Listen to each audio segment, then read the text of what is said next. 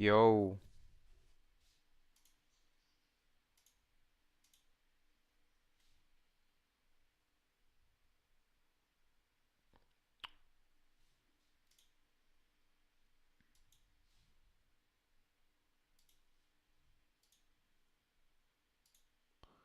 bro. Kala ko live ako kanina. Sa Twitch lang pala naka-live. Wala pala sa YouTube. Shit.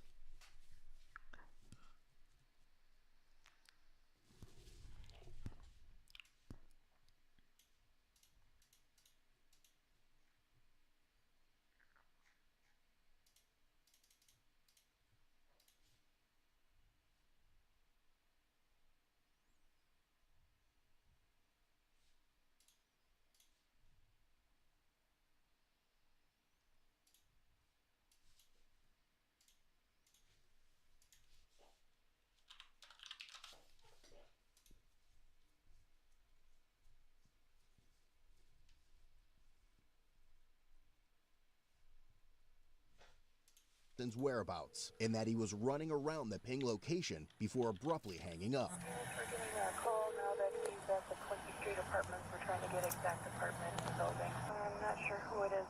We're getting a call about it, but they just hung up on us. I can see him calling and saying he's up there. He said outside the Quincy Street apartments, now running, and the caller hung up. I'm gonna stay. I'll stay here. A deputy who stayed at the location advised they had found Austin and had him at gunpoint after he tried to flee on foot. 108 was your traffic? 108, we got him outside those apartments. He's running southbound. I'll go to Bluebird. I might go with you. So he's heading southwest, southwest.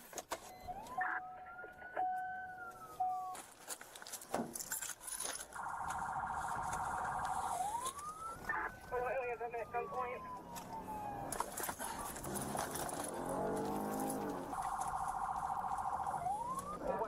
There's bystanders. It's going to be a group of younger juveniles. We're 18 on scene. I got less lethal.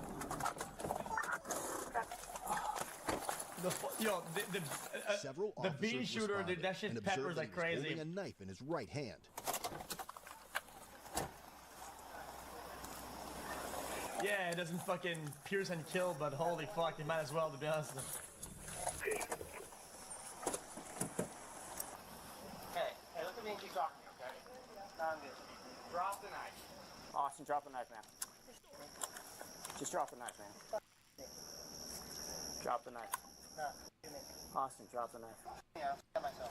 Nah, bro, at that point, yeah. Okay, yeah. Some people have lethal out already, right? You should just pepper the fuck out of him with the non-lethal, right? You don't have to tase him or really take any risks. You just pepper him. Yeah, bro, this guy is not a fucking super hardcore, like hardened thug. Like he's just gonna. Drop the knife, this guy's gonna fucking fold. Drop the knife, Austin. Austin, man, let's talk about it. Austin, drop the knife. Quite a lot. Can you at least just sit and take a breath a little bit? No, I'm good. And back up. Just sit down for a second, take a breath, okay? Just need to stop and think for a minute, okay? Because I'm trying to do, so my mind is just trying to blank. So I detours him. You ready for me to move up? It's not over. You're 17. Let's talk about it. No, it's not. Can you just drop the knife so we can talk? Nah, he's not a minor. You know what he is? He's a threat. When you have a knife, you're a threat. It doesn't matter if you're an adult, if you're a teen, you lose that title. You're a threat. That's it. It just stops there. You cover me, Richie, so I can talk to him. You let the Lord say are stupid as fuck. Hey, Yeah. buddy, it's me. Okay? You okay? What do you think? I know things aren't good right now, but like we talking on the phone, dude. Okay? We gotta stop it now. Like we said, it's not the end of the world right now. She's gonna be okay. She's fine. This has got to be it, though, Austin. Okay? 314. Stage medical at the middle school. Just put that thing down, okay? Please. Sorry. I want to say there's a race in 2 minutes. Ah. Who's got less? One? Just one? We got two less lethals? That's... Travis, you want to come over here? Or no? Got a shot? I'm alright. I like my angle. Just watch out for the bounce. Go ahead up. Seeing that the other officers were prepared for a less lethal response, a round was deployed at Austin. I'm going to go off you. Impact! Drop the knife! Drop it! Drop the knife! It is dropped. Damn, bro. I told you, it's pulling into me. Good use, I see. It's training. Holy fuck. 319. Less lethal deployed. Shot. First responders, please. To, I think we're at, what, 510? We're 95. You got anything else on you? I got my keys, my wallet. You got any other knives? Any needles? No. Anything that's gonna poke, stick, or stab me? No. Yeah. I'm trying not to be rude. I'm trying not to be rude, okay? This guy like, is mad because he gets rejected by women, okay? And it's all good. I'm gonna be honest with you, it's gonna be tough to find a sample size of women that are gonna be into like the sideburns and those glasses. Those glasses look like the dude. I'm trying, guys. I'm not trying to be weird, guys. This is like the serial rapist type of glasses. Come on. It's hard to get away from that like the stereotype. Sit him on his butt. Get this side. That work? Thank you, sir. You bet. Thank you. My phone. Jeez. Like bro look like Trailer Park Jeffrey Dahmer on God. Like what the fuck? We were a little short tonight. Phone baton. Stand up. Come on, bro. Pull my pants up or what? Exactly, it's fixable. Exactly. Brother, see? Where's he got it? It's in his leg. It's in the thigh? It is fixable. This phone took the majority of the hit, looks like.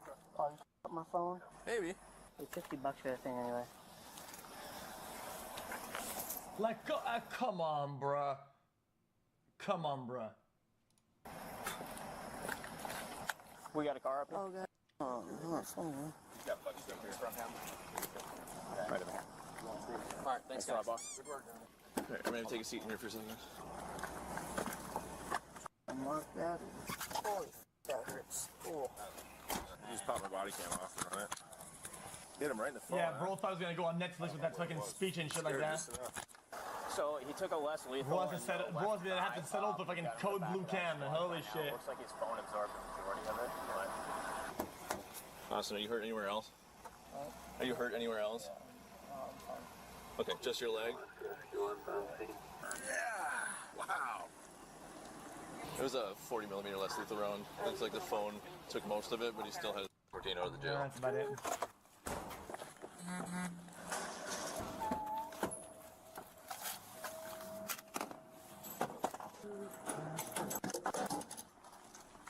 John, we'll do this, right, chat? Guys, one more race to the today. left.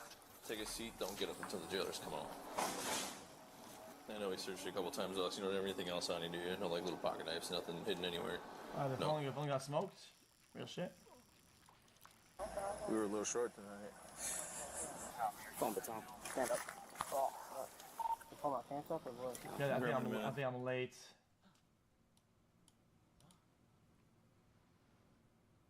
Wait, is it raining? No, it's not. It's the weekly race. Like, what the fuck? Your tax dollars being put to good use, I see. It's raining. Holy fuck. I'll see it.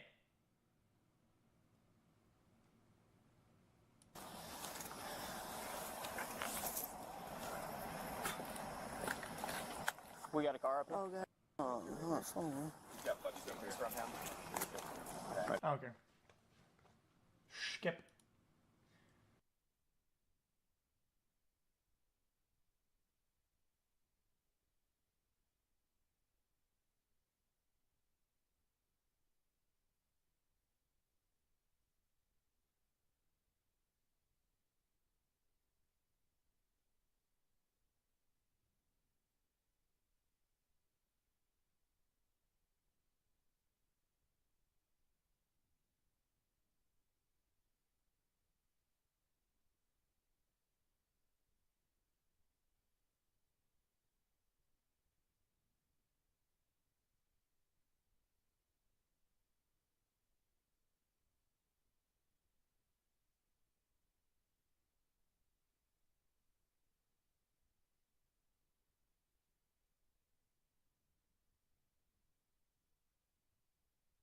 All right, boys, what is up? And welcome back to the Throne of Liberty patch notes for the week. This is a pretty short patch, but there's some really big changes. I'm going to explain them all here. It's patch 1.6.0. Siege has been decided. The castle owners have been decided for Siege, but they're also adding a new tax card system as well. So they have a little community showcase here. This is amazing. People dyed their outfits. They look awesome for Halloween. That's amazing. First month in Silicium. We're happy to share the notable stats since the start of our journey and can't wait to see Silicium outfits. They look awesome for Halloween. That's amazing. First month in Silicium. We're happy to share the notable stats since the start of our journey and can't wait to see what you'll accomplish next. 103 million hours played. Deadliest bosses, players deaths, Malakar. Screw Malakar, bro. All my homies hate Malakar, bro. Morokai? That one's kind of surprising. And Talis. Kawazan. I guess Kawazan doesn't necessarily kill you, but it's the mechanic that's really frustrating for a lot of people during conflict. That's annoying. Total number of players hitting level 50, 937,000 is crazy. That's almost 1 million players in the first month hitting level 50, which is quite a lot of playtime. Of people giving the game an honest shot. That's really, really good. Now, obviously, they're not all going to stay with it over time, but that's really cool. Quest completed, contracts completed, total PvP kills 56 million. That's a pretty cool statistic as well. This is the juicy part of the patch notes here, the tax delivery event. Sounds really, really cool. I'll explain it to you as we go here as I read through these. Now that all the first defenders have been selected, the Reigning Guild may schedule the tax delivery event for their server. Reigning Guilds may schedule the tax delivery between 2 p.m. and 1 a.m. local server time. To check the tax delivery event, when the tax delivery event is scheduled, open up your map and check the timetable under the daily. Tax delivery is a major guild event where the Reigning Guild must protect a caravan of taxes acquired from their territory. If the Reigning Guild successfully transport their spoils from Vienta Village to Stoneguard Castle, they'll receive a generous bounty of Lucent and Solent. However, if an attacking player thwarts the delivery, the rewards will instead be distributed to every participant outside of the First Defenders Alliance. All right, so basically, guys, if successful, again, the caravan is going from Vienta Village to Stoneguard Castle. If successful, the caravan makes it to Stoneguard Castle, and the defending alliance is rewarded with whatever rewards make it with the cart. About 100,000 or so Lucent and 5 billion Solent is going to be added to the castle rewards.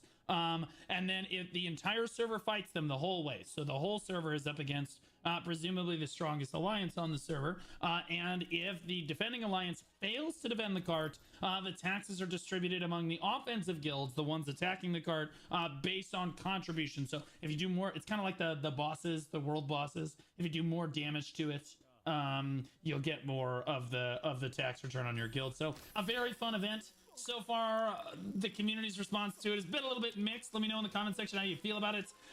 Some people think it's just the rich getting richer. I think it kind of depends on how willing your server is to fight the lead alliance.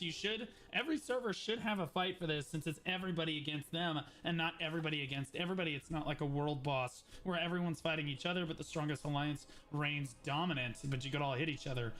This is, you can only really hit the defending alliance, so like it should be a lot more approachable for a lot of PvP guilds. I wouldn't get discouraged about trying to do it if you're a casual guild, because again, it's based on contribution. Who knows, you might do pretty well with it. You are allied with everyone else, so let me know what your thoughts are on it. That's pretty cool though.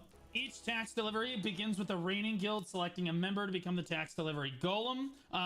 Capitalize on powerful abilities on Titan cargo to fend off the seemingly endless onslaught of players that will stop at nothing to piece the prize. Communication and coordination from the Reigning Guild can make or break the delivery. So again, the caravan is not like in Ashes of Never Being Created, where it's like, or in BDO or Black Desert, where it's like an actual cart. No, it's literally a golem that is walking down to Stoneguard Castle. I'm not sure if the golem can defend itself, but presumably it absolutely can, but it is going to slow you down to do these attacks, which I think is kind of a cool dynamic as well. Like I said before, the Castle Siege event is coming. It's going to commence on November 17th. November 17th is a Sunday. Okay, so it is a Sunday. It's on the weekend. Most people should be able to attend it. This is going to be a required event. Remember, Castle Siege is one alliance, so one, potentially 4 guild alliance. Sometimes they're 2 or 3, or even 1. But like, it's one defending alliance versus basically the entire server, but it's the enemy top 3 alliances fight the top alliance. So it's kind of 12 guilds against 4. It's kind of a zerg, but you have the defender's advantage, but they're going to explain it a little bit to us.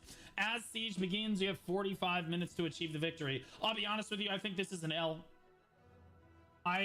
Black Desert Siege is too long. Black Desert Siege can go for 4 hours, and I don't like that. But I think 45 minutes for something that's this important for the server is way too short, and I think that players want to have more fun with it. I think that they should extend the time of Siege, but let me know what you guys think in the comments.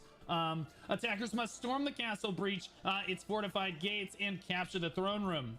Defenders transported inside the castle at the start must hold their ground, leveraging every resource at their disposal to repel the invaders. If the throne is contested when the timer runs out, the siege enters a tense 3-minute overtime where the battle's outcome hangs in the balance. Strategic locations like siege hold their ground, leveraging every resource at their disposal to repel the invaders. If the throne is contested when the timer runs out, the siege enters a tense 3-minute overtime where the battle's outcome hangs in the balance. Strategic locations like siege ruins play a crucial role. Capturing those ruins not only provide transportation and resurrection points, but also allow attacking guilds to summon powerful siege golems. Each golem, whether it's the stone crasher, the battle carrier, the gate hammer, or the jump attacker, bring unique abilities to the battlefield, from devastating castle walls to transporting players over them. Okay, so essentially you're all gonna get golems, assuming you take like certain points as you siege the castle. Understand that you're fighting for resurrection points as well if you're in the attacking guilds, and you can all hit each other. So even though it's 12 guilds versus 4, the 12 guilds can accidentally like friendly fire each other. So the resurrection points can be hotly contested and lend to a lot of disorganization if the attacking guilds are not kind of in communication and on the same page.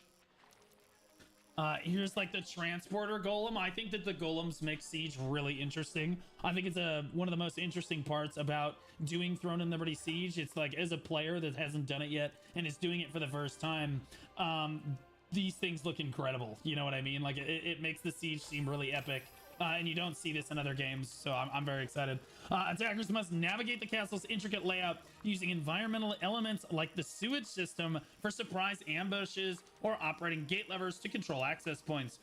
Yes, there is a sewer system, and believe it or not, you can bring a lot of people through the sewer system. It's kind of big. But also, the sewers can flood. So if it rains, the sewers flood and it drowns everyone, which is pretty cool. I think it's a really neat dynamic. And then there's also the whale that flies over the castle during siege as well. So if you want to do like an aerial bombardment, if you're an attacking guild, there's that aspect as well, which again, I think is just really cool, and it lends to Throne and Liberty's large scale PvP being a lot of fun in this regard. So I'm hoping that we see a lot of that during siege and things like this. The pillage stones and resurrection stones scattered throughout the battlefield add another layer of strategy, offering opportunities to steal resources or reinforce their position. While most guilds will focus on taking power in the throne room, these 5 pillage stones can be captured by any attackers to snatch, stolen, and loosen from the castle vault, even if the reigning guild maintains control. No matter your strategy, all the tactics will converge on the throne. There can only be one champion of Stoneguard Castle. Form alliances to rule together or betray your way to the top. Yeah, that's crazy. That's crazy. So it's gonna be super fun. I'm gonna be streaming it. A lot of the streamers are gonna be streaming it November 17th, guys. And then the top alliance on your server is gonna try and tax evade. We don't want any tax evaders. No tax evaders. So we do have the tax evasion event coming up, so just make sure you're checking your server to make sure that when that event is going to happen, and show up with your guild, because it should be a fun time. We're looking forward to seeing how it turns out. But like, comment, subscribe for all your Throne of Liberty news. I love you guys. See you in the next one.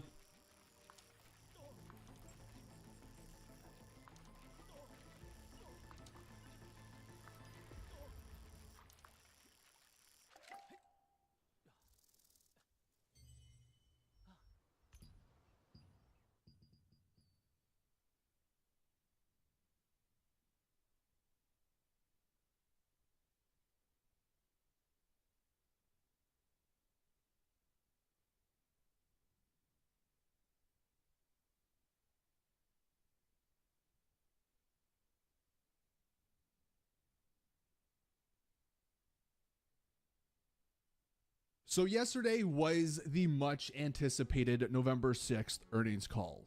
Now, look, obviously nothing major happened during this earnings call. Otherwise, I would have made a video yesterday. You probably would have seen it all over the internet by now. But in today's video, I want to go over what actually was said during this earnings call, because as you can read from the title, GTA 6 is still not delayed, which is great news.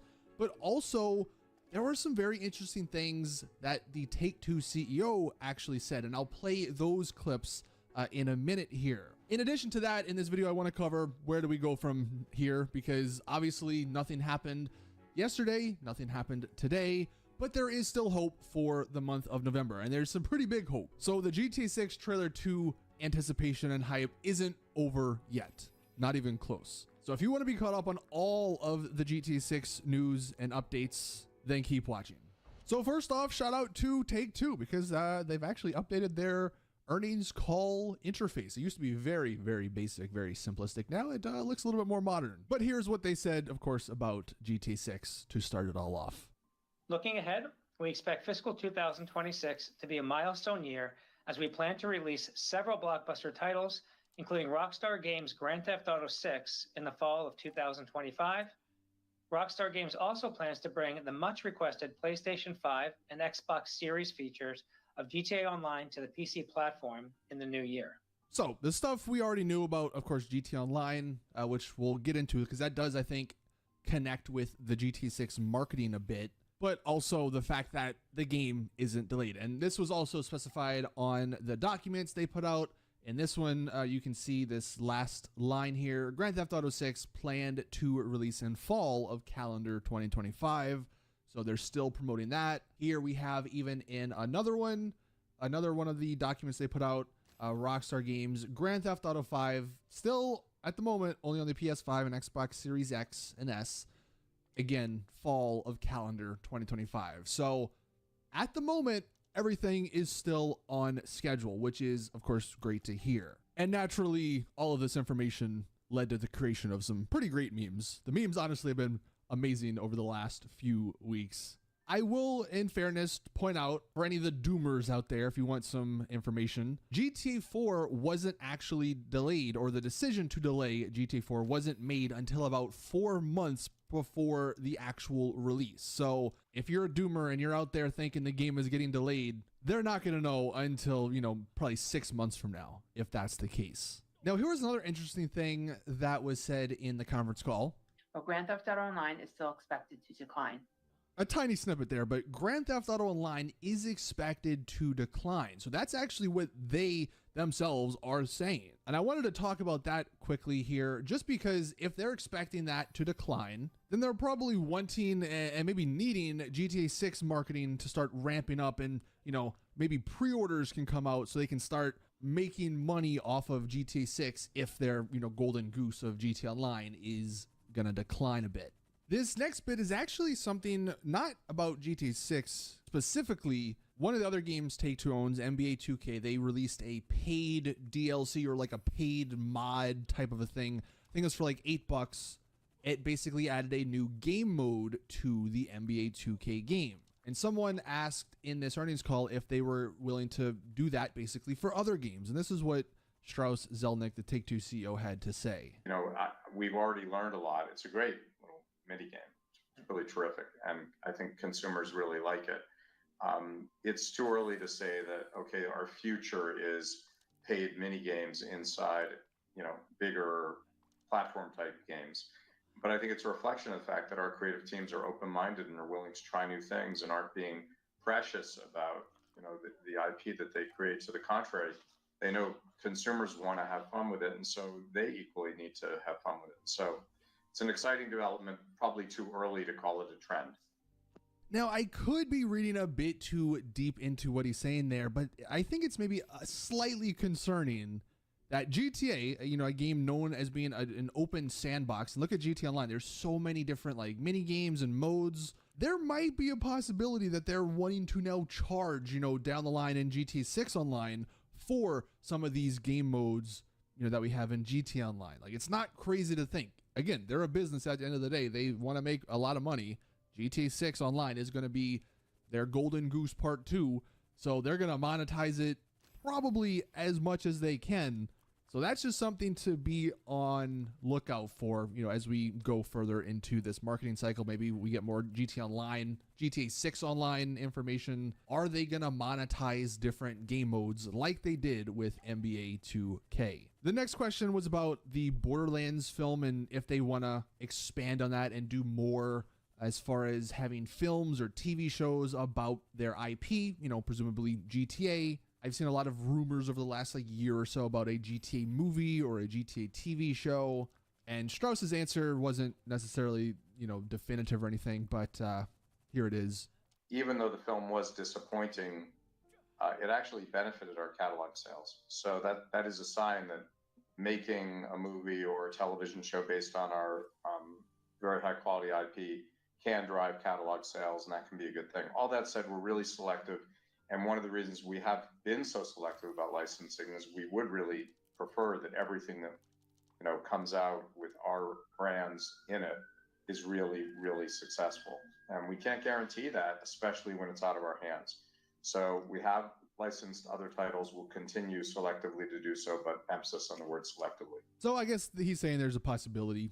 It definitely helps them and boosts their sales. But I do think he would rather a GTA movie or GTA series to be actually good, unlike the Borderlands movie, which he low-key kind of shaded at the beginning by saying it was disappointing. Like, the guy's basically calling it trash. But it doesn't sound like a GTA movie or anything like that is happening, anytime soon, but maybe down the line. And sort of sidestepping here, not really talking about GTA 6 for a moment. One of the beauties of these conference calls is you never know what you're going to hear. And on this particular conference call,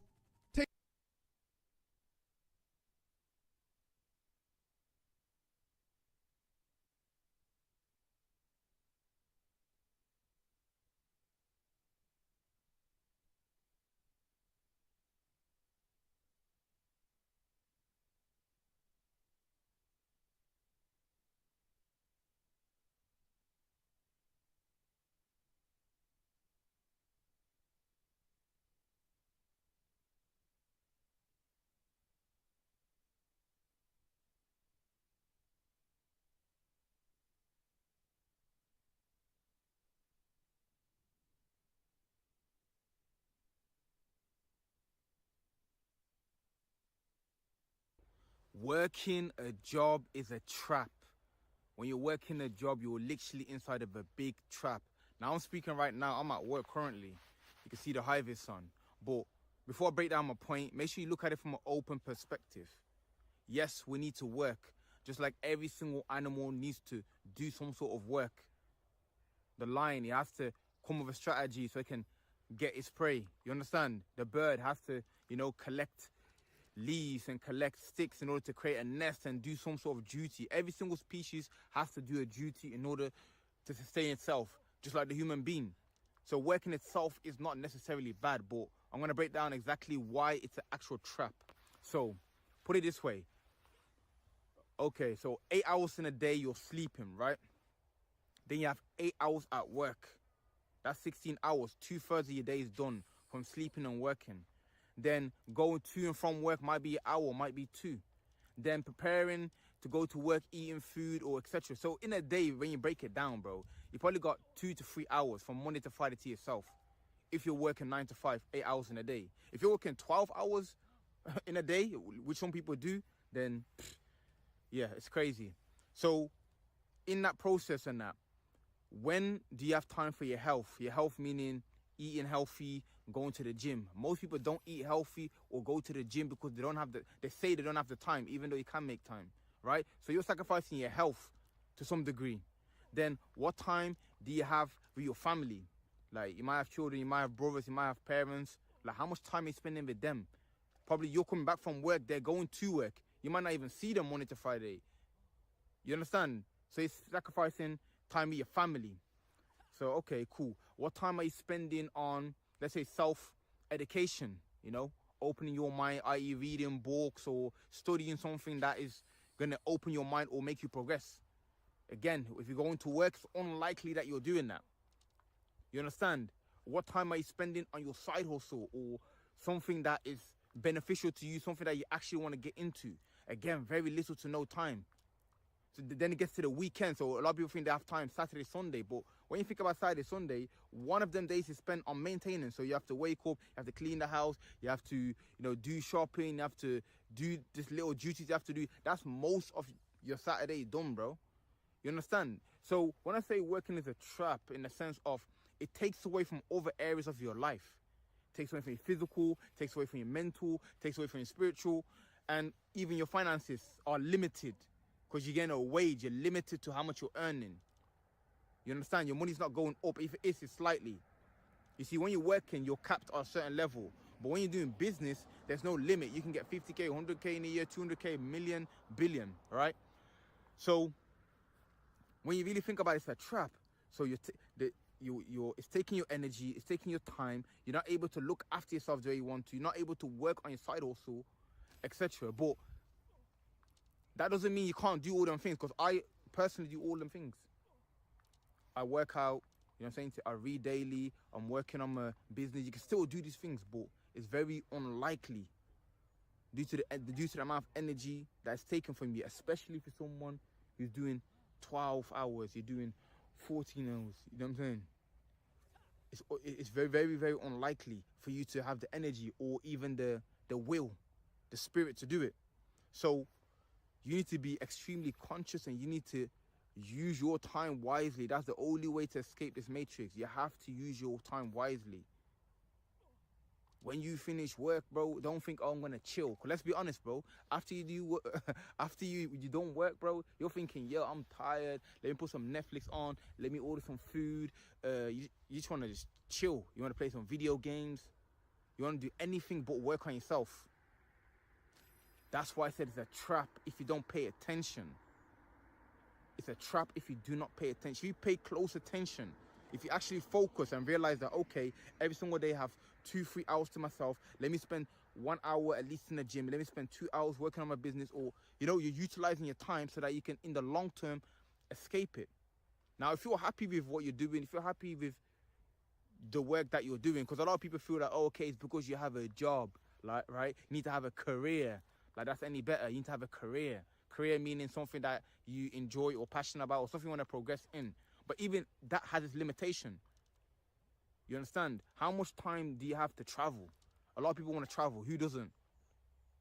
How are you going to travel, bro, when you only get maybe 3 weeks in a year? Like, your employer is telling you you only have 3 to 4 weeks in a year where you can travel. Outside of them times, you cannot travel.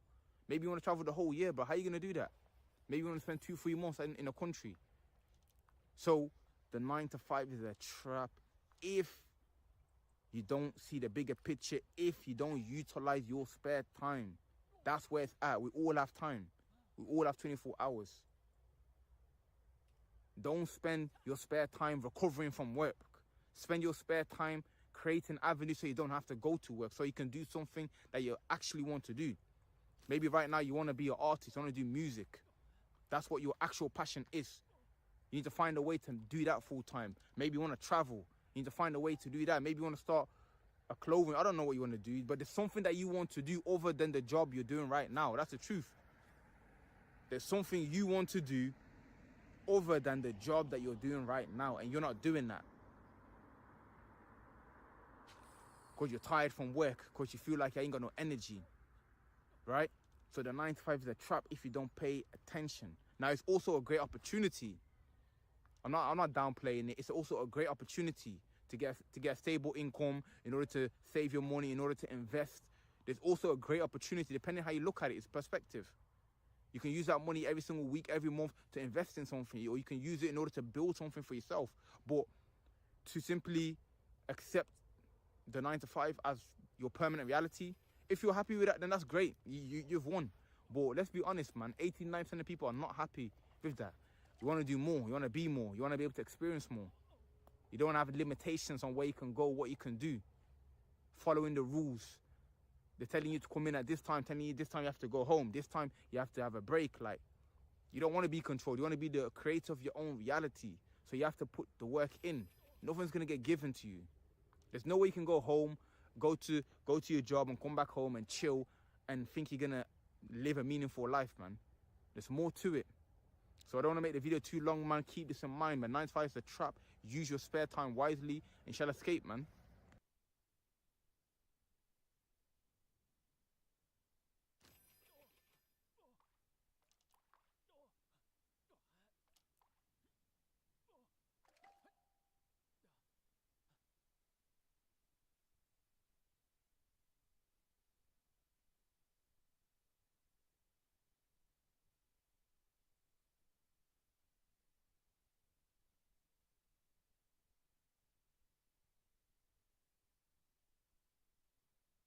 Hello, guys and gals, me Mutahar, and I know that there's some doom scrolling today, I'm pretty sure, but ladies and gentlemen, I wanted to talk about something with video games. Now, as you all know, I'm a PlayStation guy. I play on PlayStation pretty much, whenever I touch a console. I know that some people are Nintendo people, and, all the power to you. And there's some people that play on Xbox. But for me, most of my gaming on a console is done through a PlayStation. Now, ever since the drop of the Steam Deck, which has been one of the greatest purchases I've ever made. I've actually become more of a PC gamer again now that I can play games on my Steam Deck on the go and then just like transfer the save file back and forth. But from time to time, occasionally a game will come out where I have to touch the PlayStation. And sometimes those games can be like Spider-Man 2, Final Fantasy VII Rebirth, the Demon Souls remake, Final Fantasy 15. There's not a lot of fucking games that are really exclusive for the PlayStation, okay? Usually if you find something on any of the consoles, it's pretty much also on PC. So realistically, that's kind of a good thing in my opinion. That means like, with no exclusives, anybody can play any game they want on any platform, and that's fine. But one of the things that I found so useless was this PlayStation 5 Pro console. Now, I think this is hands down one of the more underwhelming releases. Now, if you're looking at the price, that's not a typo. That's 959 Canadian dollars, okay? Now, of course, that's, I think, like 700 American, all right? But for Canada, when you want to buy this system, it's a grand minimum. Now, if you're looking carefully, you're like, whoa, Muda, there's no disk drive available for it. Meaning that if you're somebody that collects physical media, like me, or takes advantage of serious sales on physical media, like me, then you're pretty much reliant on the PlayStation Store in order to operate. Now, yes, I know, you can buy actual, like, disk drives. The problem with that, ladies and gentlemen, is the disk drives are currently out of sale, and they've been out of sale for a little bit, okay? So you pretty much have to go to eBay and hope to God. Jim Bob's got a scalped copy over here. Like, yeah, drop $129 for this guy and also pay $42 in shipping. You want to ram it in my...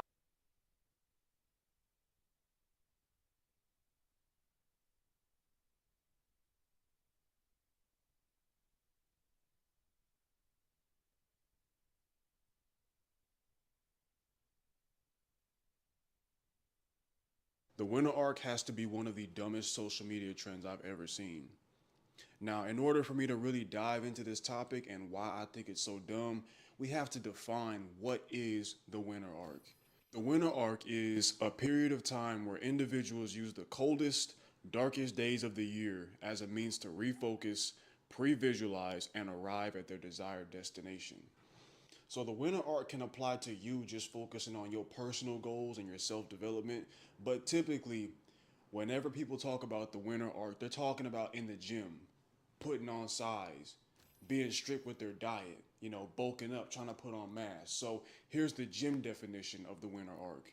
The arc in which a man or woman bulks up by gaining as much muscle as possible during winter while wearing a hoodie or baggy clothes to later cut the excess fat in time for summer to be shredded.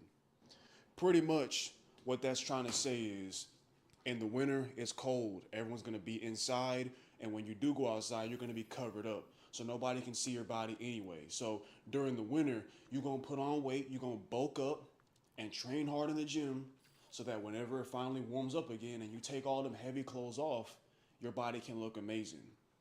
Yeah, this is the dumbest shit ever. If you go online, you can even see people on TikTok signing contracts with themselves for what they're gonna accomplish during the winter arc. And to me, it's just cringy. Why do you need to wait on the winter arc to lock in and really focus on achieving your goals? It doesn't make any sense to me.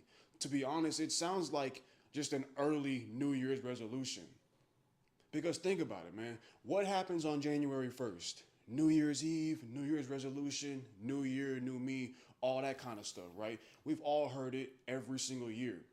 Everyone says they're going to make big changes and big personal development, and 2 weeks into the new year, they forget about it. 2 weeks into the new year, they're not going to the gym no more. 2 weeks into the new year, already returning back to their old bad habits. It's a bunch of bullshit. And to me, the winter arc is the exact same thing. If you were really dedicated and really committed to locking in on your fitness goals, why do you need to wait until it's winter? Why do you need to wait until a specific point in time of the year to really decide it's time to lock in? Hell no, because you're not really about it. If you was really about it, you wouldn't be talking about it. You wouldn't be posting about it on social media. Winter arc this, winter arc that, contract. No, you would just get up and put the fucking work in, bro.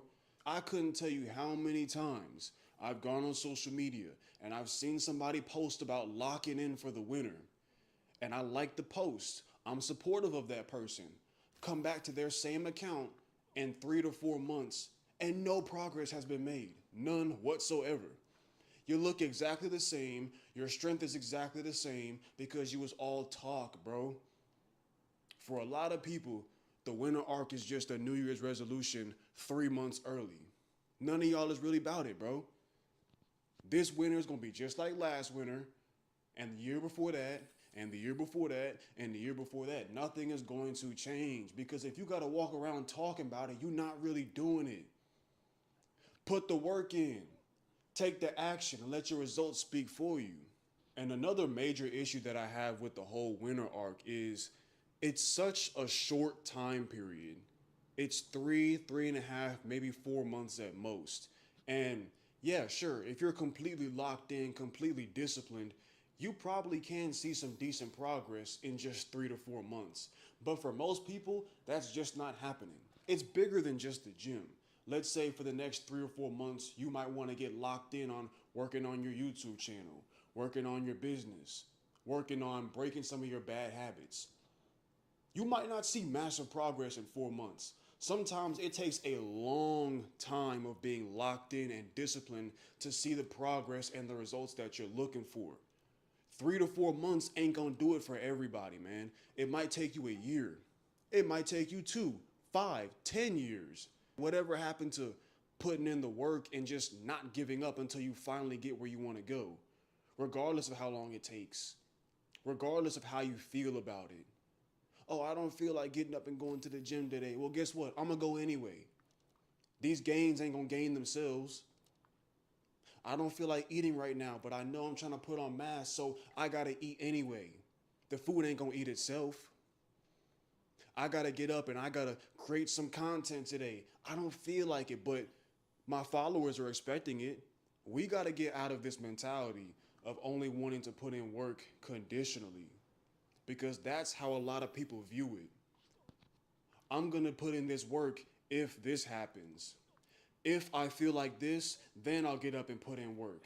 If I don't feel like this, then I'm not going to get up and put in work. If I lock in for 4 months, then this progress will happen. Hell no. You cannot put in the work conditionally. You have to put in the work every day. You got to keep going because even if the work you're putting in is not producing visible results today, that doesn't mean you're not improving. For example, if you could only knock out 5 consecutive push-ups, but you tell yourself, I'm going to train hard so I can do 6 push-ups. So every day you get up and you train and you do your 5 push-ups. One day, you're going to end up getting down there and doing your 5 push-ups, and you're going to be able to knock out a 6th push-up. It might not be on day 1 or day 3 or day 5 of you doing your push-ups. It might not even be until day 10. But the only reason why you were able to do a 6th push-up on day 10 is because of the work that you put in on day 1 through 9. Granted, on days 1 through 9, you couldn't do 6 push-ups. The progress, the results were not visible on each one of those days. But if you were only putting in that work conditionally, If you were only willing to put in the work as long as you could see the results every day, you would have never made it to day 10 because you couldn't see the results. You couldn't see the transformation, the muscles building on days 1 through 9. This is exactly what I mean when I say we have to get out of the mindset of putting in the work conditionally. Put in the work regardless. Because even if the work isn't working for you, I promise you it's working on you. And you might not see it, but trust me, it's gonna happen. Fuck a winter arc, bro. We locked in for life. This is a lifestyle. This ain't something that we do for a couple months just to lock in and see a little bit of progress and then we fall off and go back to the bullshit. No. When you're locked in, when you're really trying to put in that work, this is just a way of life. It's not an arc. It's not a trend. It doesn't come or go. If you're really about this shit, you committed to it, regardless of how you feel. Regardless of what time of year it is, man. Get up and put in that work, and I promise you, you're going to see results. That's the end of the video, man. Don't forget to leave your questions, comments, or concerns down in my comment section. Follow my Instagram, like the video, and sub to the channel. And y'all have a good rest of your day. That's the end of the video, man.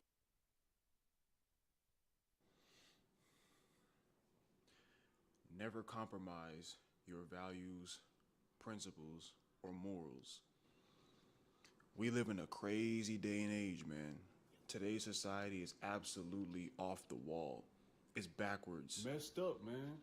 Nowadays, you see more than ever degeneracy being promoted and incentivized. Nah, they really tripping. And oftentimes, the individuals that are willing to stand up for what they believe in and stick to their principles are the ones that get shamed and outcasted instead of the individuals engaging in the degeneracy. This society is completely backwards, man. So, even though you might see individuals that are assholes, pieces of shit, complete menaces to society, and they're getting on, becoming successful in life, don't let that discourage you. Stay true to who you are. And don't compromise your values or beliefs or principles just to get success in this lifetime, just to get a leg up. Because whether you realize it or not, you don't know what that individual had to do in order to obtain that level of success. They be getting freaky. There's a lot of people nowadays that are willing to do things that they would not be proud of the entire world knowing that they did them just to get a leg up. Shout out Meek Mill, the rapper. Man, you doing it, man. You deserve it, daddy. Of course, it's all a leg up. Shout out Meek Mill, the rapper. Man, you doing it, man. You deserve it, daddy. Of course, it's all alleged. We don't know for certain if he was getting smashed by Diddy, but that's just one example. You got women on OnlyFans and stuff like that, just trying to get money, willing to completely sacrifice their dignity and self-respect and compromise themselves just for some money. Fatherless behavior. You got other people out here that are willing to be complete pieces of shit and stab their friends and family in the back just to get a leg up, just to get some money, just to get some clout, some views, some success. You can't be like that. I know it's gonna suck because being a person that sticks up for what you believes in and you stick to your principles and you stick to your values, it's gonna make life 10 times harder for you. You're not gonna make it as far as the individuals that are willing to do whatever it takes to get to where they're trying to go. You're not gonna be able to get as far as them as quickly as them. Because they can take the shortcuts. They can take the easy way out. They can give up them self-respect and dignity to get to where they're trying to go. You can't do that. You gotta actually put the work in. But in the end, when you finally make it, it all pays off. It's all worth it because you know you stayed true to yourself. We standing on business. You didn't compromise your values or beliefs just to get a leg up. Because if you're willing to throw them away just for some money or some clout, were they ever really values to begin with? Let's think about it. You know, for example, a lot of people will say things like, I'm a Christian. But whenever things exist that directly challenge Christian beliefs, they'll throw that shit out the window just to fit in with the crowd. Nah, if you really believe in it, you should be able to stand against the crowd, no matter how outnumbered you are, no matter how big the opposition is. You should be able to stand firm on what you believe in. But a lot of people like that do not exist in this society anymore. A lot of people are too wishy-washy. Followers, go with the crowd, take the easy way out. You can't be like that. And I do firmly believe another reason why people are so willing to just give up what they believe in is because they really care too much about what other people think. You care too much. Oh, so-and-so is not gonna like me if I say this. They're not gonna like me if I disagree with them. If I don't go along with the crowd, I'm gonna miss this opportunity. If I'm not a yes man to this person, they're not gonna let me be in their little clique or whatever. Man, who cares? Who cares? If you spend your entire life being fake and wishy-washy, just trying to fit in somewhere that you don't belong, you're bound to end up surrounded by individuals that don't have good intentions for you. You're bound to end up surrounded by individuals that don't appreciate and respect the real you. And why are you so wishy-washy on your beliefs anyway? What is it for? What are you trying to gain? Why are you doing it? Is it for money? Let me tell you something, bro. Money doesn't answer everything. Yes, money is a necessity. Money is very important. I cannot downplay the significance of money, but having a stupid amount of money isn't going to fix all your problems. What are you doing it for? The attention? The fame? It comes and goes. Some people are famous today and not famous tomorrow. Are you really going to spend your whole life being wishy-washy, trying to constantly stay in the spotlight, forever chasing it, even though once you leave the spotlight, it may never shine on you again?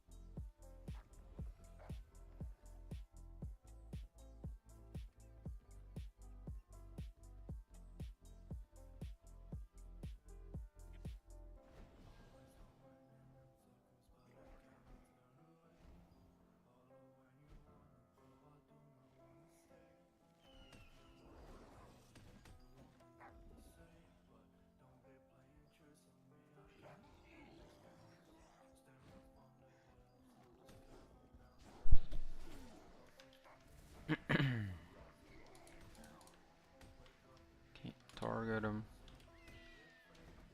This guy's dead.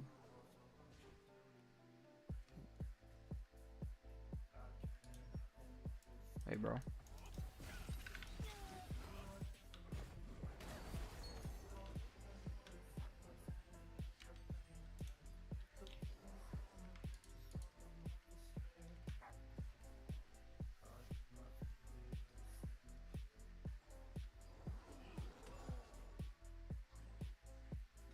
They just trying to turn into an orc.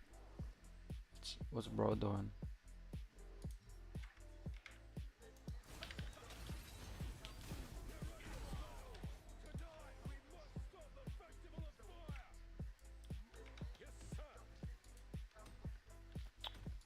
I'm just gonna watch, because I don't come out prone. I think he went up.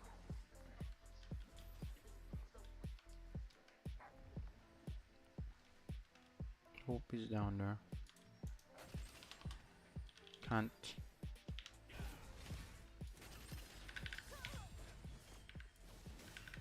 You're dead, cunt. Oh god, that's a whole lot of blues. There's one blue I can kill, maybe.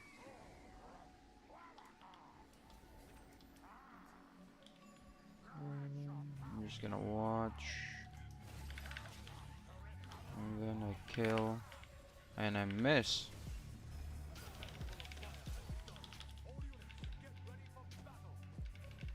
Wait, there was two reds there.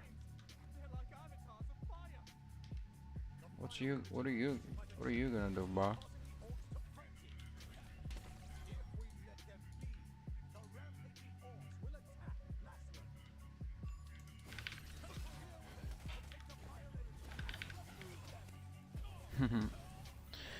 Cool. I need to put down my smoke screen.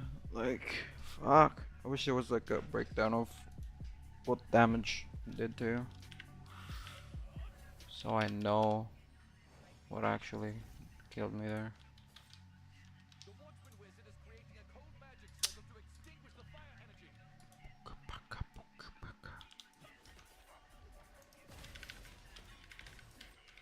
I can't cast shit.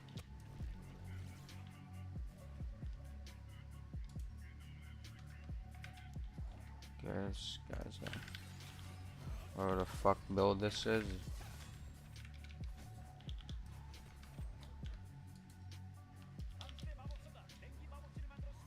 I guess speaking Korean. That's not normal. Normal, bro. That's not normal. Not normally. Ooh. God damn. Evasion? Holy cunt.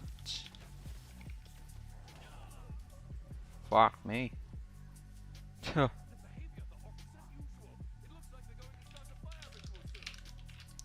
me in the ass. Put it in deep inside me.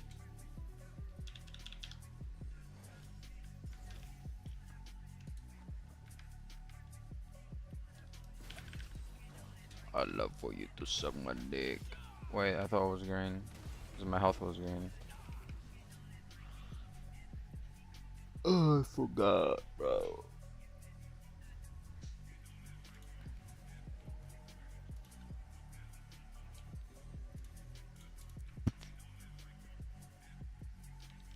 I like sucking dicks. I like big cocks.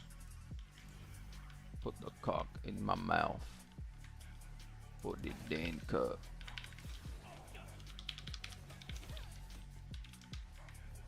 I like it when it's throbbing. Yeah. Put that big ass motherfucking cock. What? Oh. Hello, hello, hello. I'm peace, peace, peace, peace. Not anymore. Okay, peace, bro. Peace. Come on, bro. Peace. Chill the fuck out, cunt. How is he still hitting me?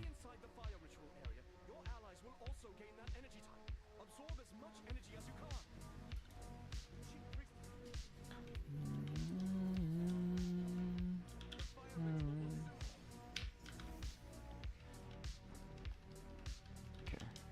I gotta start killing people. Like, for real, for real. I guess 20 some odd. 50. He's a tank though, but he's low, so maybe. Let me give it a taste. Never mind. I'm out of here. Gotta try.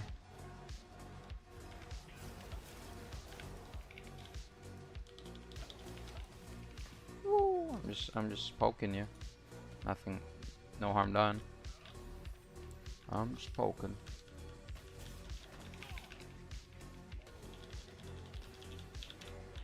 Can I grapple? Woohoo.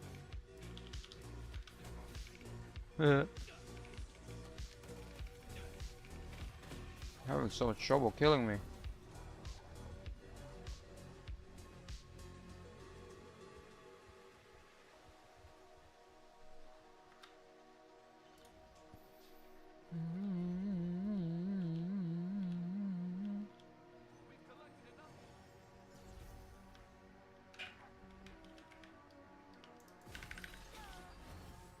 Yes. Oh man, are you kidding me? Unfortunate. Fuck. Fuck. Fuck. Fuck me in the ass right now. Put it in deep inside me.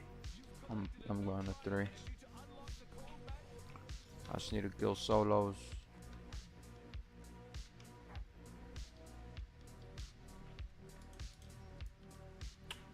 What? Who use?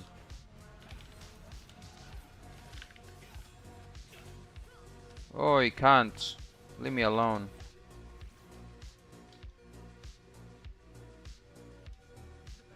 Hold on. Here you go. Hold on. Hold the fuck on. Stop the boats. Stop the count.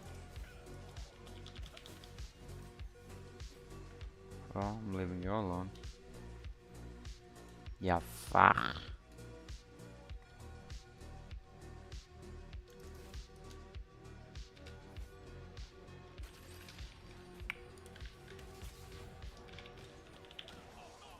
I can't move. Sleeped. Okay. I'm out. That's just a fucking shit show.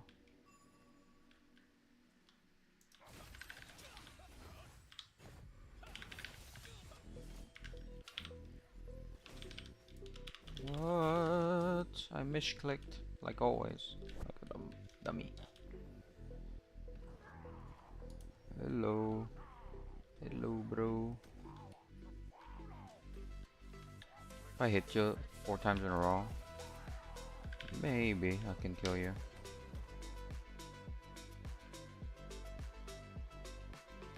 Five times actually.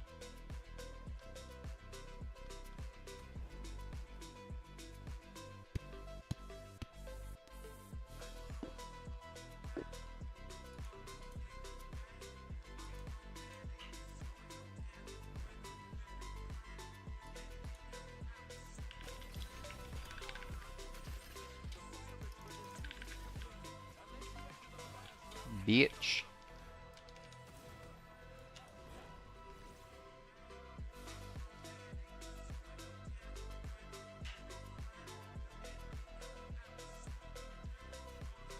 Come on, bro. Follow me. Lame-o. Okay. Just lost all my health. I'm just gonna pause at this shit.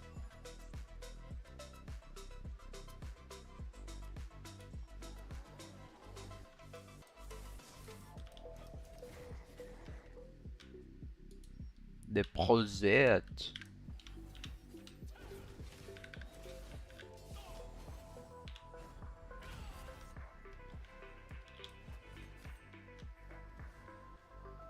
Oh my god, the blue.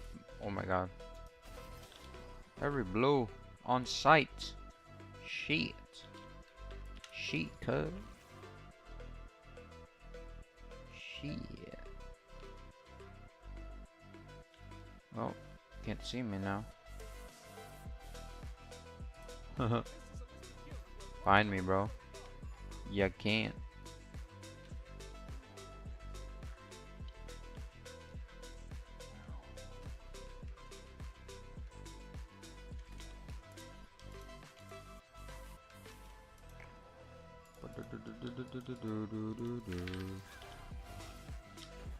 Michael Jackson.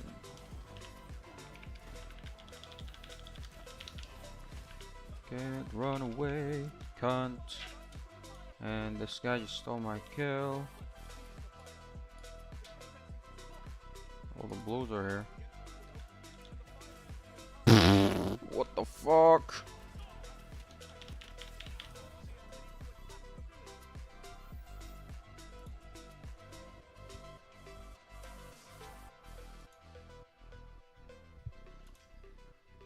Oh my.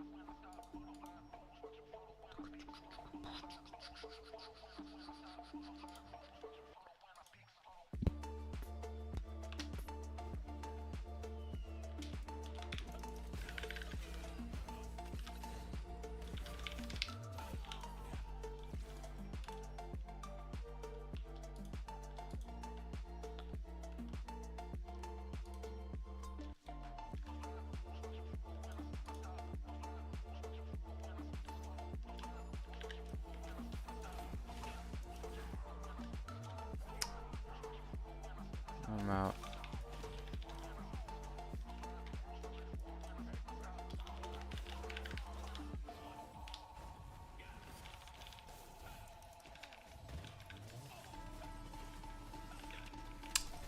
Can't. Like just once hit. Come on, bro.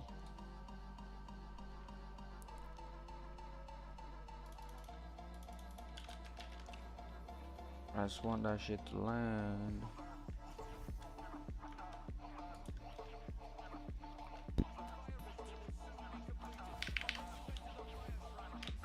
There we go. Got a kill.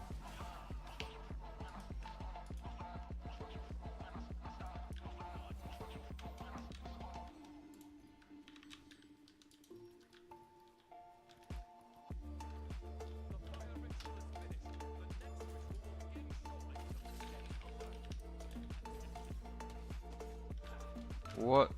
I accidentally attacked him.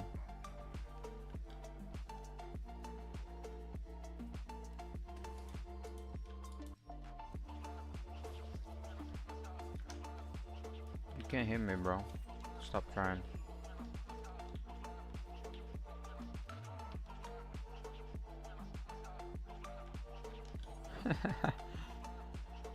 Around the world, around the world.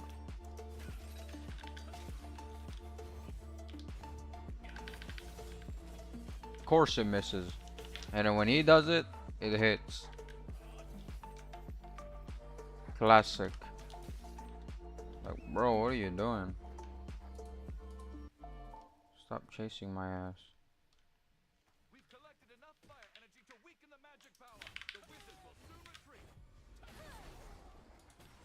Wait, there was another guy. Go to bed, bruh.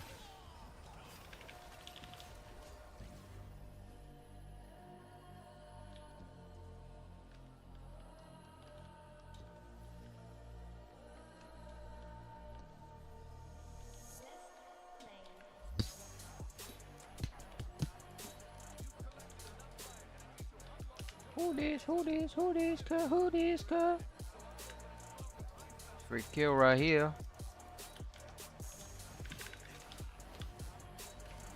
Free kill right there.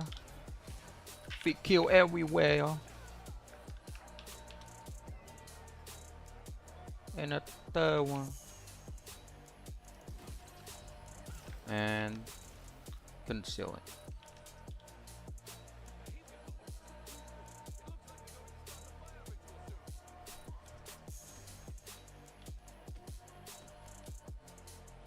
Bitch, I be. Bitch, I be going and going.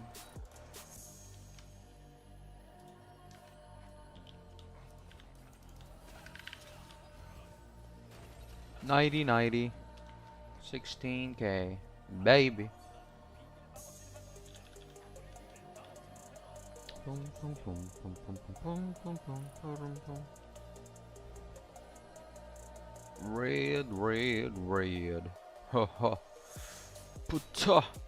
Ha tua.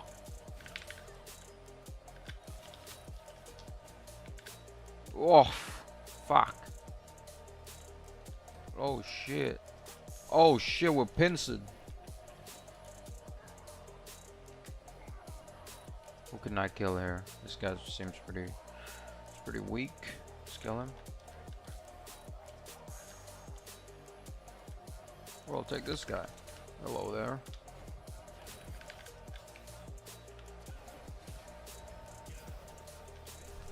Myth.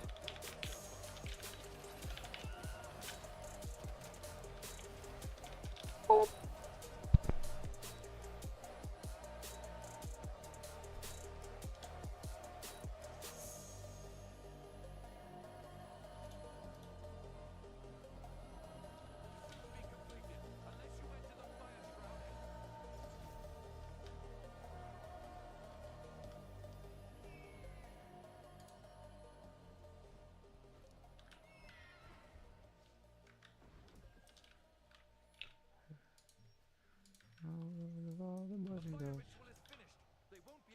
What?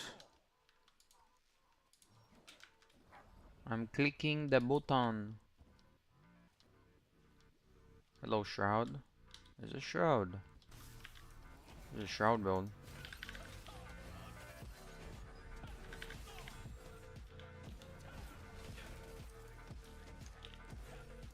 I think it's Shroud.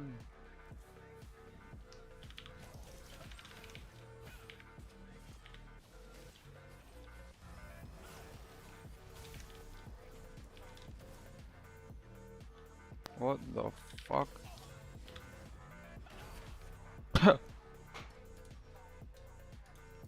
What am I saying?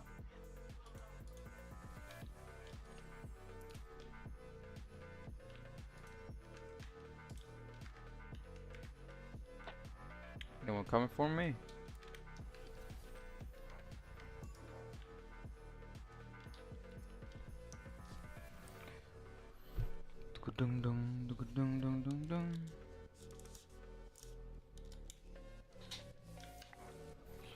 Go installed some hacks.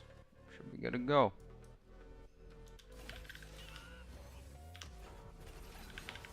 Imagine that the doubled. Whew, that would have been a triple.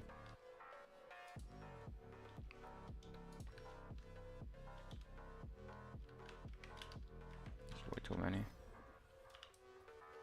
Retreat.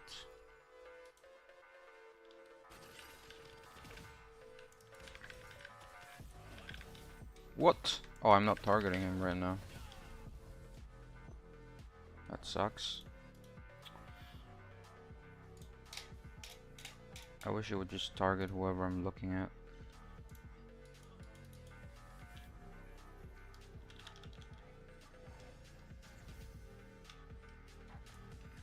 Instead of having to fucking left click, right click.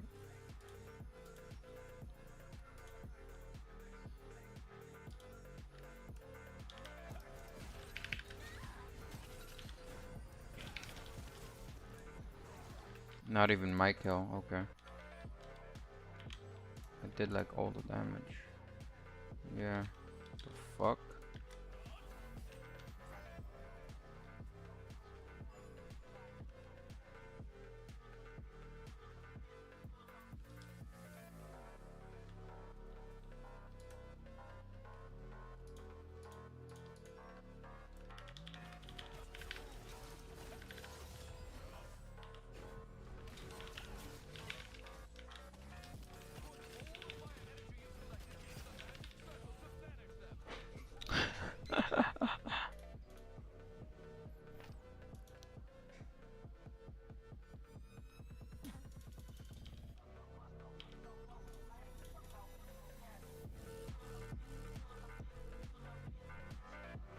Well, fourth is way out of my league.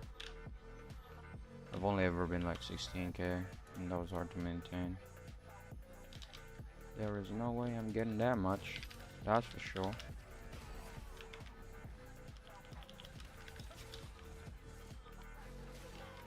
A prawn on this? Yes, sir.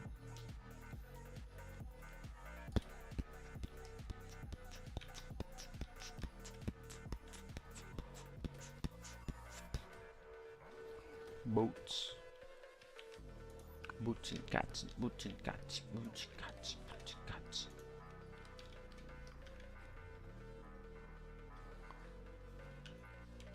Dun dun dun dun dun dun dun dun dun dun dun. I got like none. I got like none.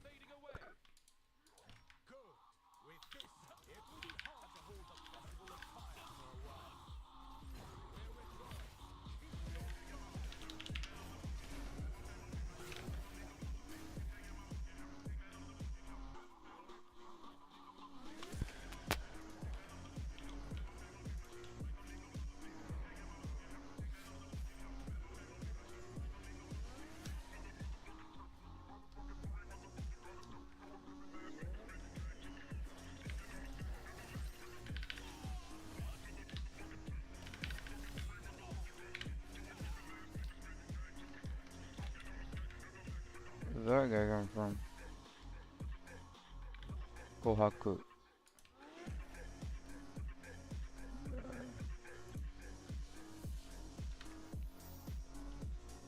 Kohaku! Well.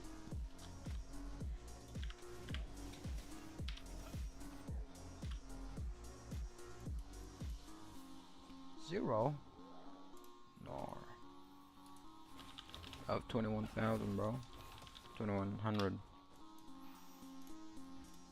Back to fishing we go. Back to watching videos.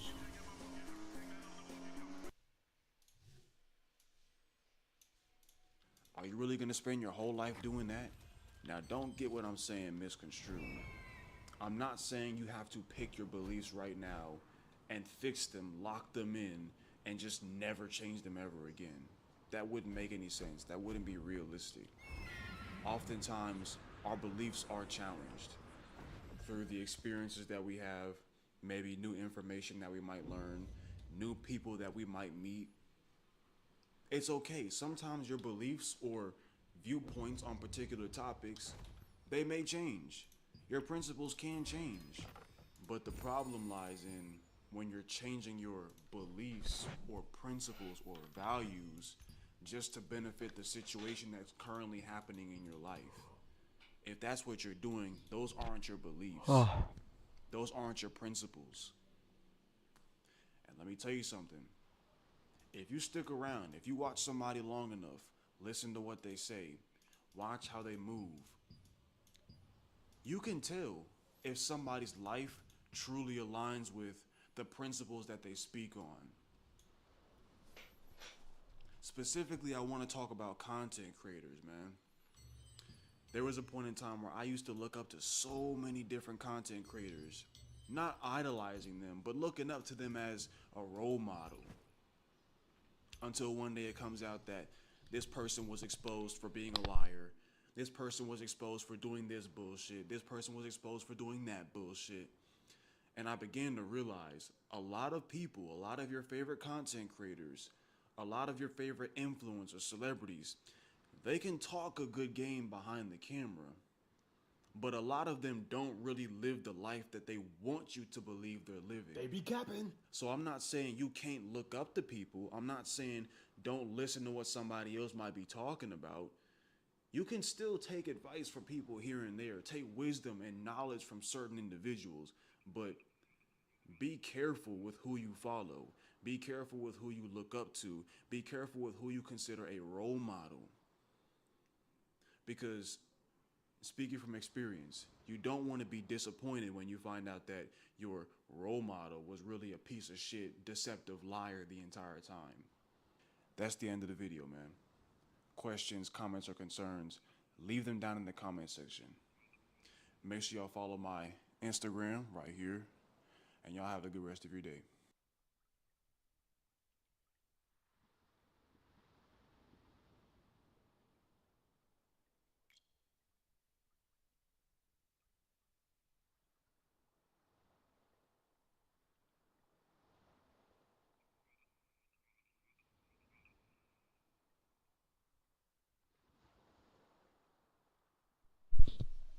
What? The erection meltdown is crazy.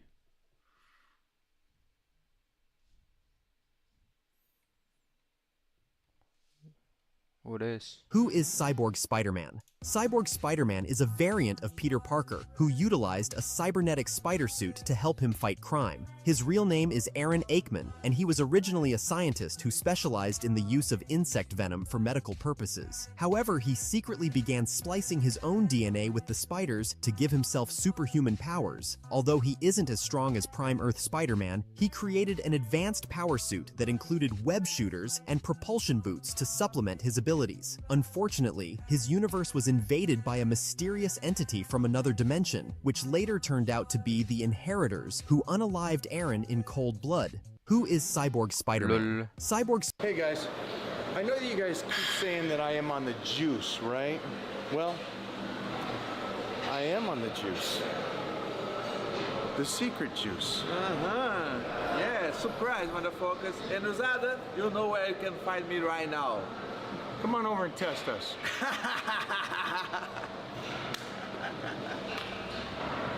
Hey guys, I know that you guys keep saying that I am on the juice, right? Well, I am on the juice.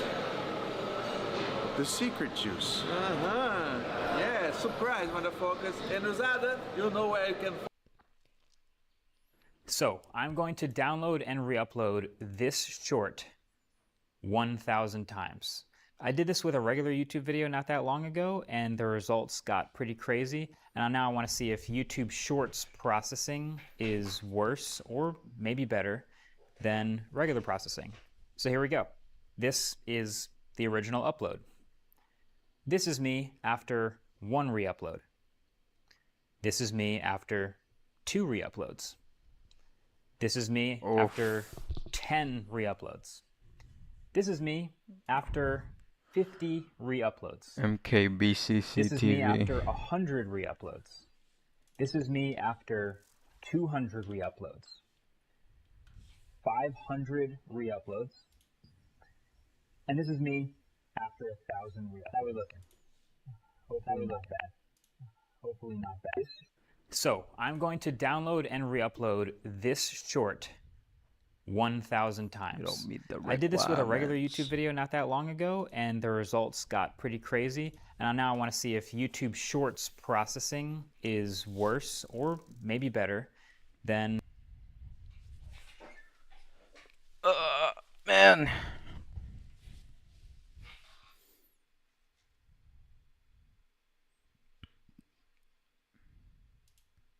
Did you know that Logan's adamantium claws were actually fake? Although Wolverine's claws are an iconic aspect of his character, in the early days of his creation, the claws were originally a detachable component of his gloves and not a natural part of his mutant physiology. However, as the character grew in popularity, his claws were later retconned into his backstory. Shortly afterwards, many writers took the opportunity to experiment with Wolverine's new powers, one of them being the ability to heat his claws to high temperatures by supercharging his healing factor. These claws were so dangerous that it could kill anyone with a single touch. However, Wolverine's hot claws were quickly scrapped after debuting, as many fans didn't respond well to it. Did you know that Logan's adamantium claws were actually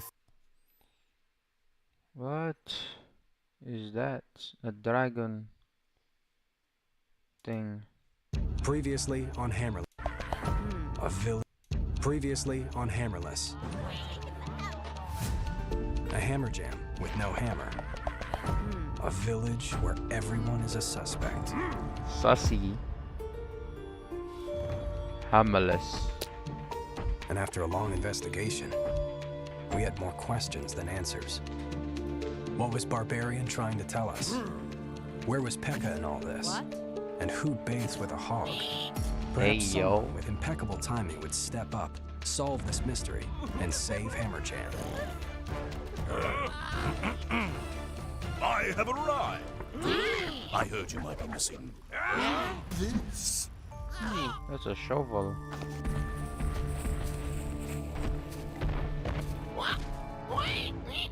Oh, the hammer! What the fuck? Up his butt cheek. So it was sitting right in front of us the whole time? Another case cracked. All in a day's work. Who is that guy? The hammer has been unjammed. Hammer Jam is saved. Let the upgrading begin. What? Town hall, what was that? No shout.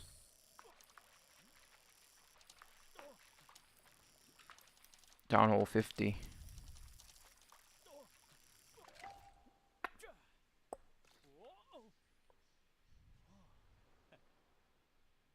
Who is this? Hey everyone, how's it going? Coming to a wrap up to the end of the night. So I got all my meals ready. I'm 150 Look at grams that gut, tomorrow. though. And I'll be packing up like 7 meals though, because I have like 2 more inside my outside fridge. And my morning, I'm gonna have egg whites. Take a look there. So if you notice, there's 2 whole eggs in there. And then 18 eggs total, but 2 of them are whole. So like, So that's like 2 eggs. Everything I cook and I eat, I take a picture on Synapsis Run, and it's there loaded up so everyone can see my macros for the day and for every meal. So yeah, I'll be putting half a cup of rice right here, and this right here will be 100, and my breakfast in the morning will be 50, because I'm gonna have to use Dave's bread around of bagels. So yeah, that's how simple it is, guys.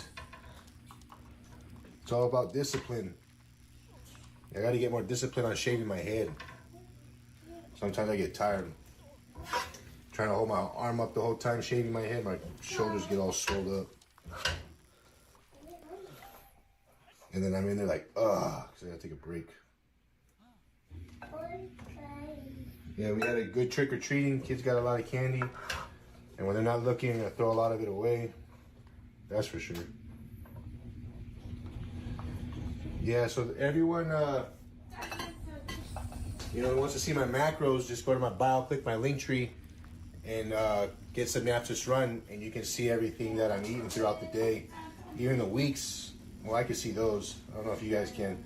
All you gotta do is friend request me, and then I'll accept it, so that I can see what you guys are eating too. And even if you're not trying to work out and get healthy and all that stuff like that, it's good to have so that you can actually see what you're eating throughout the day and how Loaded.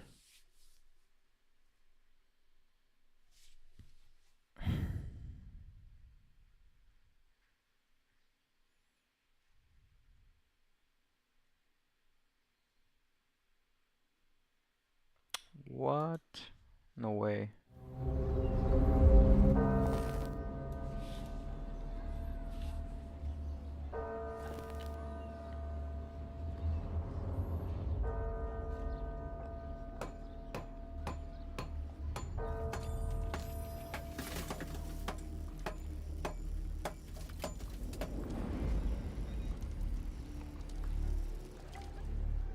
We grew up here, both me and my wife and my children. We simply lived together with the dead.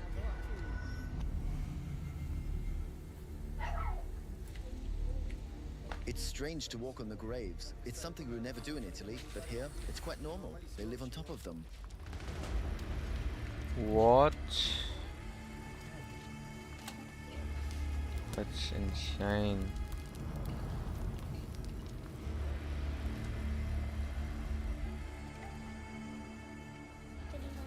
But I like being here and cleaning the graves because my mum and dad are here with me. Did you ever see ghosts? Yes, it was that of a child.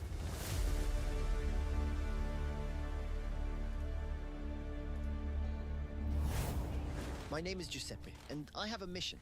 To travel the world, to meet the most extraordinary people on the planet, and to ask them a simple question.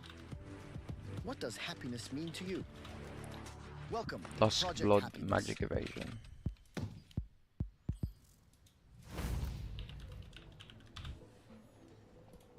When we think of a cemetery, we imagine a place of tranquility, desolation, silence, and respect for the deceased. Here in the cemetery of Manila, believe it or not, 4,000 people live. And it's incredible because their life interweaves between life and death. Today we'll meet them to discover what it means to live among the dead and the graves. The Welcome to the graves. Cemetery of Manila. The first question I ask is, why have thousands of people decided to build their homes in the cemetery?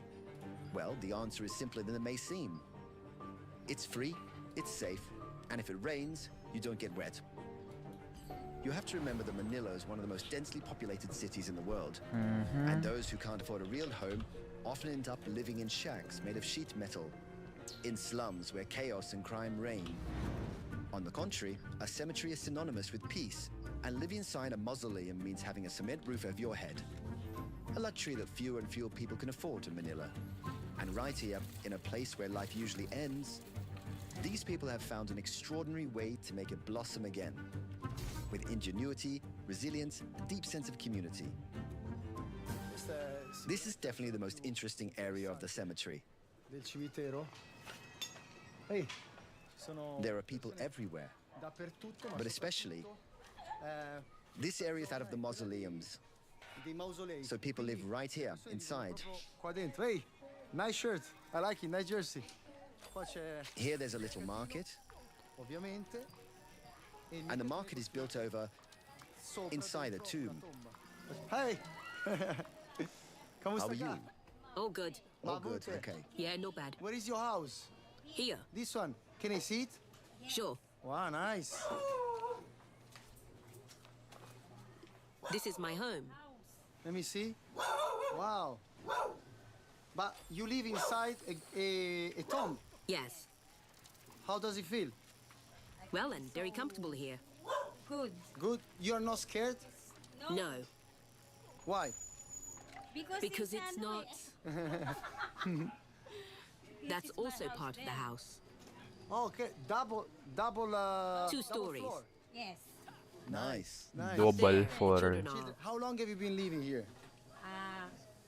12 years. No, 11.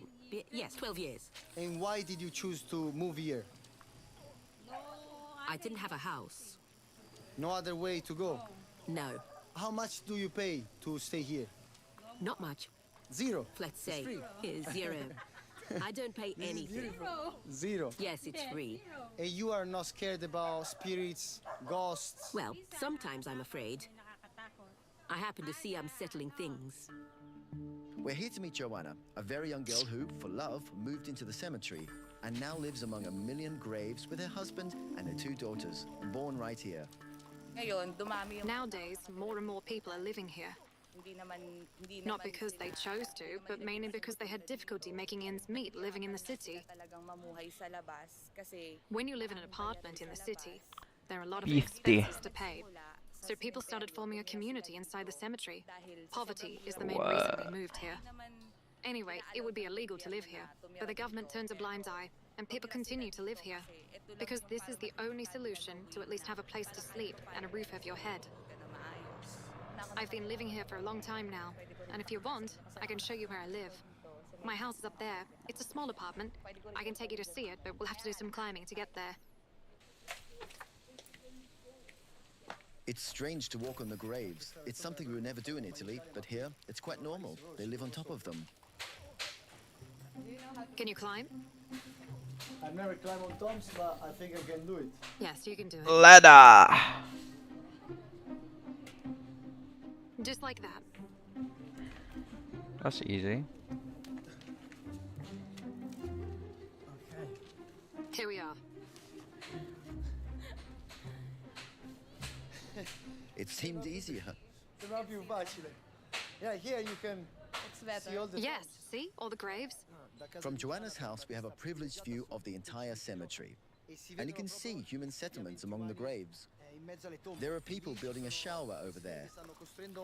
So they're laying brick upon brick next to a tomb. Brick by brick. While right in front of us, there's a tree house underneath some graves. I built this shit. Brick It's by extraordinary brick. to see how people have devised ways to live inside the cemetery. Joanna's family lives with her husband's work, together with friends he grew up with, burying and exhuming bodies, a profitable profession here at the Manila Cemetery, given that there are 100 funerals a day. I've just finished putting a headstone on this grave. That's my job. How much do you earn in this? €3 for each headstone.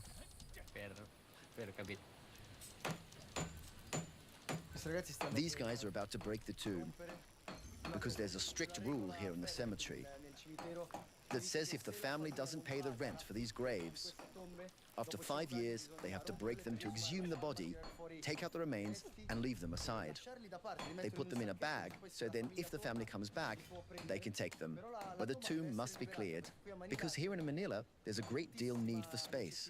There are so many people living in the city and just as many dying, so there's always, constantly a need for free graves to fill, unfortunately. And this is the job of the guys. Man, you just have that.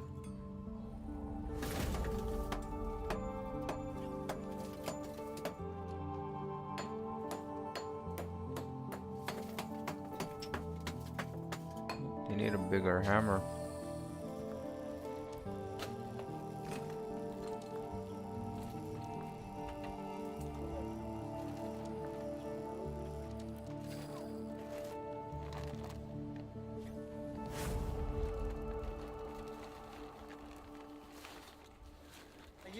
Our job is to bury people, but also to exhume them and manage their remains, the bones.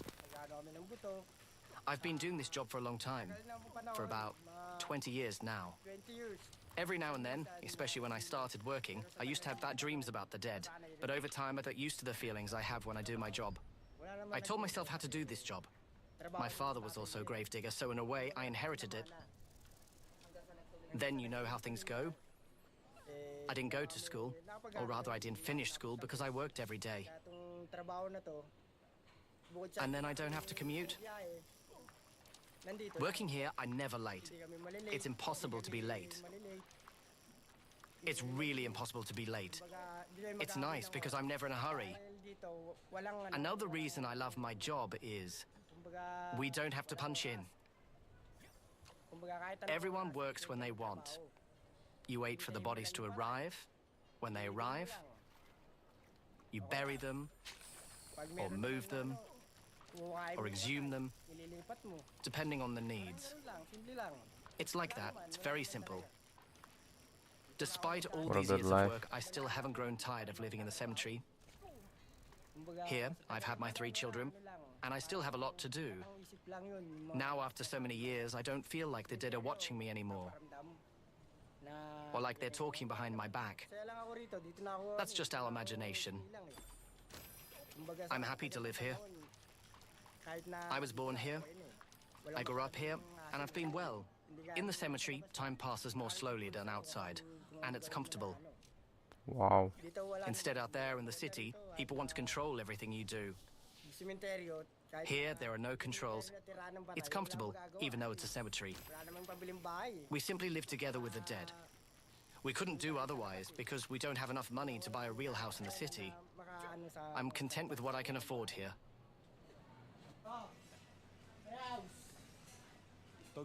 Dog is taking me to his house. Dog. What a He name. practically built a house over a grave. See back there? There's the tomb. Can I go up? Yes. Come. Climb up, friend up. Upstairs. An attic. We sleep here. Wow. You sleep here? Okay. We built this house ourselves. All 4 of us sleep here together. 4? Here are my wife, my children, and we all fit. Okay. Aren't you scared of living with the on top of the graveyards? No, we're used to it. We're not afraid. We grew up here, both me and my wife and my children. The children were born here, so they can't be afraid. It's the dead who should be afraid of us. They can't do anything anymore. This guy's funny. We can. This one here is practically another niche, and he lives here, just a bit bigger, with windows. This is absurd. He built himself a niche over the graves, and he lives here. Do you know the family of this person? Of course. We are the gatekeepers. Oh, okay, you take care. And for them, it's okay you are living. Exactly. It's practically an exchange. He built a little house over these graves, and the family allows it because he takes care of these graves. Okay. Interesting.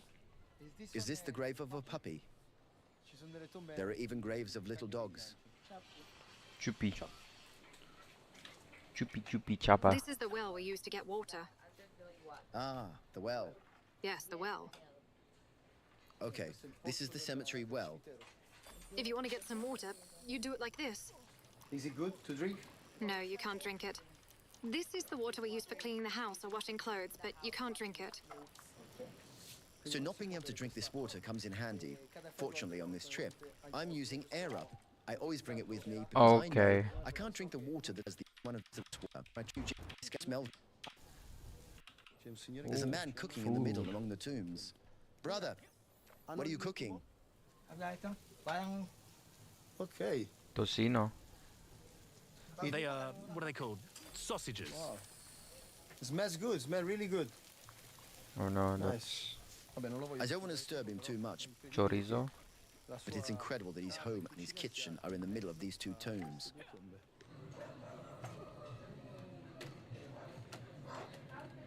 There's a girl practically lying on the ground next to two tombs inside a crypt. She's sleeping very peacefully with a fan on.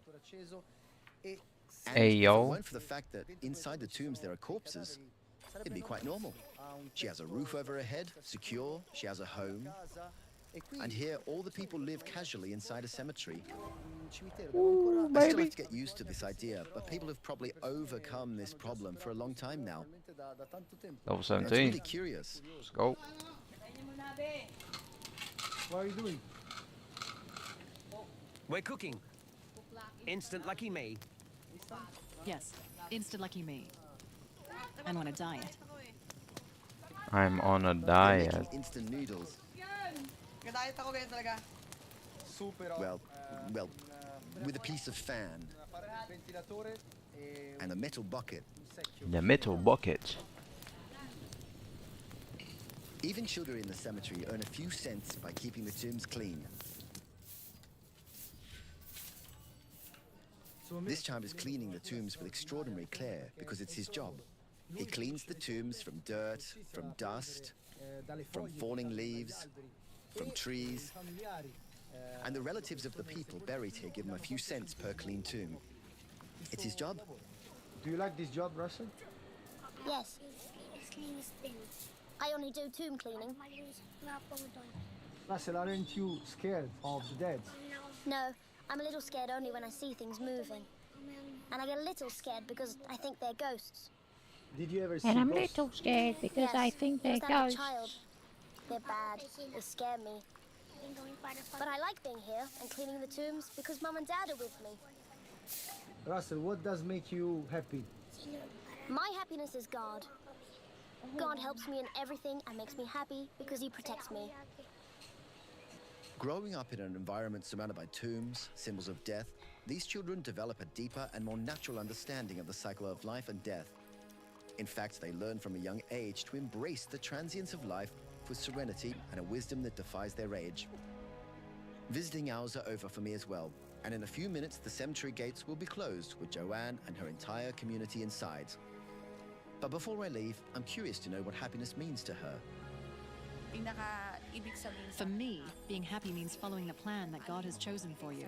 You have to embrace faith in your destiny, even if you feel poor and forgotten. Because there is a plan, and God is the source of my happiness that allows me to move forward, even here. And so, in this place suspended between the past, the present, the lives of those who have come and gone blend through faith Shaylor with those who still flow, Swift. in a weave of experiences and hopes. Here among the gravestones that hold stories of the past, there is a constant calling of the eternal mystery of what awaits us beyond death.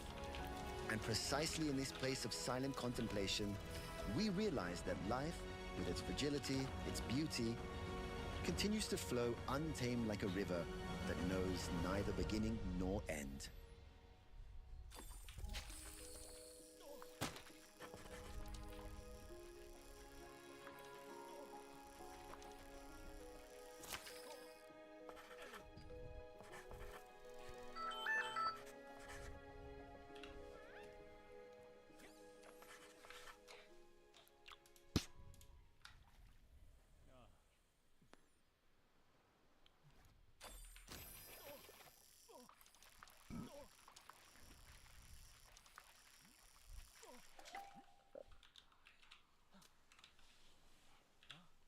Liar. Elon Musk.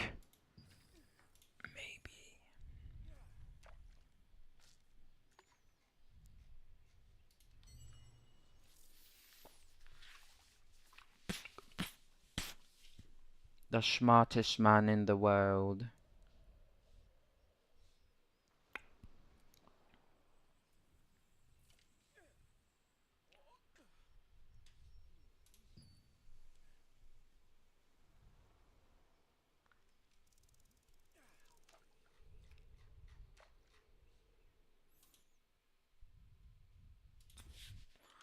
Where is this cunt, bro? Like, wake the fuck up, samurai. Omni roll, I don't think is gonna be online. I guess I'm gonna fail parties.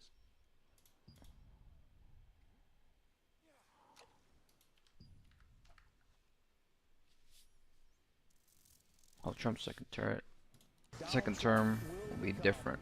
The 47th President of the United States. I want to thank the American people for the I wanna thank the American people. 47th President and your 45th President.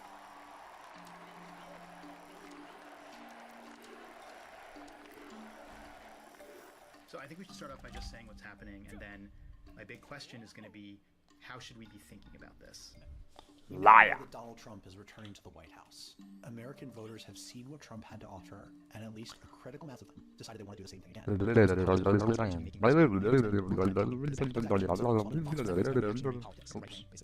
he really wanted to understand is that even though the outcome of this election is the same as the 2016 Dick Rock. election, the Trump who is about to become president is different. Donald Trump is much more organized. He knows what he's doing, has a series of distinct policy objectives that he's reiterated again and again. It will be in a lot of ways fundamentally different than what we all lived through 4 years ago.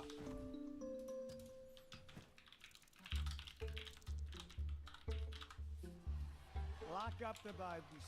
Lock up Hillary. Lock them up. The first time Trump was president, he wanted to do. I've had this question just since the beginning, okay, chat? And I don't think it's a bad question. You know when Kamala had a plan for finance and the whole economy, whatever, right? Is it easier for her because of the resources that she has as a government, the data that they have as a government, to make a plan compared to Donald Trump, who's at that point just a civilian, right? After he's not in office, right? He's just a normal. Is it hard for him to make a plan when he has nothing? Not the same thing as when you're the president.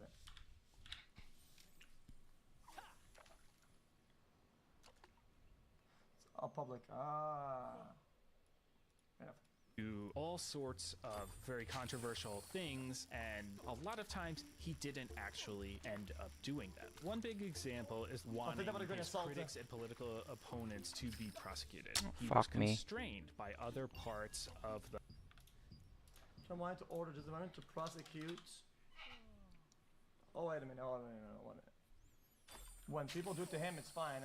When he says he wants to do it to others, it's not fine anymore. Political opponents to be prosecuted. He was constrained by other parts of the political system, the guardrails of democracy.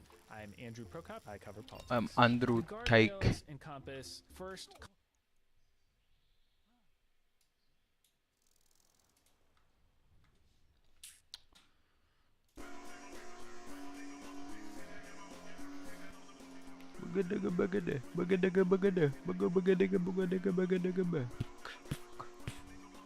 Alien. Whoops.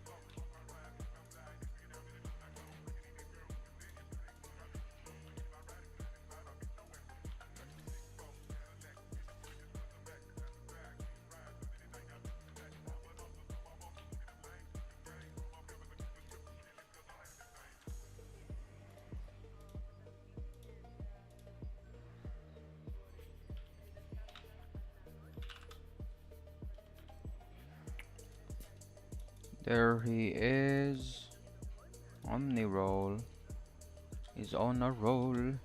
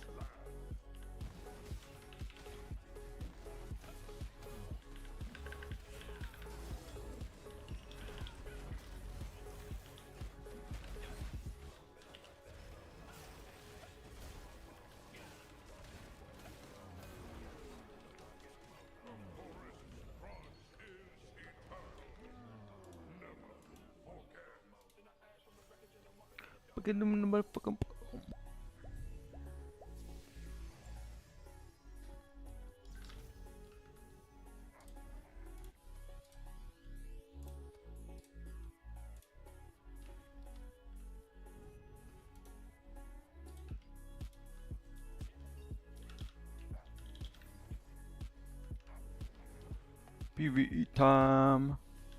It's time for PvE. That guy couldn't target it properly.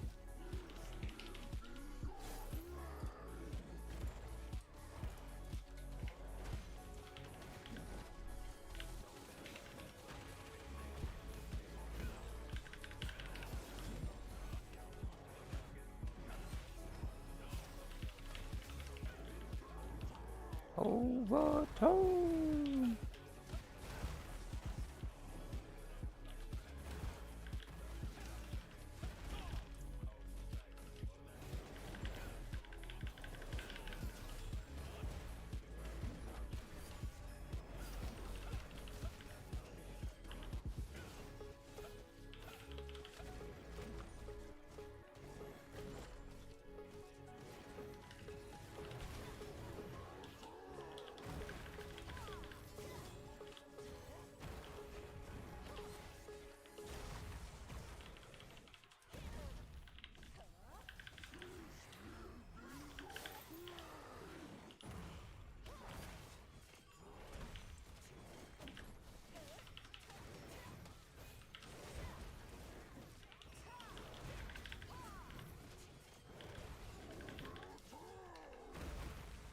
Ah. Yuck. Where is this guy going? Like, chill the fuck out, cunt.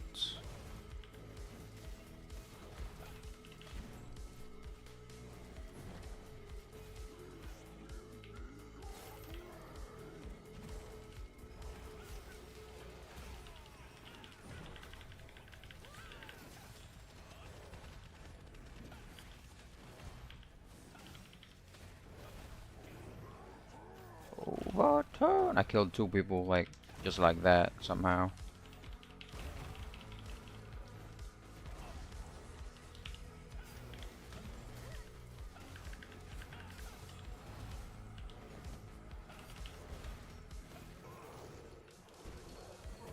Dentist, give it to me.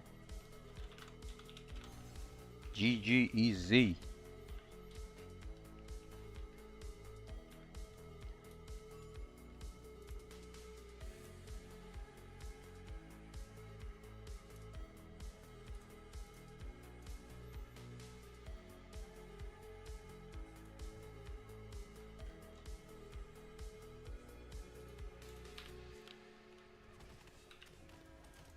Get the fuck out of here, cunt.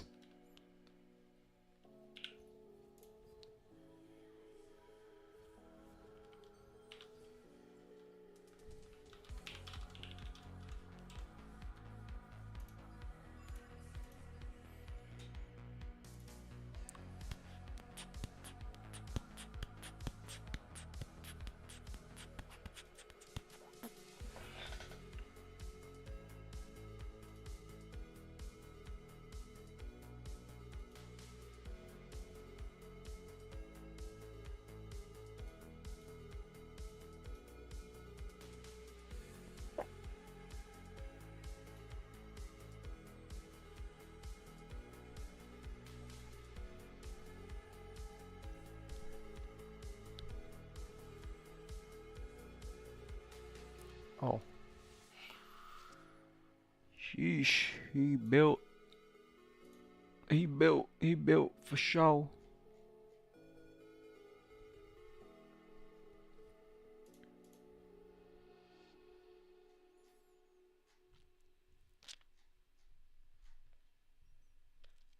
For show.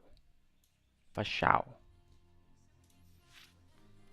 Okay, well, sorrow time. Sorrow.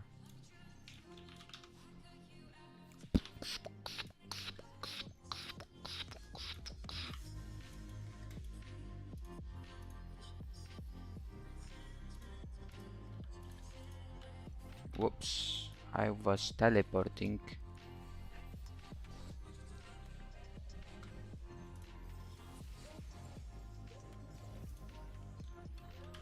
Let's see. Do I get anything? Anything? Anything? Anything?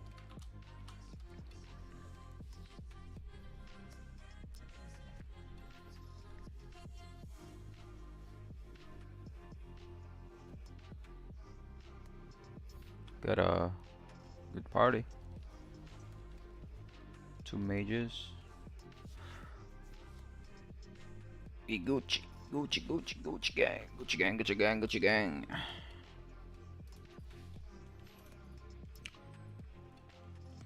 Oh.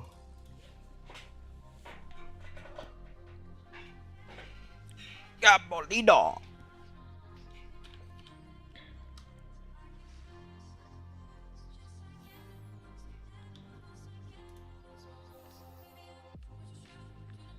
With this small morsel of food. Currently unable to use. I guess I'll have this. Yebog. Ibogi. Yabogi.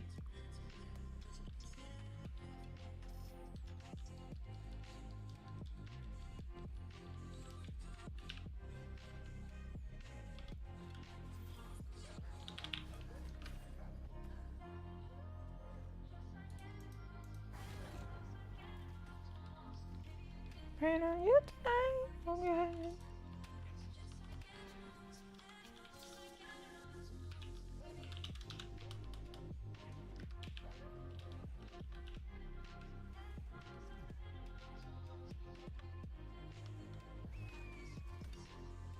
Just like animals, animals, like animals.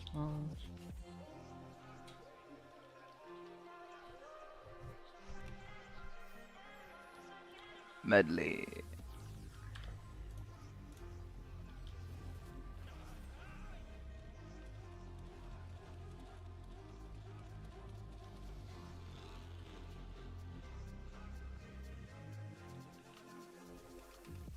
Oh. Easy.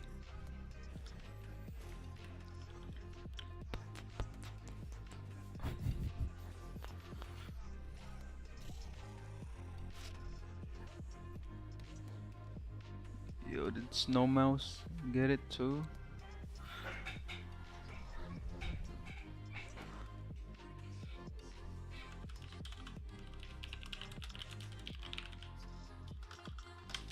I think most people do.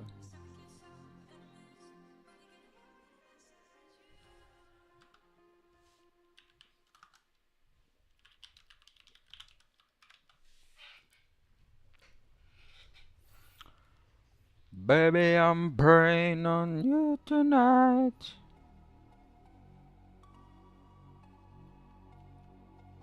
Who that? Who that? God damn, need more sleep.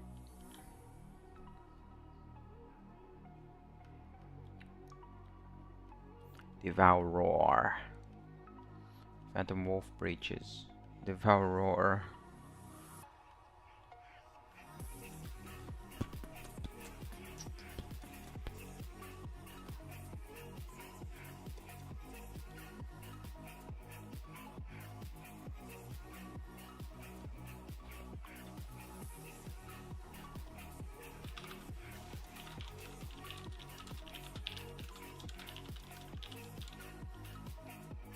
Nah.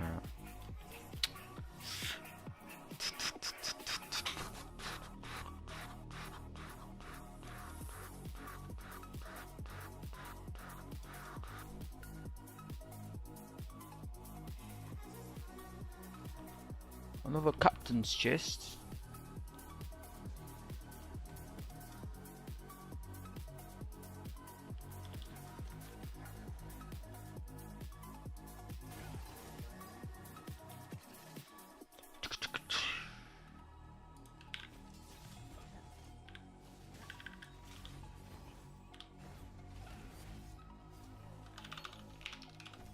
Woo!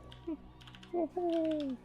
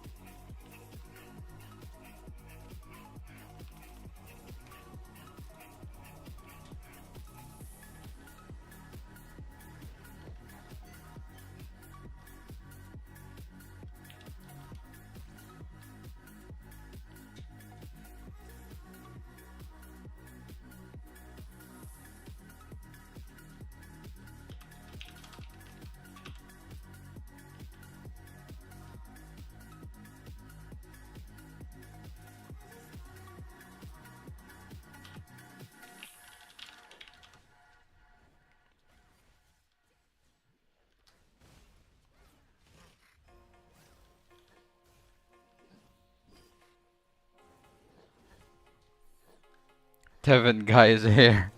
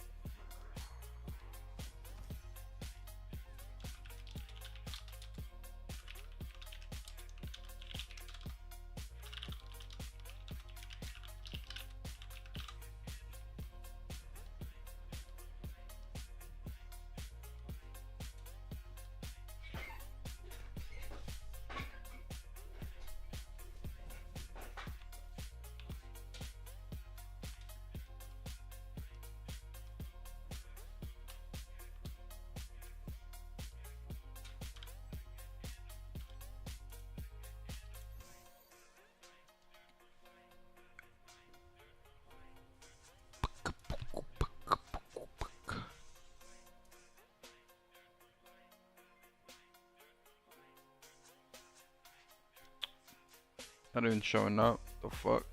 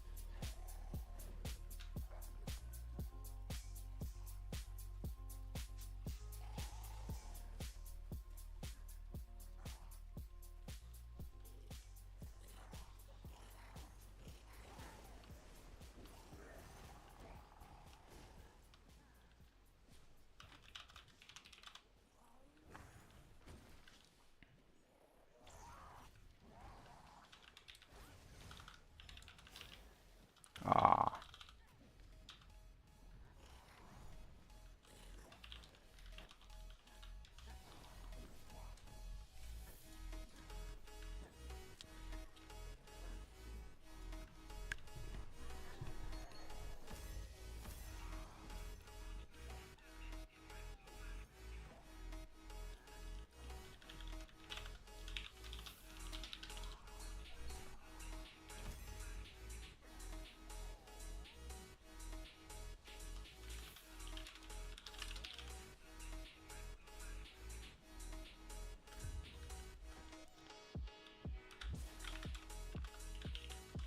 Pogga.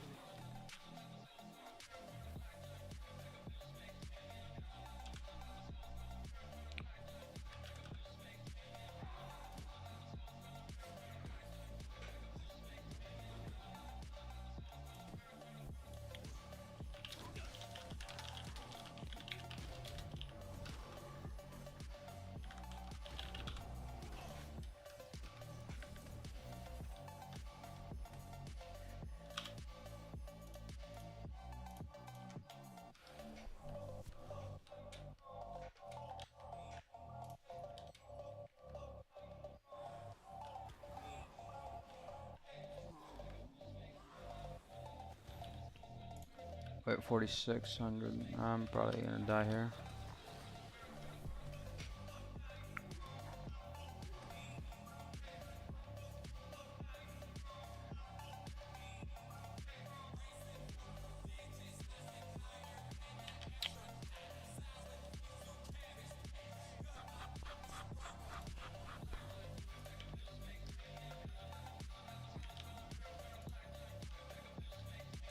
Okay, well,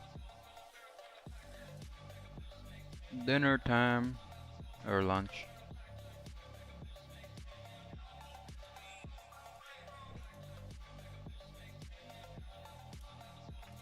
Mana region, golem and pillar.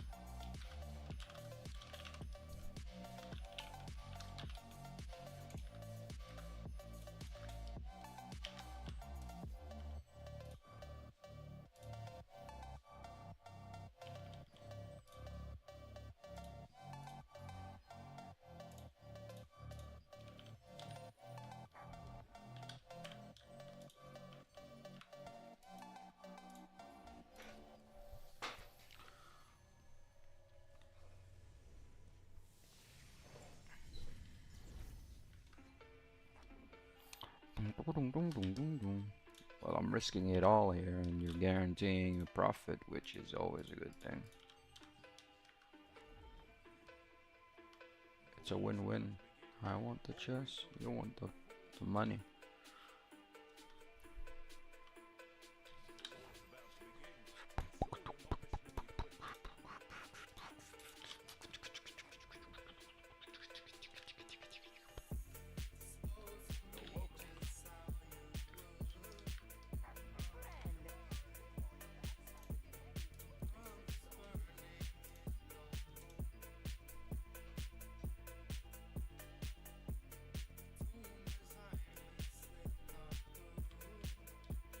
Starting to run out of bait. Is there more on the battle pass? Nope. Oh, there's more here. I'm by 6 of those. There's more. 300. Cool. That'll last a bit.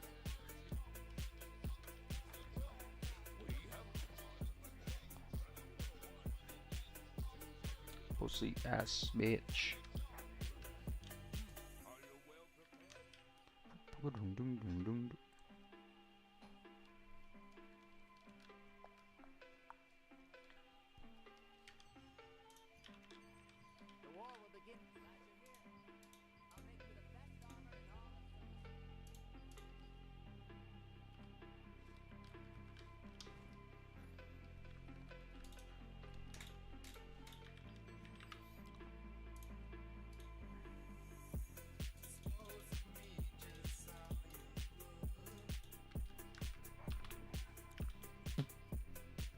Yeah, I need to burn a bit. I want to go like just below 3k. I want to be over that in case I get like really lucky. Chi-chi. And this guy is not catching up to me. Well, sad.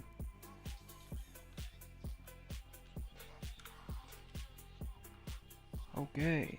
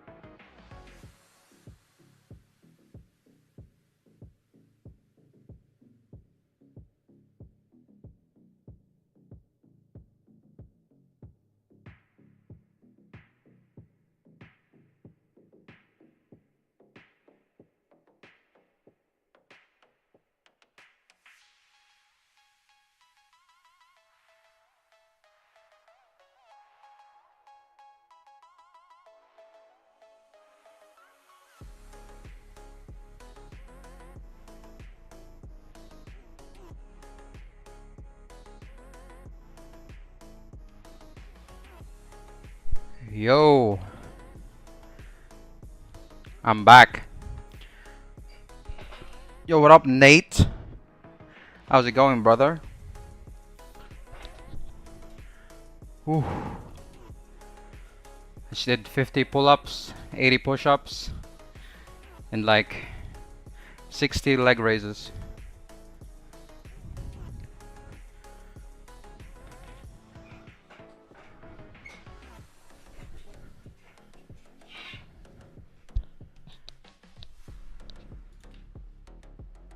Oh shit. Right. It's time to eat my food. Okay.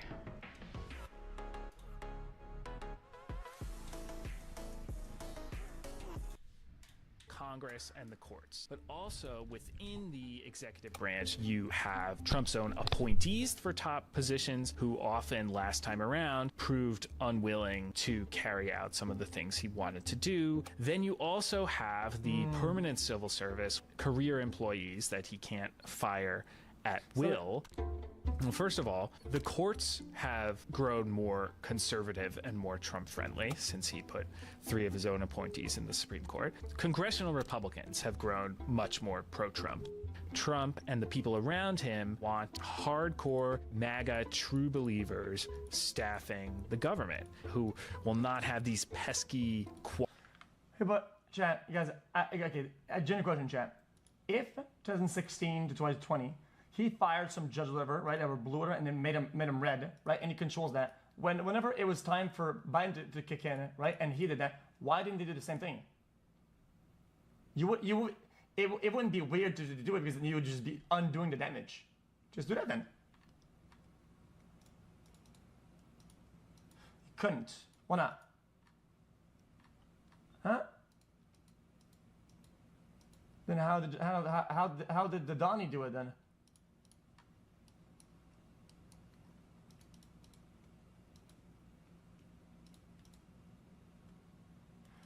They retired. Oh. Well, let's be honest. I feel like if you're red leaning or right leaning, you probably hang out and know and are more fond of right leaning people. If people died or retired during a blue era, they would have hired probably blue, right? Staffing the government, who will not have these pesky qualms about legality or ethics or things like that. And regarding the civil service, Trump wants to use an executive order to reclassify thousands of people with civil service protections against firing as political appointees who he can fire to then I'm not confused anymore. It's libtard rules for D but not for me shit. And it's the name of the game these days across the board. I'm tired of it. Put in a lot of MAGA loyalists in their place. Instead, he's had 4 years to basically stew over, you know, what he didn't get to do last time and what he would do differently if he was given another chance. And now he will seemingly get that chance.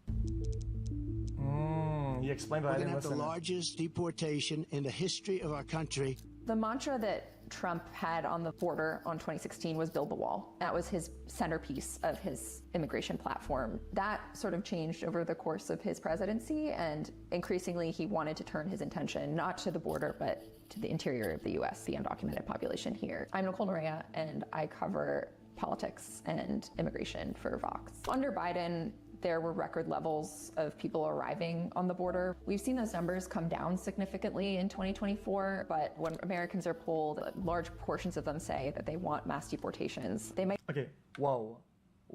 Yo, Vox. Hey, I like some of you guys' videos, Vox. I like some of you guys, man. Really, brother? Really? You guys are gonna point at this and then use the like last minute trend as like a what the whole thing is, brother. 4 fucking years, Busta. What the fuck? But when Americans 4 years, but large portions of them say that they want mass deportations. They might be thinking about people being deported immediately after they arrive on the border. But that's— Wait, I did listen now. Are you listening? Oh, hold on. To the interior of the U.S., the undocumented population here. I have 2 brain cells left. I gotta rub them together. Politics and immigration for Vox. Under Biden, there were record levels of people arriving on the border. We've seen those numbers come down significantly in 2024, but when Americans are polled, large portions of them say that they want mass deportations.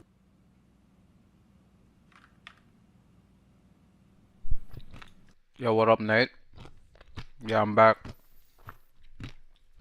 I'm just eating right now, so just watching some videos.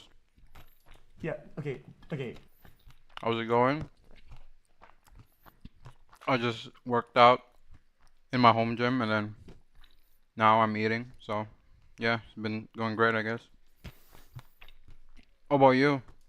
I listen now. Now I compute. My analysis is people came in, they are now here. But when Americans are polled, large portions of them say that they— Now, a lot of people say they want them out.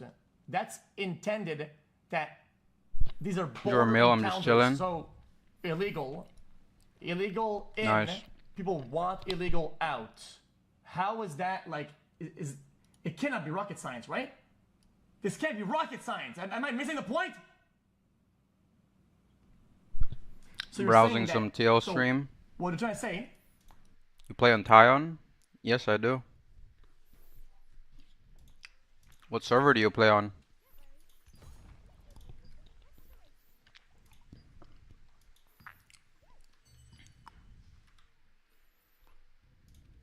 Is that this is— What's it like on there? I'm on Bailey.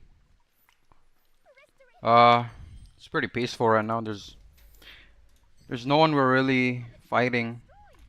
I mean, there's this one alliance we're up against, but they're not that strong. We just dominate the server.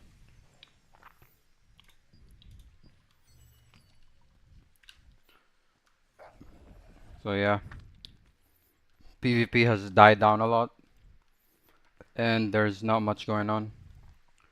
Everyone's just waiting for the siege and the archbosses. Yeah, we chilling. Is invalid. Oh wow, you're with the top guild? Yeah, I'm with Joey. And I'm rank 1 activity, rank 5 kills.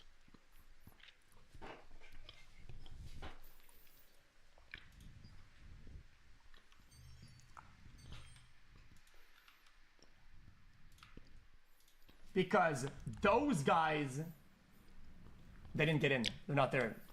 What happened? Did these guys encounter the border, got into the country, traversed the country, and went to Canada? Do we have them now? Yo, do I have to ask Justin Trudeau what these guys are at? The fuck?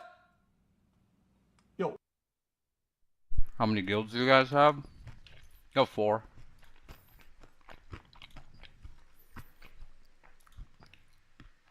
We're gonna change this to Bushin 1.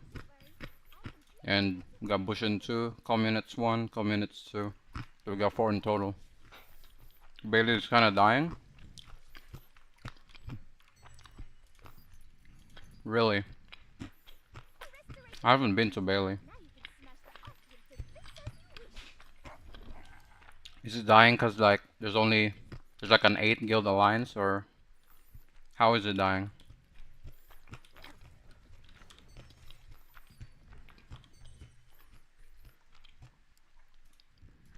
What the f? Yeah, the top guild have like 6 guilds with the same name. Damn, that sucks.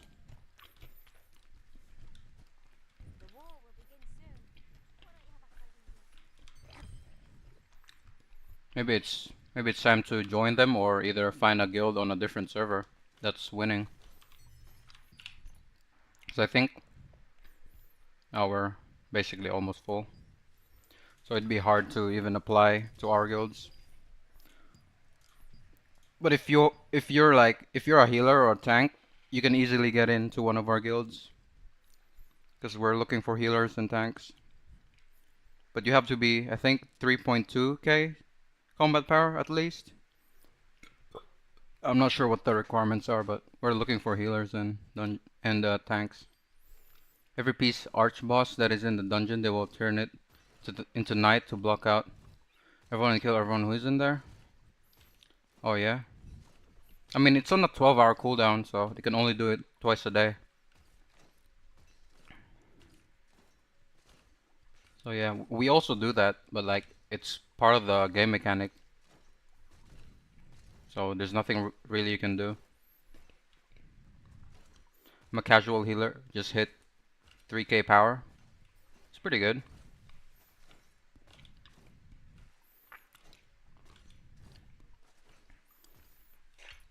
I mean, if you want to move to this server, you might be able to get in one of our guilds. I can share you the Discord. See if they'll, let you in. Because I think they do lower the requirements if you're a healer. Oh, you're casual though. Huh. Maybe on one of our lower guilds they might include casuals. But in the main guild, it's all hardcore players. So I'm not sure about that.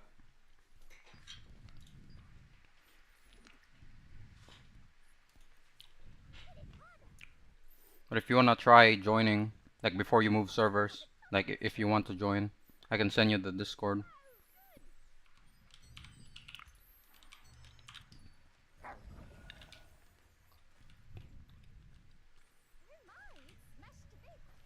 Oh good man, I'm just chilling to see which server is friendlier than mine. Ah, I see. I think most servers have like alliance that's more than 4 guilds. But apparently almost every server. Yeah.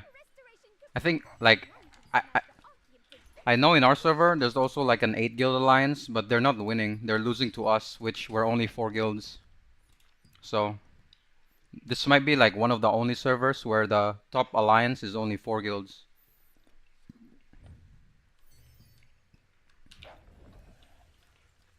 And our enemies have an 8 guild alliance, and we're still winning against them. I would say your server is balanced. Yeah, I'd say so. But there was also a third alliance that we were fighting with, and they all left because they never won any conflict bosses. It was always a three-way fight, and they would just get the small end of the stick.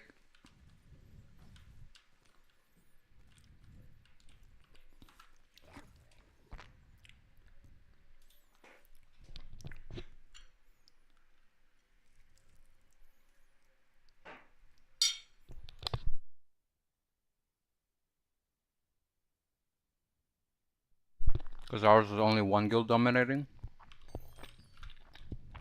Yeah, that's most servers.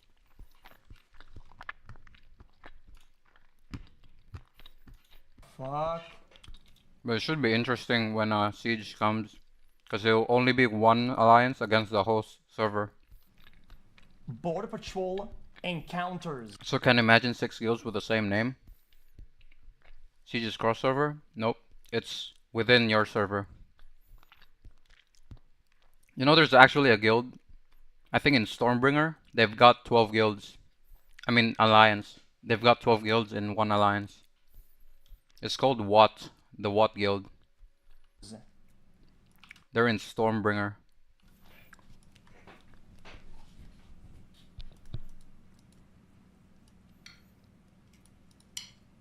In 2024, but when Americans are polled, large portions of them say that they want mass deportations. They might be thinking about people being deported immediately after they arrive on the border, but that's not what Trump's contemplating. He's trying to go into communities across the US, and we're talking about people who have lived here, you know, for years and decades. That would sort of involve huge investments in law enforcement and also the cooperation of local law enforcement agencies, which I'm not sure we would. Well, people that got in legally have nothing to worry about.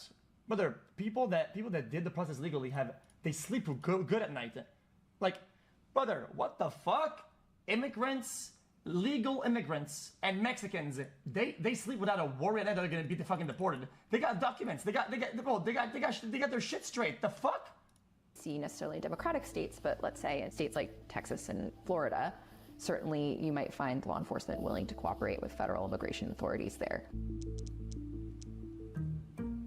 A landmark decision in American history as it relates to presidential power. When Trump initially took office, the median vote on the Supreme Court was a moderate.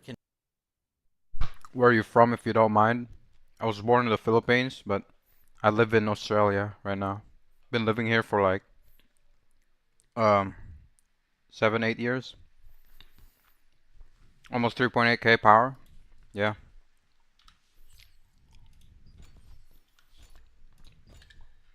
$3787. Cool. Which part of Australia? Western Australia. I live in a town called Kalgoorlie. It's like an 8-hour drive from Perth. So yeah, middle of nowhere.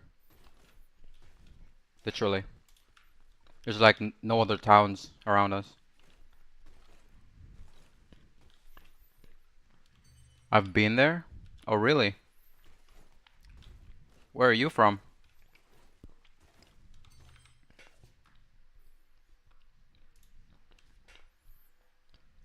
Conservative, someone who would draw. I want to see good stats. I want to see good evidence of people that have documented that they're being there legally. From Malaysia? Oh, nice. I'd love to go there. I heard it's pretty nice. My sister's been there. Which part of Australia have you been to? Perth? Legally and being kicked out of their homes and being deported. Brother, I will become the biggest fucking ally. You show me good data, good proof, brother, I will rally all my fucking shit, dude, and I will advocate with all my might against it because that's fucking bullshit. It should never happen. Yeah, I was studying in Perth. Oh, is it like a student exchange thing? That's cool. Until I see it though, we're chilling. Liptard shit. All the line somewhere. Then Trump appointed a third of the United States Supreme Court. I'm Ian Millhiser. I cover the Supreme Court at Fox. Trump v. United States. Yo, thanks for the follow, Nate. Appreciate it. You stream daily? Yes, I do. I've been streaming daily for about a week now.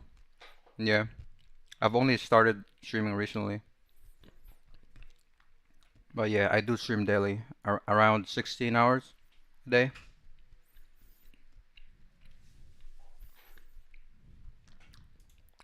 Mainly TL, yep. Mainly TL. Or basically only TL. Is the decision that came down last July concerning Special Prosecutor Jack Smith's indictment of Trump for trying to steal the 2020 presidential election. Trump made this really outlandish argument that he could not be charged with a crime for any official acts he committed while president. Pretty much everyone thought that argument was silly and ridiculous, and there was no chance that the court would ever adopt it. And then all 6 of the Republican justices adopted it. What that decision said, it said that Donald Trump is immune from criminal prosecution for crimes that he commits using the official powers of office. Trump is allowed to give any order he wants to the Department of Justice. The basic matter is just that anything he does can potentially be beyond the scope of the criminal justice process. More than 40,000 Palestinians killed since the October 7th Hamas massacre. Right now, the situation on the ground in Gaza is an extraordinary humanitarian crisis. Hit you up if I decided to switch? Yeah, sure, man. Just let me know. Currently, I'm looking at Aridus and Taion. Yeah, good luck on whichever server you decide to switch on.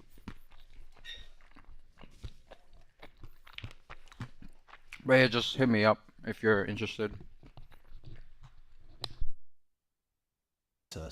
Oh, what? Because it's about crimes. That's bad. But dude, I feel like, chat. I feel like there's no way, right?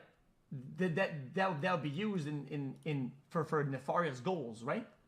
No shot, right? No way that people you use the immunity to do dumb shit, right? And a moral stain on the United States for enabling so much of this to happen. But it can always get worse. Trump has a blank check approach to Israel. He and his advisors don't believe in any of the... I thought the meta was able to do war crimes, dude. What? Do people care more about crimes than war crimes? I'm confused. Even feeble restraints that the Biden administration had put on Israeli conduct. There are factions inside the Israeli government that have different visions of how to conduct the war. The extreme right on Netanyahu's flank, people like Bezalel Smotrich and Itamar Ben-Gvir, believe that Trump will let them do what they want based on what he said, what his advisors say, and what his political coalition at home wants. Are you on board with the way the IDF is taking the fight in Gaza? You've got to finish the problem. These people have a maximalist vision of what they want the war to be. Actually seizing and taking Gaza for Israel and returning to settlement, right, to rebuilding Israeli outposts, moving Israeli Jewish citizens in to make sure that its control over the area never slips.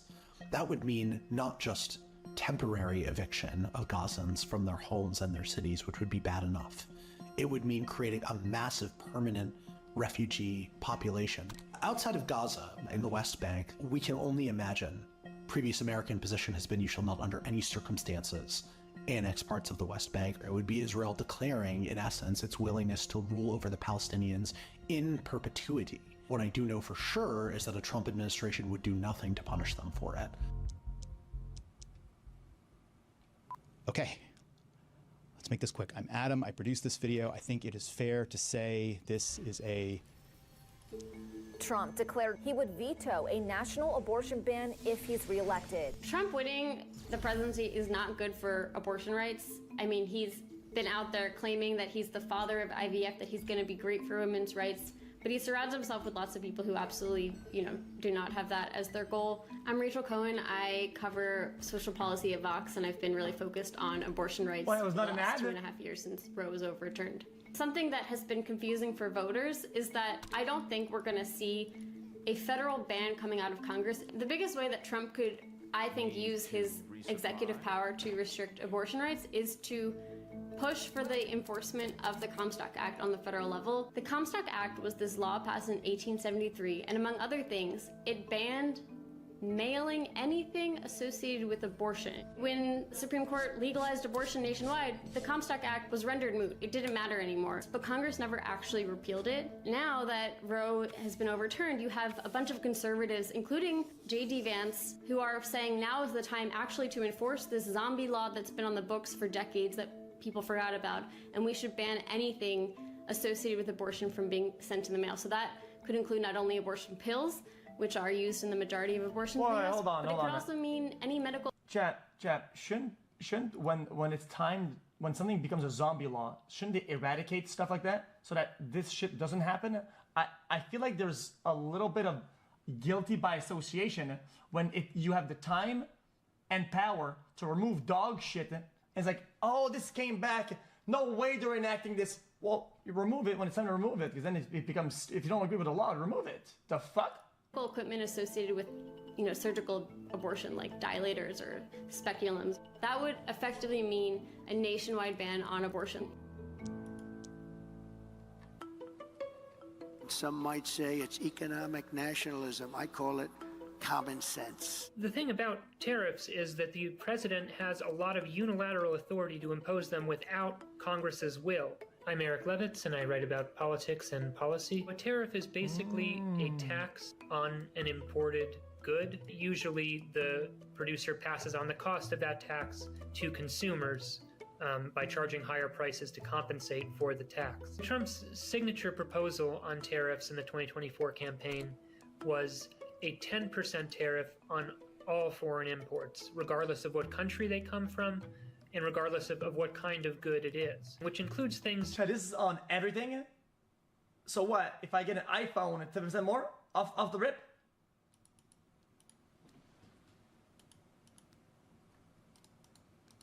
That the United States cannot possibly produce. There's no tax that you can put on foreign coffee beans that will make it possible to grow them in New England.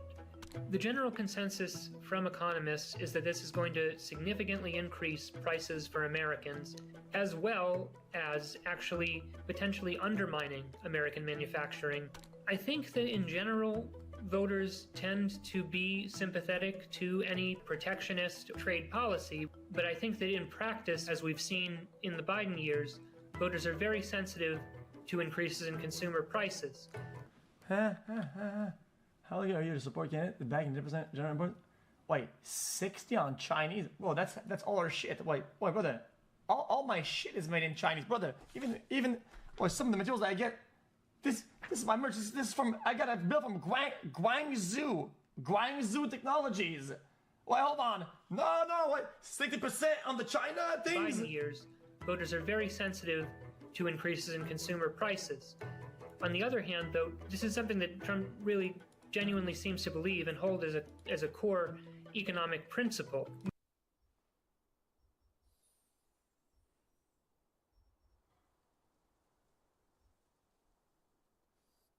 Really, since the late 1980s. We let Japan come in and dump everything right into our markets and everything. It's not free trade. Put a 25% tax on products that come into the United States. So that means that Trump plausibly could enact this tariff even if...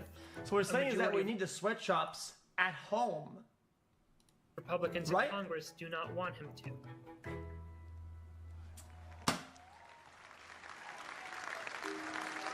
It's time to put the divisions of the past 4 years behind us. It's time to unite. And we're going to try, we have to try. In any democratic system of government, you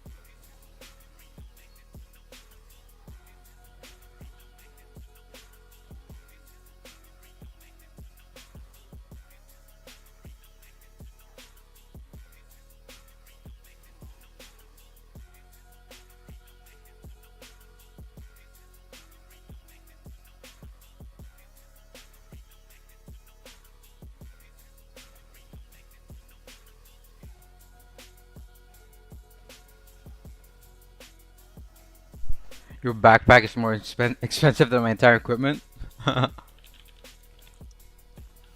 You mean like I have 300?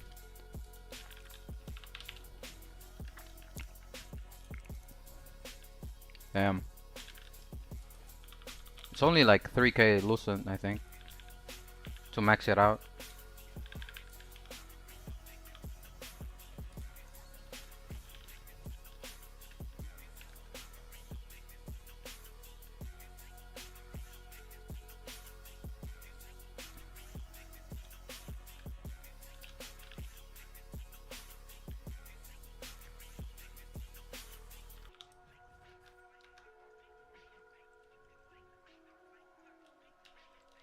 Sorry, I'm just casual. Nothing wrong with being casual. I'm just hardcore and I spend a lot of money, so the combination of the two is unstoppable.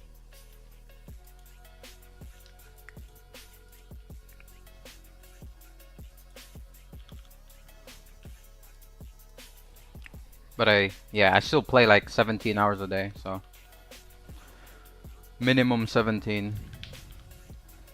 I think I have like almost 600 hours now on the game.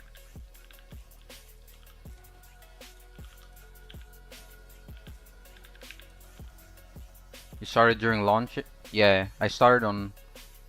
I played on EA for a bit, but I really started on launch. And I didn't play KR.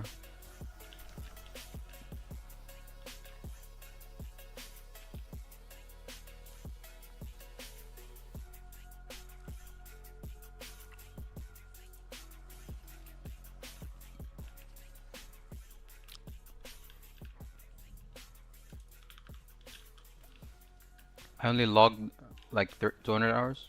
It's pretty good. The game's been out for like 5 weeks or 6 weeks.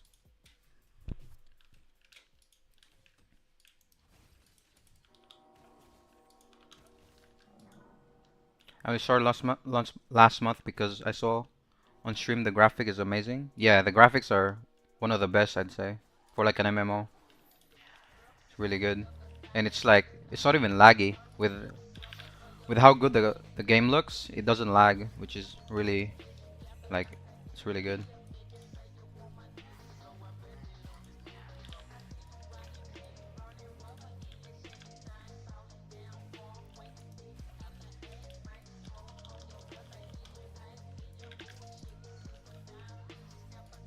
Yeah, pretty optimized. Yeah, and it's Unreal 4, which is it's been out for a while, so yeah, that's why it's very optimized.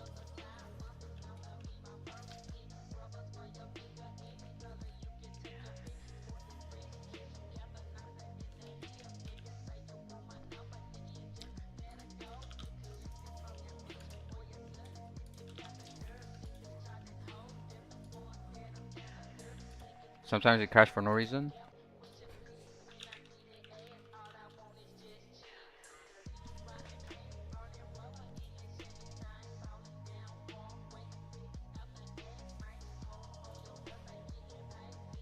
Yo, am I still live?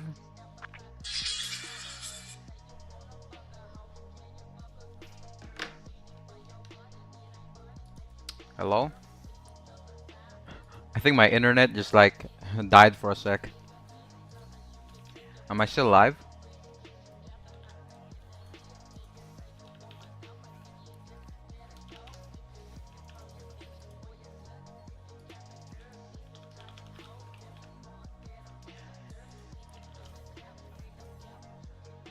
Um, I don't know if I'm live. Yo, yo, yo, is the stream back?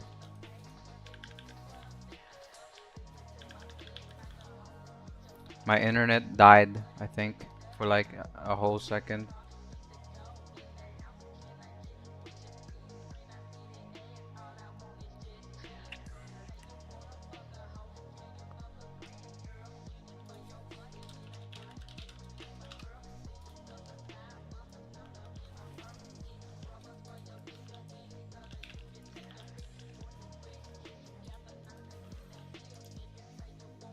Oh, it's back now? Okay, that's good. Just refresh, it might be delayed. But yeah, you said sometimes like it crashed for no reason. Yeah, that's true. Like, I think I crash like at least 3 times a week. It's not as bad as it seems, because I play 17 hours a day, so.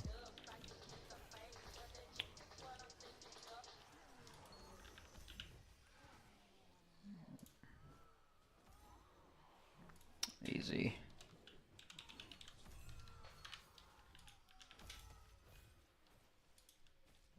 Speed run.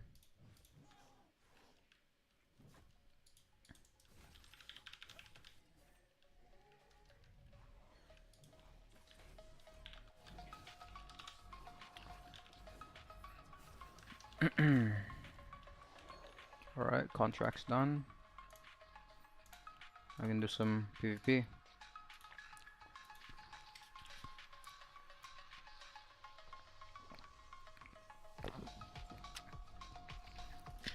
But yeah, also once a day, my internet just dies because I'm using Starlink and it like updates on its own once a day, and it's completely random. I don't know when it updates, but I think it just had an update just recently.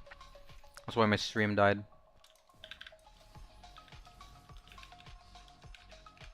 Okay, I got double stunned. My guy not even close to me.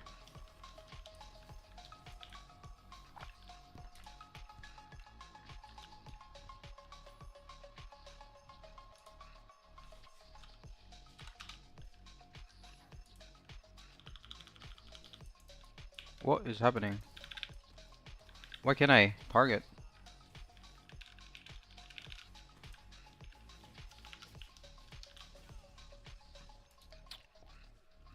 It's so lame.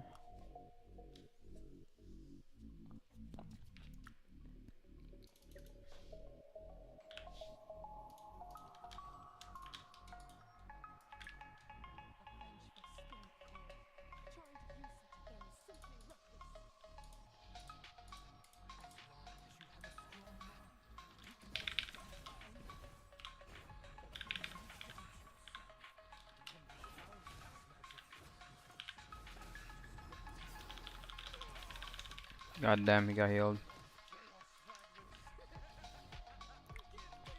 Imagine the internet died when you were about to get some fat loot. It hasn't happened yet, but I hope it never does. Yeah, that'd suck. Luckily, it hasn't happened yet. But the loot stays for like 10 minutes, so it shouldn't be a problem. Did you ever encounter missing items? No, never. Have you?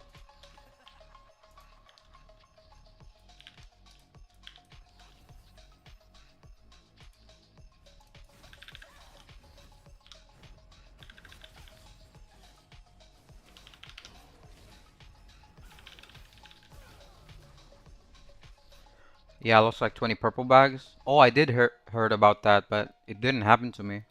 Damn, that sucks.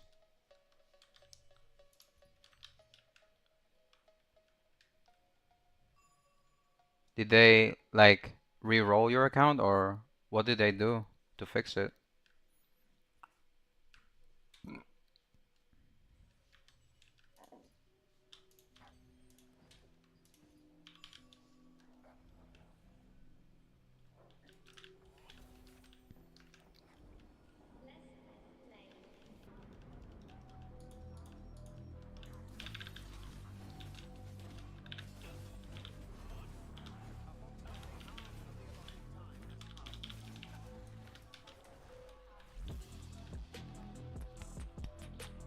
Be like, what the fuck? Yeah, I'd be like that too. That happened to me. But damn, that sucks.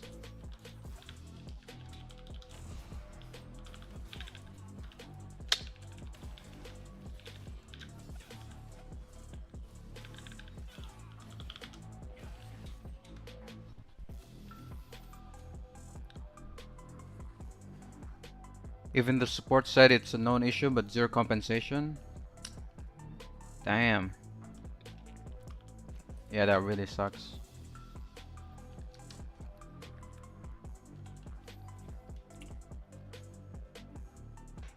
But I guess they don't log all the items, I guess, if they didn't like compensate. But they should just compensate like everyone, because I feel like a lot of people probably got affected.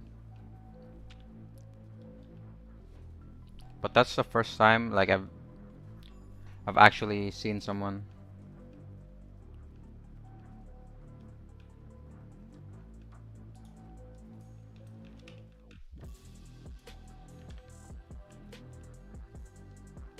But yeah, it sucks.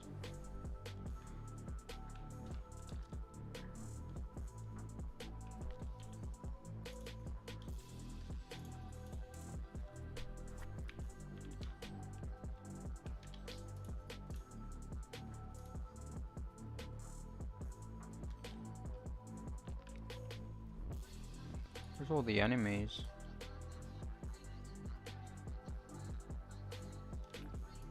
X on Dark Destroyers. There's one. Hey, bro. He's just doing his dailies, and I'm killing him. Sad. Don't care.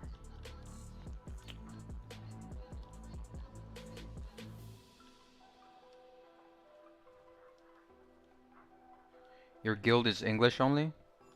We are mostly Filipinos, but yeah, we all speak English. There's some Malaysian people, Indians, Australians, there's all sorts. But like 80% I'd say is Filipino. But we all speak English, so yeah.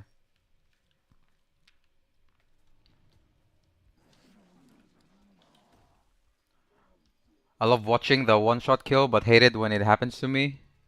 Yeah. It's good when you do it, but when other people do it to you, it sucks.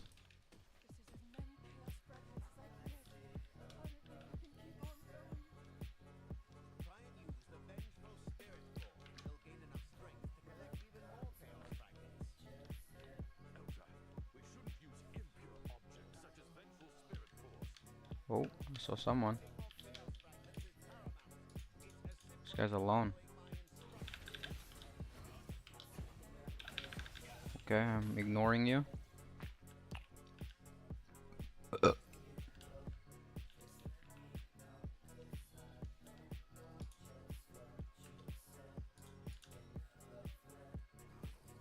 This guy's trying to sleep me or something. Come here. Hot diggity.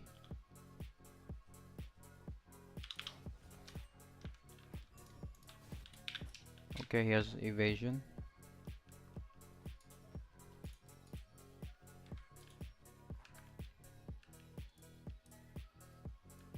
Try again.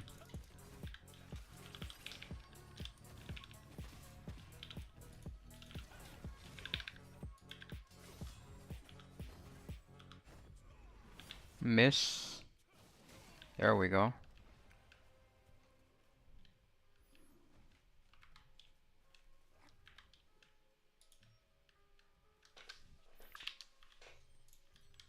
Cool.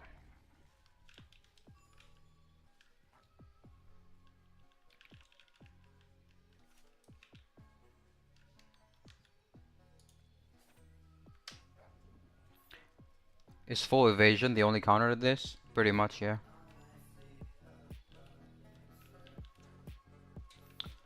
You can't really win against Greatsword Dagger unless you have evasion.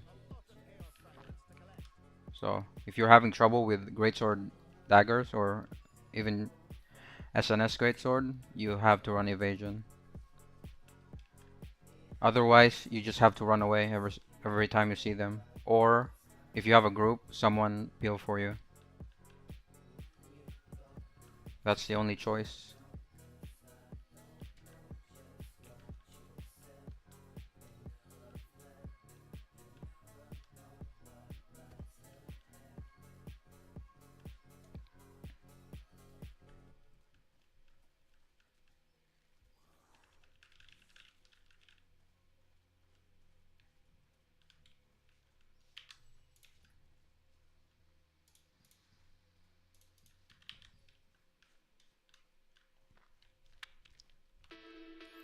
Man, it's hard to find people.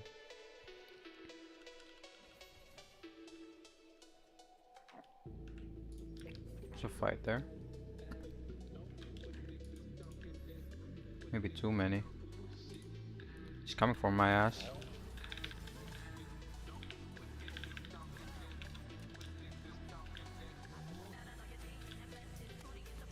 It feels so good to hear from the top G until I log into my single trait equips. I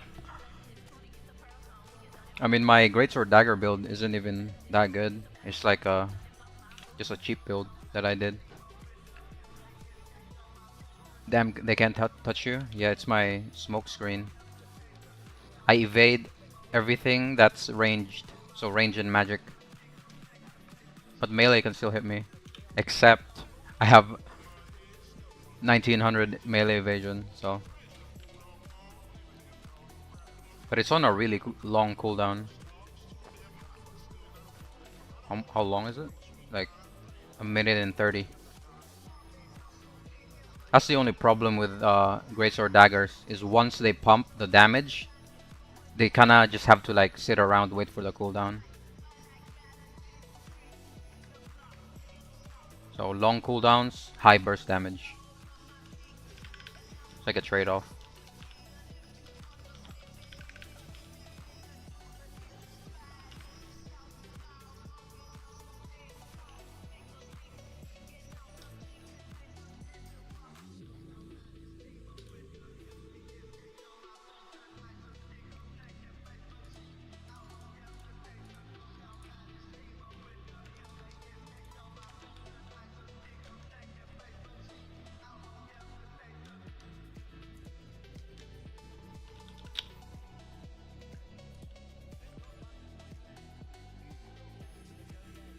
Probably kill this guy. Holy shit, that healing.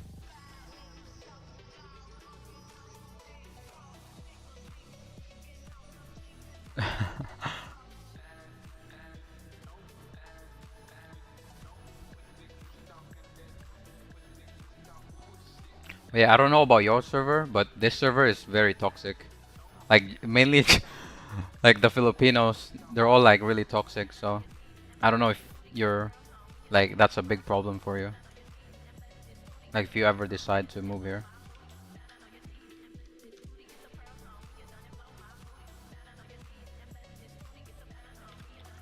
Infernal Sanctum.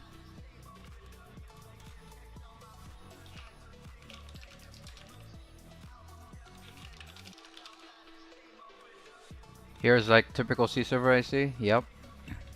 It's just all the Filipinos being toxic in world chat. But I'm part of that too, so can't complain. That guy just stood still. I didn't even stun him. He just like standing still, I guess.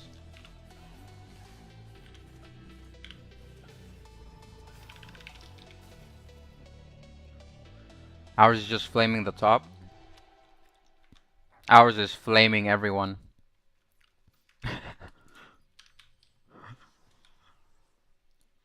But I just do it like cause it's funny.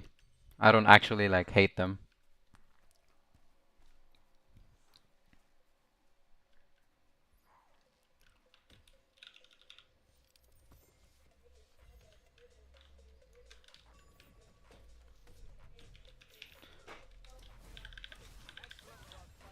Hey, my friend. Kill got stolen again. Ooh, look at that.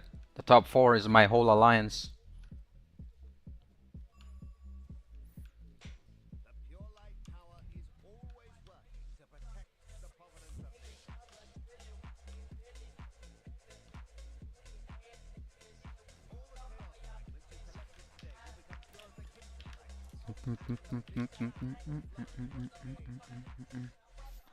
Think we're meant to go to Juno?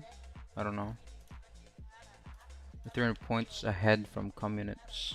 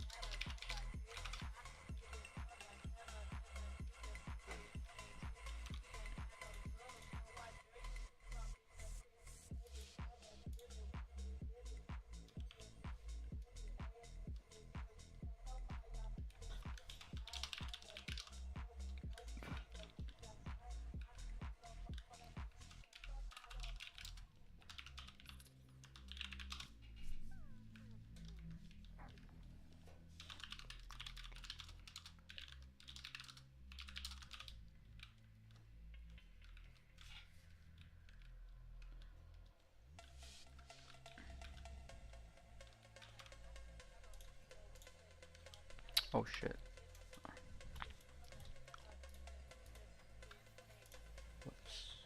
Juno, Norma, Cornelius.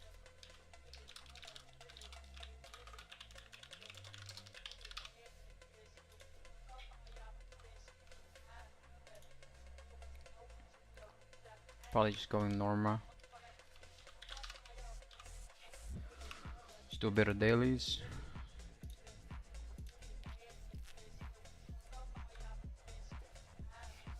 Oh wait, it's about to be nighttime.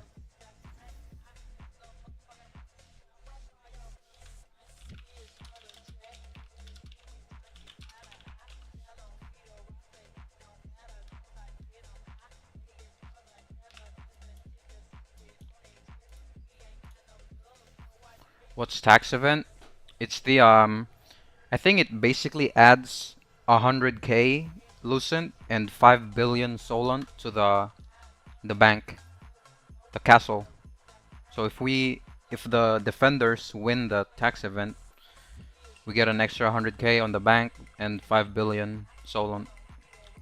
And then if we win the siege, we get all of that, or 40% of that.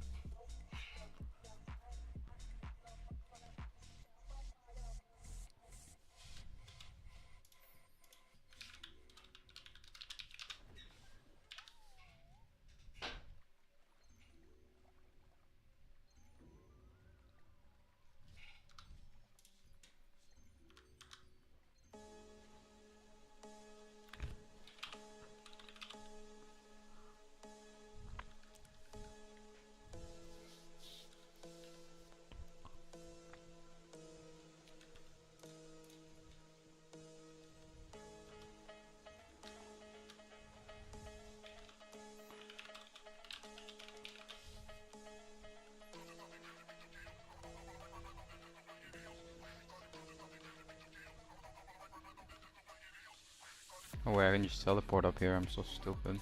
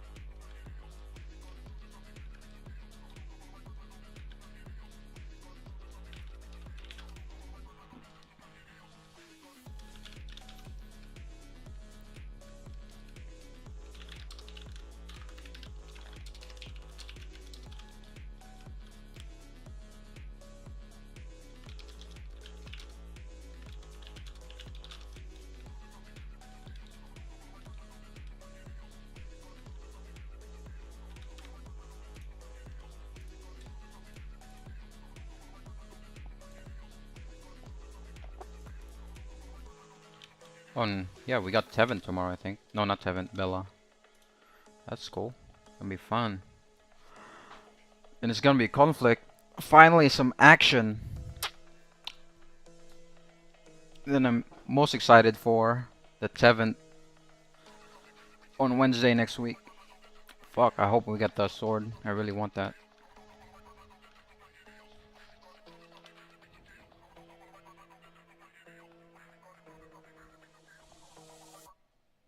Oh, it's already time. There's a chest there.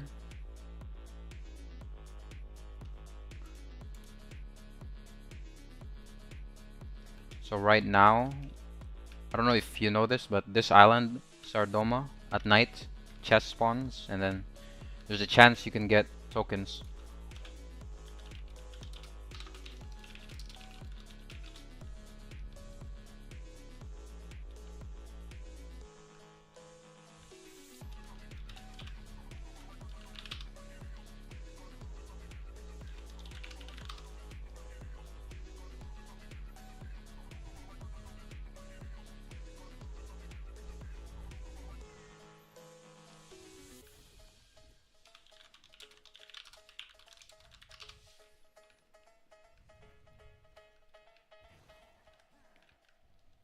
Yeah. But I'm capped. I forgot I'm capped. So I can't open any.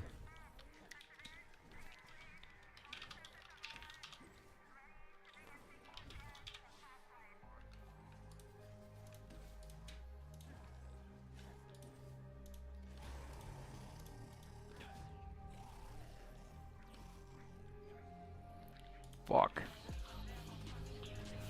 I'm doing this so I can keep my rank 1. Because doing dungeon runs gives you a lot of activity points. It gives you 50 each run.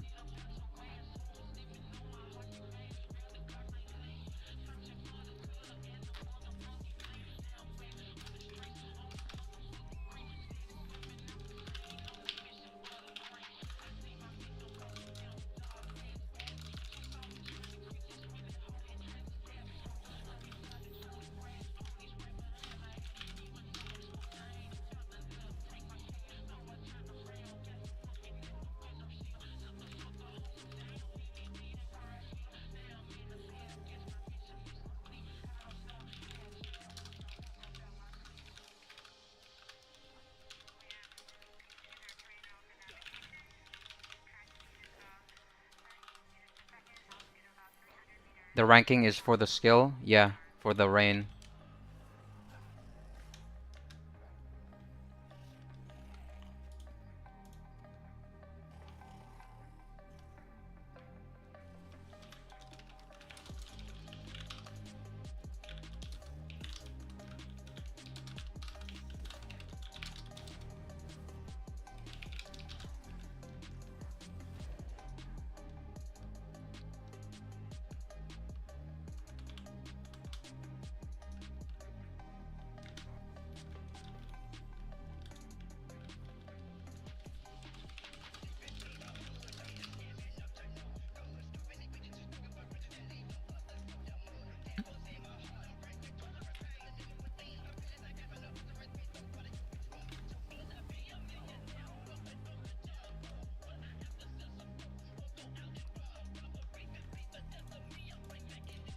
No, I lost my rank 5. This guy woke up. And he's like 10 kills ahead of me.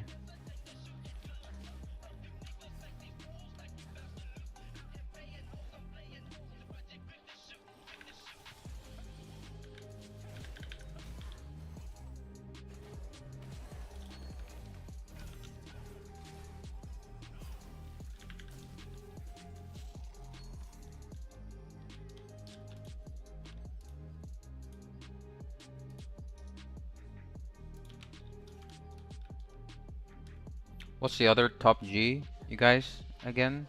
Against is like? Just have tons of players. Yeah, they have a lot of players. They're like 8 guilds. But it's just they just give up, and their shot caller is like not that good. Like the strats they do just doesn't make sense. It's like they always try and flank us. Like this is basically their strats. So we're in the middle fighting the boss, or like a world boss, for example. One group is like, let's say like one guild tries to attack from the front, and then there will be 2 guilds that will flank from, like basically like a pincer attack, or like a fork is, I think is what you call it. And they just lose that way because they're too split up, and we basically just attack one side at a time. So we attack the front first, and then we attack the back. So it's because they're split. Like their strats are just not good. That's why they're losing. But they have a lot of players. And they've lost so many times to us that I think they just give up. They did like 3-way attack? Yeah, they do. Every single time they do the exact same strat. And it never works.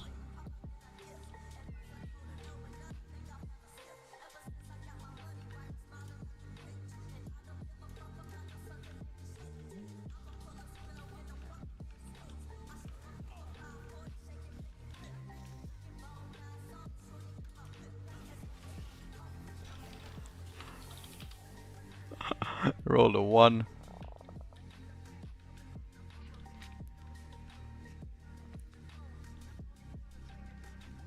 Single digits. God damn.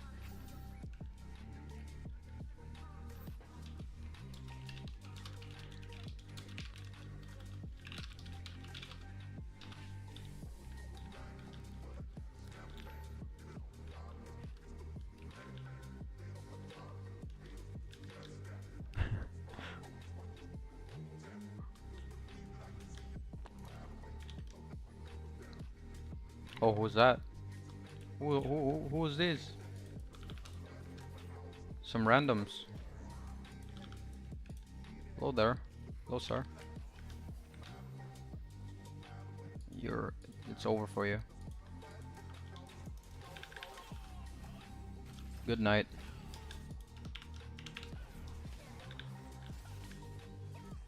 Good night to you too.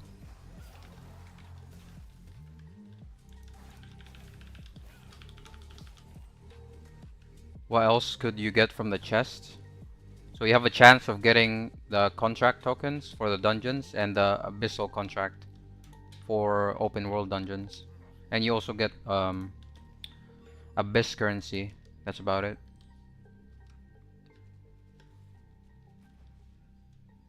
And this happens every night for... It spawns chests every 5 minutes. And on the 10th minute, every chest from then onwards will be a big chest. And the big chest, they have a higher chance of getting these. And they can get... You can get up to 3 runs, which is 900 tokens. And that's like the maximum you can get. It can be from 300 to 900, so 1 to 3 runs. But it could also be 0, so there's also that chance. One time I've gotten 900, like 3 runs, 4 times in a row. That was like, I think that happened, yeah, that was yesterday. I got pretty lucky. Usually I get like nothing.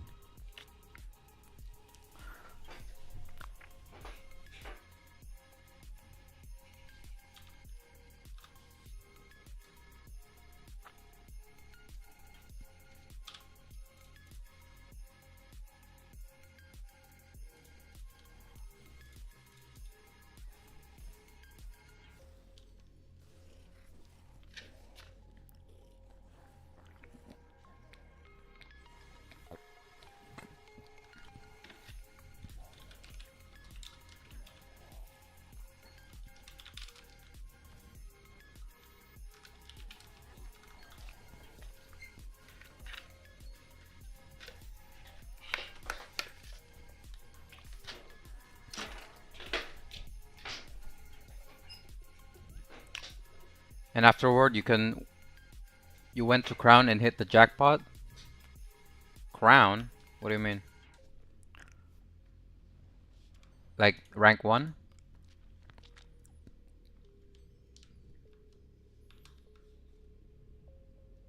Oh, the casino. Oh. Oh, Crown, the casino. Okay.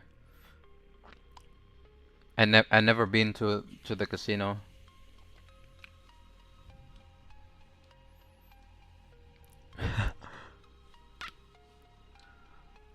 Nah. I think after that, if I went to a casino, I'd just lose everything. 'Cause I just used up all my luck on this game. But 900 is already so lucky. Yeah, it is.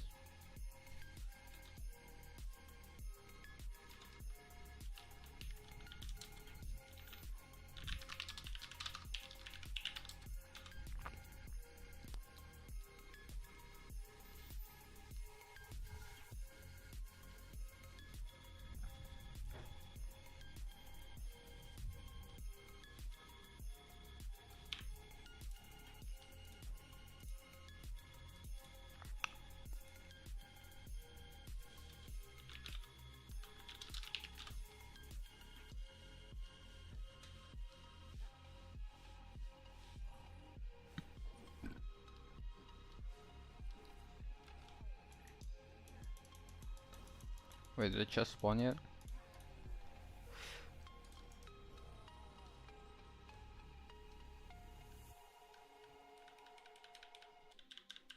Well, we'll just sit here for 3 minutes.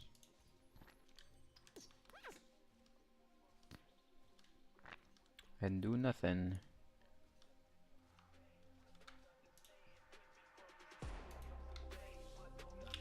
Are they still in Sanctum? Saradoma, okay. Sanctum.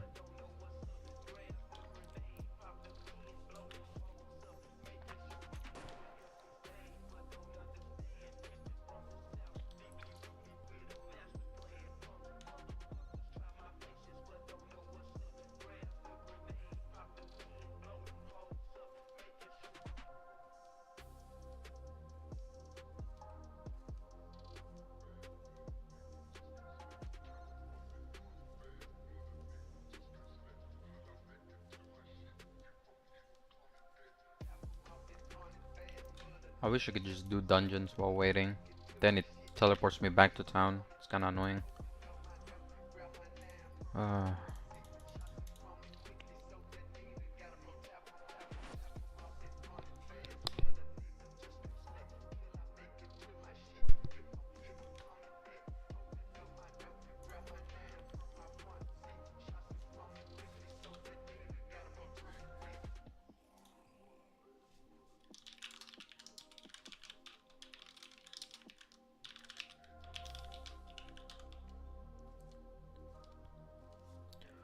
What would you say the function of the non-top rank guild, like after the update? The non-top rank. I guess they would try and contest to be top rank.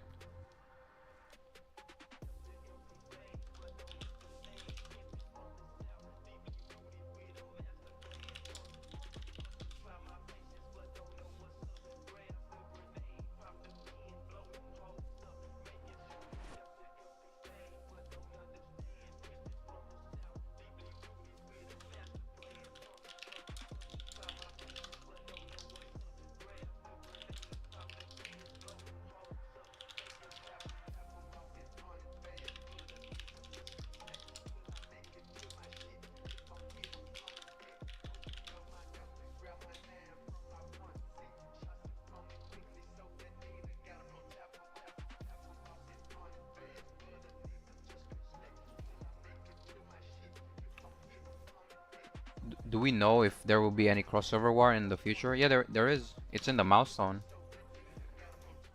Where is it? I think so.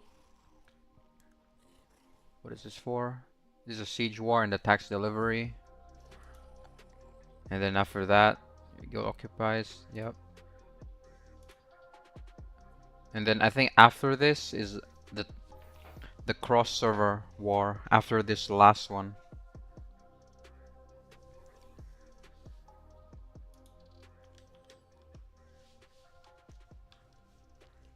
Which will probably be end of November, I'm guessing.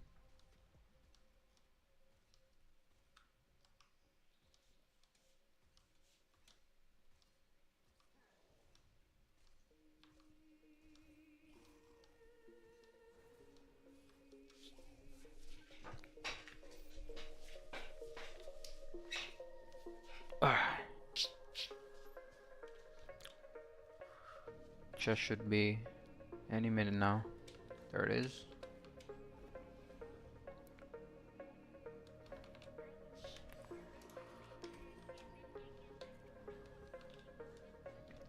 Man, it's because I went fishing earlier this morning instead of doing my dungeons.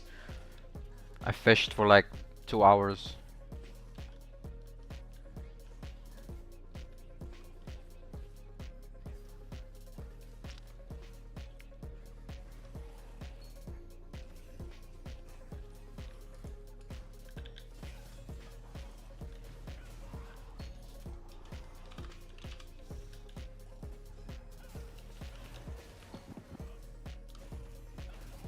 Yeah, like earlier this morning.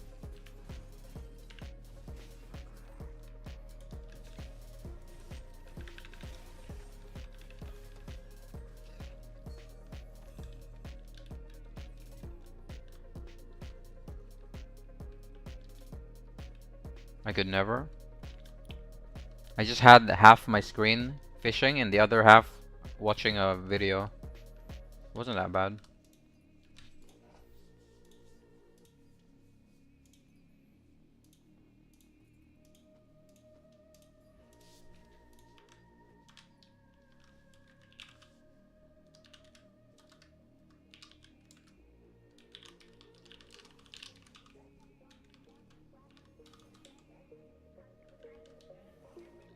I do fishing when I'm about to sleep. That's a good way of sleeping. Actually makes me sleep. Yeah. Could actually be like a good way to sleep.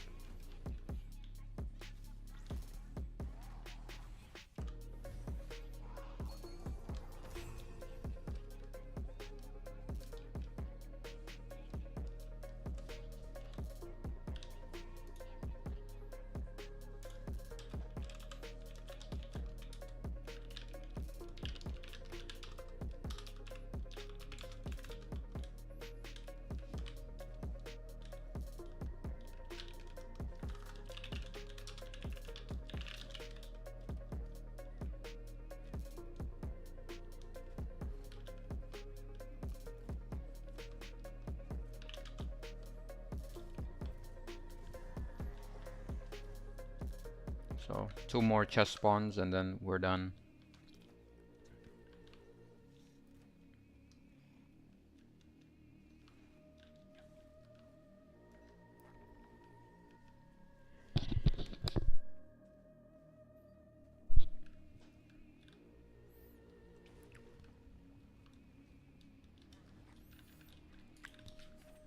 Oh yeah, it's my birthday later. 10 hours from now. I'll be 22. Woohoo!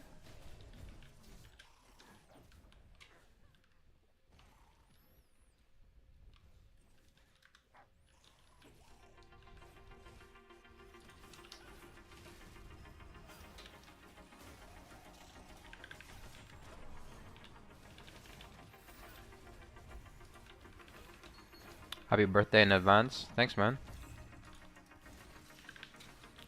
Appreciate it. Thanks for watching. What's the plan? Play this game? Not tomorrow. Probably just eat a big piece of steak. Tomahawk. Tomahawk ribeye. Take some hit and get laid? Nah. Just eat a big piece of steak. Man, that shit makes me hungry. I want that.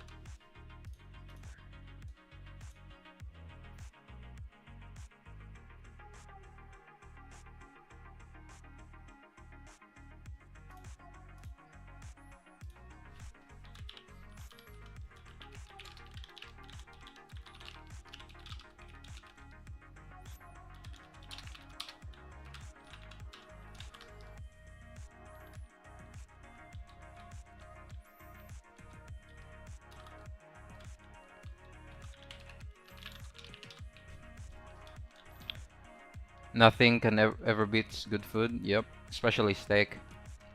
My favorite food.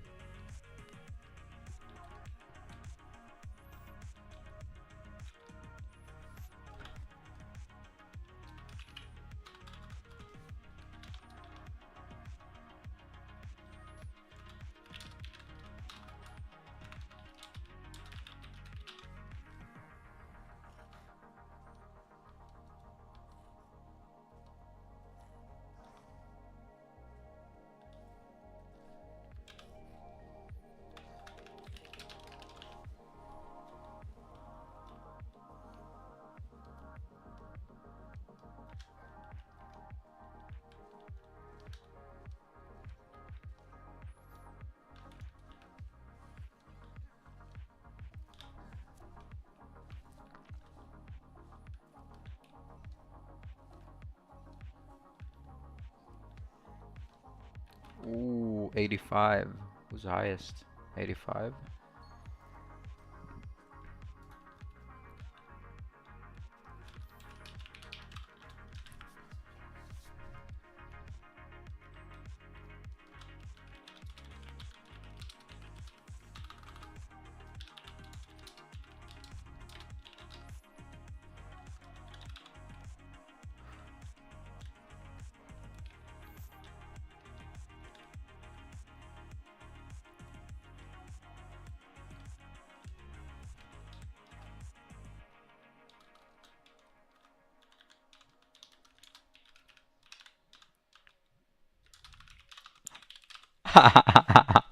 Someone came in last second and rolled higher.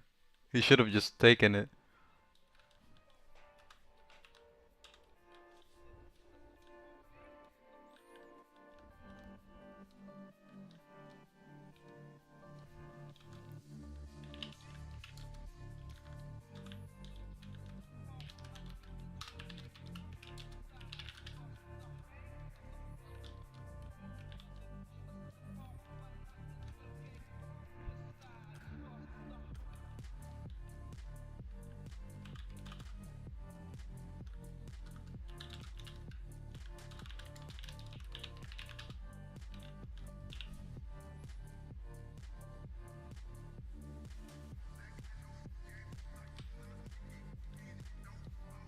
Okay, and then for the last chest, on the 25th minute, is always here.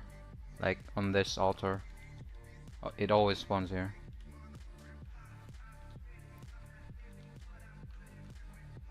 They're already rolling?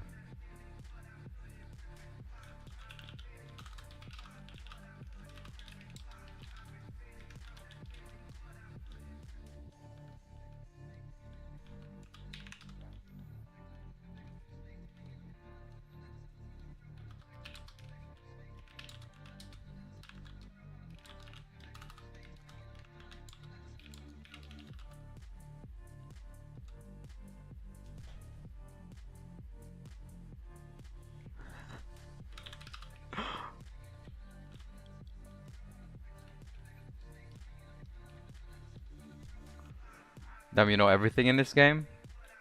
Not everything.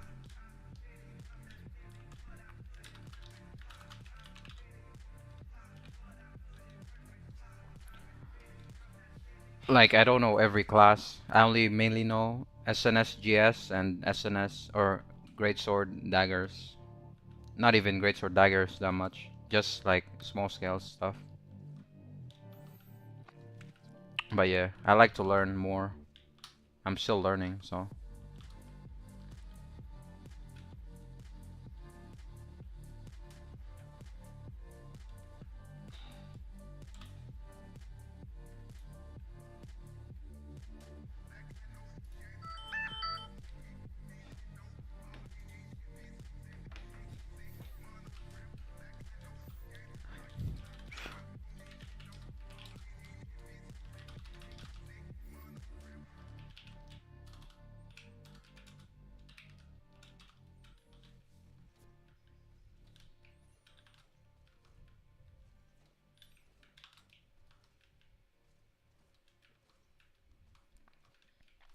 It's kind of crazy. Like during the day, early days, like early daytime, like let's say in my time around 8 a.m. There's like so many like of the other guilds that are our enemies, and there's only like one party of us.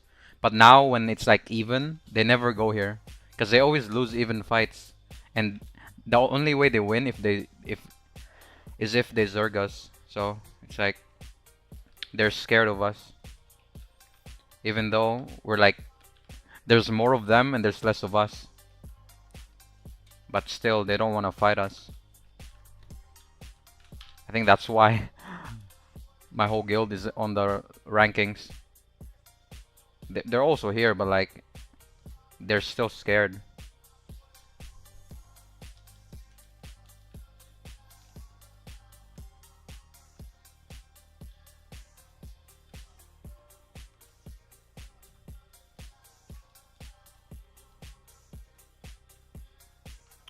Okay.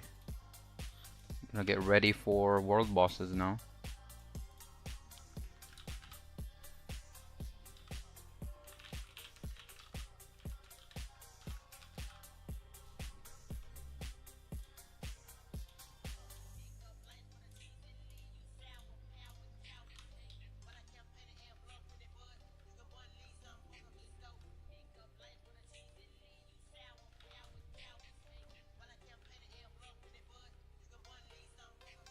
Maybe they got traumatized from the previous record.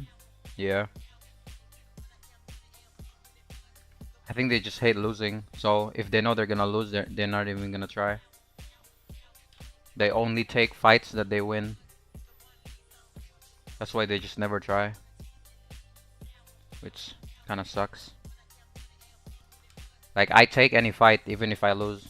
Like, I'll just try at least.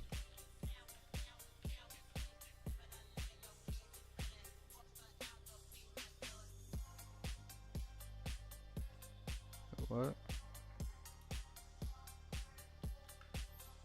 I'm going to Nirma. About to be day.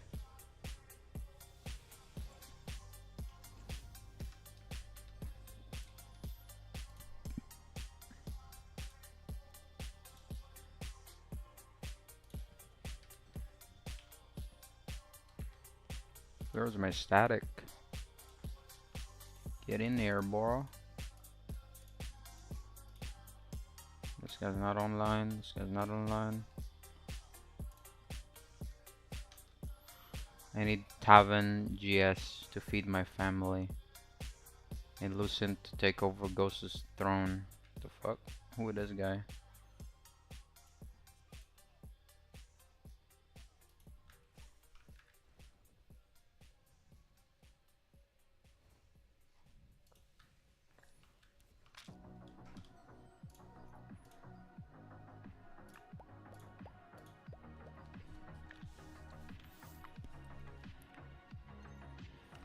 This is like your staple crew? Yeah. We have like a static for world bosses to do maximum damage to the boss to get the loot. That's why we have a lot of loot right now. For the guild. Just last world boss, we got this.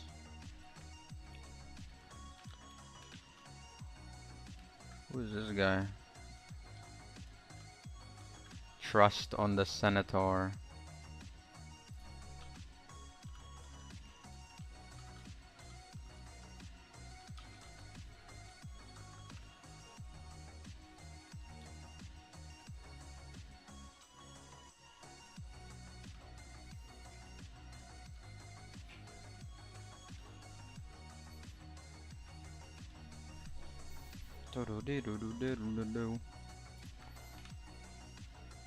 Switch my build.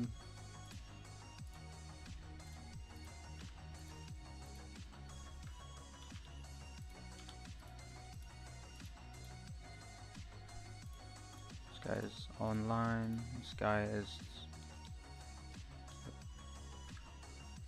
welcome Juno, no peace.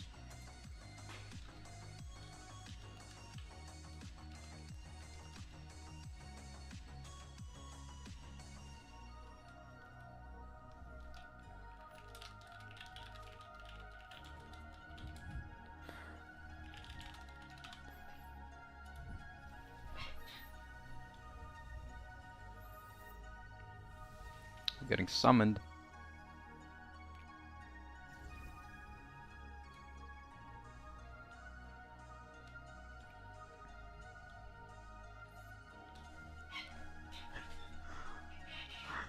It'd be funny if we made it nighttime right now and they still get locked in for peace. They can't even get in. Like Cornelius and Nirma, it needs to be daytime. This looks cool. Yeah, it does.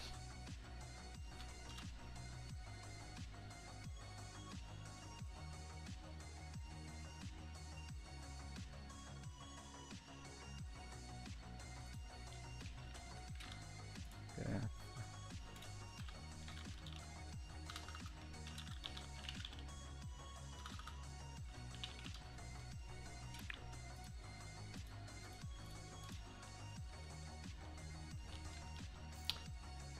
Yeah, all the bosses right now, or this one, only opens during when it rains. And these two, they only open when it's day. But now it's day, so they're open.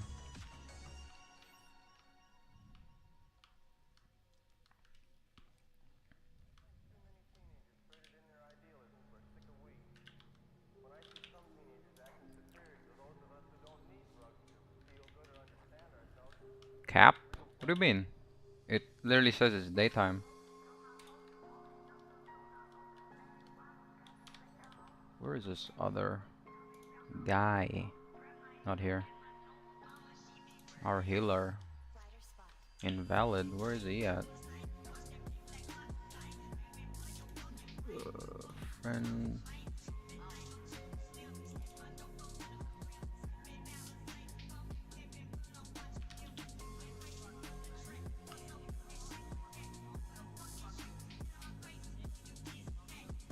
He's doing a dungeon. Okay.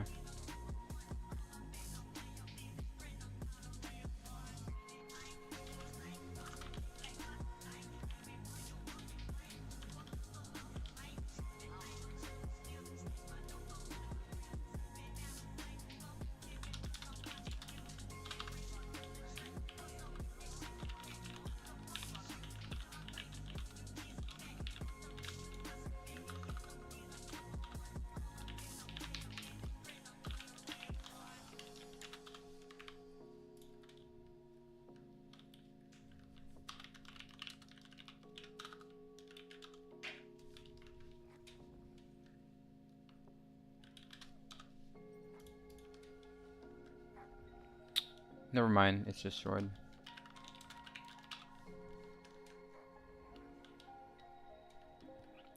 Okay, I guess we fill.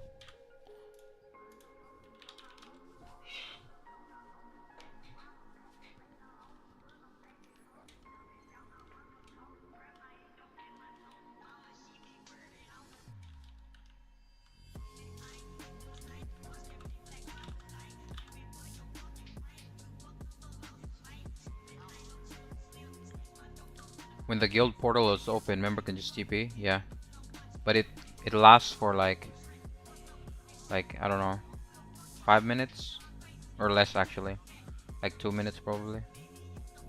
And other guild, like enemy guilds, can destroy it if they find it. I can actually see how long it lasts. Summon. It doesn't say. Oh, 3 minutes. Yeah, 3 minutes. Fuck, bit my tongue.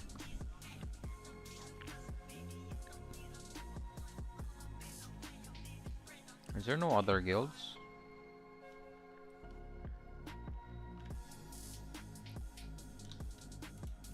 Can eat some Juno food. He's probably a demon.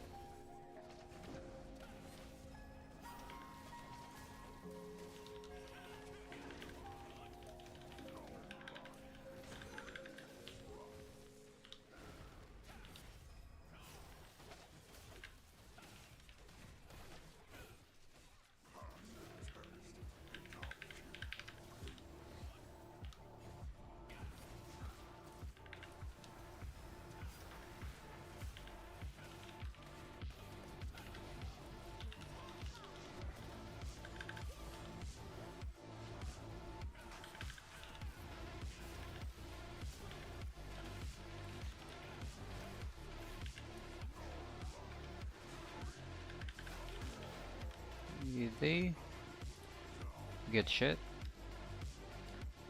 Hero. Someone got something. Just a rock.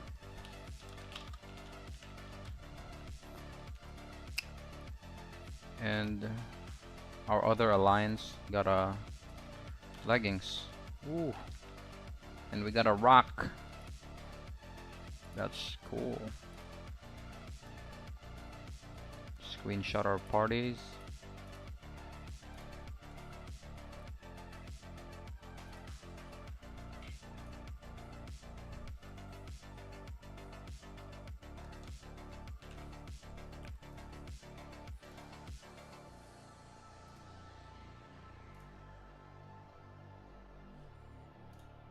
Well, I guess that's that.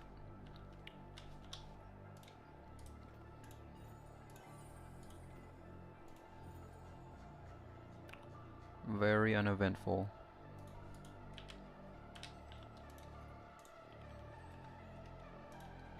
And the next event is in 2 hours, so I got some time to do dungeons.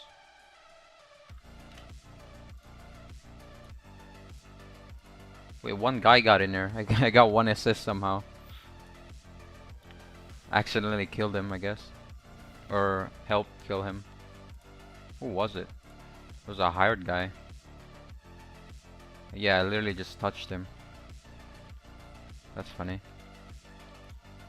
I didn't even see him. Actually, I'll do contracts first.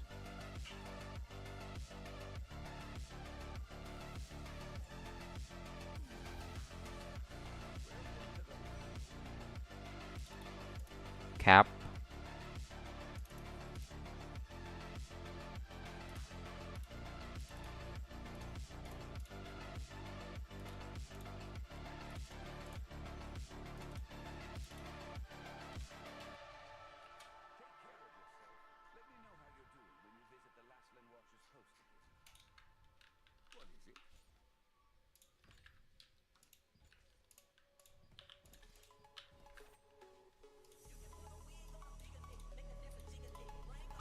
Where is the location of that thing? Peddler, peddler, peddler. I'll just wait.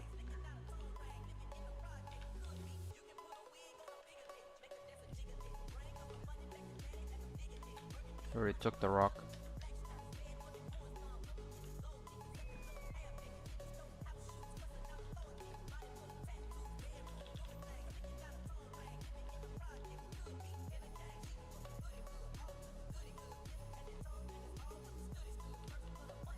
Where's that piece of leaf? Let me talk to that leaf.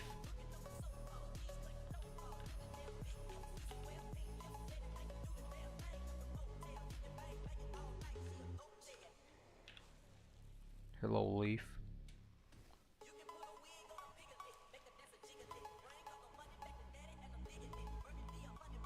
How about this rock?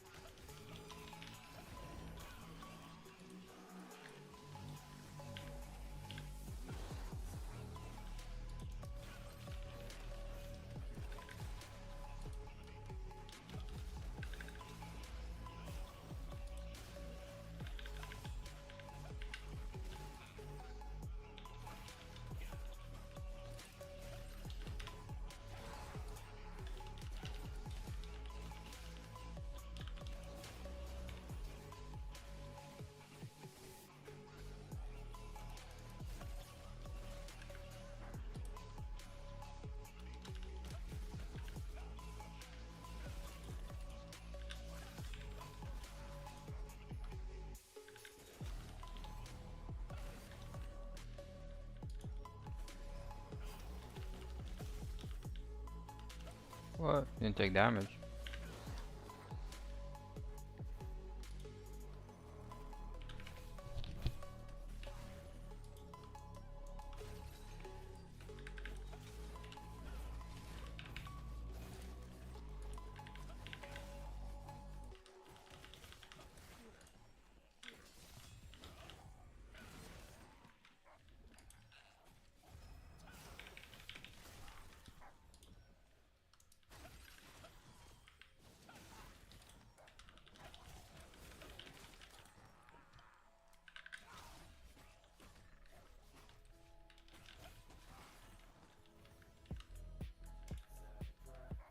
More hair.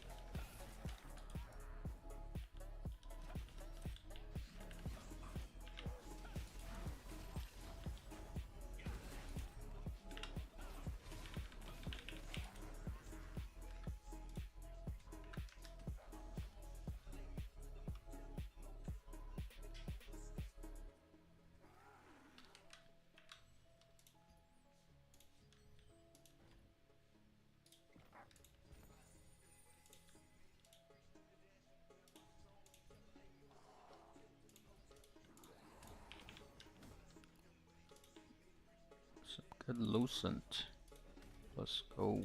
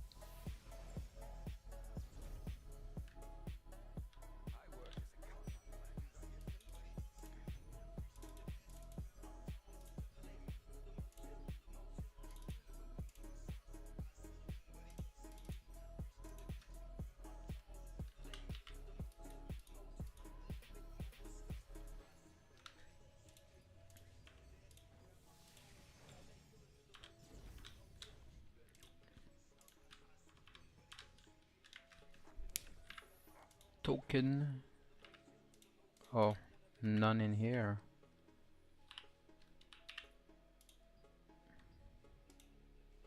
Okay.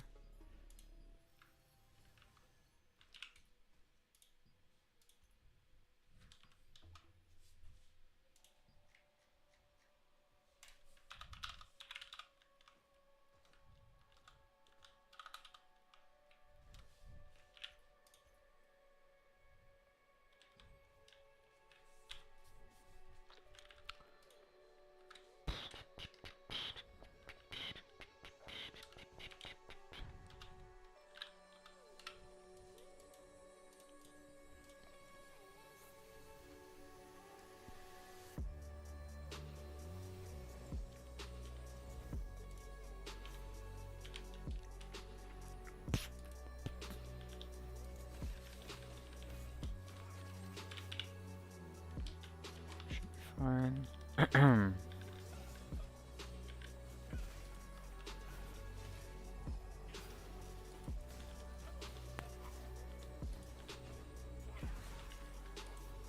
How are you alive?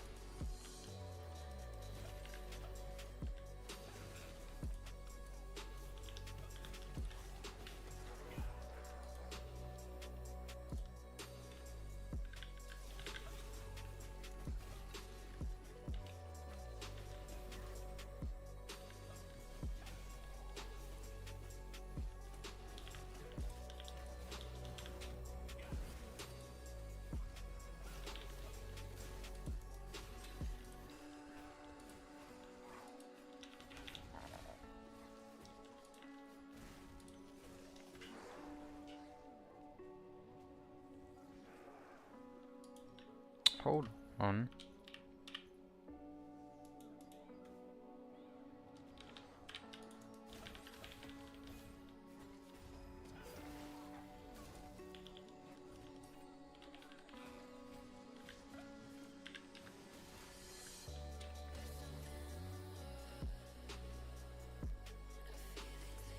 Hey, wait.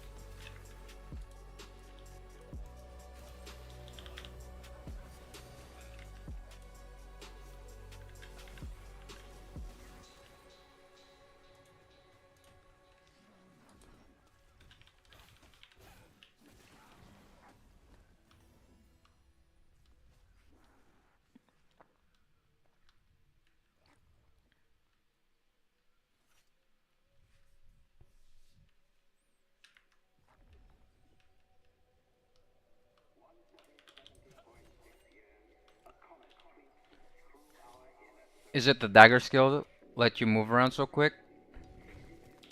Yeah. It's what's this? 5% move speed when I have my daggers out. If you mean this skill, the precision dash, that's a great sword. But this one, Shadow Strike, that's a dagger skill. This one. Also, I have a passive. Using mobility or movement skills increases movement speed by 32%. That's why I'm really fast.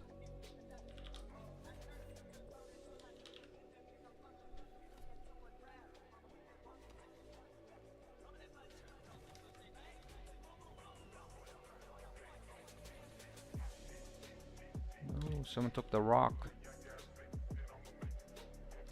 Oh, there it is.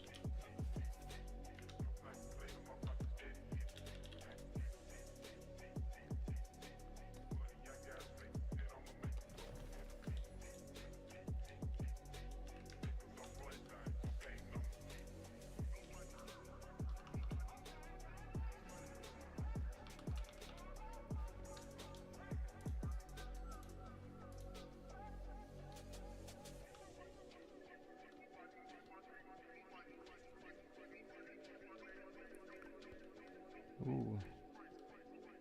Doing it for me.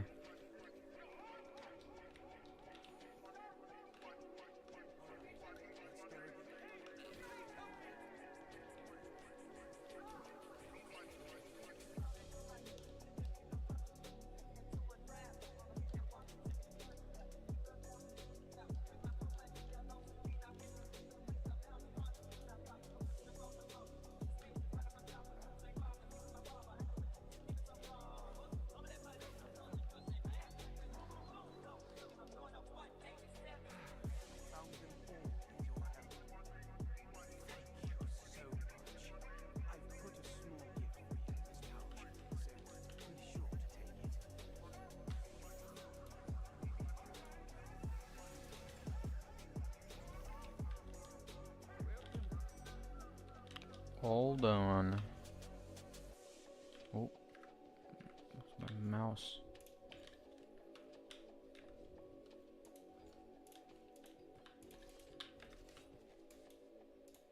I'll go do some dungeons.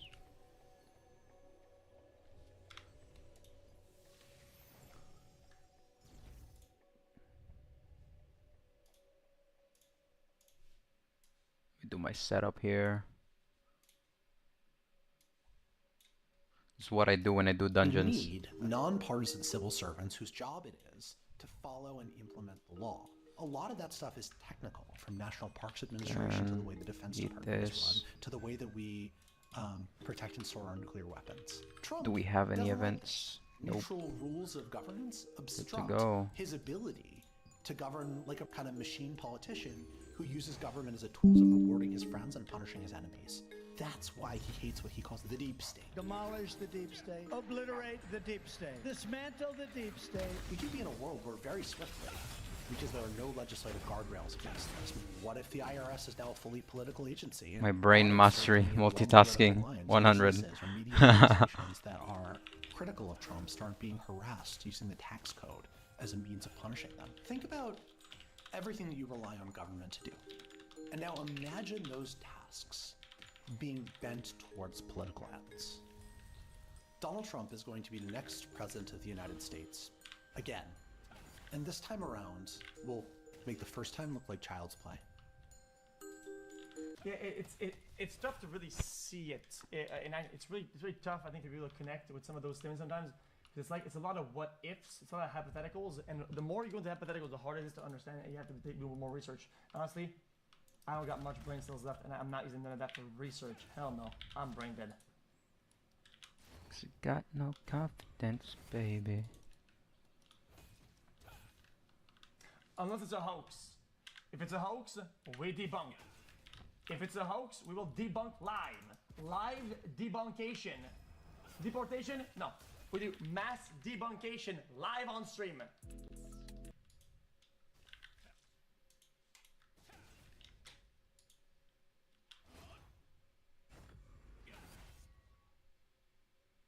Ooh, what is this?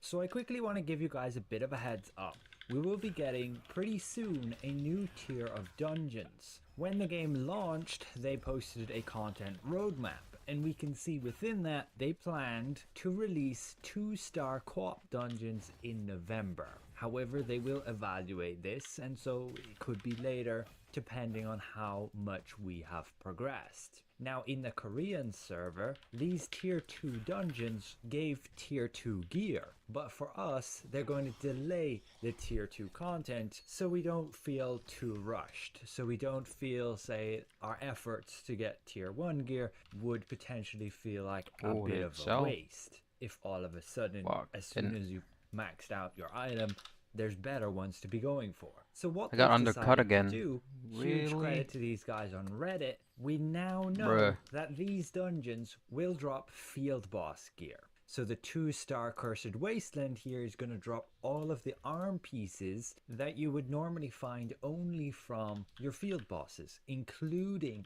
arch bosses. Like Queen Belandir is the only one who drops the Swirling Essence robe, the Phantom Wolf gloves, the Ascended Guardian hood. And so to complete your set by getting these pieces is near impossible right now when you look at those prices. But fortunately, this next tier of dungeons are gonna have them in their loot tables. So basically, tier 2 Cursed Wasteland drops the arms. Tier 2 Tyrant's Isle will drop the chest pieces. Tier 2 Butcher's Canyon will drop all of those head pieces. And then we have what appears to be 2 new dungeons. I didn't know you can sell the complete item. Screams with all of your You can if you legs, get lucky by and then crafting the it. Carmine.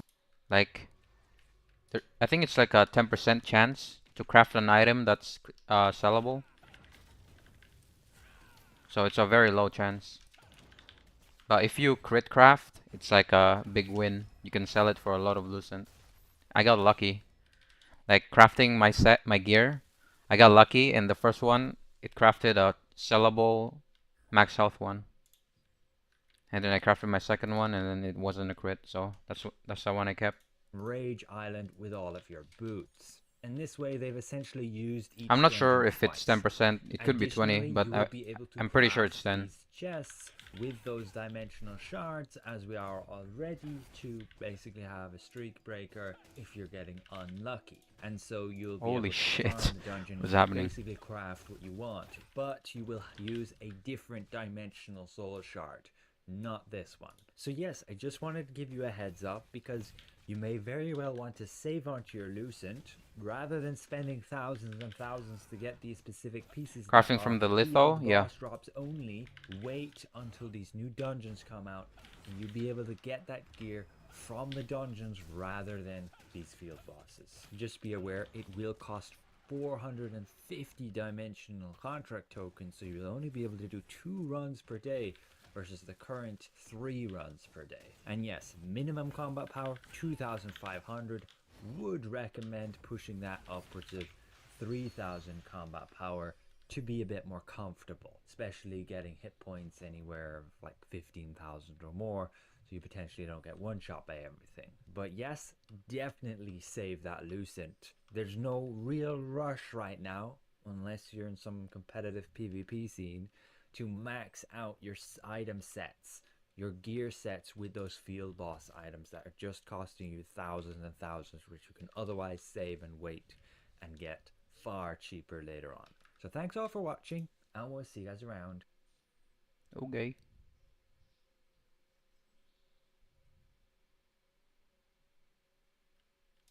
What's that? You need to quit while you're ahead. Facts. Now this message is not for everybody, man, because not everybody lives their life doing things they have no business doing, but a lot of people do. And let me tell you, you need to quit while you're ahead. Whatever it is that you're doing. It could be committing crimes, it could be lying, stealing, doing gambling. drugs. It could be, I don't know, having unprotected sex. It could be cheating on your diet. Why are they going up? It's not even the mech yet. What? What are they doing? You need to quit while you're ahead. You need to quit right now before the negative consequences of whatever you're doing come back to bite you. What are they doing? Because it will happen. It's not a matter of if, it's just a matter of when. No cap. If you're doing something you have no business doing, I 100% guarantee you, eventually, the negative consequences are going to come and bite you in the ass. Well, I gotta Let me give buy you an the example from my own life. thingies. There was a point in time where I was in a friend group, and Peddler nowhere to be a found. whole little friend group, we were involved in some activities that we had no business being in, you know, illegal activities, alleged illegal activities. Not And buying that. every time we did these things, we all knew the consequences of what could happen if we got caught doing them, but we continued to do them anyway. We kept on thinking, that's not gonna happen to us. They not gonna catch us. If they were gonna catch us, they would have caught us by now. We're good, man. We thought we were invincible. Until one day, I was minding my business, bro. I get a knock on my door, open up the door, it's the police. You're under arrest. Damn. I went into the interrogation room. He's doing the ad police libs. told me, we've been building Or a reactions. case on you and all your little friend group. Y'all have been doing this and this and this and this and this. And we've got witnesses. We've got witness 1, 2, 3, 4. They said they seen y'all do it. They heard y'all do it. They heard y'all talk about it. We've been building a case on y'all for months, and now we finally got y'all. Game over, bro. I'm telling you, man. That's funny. It might not be crimes for you.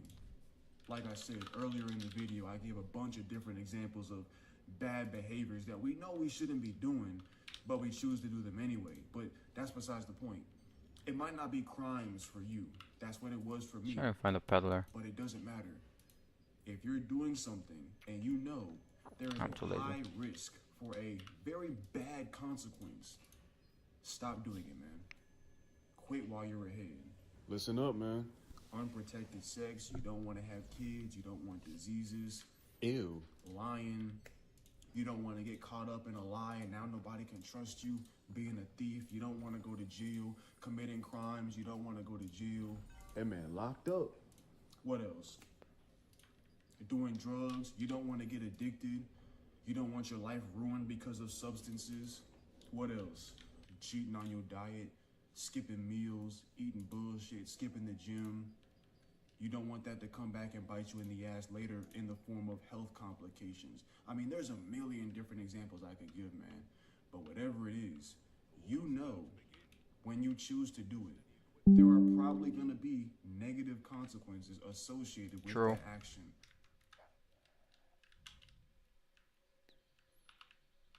Oh, this looks interesting.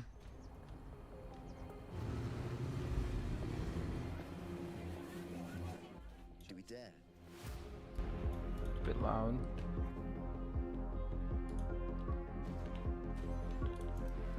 This may be the most secret bunker in all of Albania.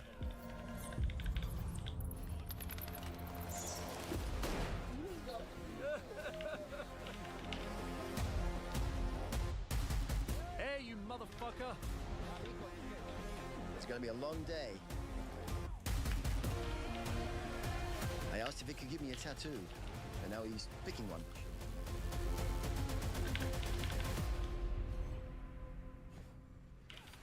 My name is Giuseppe, and I have a mission. To travel the world, to meet the most extraordinary people on the planet, and to ask them a simple question. What does happiness mean to you? Uh-oh. It's Welcome double. to Project Happiness.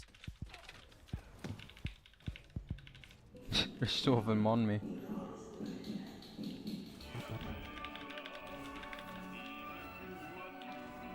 Bob.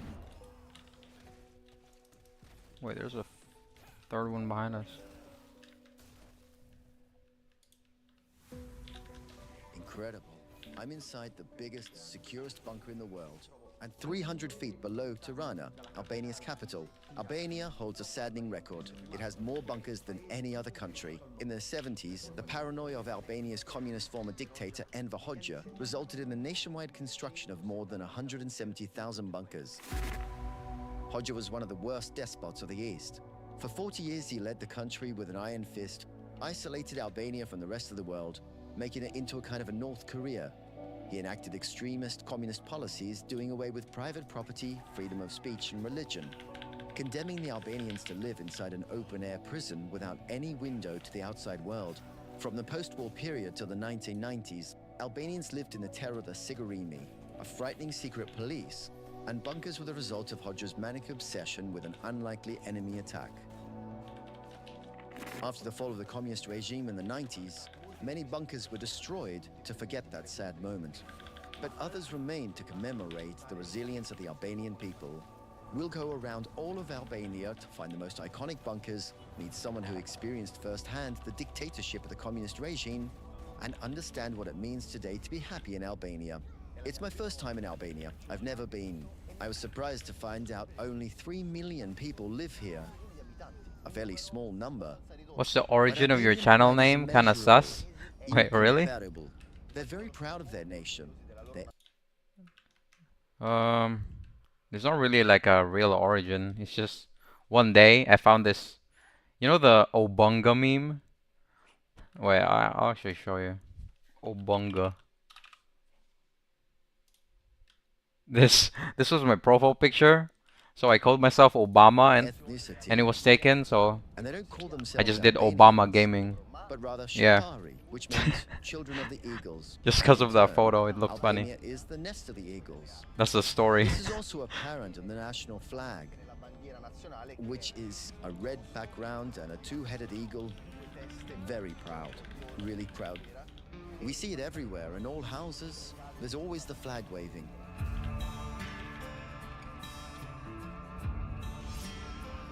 A bunker. Usually bunkers are found in the countryside.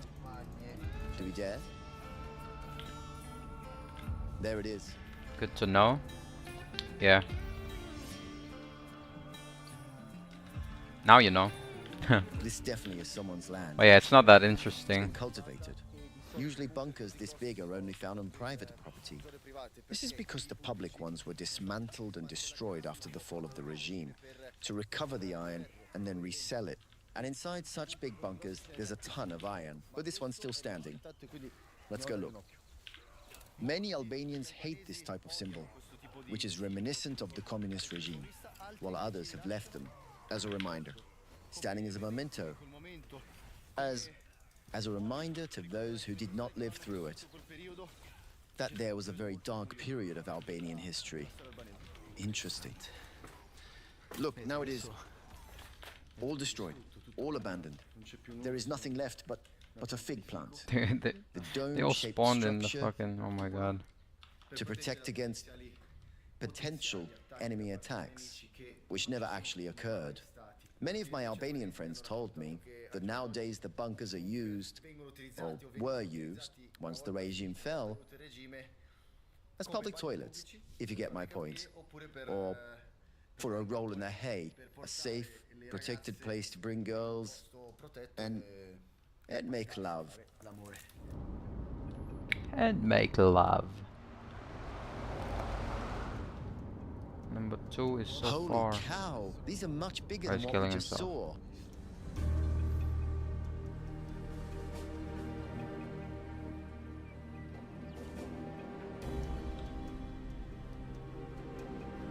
It's like a post-apocalyptic scene, as if we were the last to survive on Earth.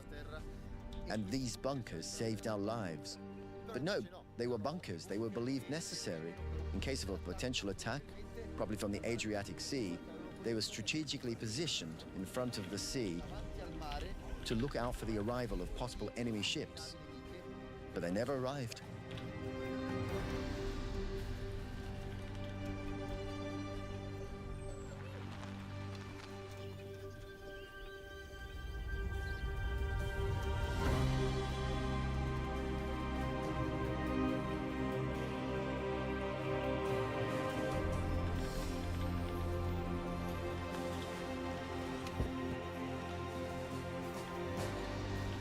Albania is so beautiful.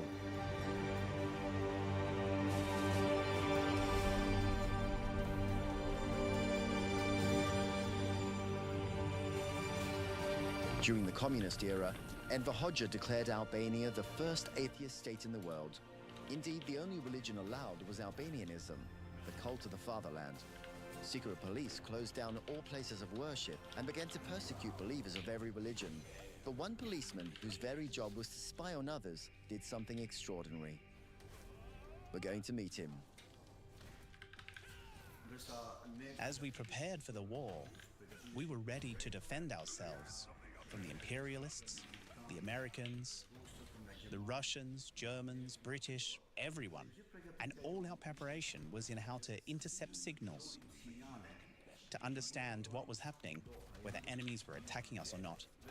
And coincidentally, in those years, I was listening to a transmission from Monte Carlo in This all Albania. died. It caught my attention.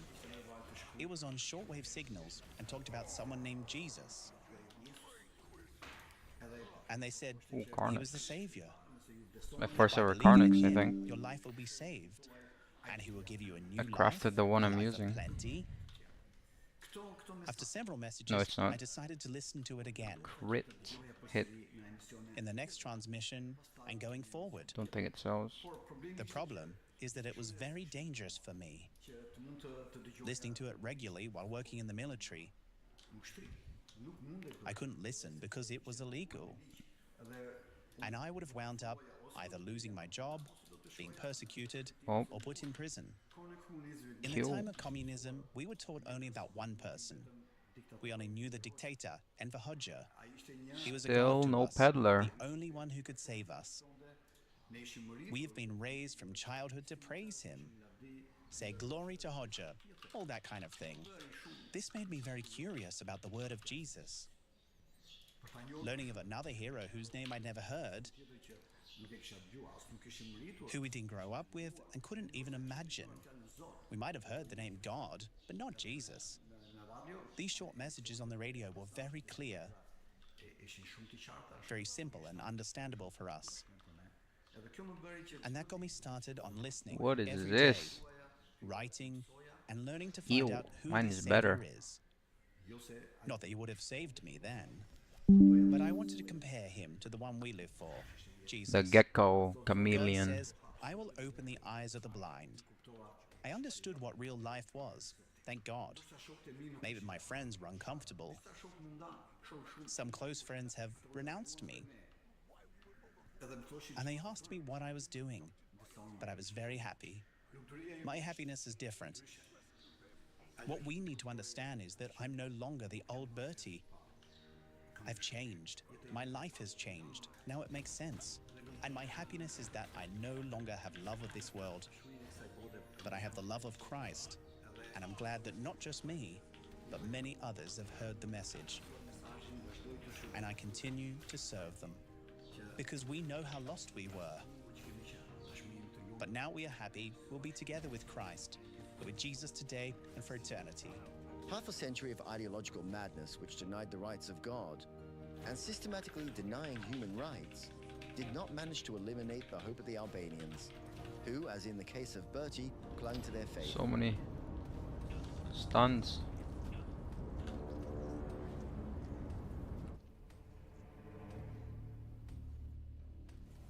This may be the most secret bunker in all of Albania. It was reserved for the high ranks of the Albanian Do you have army. PvP and PvE? Nobody knew it existed apart from Equipment the set army. different? When Or the you just communist use one regime set for fell, everything? it was discovered by China.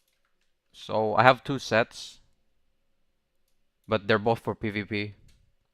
So yeah, I basically just use one set for everything. The only reason why I have 2 sets is because I have 3 weapons. One is SNS GS build, and the other one is GS dagger build. So yeah, but they're both for PvP.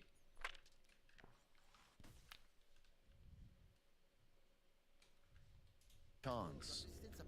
It's A not lady worth bought this land, built a building hotel on PvE it, and one day she found a secret unless tunnel you only do PvP leading or to the PvE. other side of the hill.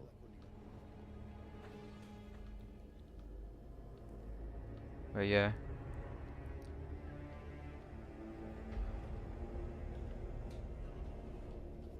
There are bats here. See? No, Look. I can't see. Ooh. Here it is, here it is.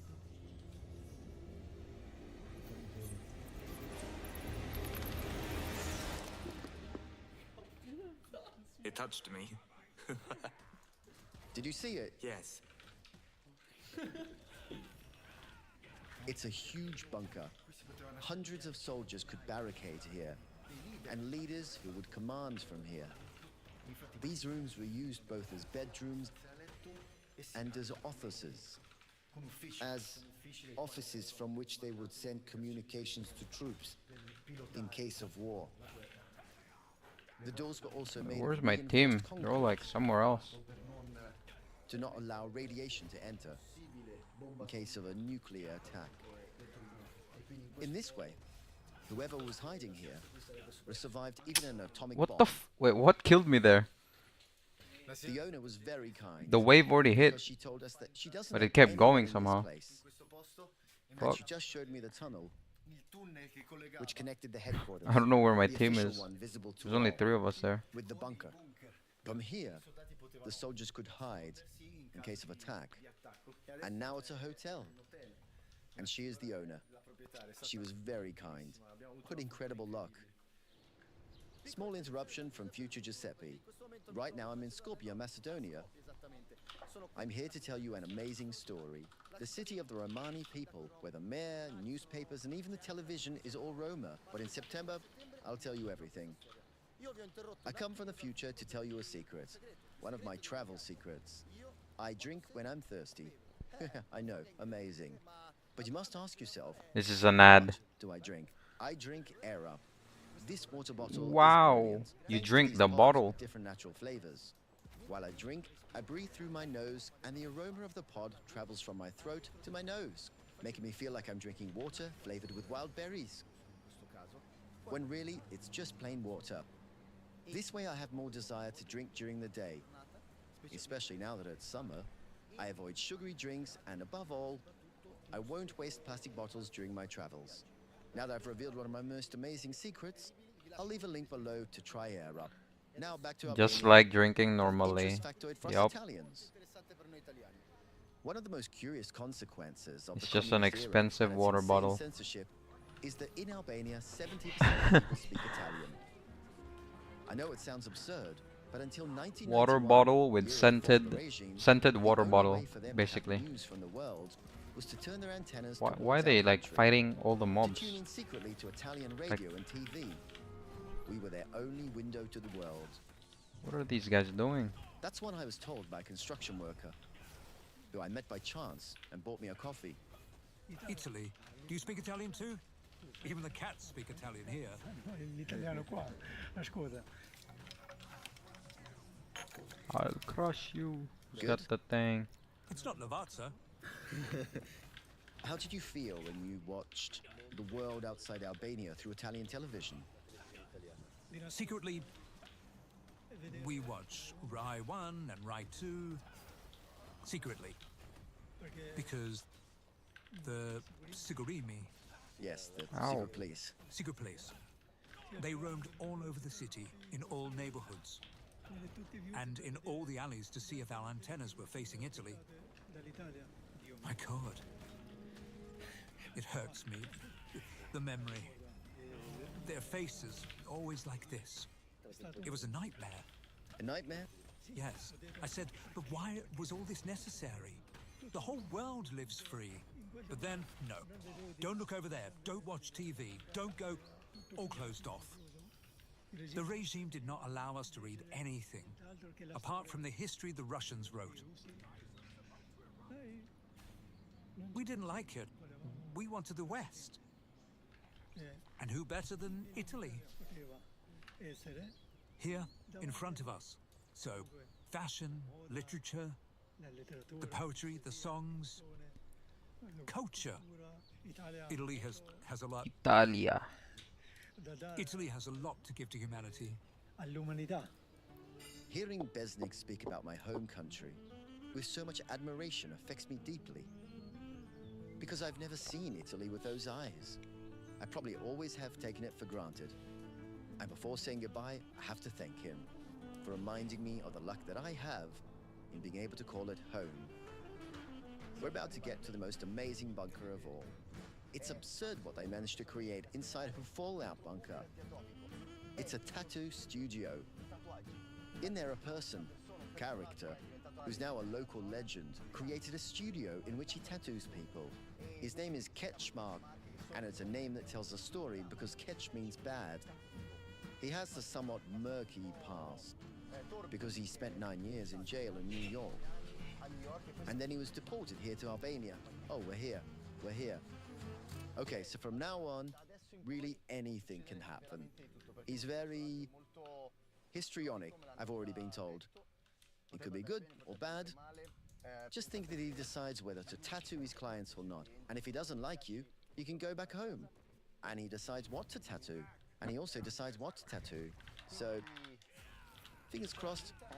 And let's go get Ketch. Ketch. Nice to meet you, man. Giuseppe. Alright, Peter. They call me, but my nickname is Ketch. Yeah, Peter. With a square haircut and a cold and motionless gaze, Ketch looks like a Soviet villain from an American movie. But really, it only takes a few seconds to reveal his welcoming nature. He wants to show me his famous bunker right away, furnished with his art, apocalyptic, provocative, and somehow spiritual. Hey yo, is that allowed?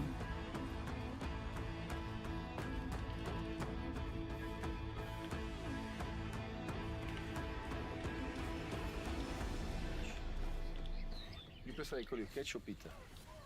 Catch. Ketch. Because catch is something bad. How did you manage to go out and go to USA?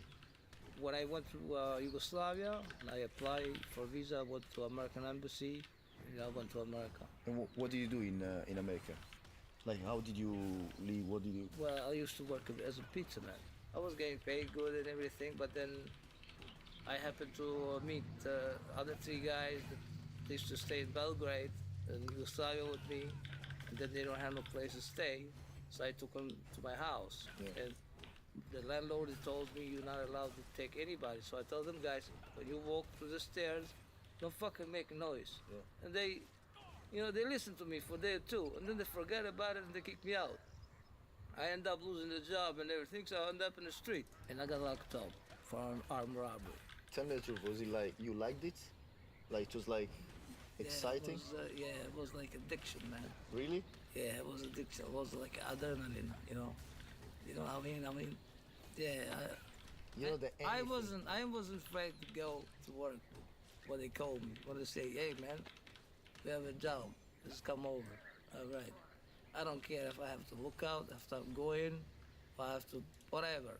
So many times, for 1 second, probably not to be life anymore. Where did For 1 that? second. How did you ended up here with this bunker? Yeah, when I got married, you know, I bought the land here. And the bunker Damn, your happened boat to can be tank here, everything? and then I Yeah. decided to use it for something, you You know? just need 20,000 HP and you can I tank started everything. SLP, you know, the tattoos and little things. Then people started liking, and then it was close to the main road, so different people from different nations, they stopped by taking pictures, this and that. I get to Peddler in communicate Vienta. with them, so then I say, fuck Oh, it, he's I right here. decided to do something with that. So now I'm making a living on that, you know? In addition to tattoos, Ketch's main passion is guns. He wants to try one out with me, which he assembled himself.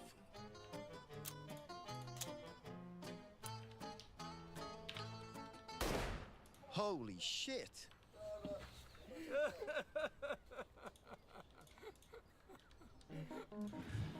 Go Wait, he this made a way, gun? turn back. Wait, I didn't see that. Ho! It's like a blunderbuss. Holy shit! That's cool. Go this way, turn back. So I have to go a little bit. Yeah, keep going, keep going. He's fucking drunk. He's my barber. Hey, you motherfucker! Johnny! You guys want to have a drink over here for a minute? Why not? Come on, all right. I don't know what's going on. We're going to have a drink with him. I think he's already had a lot. I'm sorry, écoutez. Yes. Ton ailleurs. He is Ketch's friend. Amico di Ketch. Que? Nada. So, all you. What? It's Is gonna he be a high? long day, I think. Or is he drunk? You got beer? Beer. At 11 in the morning. Let's do this. Bier, aqui, Van. Então, o que é aujourd'hui ici? Thank you very much. Hey, Ciao. that was so cool. He's drunk too. Another one. Yeah. I like the Italian language. Do you speak Italian? A little. What a sight. He was very drunk too. See, he's in the middle of the street. I'm worried for him. Albania is the best country in the Balkans. Why? We have the best nature. We have the best lake. We have the best ocean. The beaches. You understand? Yeah. Ketch is taking me to the lookout point, from which Enver Hoxha, back in the days of communism, admired what he believed to be his empire. Then you just I got you later. Good shit right here. These are more viewers. 15 minutes. Just See ya. check this view Thanks, while bro. this- Thanks for tuning in. Imagine what he was thinking. Like. See you later, man. Yeah, they were so poor, but they were ready to die for the country. Ready to die. Would you? Well, I probably yes. Even now, could die for my country. But when you talk about the jail, seem almost not fun, but something that it's okay. Yeah, because you get used to that shit, man. You get used to it. So, you know what's the hard part? When you get arrested, for example, the hardest part is till you get sentenced. When the judge hit with a hammer, all right, 5 years, 6 years, 8 years, 10 years, then you have to settle down because you don't have nothing, you cannot change nothing, and you gotta fucking do the time and forget about it. Work out, you know, keep yourself busy, draw, do something. You understand?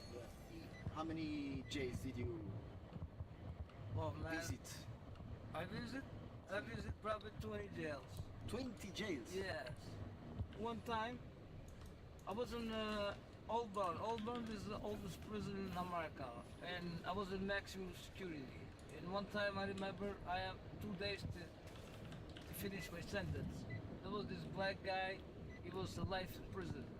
So I was listening to this Walkman, and the guy said, listen, can you let me use it for a couple of hours? Yeah. I know that guy never gonna give it to me. Yeah. But I felt if I don't give it to him, I felt like I'm too fucking weak, and I gave it to him. But then I got in a fight with him the last 2 days to finish my sentence. Wow. We got to fight knife to knife with him, you know? How did you get the knife? Yeah, I get the knife. You can get a piece of steel, sharpen it, and do it, and you can make man anything. Because when your mind works for these things, you always can make something out of that. You understand? You always know that you have to defend yourself. Yeah, but I'm not gonna leave. Even if I have 2 days to leave my sentence, and the guy's for a life sentence, I'm not gonna fucking give the Walkman without fight. I swear to God, I'm not lying to you. Ketch, can you see your tattoos? Yeah, why not? You like it? Yeah, You wanna... why not? Yeah, they done since 80, 89, 90. Yeah. Wow. That You've was done my all first by yourself? Yeah. Left hand, right hand. And this one in my back, my son done it, Johnny. Your son did it? Yeah. It says Apocalypse. Apocalypse, yes. What's your favorite one? Wait, I have some in my legs. Let me see if I have underwear on, because sometimes I don't wear them. This the devil on the glass, the woman holding the glass. The only part that you didn't do was your back because you couldn't do yeah, it. I could not do it. I could not do it. You know what I was thinking? Yeah. I swear to God, I'm not lying to you. I was thinking because I had the tattoo gun. I was thinking to put him in the wall, stick him in the wall, let him run the engine, and just No take way. the middle and try look and go with back like this. But you didn't do it. No, I didn't do it because, well, that would have been funny though. But anyway, you know, hey man, this is my property. I can do whatever the fuck I want. Yeah. You know, I don't want high-tech tattoos. This is in prison, so I don't care. I like him as it is. They don't look too bad, but they're done prison. They have a history behind that. Yeah. I asked Ketch if he could give me a tattoo. I waited for his reply for a few seconds. I wanted to understand whether he wanted to or not. Finally, he said yes. Now he's choosing it. Let's hope for the best.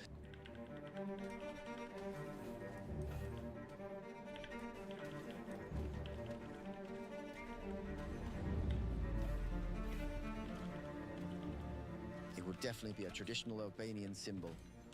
I think he's got it.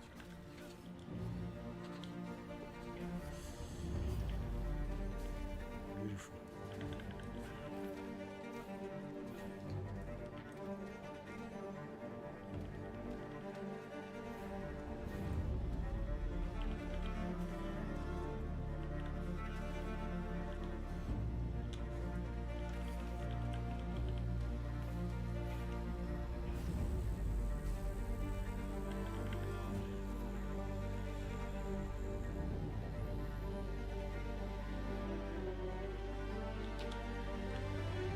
Beautiful job, man. I'm really happy to have a tattoo from you. There's always a question that I ask to everyone around the world to understand how happiness can change, right?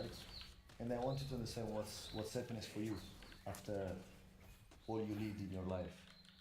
That's a big question. Yeah, man. That's a nice question. That's a family. That's a big happiness. Do you get married? Do you have kids? You're always going to think about something else. The happiness probably could be the bitches, hookers, drugs, alcohol, because you've never been married. Once you've been married, that's the happiest thing in your life. That was nice meeting you guys. Anytime you pass by, you are welcome to stop by. Okay? If you don't find me here, don't look for me because I'll be going for good. Either heaven or hell. Most likely, Hell. people say this is the heaven. But when I go other life, I want to try the hell. Because I've already been to heaven. This is the heaven. I wonder if Ketch is aware of what he's created.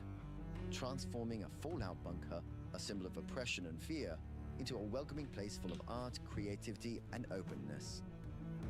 It's amazing how the Albanian people, in such a dark time, were able to recognize, in art, in religion, and in a simple book, the ways out and the seeds to make a different reality blossom. In these days, I've learned to admire a nation that I knew, but didn't understand. Where high mountains protect from all sides, the traditions of a land among the proudest in the world. I got the impression that Albanians had different eyes, as if they had the innate ability to find opportunities for happiness, often invisible. The emblem of Albanian happiness I found in Belznic's words, which I'll leave you with. If you don't love others, you don't love life. How can you not be happy? With all this happiness that surrounds you. There are rivers that flow, the mountains, the sea, the clouds, the blue. There are songs that remind you of all this. My God, life is worth living.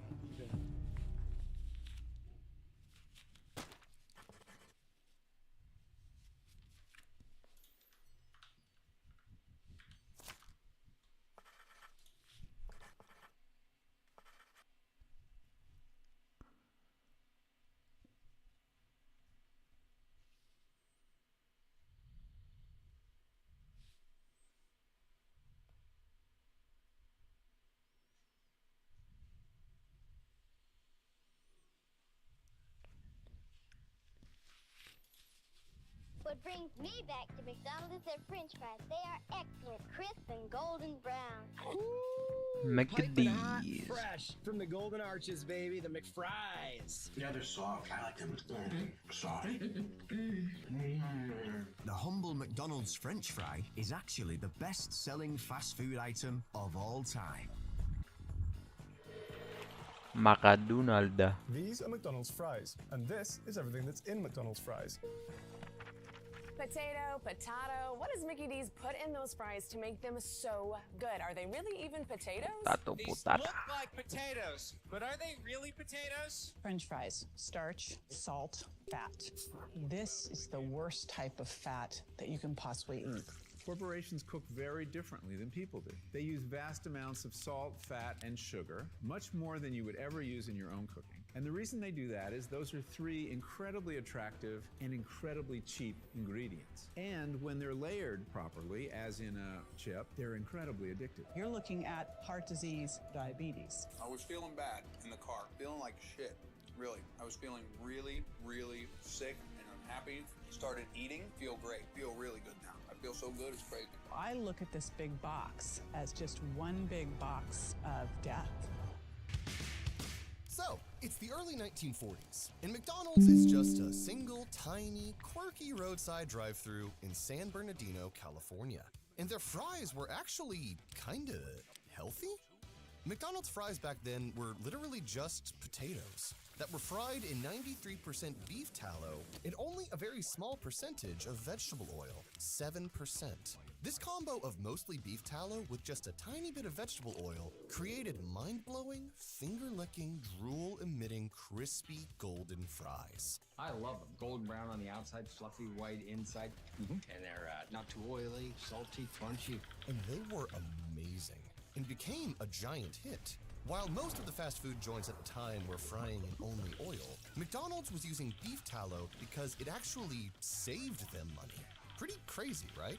This was back when natural, healthy beef fat was cheaper than toxic seed oils. The beef tallow gave these fries this indescribable beefy flavor that people just couldn't get anywhere else. It had this succulent umami taste, nested inside the perfect salty, buttery soft potato, which the McDonald's brothers would air dry in crates to evaporate the moisture.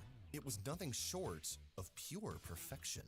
Yes, McDonald's fries were special. McDonald's world famous fries taste so good they disappear faster than you can eat them.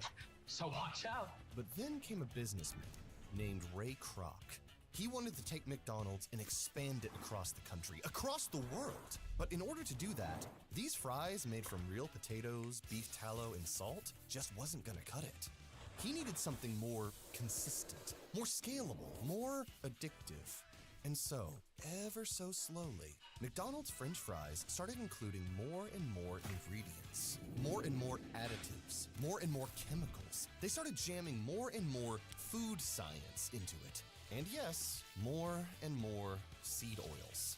To where today, McDonald's French fries are the single most addictive fries on the planet, with an ingredient list so long and hard to pronounce, while being fried in a murky blend of canola, corn, and soybean oil, in a formula so perfected that no one ever craves fries from Burger King, or Arby's, or In-N-Out. No, they're only ever addicted to McDonald's fries. And it was all by design. Oh, tasty time. I love fries, y'all. I know exactly where these are from. Instant. Well, you have to make a choice, and we're going to give our answers in unison. Okay, right now. Here we go. And 3, 2, 1. McDonald's. Yeah, easy. McDonald's. Fluffy, salty, definitely McDonald's. Taking a bite of one is like taking a bite of my entire childhood and the American flag. There was simply nothing like it. This is the story behind one of the most iconic fast food items in America and the world, and it will make you never look at French fries the same way ever again. Only specially selected whole russet potatoes can make the world's most famous fry. You've seen Yeah, potatoes with right. little brown lines sometimes, or spots that comes through it. Well, McDonald's won't buy them if your potatoes have that. And the only way to eliminate that is to eliminate an aphid. And the only way to do that is with a pesticide called Monitor that is so toxic that the farmers who grow these potatoes in Idaho won't venture outside into their fields for 5 days after they spray. Welcome to Evil Food Supply. Let's get into Yikes. it. You know, by the time kids are able to speak, most of them can say McDonald's. Burger, please. McDonald.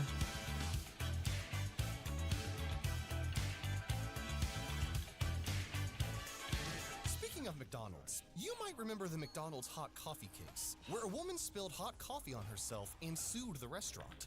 She simply wanted $20,000 for her medical bills. McDonald's offered her a measly $800, so she sued them and was awarded $650,000 before settling out of court. The moral of the story is that unless you have good legal representation, corporations will take advantage of you. That is where Morgan & Morgan comes in, America's largest injury law firm, where you don't pay a penny unless they win your case. Your injuries could be worth millions, but if legal expenses are what's keeping you from seeking the compensation you deserve, then you may want to submit your case to Morgan & Morgan with the link below. They are good. Take the case of Melissa Melvin, for example. She got offered just $100K, but with the help of Morgan & Morgan, they were able to get her awarded over $8 million. Or Jacob Rogers. Morgan & Morgan were able to get his pretrial offer of $20,000 to a verdict of $120 million. With 1,000 plus lawyers dealing with all types of cases, like car accidents, defective products, and class action lawsuits, they can take on almost anything. But because they get paid only if they win, they have to be selective about the cases they take. You can see if your case is eligible by going to forthepeople.com/EFS, where you can submit your case in 8 clicks or less without leaving your couch. That's forthepeople.com/EFS to submit your case. Thanks to Morgan & Morgan for sponsoring this video. I'm aboard. I know where to find some cold, delicious, real French fries. McDonald's, the only place you can get world famous McDonald's French fries.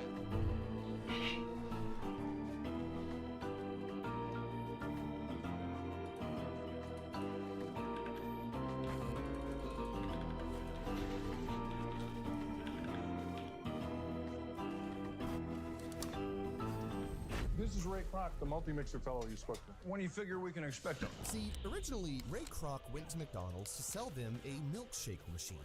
But after he saw the massive crowds, the highly efficient kitchen, and those golden, crispy fries, he knew he had to get a piece of that sweet McDonald's pie. So he offered the McDonald's brothers, Dick and Mac, a little deal. He would expand McDonald's into a multi-state franchise in exchange for a cut of their exploding profits. And you see, the McDonald's brothers were already looking for a guy to help them expand. They were just a couple of humble fry cooks. They didn't really know how this franchising stuff worked. So they accepted his offer, and Ray got straight to work. Yes, the fries were fan-freaking-tastic, but Kroc noticed that not every batch turned out that same golden brown color. And some fries ended up being a little more crispy than others, and this simply would not do. To build a national fast food chain, every fry needs to be consistent. Customers needed to be able to go to a McDonald's in California and be able to get the exact same fries as what they would get at a McDonald's in New York. So Ray made some adjustments to the McDonald's cooking process. He had an electrical engineer invent something he dubbed the potato computer. See, when you drop a batch of raw French fries into the fire, the temperature of the oil instantly drops. With the potato computer, it would let you know exactly when the oil has risen by 3 degrees, so you can take the fries out. That way, you would have fries cooked to the exact same specification every single time. And to make sure each fry had the same crispiness level, he sent out a squad of potato testers, who would literally take biopsies of potatoes from the farmers they bought from, just to make sure they had the right water content at 20 to 23%.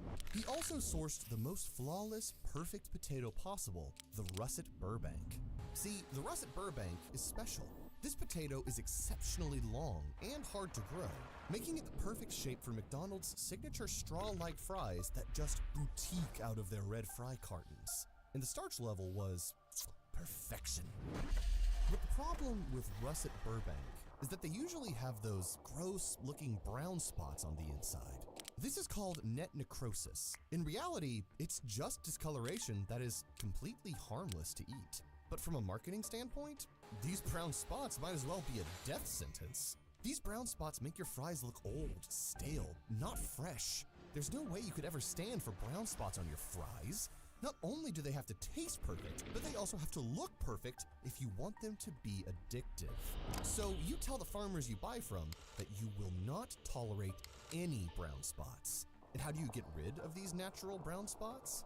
By spraying toxic pesticides on them, of course. And you've seen potatoes with a little brown line sometimes, or spots that comes through it. Well, McDonald's won't buy them if your potatoes have that. And the only way to eliminate that is to eliminate an aphid. And the only way to do that is with a pesticide called Monitor that is so toxic that the farmers who grow these potatoes in Idaho won't venture outside into their fields for 5 days after they spray. And then when they harvest their potatoes, they have to put them in these atmosphere-controlled sheds the size of a football stadium because they're not edible for 6 weeks. They have to off-gas all the chemicals in them. So you see, the desire for a certain kind of chip leads to a certain kind of agriculture. More on this later. But back to the story. Ray Kroc had become the mad scientist of fast food. And by the late 1950s, he started opening McDonald's locations all over America. In Chicago, New York, Tennessee. And just like they did in San Bernardino, Americans lost their minds. Hello, welcome to McDonald's. May I take your order, please? Yeah, I like being close to my favorite French fry. Nobody can give you all of this At a McDonald's price. Except McDonald's. Thanks for making us number one. We did it together. McDonald's and you.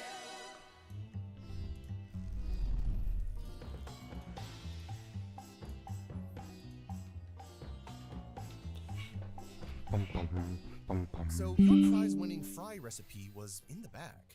But you, Ray Kroc, had one little problem. See, delivering potatoes to all your McDonald's locations is a hassle. It's expensive, and honestly, it's not what smart businessmen do. So you made a deal with your good friend John Richard Simplot, a guy who was already making and selling frozen fries in his giant factory in Idaho. This was the perfect opportunity to make McDonald's even more efficient than it was before. So you had Simplot cut, boil, fry, and freeze your fries, and then ship them out to your locations. This was a genius move, and it severely cut down on costs. But why stop there? Simplot also had some great food additives on hand to make your fries even tastier. So you decided to dunk the fries in dextrose, which is a type of powdered sugar derived from good old Monsanto GMO corn. This extra dusting of sugar gave the fries that indescribable crispy shell on the outside, and it would shoot people's blood sugar through the roof and contribute to weight gain, heart disease, diabetes, acne, low energy, and depression. You also added a chemical called sodium acid pyrophosphate. This chemical keeps the fries a sunny yellow even after they've been frozen. Sodium acid pyrophosphate would later be proven to cause immune system damage in rats. But as we talked about before on this channel, the color of food can be just as important as the taste. Our eyes can be deceiving. If food looks fresh, it will taste fresh. If it doesn't look fresh, well, you could forget about your dreams of fast food domination. But somewhere along the way, animal fats started to become demonized. Fat is the enemy. I'm Authority stuck. figures said that it was animal fats that we've been eating for thousands of years that were causing heart disease. Not all these new chemicals and seed oils that were introduced in the last few decades. Documentary on this coming soon. So as McDonald's, you followed the trend and moved away from frying your fries in beef tallow. You know the chief killer of Americans is cardiovascular disease, disorders and degeneration of the heart and blood vessels. Here are vital statistics. They show that this problem here in America is the worst in the world. Instead of frying in mostly beef tallow, which you have done for decades, you would now fry exclusively in a murky blend of canola, corn, and soybean oil. It was the ultimate irony. McDonald's had removed the last healthy ingredient from their fries in the name of health. And this change would kind of ruin the beefy flavor that your fries are famous for. But that's okay, because there are plenty of even tastier additives we can add in to make up for it. You just made a problem out of nowhere. Gotcha.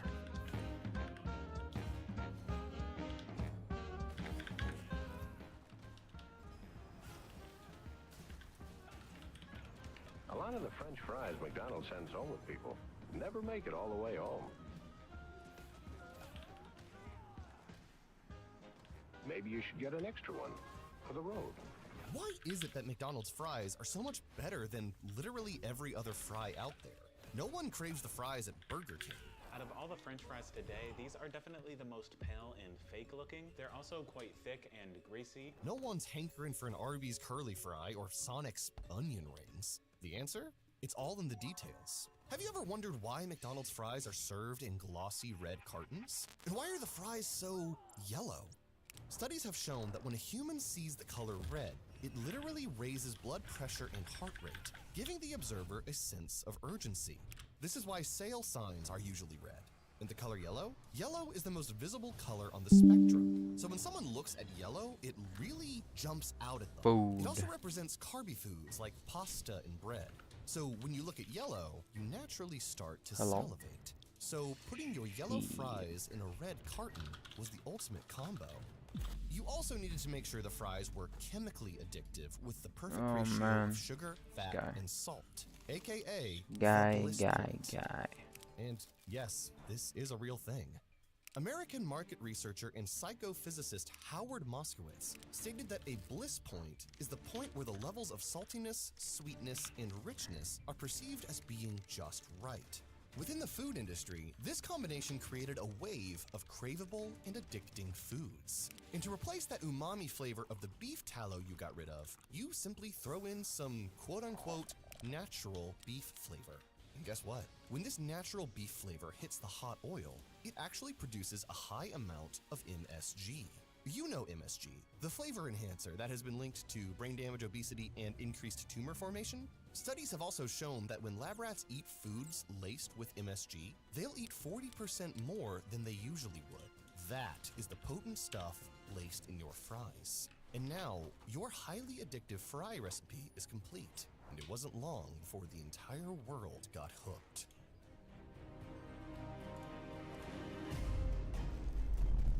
Whoa. How is Kazami so close now? The fuck? So it's the mid-2000s, and as the new CEO of McDonald's, Jim Skinner, you're on top of the world. There are over 30,000 McDonald's locations worldwide. There's McDonald's in Australia, France, Japan, Egypt. There's even one on a Swedish mountaintop. Yes, you won fast food. But with a booming worldwide franchise, you now need more potatoes than ever. And farmers across America knew this. They also knew that you wouldn't accept anything other than your precious russet Burbanks, which is why most potato farmers across the US switched to growing russet Burbanks and dusting them with heaps of monitor pesticide. A pesticide that was deemed highly hazardous by the WHO and was eventually straight up banned in 2009. But up until 2009, using monitor on your potatoes was fair game. Actually, you kind of demanded it. And after decades of spraying monitor in places like Idaho and Minnesota, the people who lived near the fields started to get strange symptoms. One woman said that 29 of her sheep died all at once because of the monitor pesticide drift. They started spraying on us, and they were spraying right next to the sheep. Then that winter, the winter of 96, 97, one by one they started to die. We lost 29 head. He cut one open and their livers were tan instead of the dark red, which means they were poisoned. Other people got so sick, they had to leave their homes, which had been in their families for years. We all got hit pretty hard, and I knew after that I had to get out of there, that I wasn't likely to survive if I got hit like that again. And I left. It's really hard because I had family close by and really deep connection to the land. The pesticide drift would even reach school playgrounds nearby. Some days you could stand in front of that school, or you could stand in that community, and the smell of that chemical was almost overwhelming. It was so strong. Monitor pesticides is literally fatal if inhaled. It says it right on the information sheet. The farmers knew to wear masks or not to go into their fields after spraying, but what about the people nearby? What about the wind carrying the pesticide into other areas? You didn't really care to look into this because, well, it would hinder your bottom line. The goal is to sell as many fries as possible, not worry about poor people in a sleepy town in Minnesota. When Monitor was finally banned, because it's a deadly poison, you made sure that any mention of McDonald's using Monitor on their potatoes was wiped clean from the internet.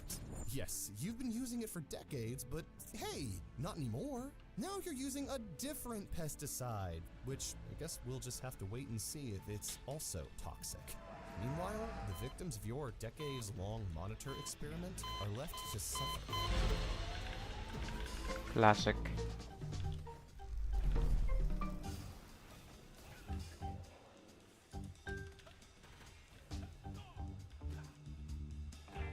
Hi, and welcome to McDonald's. May I help you? Yes, I'd like a Big Mac, a large order of fries, and a large Coke.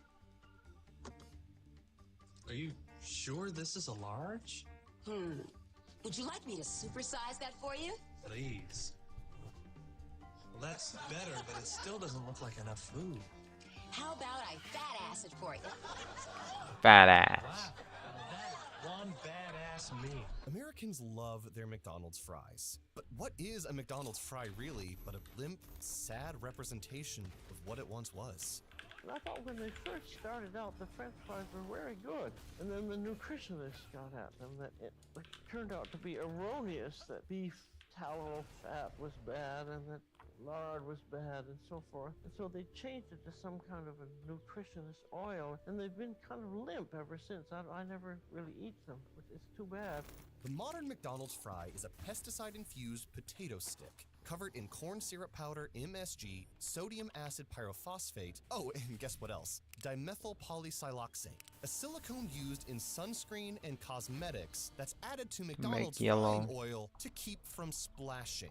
Sounds scrumptious. The original McDonald's fry was made with natural potatoes, fried in mostly beef tallow and a sprinkling of salt. It was incredible. And besides the little bit of vegetable oil, when fries are prepared like this in beef What a tallow, bitch. it's actually healthy. That's because beef tallow is, for one, natural. We've been eating it for hundreds of thousands of years. And because it's rich in things like healthy fats, vitamins D, E, choline, while potatoes are a great, easy to digest carb. It's all the seed oils, pesticides, and additives in modern fast food French fries that make it unhealthy. So if you still want to enjoy French fries without the terrible consequences, just Doing make them at nice. home. Use organic potatoes. I'm about to Fry go in them 30 in minutes beef to do some tallow or project. duck fat. This It's actually not too disgusting. hard. It will taste way better, and you get to control the ingredients. We've done it before. It's hard to ever go back. We'll link a good recipe below. And speaking of beef tallow, not only is beef tallow way healthier to use for cooking, beef tallow is also incredible to use on your skin. It's naturally rich in skin-loving ingredients. That's like what I vitamins A, use. D, E, hundreds upon hundreds of customers are already raving about how much it nourishes their skin without any harmful chemical. By American, found in New Zealand and Australia. Honey has been found to have antibacterial, antifungal, and antiviral Did you finish the onion series? Also Nope, added in I some forgot. organic cold-pressed olive oil, which moisturizes and fights bacteria thanks to its antioxidant properties. It is a great natural way to fight acne. And extract from the pot marigold flower, an incredible flower that has been used for millennia, that has all of these things that give it anti-inflammatory, wound healing, and antioxidant properties. It's made in America, and the reason you know it's real is because if you order it in a hot state like Arizona, it's gonna arrive liquidy. That's because it really is all natural. There are no emulsifiers, stabilizers, or seed oils to keep it magically solid in 100-degree weather. And that is what you want. Oh wait, I wanted to see that. What brings me back to McDonald's? Nope, Hey everyone, it's Mark. not you. What brings me back to McDonald's is their French fries. They are It's excellent, fucking crisp gone. and golden brown. Ooh, piping hot. This one. 2 years ago, when we started this channel, we were new to Southeast Asia, finding ourselves in a place where the cities are massive, overwhelming. So our goal was to dive in, to find the stories of the people and families and characters inside these impenetrable places. But it turns out that sometimes the city itself is the character. Welcome to Hanoi, the capital of Vietnam.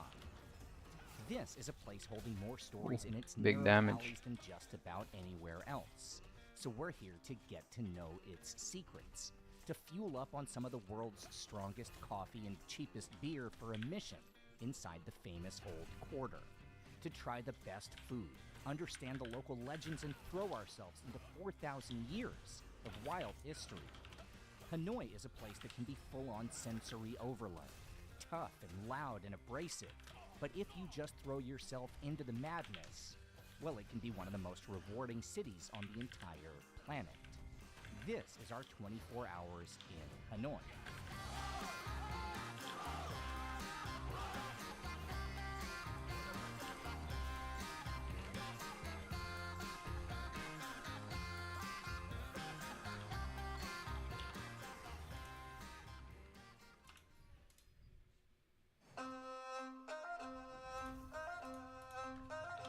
4,000 years ago, when the oceans receded and uncovered a valley inland from the Gulf of Tonkin, a group of people settled a plot of land.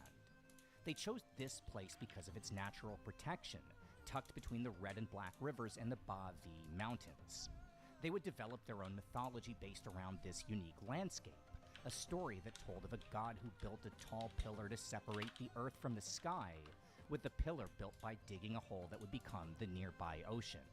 This story would become the origin legend of what we now call Atlas? Vietnam.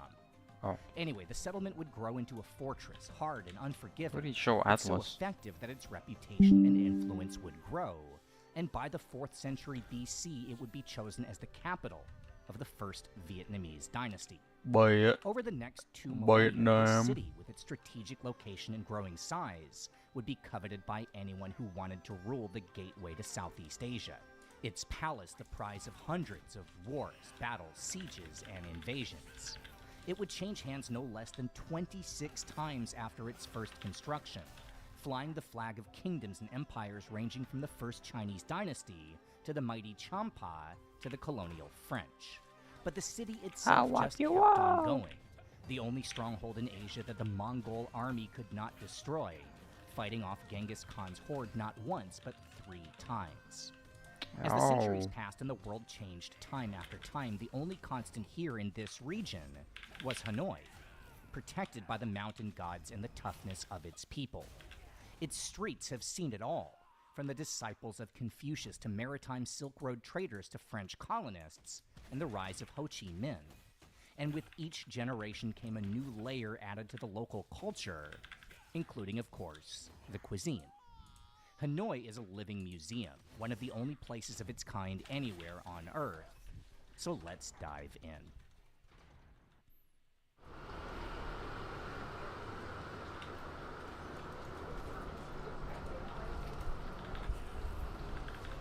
Yeah, so this is one of those where, like, I'm gonna take a bite so that we can get that bite on camera, and then you're gonna see the camera cut because I got 2 of these and Dennis has to eat it while it's hot. This is straight out of the oven, and I'm not gonna make him just sit there and let the best banh mi in Hanoi go bad because I have to take a bunch of bites of a sandwich on camera. So here's 1 bite so you can see how much I enjoy this. And then, camera, can you hear this? I'm gonna put this next to my microphone as I just crumble all over myself. Can you hear this?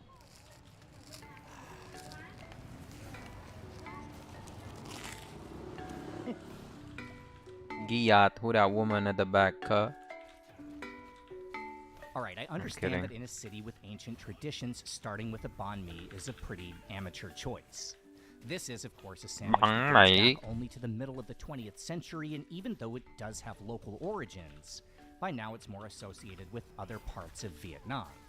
But you can call me whatever names you want, I'm still the one a who retard? gets to eat Can I call you that? Sorry. You just look like one. Kidding. A perfect banh mi Who am is I something talking that to? looks simple, but it's so technical Ghost? that this shop, here since 1988, is the only place in Hanoi that does it right. The what? You need a baguette so delicate you have to hold it tight so it doesn't float away. What's Slathered in Paris? pâté made with just the right texture. You know the and all answer? other components, well, they're basically I just wonder what's in garnishes, Paris. each contributing to a whole that still feels light enough that you can eat it any time. It won't ruin your appetite even on the way to breakfast. And that's good because you do want to come here early to get the bread straight The from the oven. tilted tower. Yep. Yesterday, I can't move. when I was walking around, so I visited a friend from China who's living here. And his assistant You asked what I was you doing. really I don't said, know "I'm what's making in 2 videos." Paris? And she said, "Oh, ASMR?" Like something really bad. I can't say it on stream. I said no, but maybe I have to rethink that answer. It's a song. How do you not know this?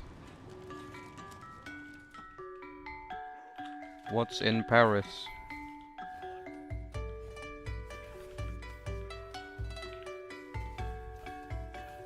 No way. What? It's a pro tip that when you visit Hanoi, you should probably make a beeline straight to In the Paris. pate. I can't first say thing in it. the morning I don't want to before get you start banned. exploring, because you're going to need all of your faculties for what comes next. Walking through Hanoi can feel like getting punched in the face by all of your senses at the same time. The smell of grilling meat, cigarette smoke, and I'm not gonna motorcycle say exhaust, anything. and the overwhelming sounds of a place that's constantly in motion, set to the backdrop of dodging traffic while fighting off a hangover, because it's impossible to do Hanoi sober. Hanoi is a city that keeps you on your toes. It's fast-paced and hectic, and the local people, well, I mean, I say this with love, but this is not the land of smiles. Here, if you clog up the sidewalk checking a map or trying to get your bearings, you're going to get honked at, glared at, or sworn at in a way that might make a New Yorker blush. I guess when you've spent 4,000 years fighting off invasions, you don't feel the need to kowtow to crowds taking Instagram photos. It's not Where unfriendly, can it's it just be? not friendly. Either way, put it all together, and it's almost enough to make you want to turn around and go right back to bed, but you don't, because around every chaotic corner, Can we go there's to some of the the red best light food on district the entire planet. in Thailand? Or is it illegal? I'm kidding. I don't want to. Yeah, true. Thank you. I'm not going there, bro. Well, I've been to the Hanoi about a half dozen times, and almost every single day starts I the know same Gio way, would like with actually a go quick there. I'm stop not for a even kidding. banh mi, He a will. fight against the chaos and traffic, and then Yeah, a breakfast I here knew it. I knew at he my will. favorite street cart in the old quarter. Their specialty is a dish called bun ka, and it's a Hanoi classic. Like, bruh, It's fish you in a will half never dozen see me different going forms, anywhere thrown close to into a there. bowl of stock made from pork bones seasoned with mountains of dill, taro stems, It and just sounds shallots. disgusting. It's aggressively sour from pickled bamboo shoots and fresh calamansi, aromatic from the use Why of not? banana blossoms Why? and a basket Why? of local herbs. It's like a And view out. altogether it makes No, something so intense that I'm it's not going served there. for breakfast, because locals say it's a stimulant, the big flavor giving you the strength guys to are get about through to a die. day in the madness. All right, there's no way Exploration map authoritative XP. Nope. about a city like Hanoi. It's all about our own experiences. And for me, those experiences are usually waking up with an extreme hangover, as Dennis and I did this morning. We were taken out for what turned into a long night of drinking local beers, as tends to happen in Hanoi.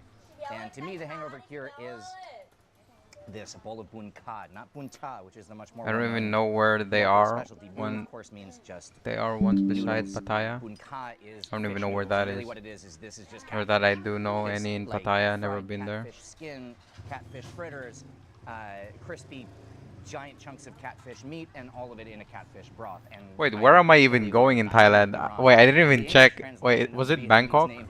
Wait, are you near Bangkok? I'm so just out of place and overwhelmed, and I love it about Wait, if I just get there and I'm like, yo, what the fuck? I mean, like, okay, you're in There's so many Bangkok. Okay, that's revelations good. here, and one of them is this place. I How adore close are this you to like the international airport?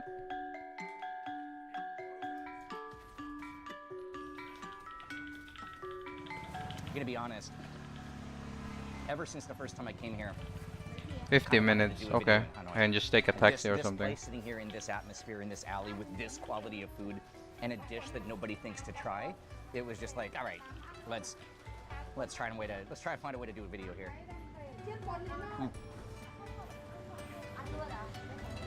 I love what I do.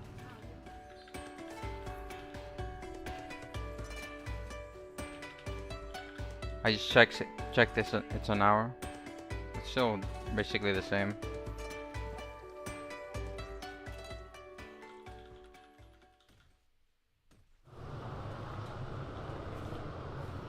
mind there is Think about a what? Hanoi. A cooked road? I'm a cook. I'm not a videographer. Like, I never thought in terms of That's why it's an you hour? know, Oh, okay. the way a video is going to look until we were. But a is year and a that half the into international I've been doing this airport for 2 or years now, and I'm like still are you kind sure? of only starting to get the hang of like thinking visually, not just in terms of like a. Oh wait, that's the like giant airport, right? I think I've been there. Every time I came, even before we had a channel, it's like I want to film. It's like here. it's like this bigger is than just, like, you could Singapore. set, you know, it's, if Like you see a literally, movie it's that's so based in big. Southeast Asia, it's I don't know what probably it's filmed called. in It's Old like Town so Hanoi. big, bigger Like, than Singapore. Every angle, every time we turn a corner, it's just like, dude, shoot that. Like, get a picture of that. Like, it's such a cool place to walk around, and it's like this It is not a is? camera trick. Oh, Just, okay. this is It's what not it one. looks I've like. been there. And the whole Old Town's like this. It's, Hopefully I don't get lost. Even now, you look over here. It's like these ladies walking by with the bicycle carts, and they're selling vegetables, walking past a place that's grilling pork for the bun cha. You know, Hanoi is something else. Wait, when is you going again? Either way, you and I will go there. Yeah, I'm not coming. The city of Hanoi today is a modern metropolis, the home to between 5 and 8 million people depending on where you draw the line. It's been built up 22 over or the 24. centuries, sprawling across the west bank of the Red River, but right in the middle, the famous Old Town remains one of the oldest continuously inhabited places on Earth. It's known as the 36 Streets, a grid that remains unchanged since before the year 1010. That was when the founder of Vietnam's Ly dynasty was said to have seen a dragon ascending above the Red River, telling him that Hanoi should be his capital. To this day, by the way, Hanoi is referred to in prose and poetry as Thang Long, the city of the ascending dragon. Anyway, that's just a legend, a part of Hanoi's long mythology, but if the dragon had flown high enough What in the is air, killing me? it would have looked down on a maze of streets that look almost exactly That like bug it happened does again. today. The 36 alleys already well known, and some already named after products that they specialized in making. I think or it selling. bugs out if I'm There too was close to Hang the Vai, gate. the street of fabrics. Hang Duong, or the street of And some of sugar, the or nearby street jungles snacks. that is kind of Hang Tung, popular. or the What? street of buckets.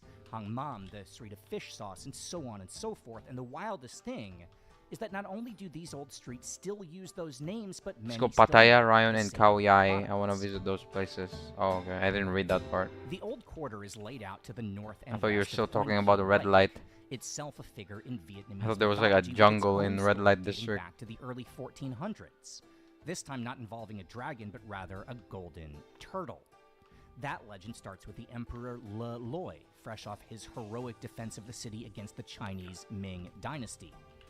The emperor Talking was about places to unwinding walk with a in the boat ride nature on this for lake hiking. when the turtle came to the surface Okay. and asked for his magic sword, taking it with him to the bottom of the water to return Are it those to the dragon Legos? god, where to this day it's said to remain, waiting to be returned should more invaders seek to destroy the city. Are you fucking kidding me? Everything in Hanoi tells a story of some point in history from the distant past to the modern present, like the buildings themselves, torn down and rebuilt 200 Stop years ago to take fucking advantage of a stunning tax me, law, cunt. charging only based on street frontage. Fucking Hence the move. almost impossibly narrow and tall designs known as tube houses. Then there's the facades added on later my during the French goodness, colonial period, fuck but me again, in the just ass like the flags that used right to fly over now. the fortress, The the big changes are long just cosmetic. schlong. The city is what it is, and ancient beliefs, traditions, and foods draw a straight line from the past to the present. Oh my god, I can fucking move. I'm gonna lose my mind. Why is my whole team dead? After eating Where's the breakfast, damage? you What is need fucking more happening? Finding this is I'm incredibly leaving. lucky. This is an old school version of ban quan. They're Itself one of the AFK. most famous foods across the country and a staple at Vietnamese restaurants abroad.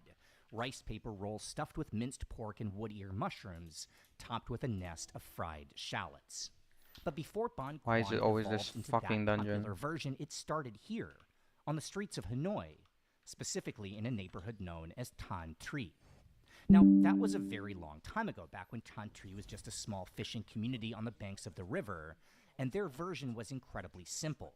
Just What am I rice farming? paper, handmade and rolled up and dipped into a I'm mixture using my of fish tokens, sauce 'cause I and was rice maxed. vinegar.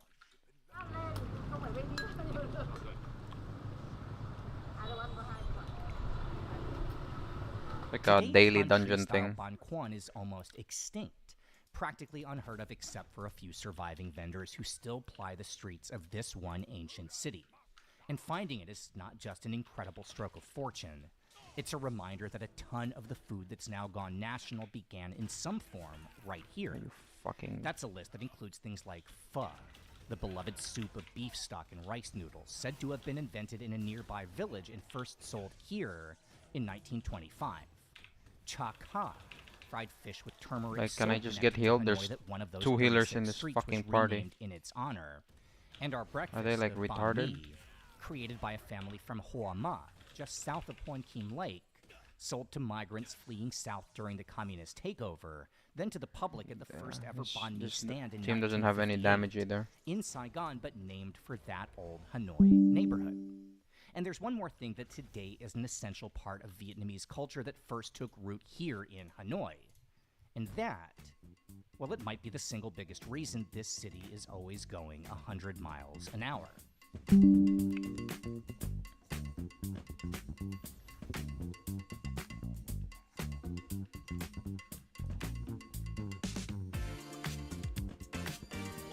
If Hanoi can feel overwhelming, the speed and the energy, well, there's one way to get yourself on the right level, to where this city starts to make sense. And that's to load up on a staggering amount of caffeine. The importance of coffee here in Vietnam goes back to the year 1888, when the first plantation was started in the hills on the outskirts of Hanoi. Since then, it's grown into a national obsession. Today, 3 million people in this country, 1 of every 15 in the workforce, make a living in the coffee trade. Farming, harvesting, drying, packing, trading, shipping, or opening cafes. Altogether creating an economy responsible for almost a tenth of the global coffee market. The signature drink is, of course, what we in the West call Vietnamese coffee.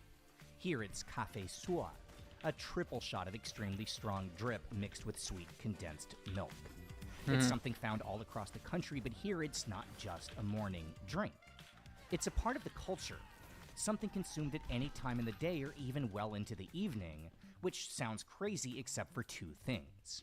1, this is Hanoi and the city goes hard, and 2, well, the local variations are endless, ranging from simple to completely off the wall with some closer to a meal than a drink.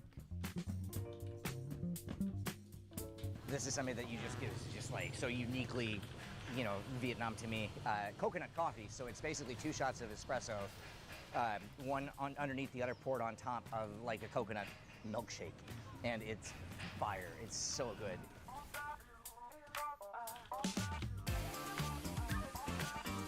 Caffeine and sugar. I had these every day. Yummers. If I had access to this every day, Why I would is have there a fucking arbiter here? morning, afternoon, and night, The fuck? and I would be 200 kilos. Wait, what But what I'm is starting happening, to bro? not care. How is everyone dead? Of all Again. the creative styles of coffee identified with Hanoi, there's one that's achieved global fame. How does, One like- that's become a major part of any trip to this city, and it's completely unlike anything else. It dates back to 1946, at the very beginning of the so-called First Indochina War, when a shipping blockade caused a shortage in fresh milk. Now, to that point, the local way of drinking coffee was in the classic French café au lait style, which makes sense, as of course it was the French who introduced coffee in the first place. But without the main ingredient, this quickly turned into a breakfast crisis. Enter this man, Nguyen Van Giang, at the time a young What bartender the at the Hotel fuck are they Metropole. doing? Nguyen was tasked with finding some way to please his guests, and so, in a stroke of inspiration, he decided to make a sort of meringue, whipping eggs along with sweet condensed milk for a full 10 minutes, then pouring the mixture on top of a very strong cup of coffee, and thus was born a new phenomenon. By the time milk was back on Hanoi's shelves, it didn't matter. Egg coffee was now the local preference, and Nguyen would spend the rest of his life serving his creation at a cafe which is still a local landmark. But here, everyone knows that for the best version, the most authentic taste of the 1940s, you have to head to the banks of Hoan Kiem Lake to find a hidden entrance My to favorite a place song. called Cafe Din, a Watch the Hanoi beat drop. institution owned and operated for 50 years by the daughter of Nguyen Van Giang himself. Yeah.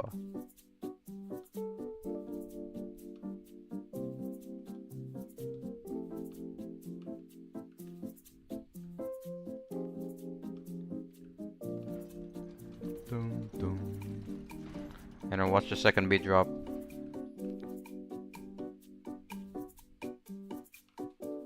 He's coming. Just wait. Here we go. Prung, prung, prung.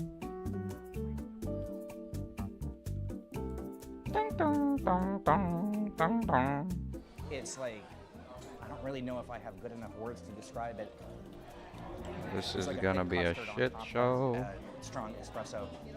It's sweet, but it's still coffee, and I'm gonna stop talking because if you keep filming, you're gonna watch me just get egg all over my face trying to take a sip. Oh my god, everyone is gonna wipe.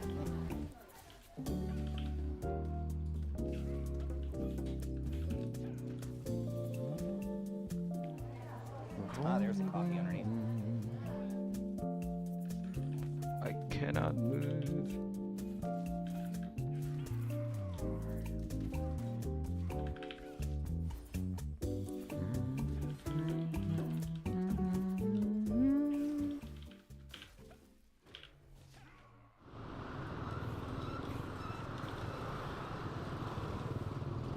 Oh, what? Yeah!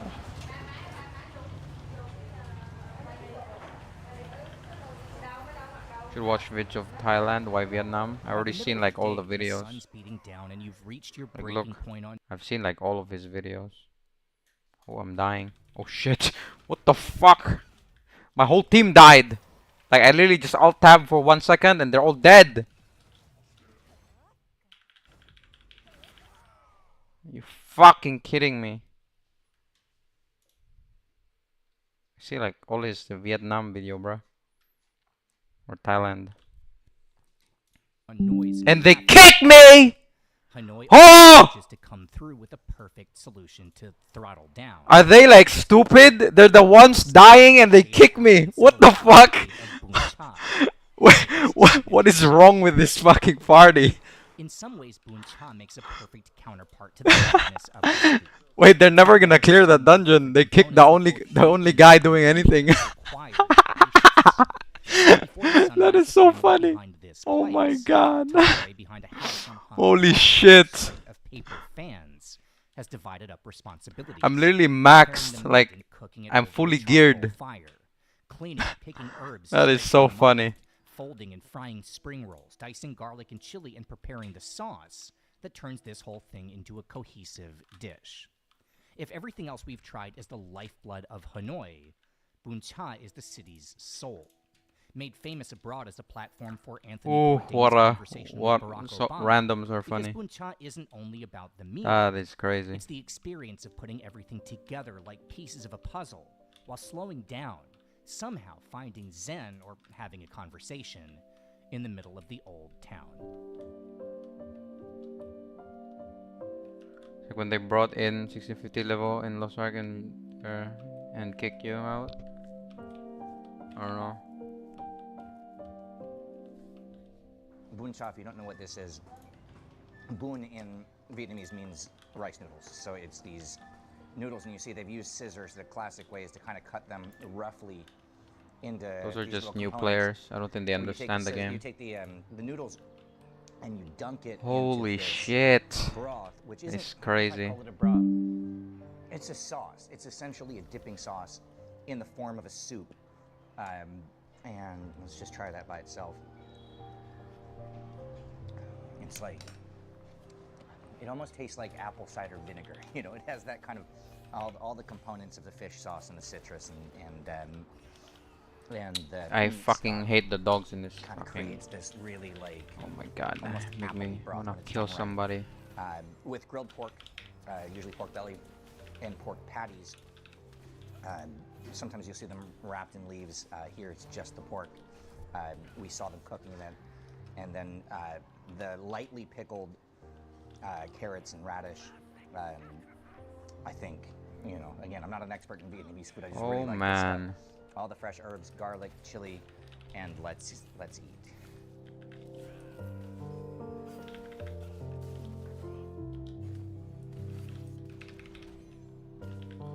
Those motherfuckers.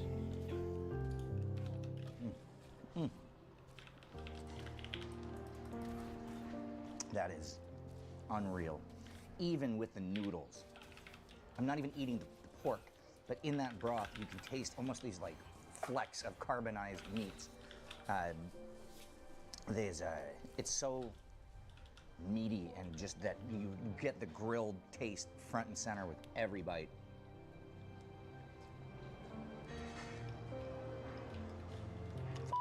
Dennis, you're gonna love this. You know they can even see my ranking. Rank 1, baby.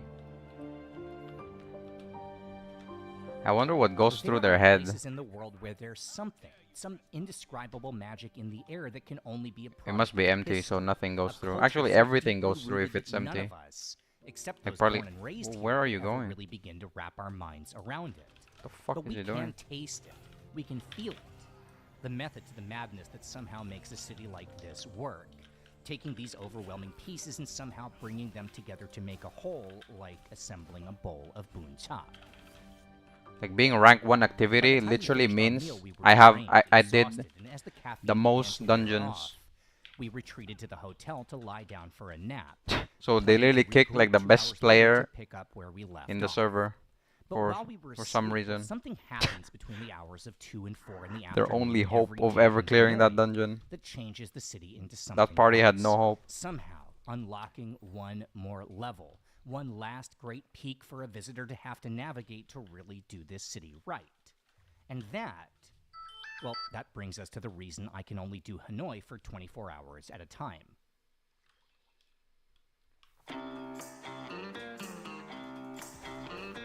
In 1858, the French took control of the new city of Saigon in Vietnam's Mekong Delta and set out to colonize the rest of the country.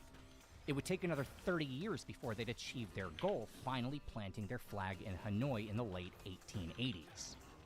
The local Hanoians never warmed to colonial rule, and the French largely kept to themselves, occupying a section of the fortified old city where they'd build a barracks, an armory, and the country's first ever brewery.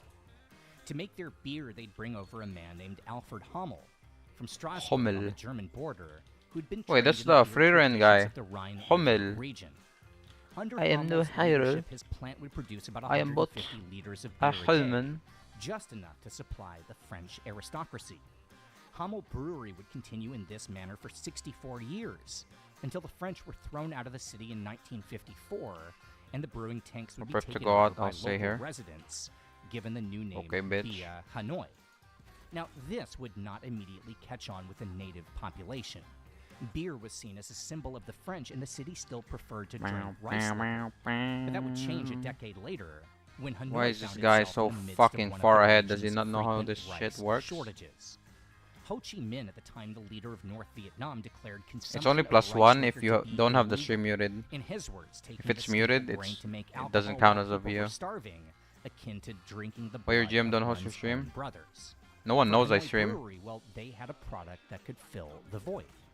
But there were still a couple Oh, okay. obstacles that would I don't need to even be see how many overcome. viewers I have. First, the cost of production for I have it bottles made off. beer prohibitive for most local people. So Hanoi Brewery began instead should what? only filling steel kegs. What's the link? loading Stream them on your every Discord? morning with an Nah, I don't want to. unpasteurized fresh lager of around 3.5% I don't want them to alcohol. know I stream. A fast and efficient brewing process to create an affordable I want them and to massive find out filling themselves. product. And second, there was the issue of how residents would even drink the beer, as most people in those days didn't have glassware. Let just them bowls know. or You don't teacups. know them. So the government commissioned a young engineer named Le Huivan to find a solution. He came up with a half-liter tumbler made of fully recycled glass and with Just a get dense the hard fuck bottom in, meant cunt. to balance on the plastic stools Oh found my across God, I'm Hanoi's gonna lose streets. my Le mind. set up a makeshift factory in a village just to the south named Just Hoi kill Chi, it. where people who had been subsistence farmers began putting together more than Okay, well, 1,000 you're not handmade going in. glasses every You're never day. going in. They would be sold for 500 dong, just 2 cents US. And if a glass would break, well, its shards would be sent back to the village and recycled into more glasses. By the early 1970s, Bia Hoi, or fresh beer, had become a way of life for Hanoi's residents. No day could be complete without a few pints tossed down after a long day of work or even mid-shift. And when tourists started arriving after the end of the war, Bia Hoi would give the city its most iconic identity, with the first hostels and hotels opened around an intersection known as the Bia Hoi Corner. In 1986, when Vietnam opened its economy and pulled back from the restrictions of communism, dozens of new breweries were set up to compete with Hanoi beer for the Bia Hoi market. But all this competition would do was keep the prices low. And even today, 60 years after the introduction of fresh beer, Oh, somehow Hanoi did the is still thing. widely considered by a huge margin the world's cheapest place to drink, shit. with the average What draft an sold event. for maybe 20 cents, and yes, it's still served in those recycled glasses, still made by hand in Hoi Tree Village. Everyone in Hanoi has their local regular, their spot where they go to meet friends or read the newspaper or toss back a few or a few dozen glasses of Bia Hoi. For me, well, mine's across the highway from the old quarter, somewhere that, just like the banh mi stand, I can't imagine a day without, and the only way to start an evening in the Vietnamese capital.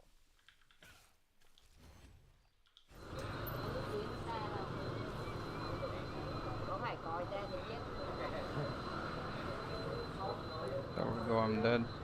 So to me, Hanoi is Bia Hoi. And, Now they're gonna start without me. Bia Hoi. Our new friend Zoe. They should have. He's going to be our driver for the rest of the night, which is, it's always a bad idea to hire a Is he driver. just that gonna you use to AFK borrow over this beers, entire but that's time? fine. We are in the outskirts of the old city. So, you know, Bia Hoi is an old Hanoi tradition where it's fresh beer. So it's unpasteurized, made fresh every day, and they'll come around in the morning with trucks and fill up the tanks that you see. And it's light alcohol. It's like 2% probably. And it costs, so Zoe has just informed me that the price is going up. It's now 7,000 Vietnamese dong for one glass. It was 3,000 the first time I ever came to Hanoi, and I'm going to do a quick, conversion. So, in U.S. dollars, this is 28 cents. So, 4 of these for $1, and it's light, and the idea it's refreshing. It's slightly colder than room temperature, but that's the local culture. Is you sit outside and you have this, and in the old city, it's become kind of touristy, and so that's the reason why, for me, you know, you come to Hanoi and you just walk across the bridge, or you go outside the city and drink what the locals do, and so.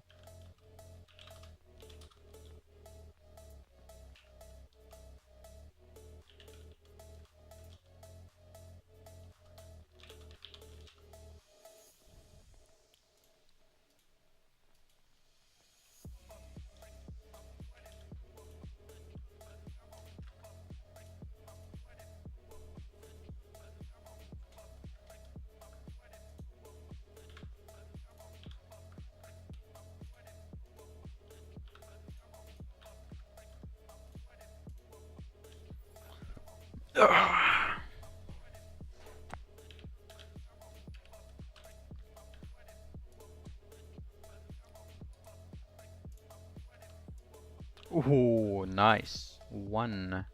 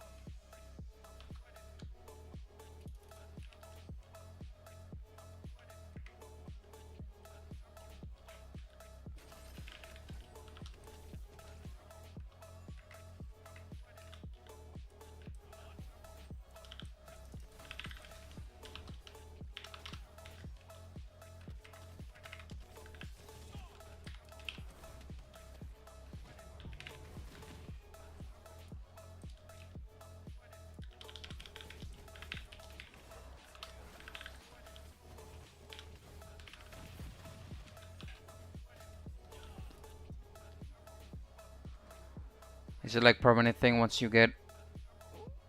I don't. Wait, what? That water crystal, is it like a permanent thing for you once you get it once, or once someone overtakes one of my stairs? It's whoever is rank 1 currently. So if you're rank 1 within the reset, then for a whole day it's yours. And every reset, your score goes down by 10%. So it's harder to stay rank 1 than, you know, because obviously the more points you have, the more you lose, because 10% of something more is more than something less. Yep. Okay. I literally missed everything. He has like a billion luck. It's literally 50-50 each hit, and he missed. My skills missed four skills missed in a row. This guy's trying to kill me. Don't know who I is, cuh. Now there's 3 of them, and I'm like teleporting. What are you doing, cunt? Wait, they're not even fighting each other. They're just fighting me.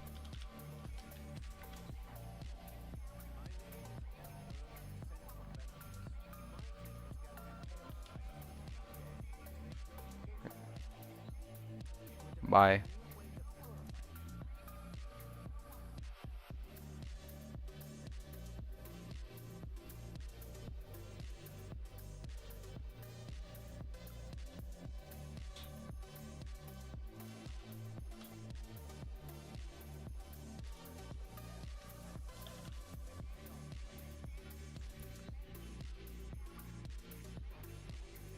Want me to check how much is the gaming cafe price? Sure. I'm sure it's like cheap. I don't think it'll be a problem.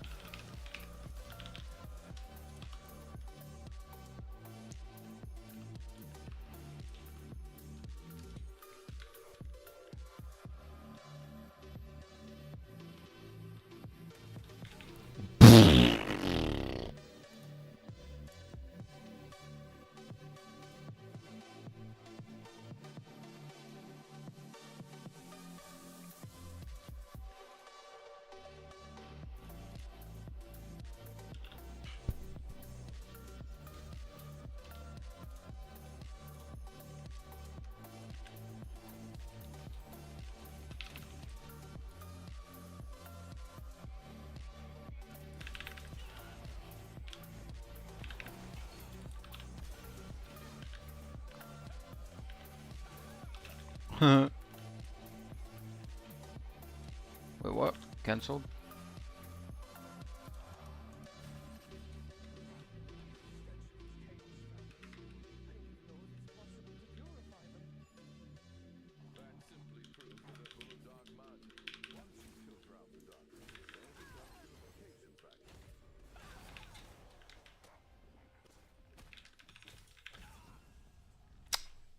Oh, die, fucker.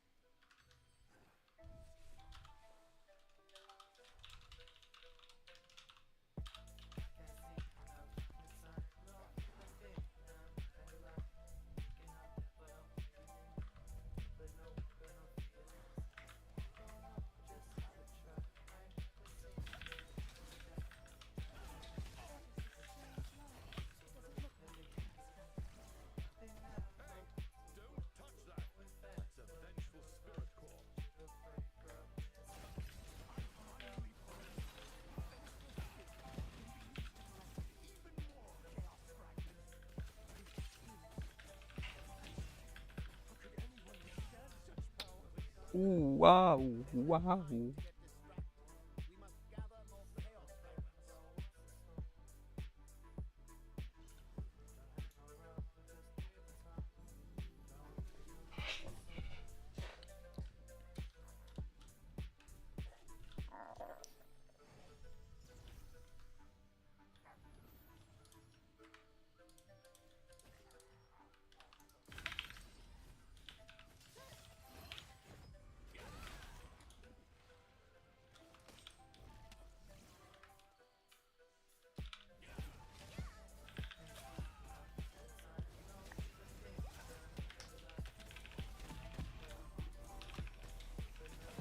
There's always 50 blows in my ass.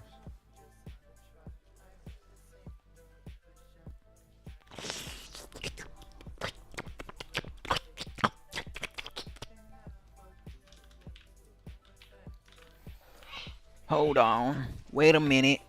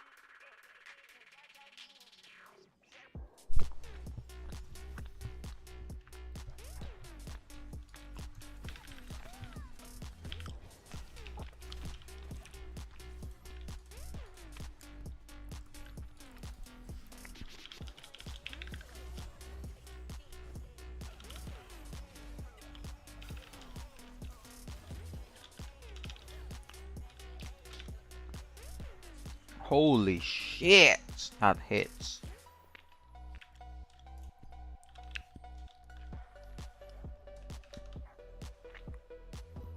Hits hard, bro. Hit hard. Maybe a bit too hard.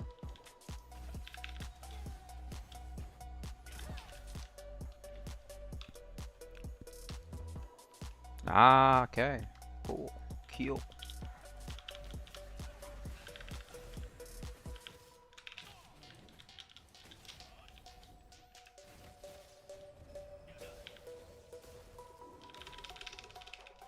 Hey, run away, cunt! Run the fuck away! Where's my mouse? My mouse died. Fuck.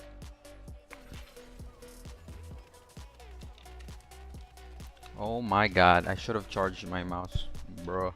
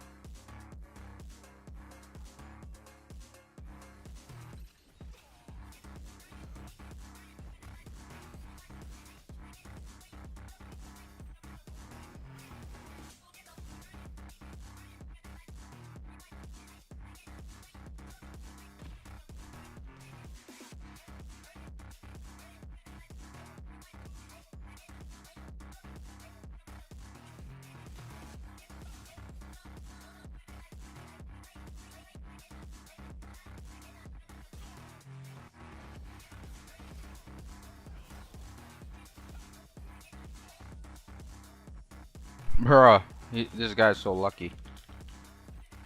And I'm like just stuck on this fucking terrain. Great, great, great, great, great. Wow, and whenever I get hit, everything hits.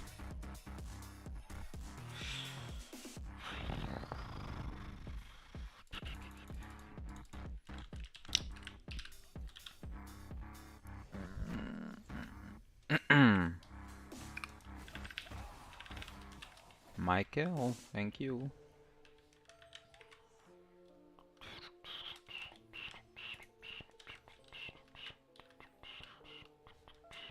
Why bother? Ain't nobody got time for that. Who this? Okay, here comes the blues. Get it, bro. We get it. We get it. We get it. We get it. We get it. We get it. We get it. I get it.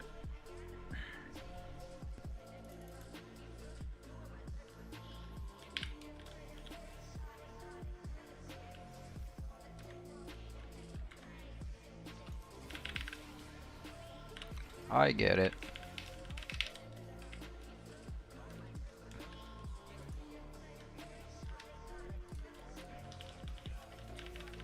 Oh, I'm red. Trying to kill my ready.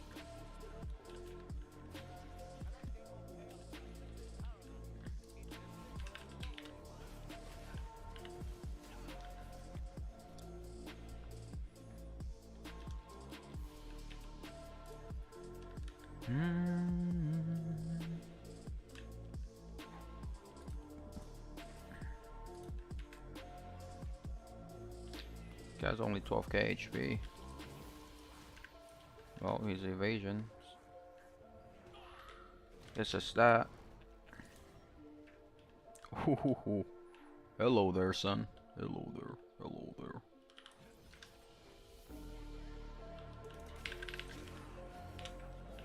Fuck.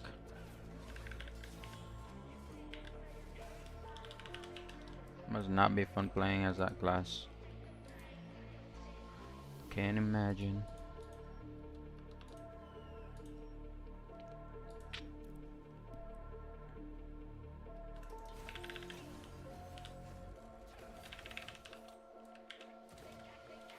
I get that?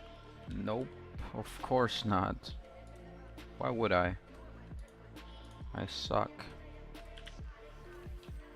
Stop fucking hitting me, cunt.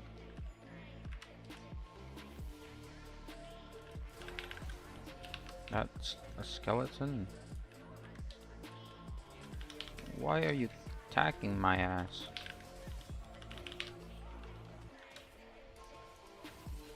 Stop fucking attacking me if you... Bitch.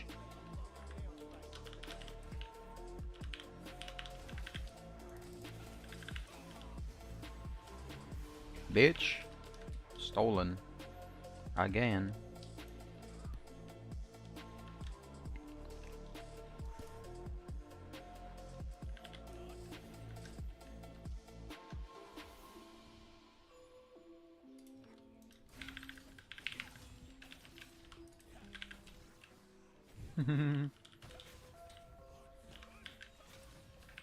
Okay.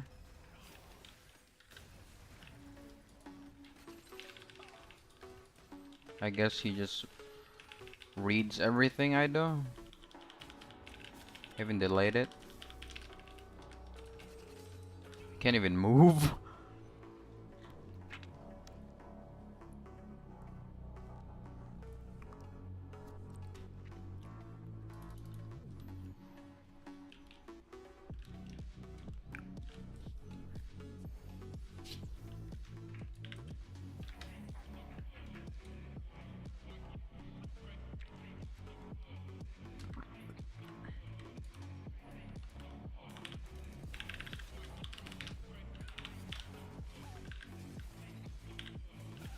Yes, one at least. I lost. Oh, fucking assist.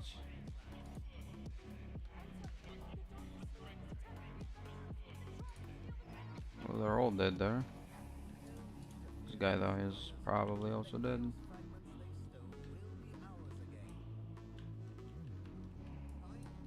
Yep. What? What the hell?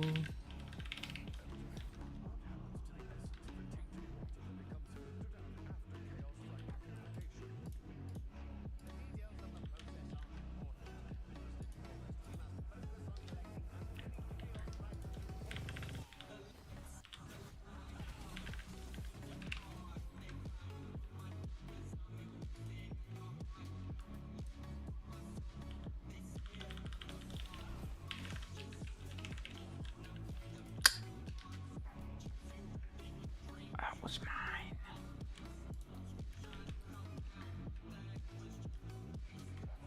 Mother chatter.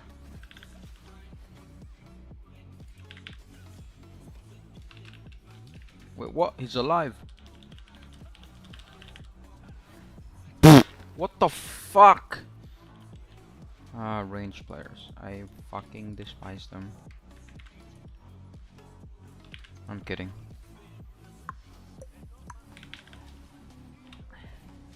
Can you just get hit, please?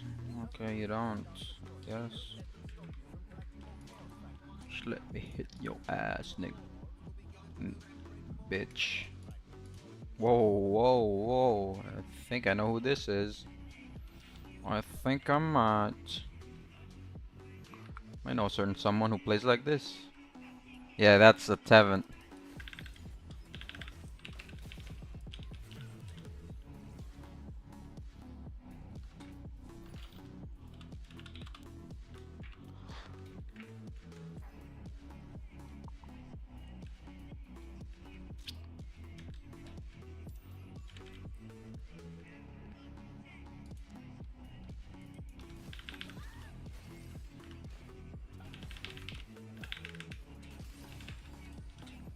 Lol. Don't even try. Can't.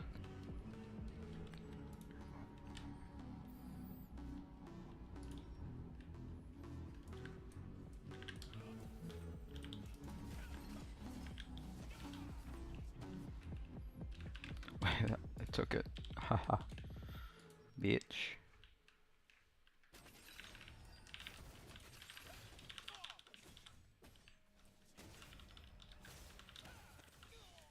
Okay, I'm just gonna get out of here. I'm begging, begging you. Oh, put your loving hand out, baby.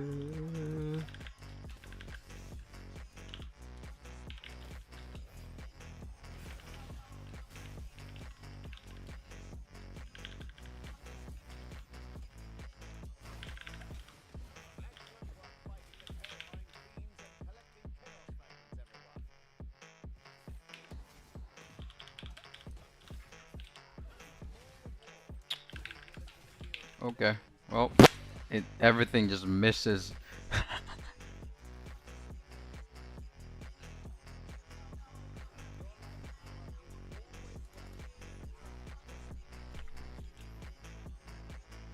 Like at least one hit, maybe? But nope. Everything maced.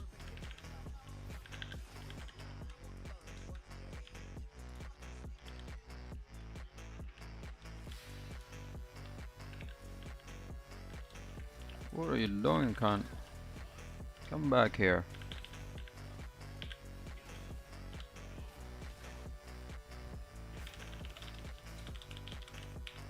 Oi, cunt! Fuck me.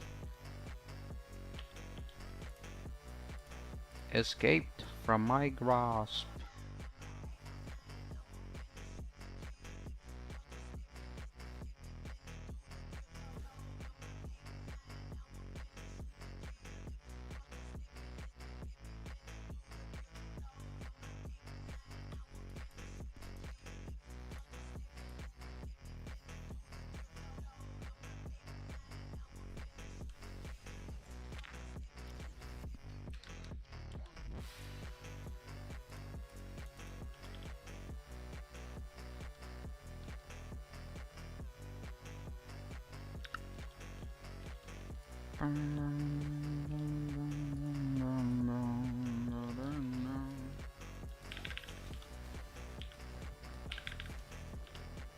That's right, run out, bitch. Tublik, tubliki, tubliki, tubliki, tubliki, tubliki.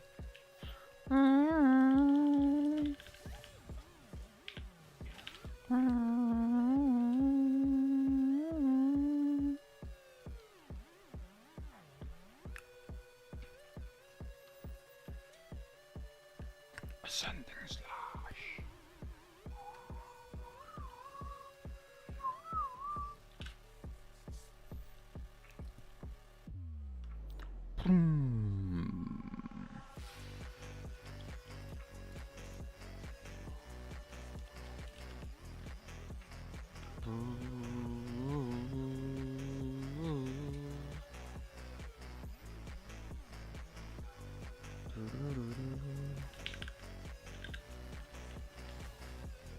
What?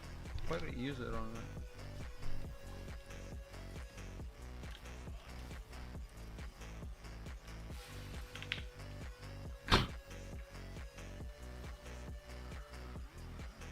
It's not even fun to fight him, he just runs away.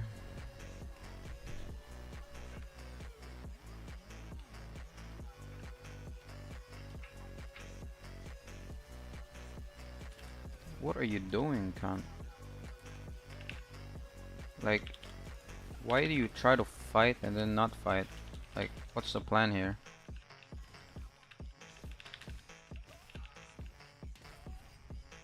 What the fuck, like, is the plan here?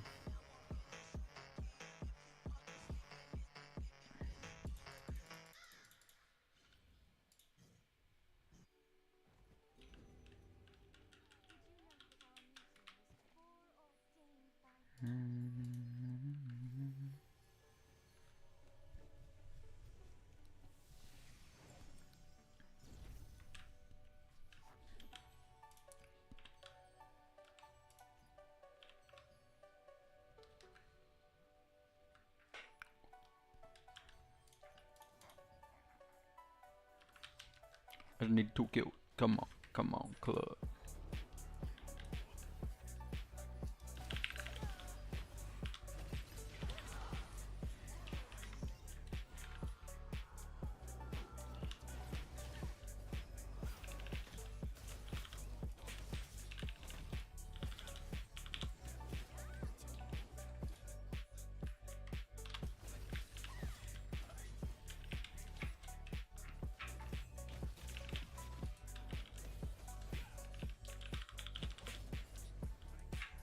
Why are they scared of me? There's like a fuck ton of them.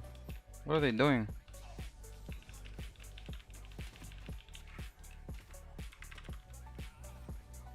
Like what is going on here?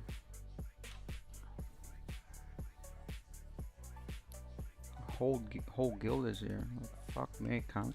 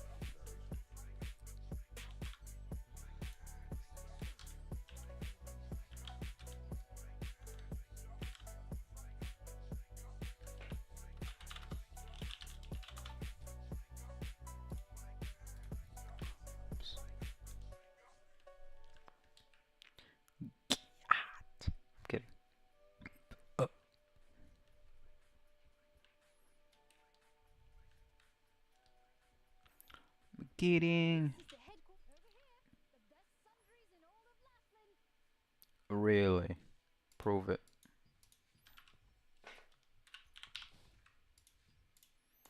Prove it. Or fake.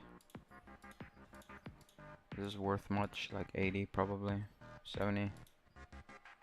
No da. Not worth.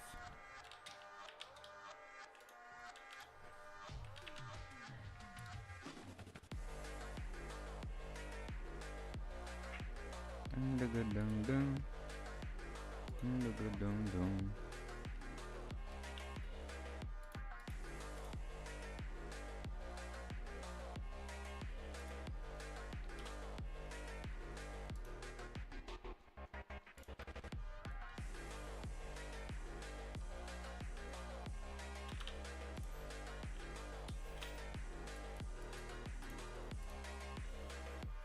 Finish up my dungeon, I guess.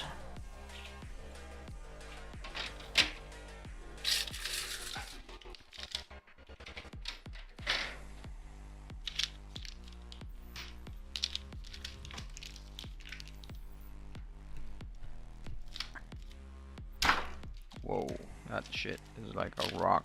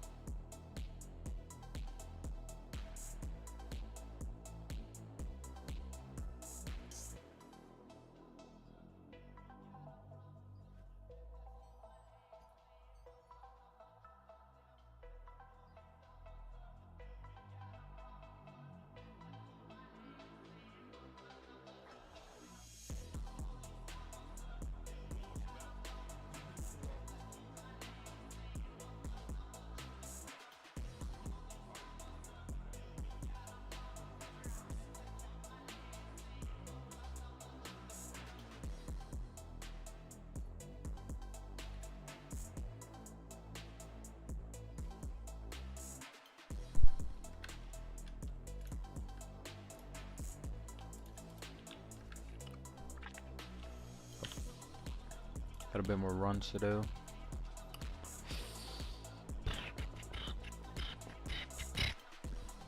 And then I'll be capped on the fucking thing. So much to do. Probably knock out 2 at least. Hopefully.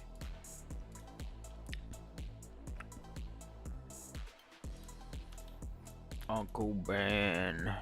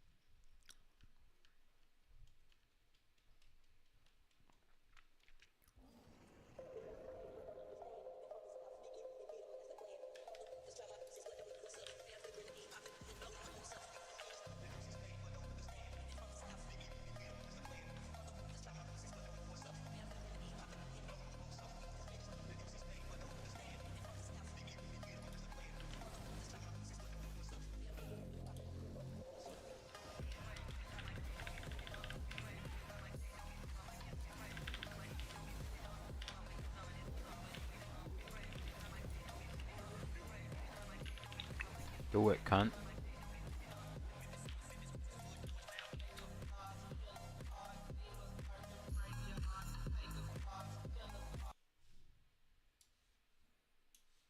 So, you know, all of my best memories in Hanoi start with a bia hoi, and usually end with a bia hoi because I remember nothing about what comes next.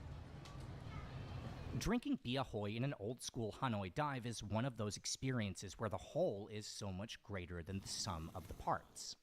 I have no idea if the joy of sitting here in this atmosphere translates in any way to video, but I'm telling you, there's something so uniquely Hanoi about cheap beer served in recycled glasses, with the sound of motorcycles racing by, that this has to be up there with the best beer drinking circumstances anywhere, like a night of Guinness in an Irish pub. And just like anyone who's been to Dublin will tell you, it also leads to unpredictable decisions. Like in our case, deciding to get on the rickshaw of our new friend Zoe for our ride back What a to cute Old cat. Town. Maybe not a choice our parents or insurance companies would encourage, but look, I mean, the guy's 65. He's been navigating these streets drunk on bia hoi for more than 4 decades. Maybe it's the alcohol talking, but today is not the day I die.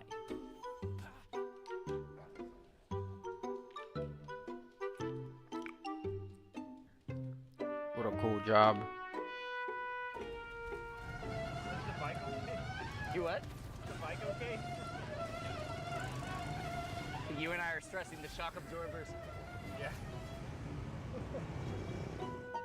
Shock absorbers. You're right. We're going the wrong way. I was looking at the map. I think we're going the wrong way. He says the lake is very beautiful. He wants to drive us around the lake and give us a small tour of the city before we go to the next beer location. And What a nice we knew bloke. we were having another bike. Yeah, so we're driving around the lake, the famous lake in Old Town, on the way to the next place to get a beer, and then we have dinner plans pretty soon. I'm gonna push that back because at our current speed, it'll take a while.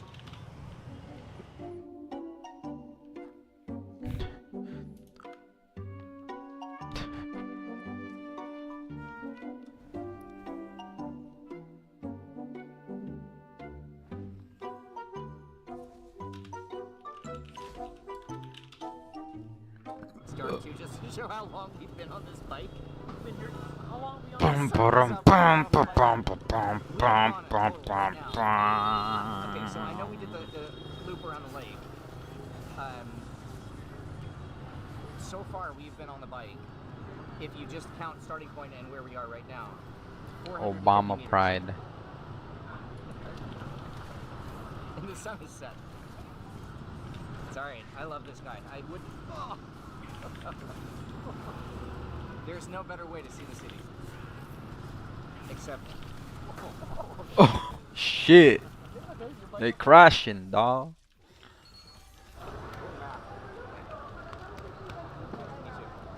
Tomorrow morning, Namdin City. Good map. Okay.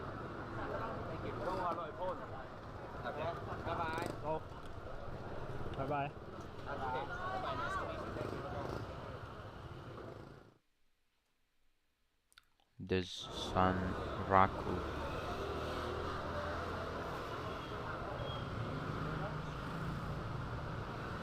We did have a plan for tonight. Since this was going to be our one and only video filmed in the city of Hanoi, the obvious idea was to go to dinner at the famous Cha Ka, the street specializing in that one dish of fish and turmeric, and it would have made a lot of sense for this story, but nothing makes sense after Be Ahoy. So instead I called an audible. I first met Chuck Turner almost 15 years ago when I had a restaurant in Beijing, and he was a local photographer and architect. What the He's a guy fuck? who has a habit of taking on outlandish projects Oh, and bug. diving into the margins of wherever he might be. Bug. And since he's now at home in Hanoi, Bug. I asked if he knew any local places to find dinner. I call it. Somewhere we'd have no hope of finding on our own. So that's how we found ourselves heading east to Longbien District, one of the oldest parts of the city, the seat of power for some of those old kingdoms, and at one point, around 2,000 years ago, the greatest trading port in all of the Chinese Empire. And for our dinner, well, we're going to a place open for half a century, specializing in one thing and one thing only: water buffalo. Cooked in 1,000 different ways, and one more time, as tends to be a theme in Hanoi, I have no idea what I'm getting myself into.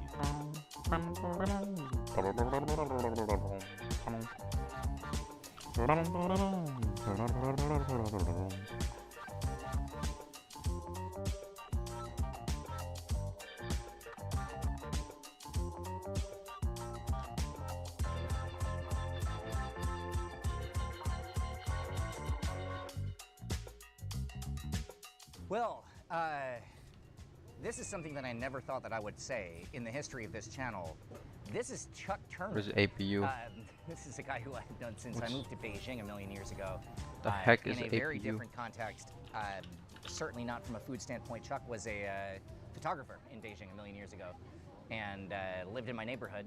And now he's living in this neighborhood. And when we got to Hanoi, it was like. Okay, fine. I use APU.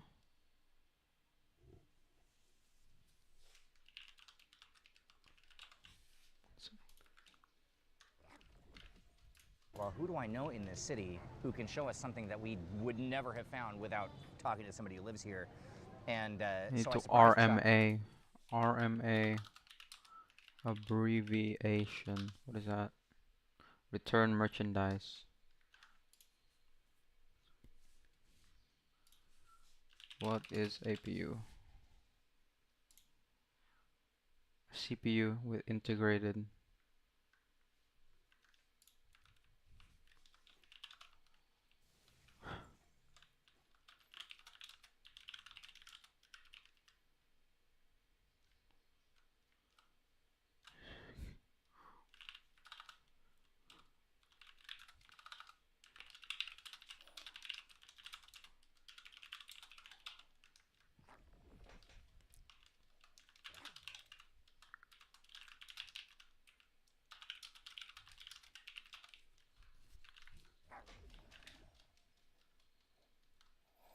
The war's about to begin.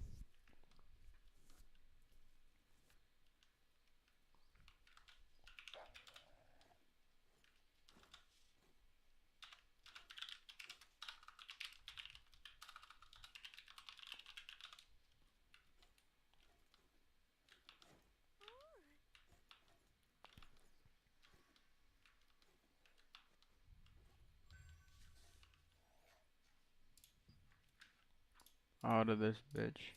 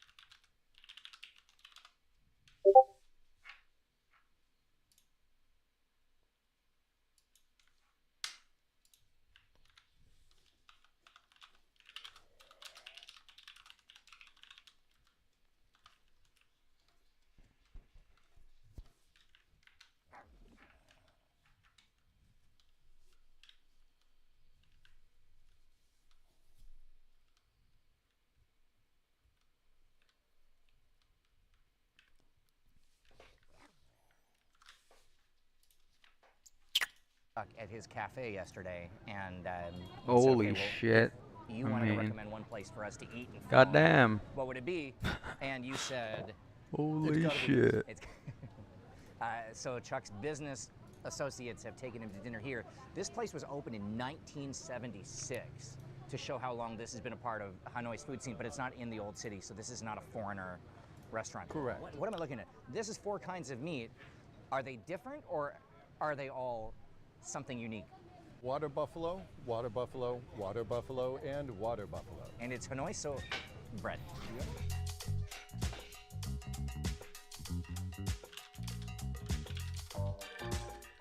Really, this is all about the buffalo. So, Chuck, these are all dishes that you've had before here. Correct? Yes. All right, tell me what we have. Okay. To the best of your ability. These are the ribs. Yeah. They're amazing. They fall right off the bone. This skillet is water buffalo in a skillet with an amazing sauce. Okay. This thing is really special. It's like dried water buffalo over roasted garlic. And then this is water buffalo with bamboo shoots. I'm just slowly, as you point out each one, I'm just digging in. The sauces? Yep. This sauce is best paired with this, but this is my favorite sauce, and I'll have it on everything. With this? Yeah. All right, I'm gonna try this by itself first.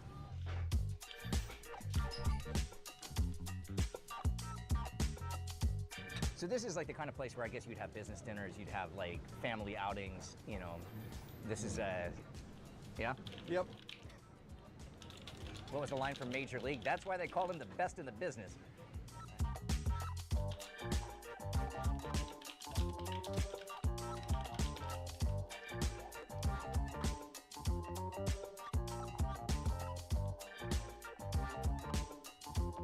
If you've never tasted water buffalo before, it's beef.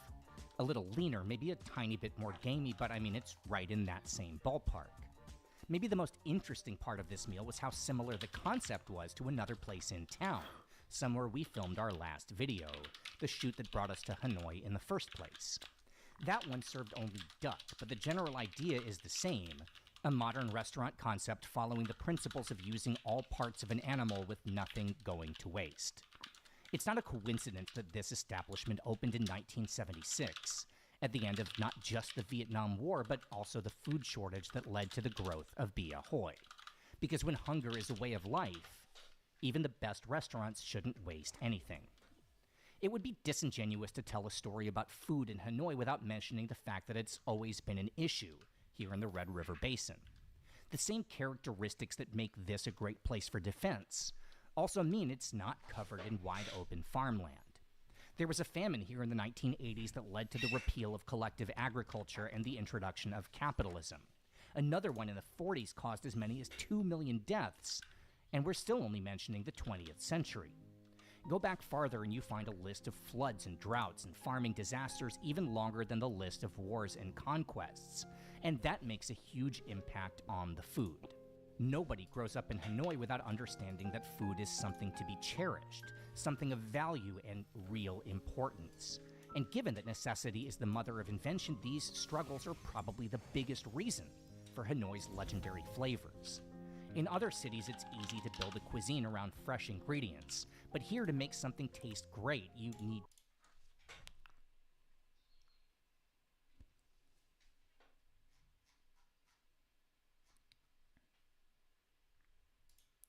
What?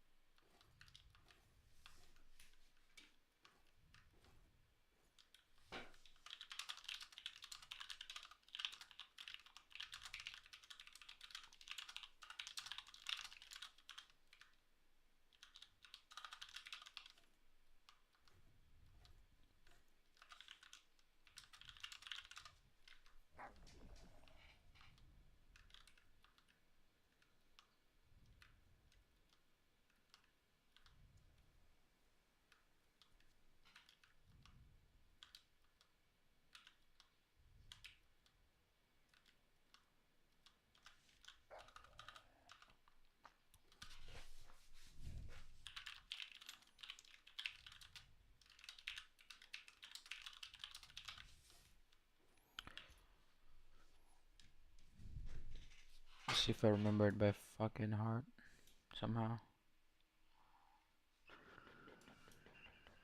To be creative.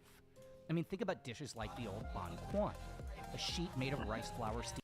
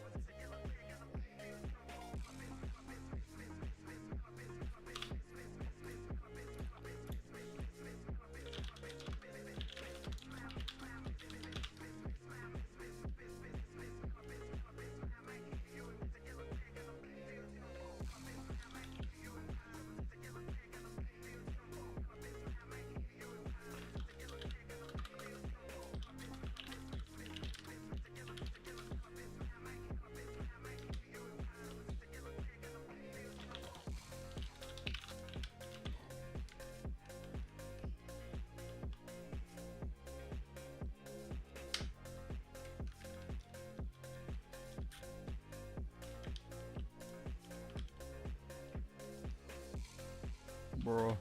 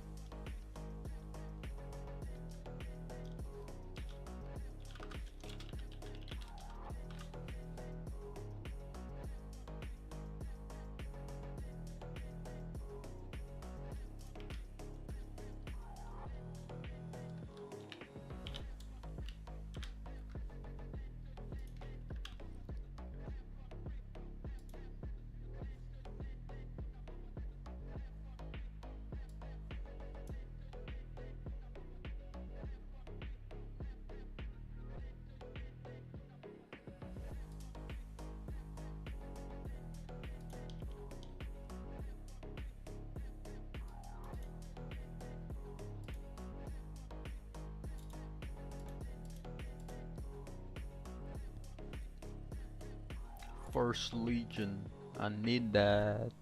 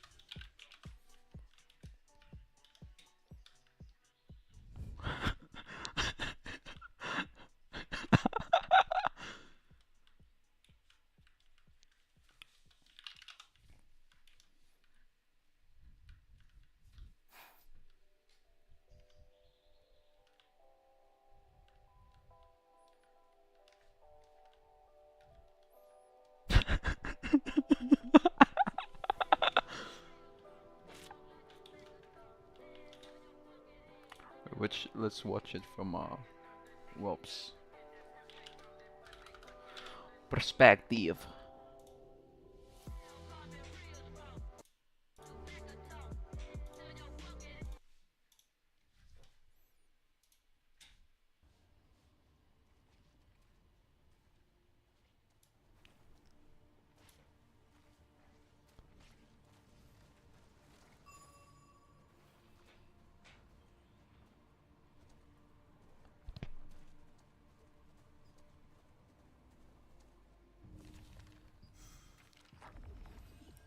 Wait, this is an IKR.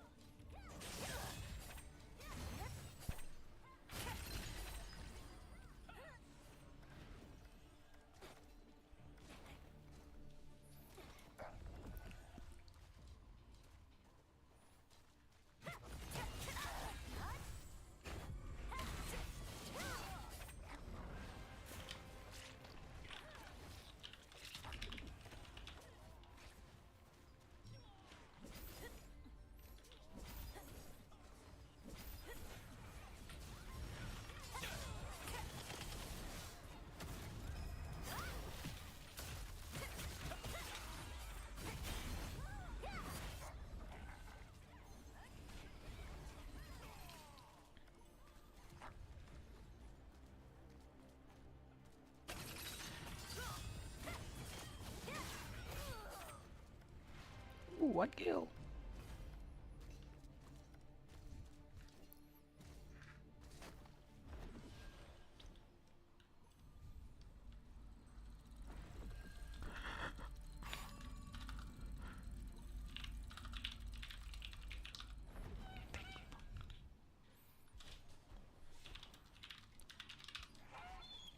Okay, just post your screenshot those who came for the JVG thingy. Body block, body block.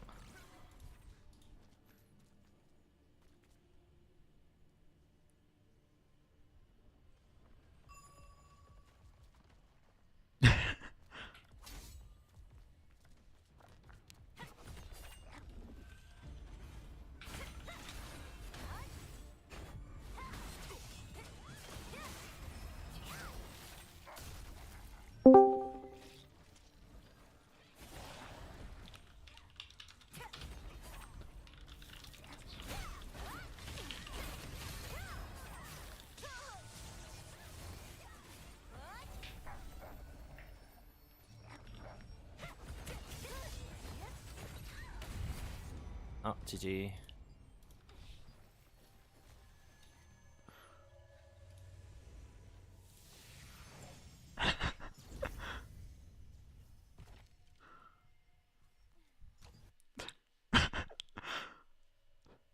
Okay, I'll see you guys later.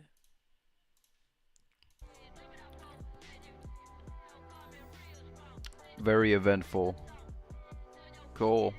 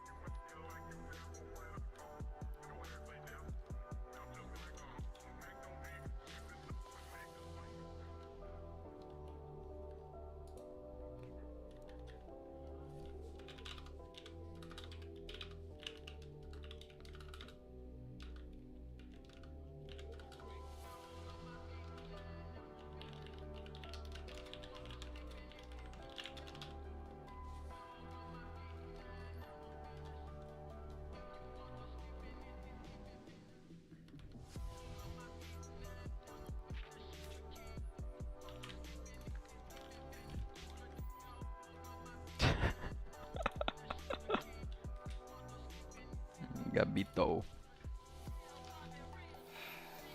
Now what? Got nothing to do. No.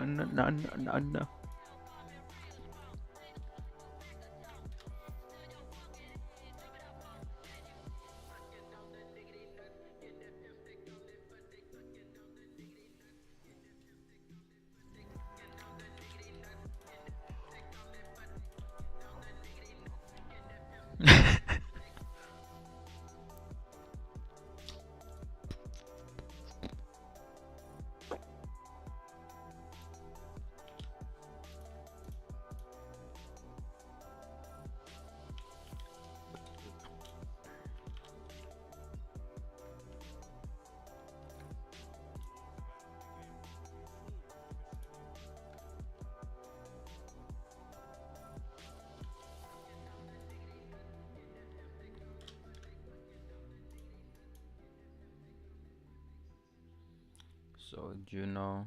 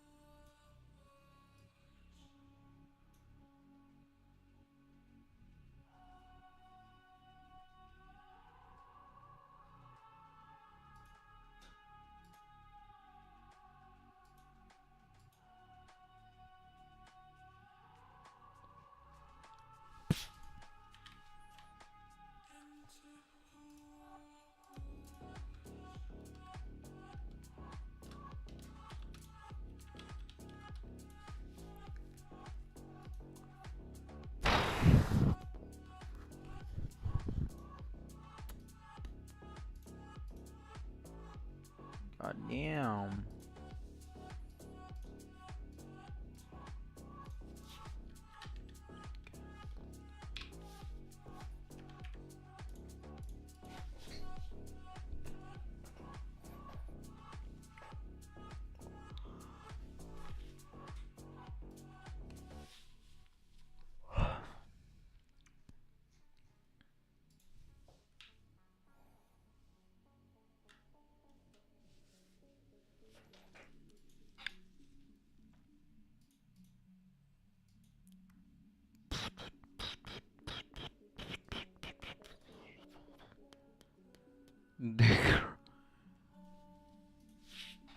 Was Z-Crocs even there?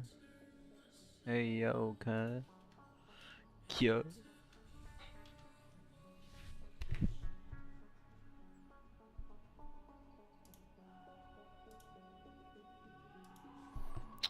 So, an hour from now. Hour from now, which is 1930. Basically, after World Boss. Night until 20. And it will be another 2 hours.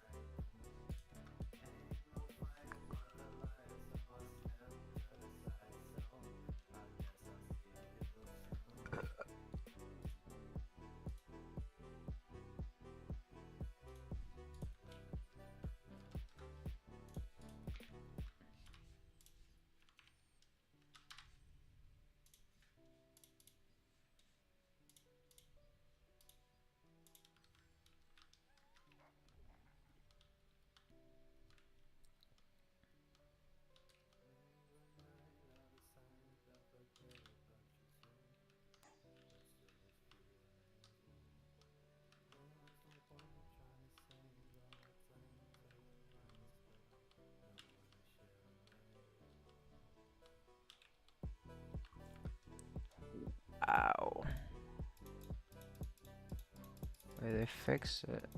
Kind of. Nah, it didn't. It's still fucking dog shit.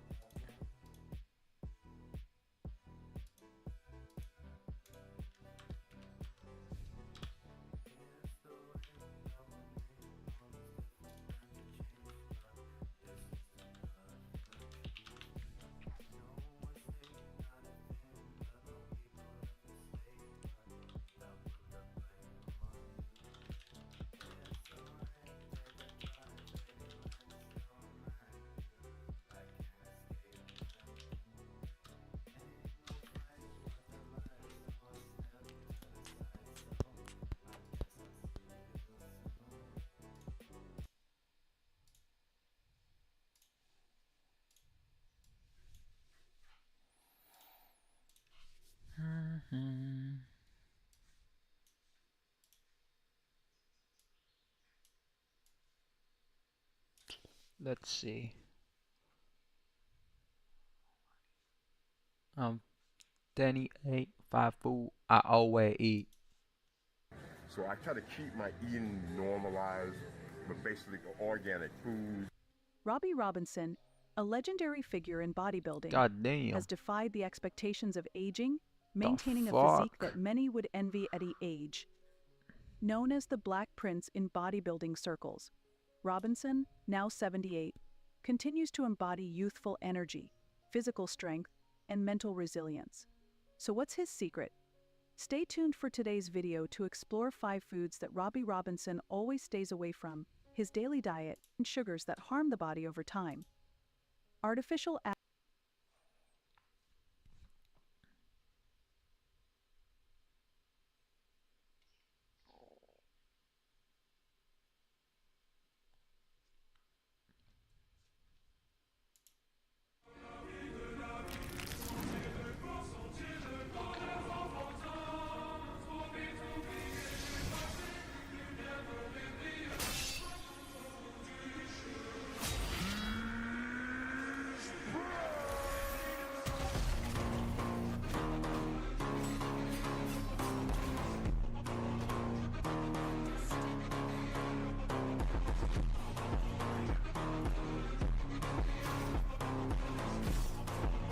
You are stupid. You're stupid. You called me a bad economist. I'm stupid. Well, you're what not else a are you good, going to look, do? you're Come not on. a good I've been very economist. civil to You're you, not Donald. a good economist. No, you haven't. You're not a good economist at all. Donald Trump, let's indulge the thought that you are going to run for the presidency of the United States in the year 2016. What's the slogan going to be? I think my slogan would be, "Make America Great Again." That's too long. Come on with No, something it's not. pithier. No, "Make America Great Again." You're talking about 4 words. I think it's a very precise slogan. I mean, that would probably be my slogan, "Make America Great Again." Mr. Trump, hello, Matt Fry. Nice to meet you. How are you? Nice to see you. Come in, please. I shouldn't really say that. It's your boardroom. That's okay. That's okay. Nice to be with you. We were just saying, my camera was joking, I was going to move the table, but then of course you can't because it's made of Pretty heavy. Of marble the size of the Berlin Wall, practically. It's pretty heavy. I brought this Oh, one. thank you This very just much. came out of Oh, Scotland. excellent. Okay, I'll have a look at Number that. 1 new course. Excellent. What do I call you, by the way?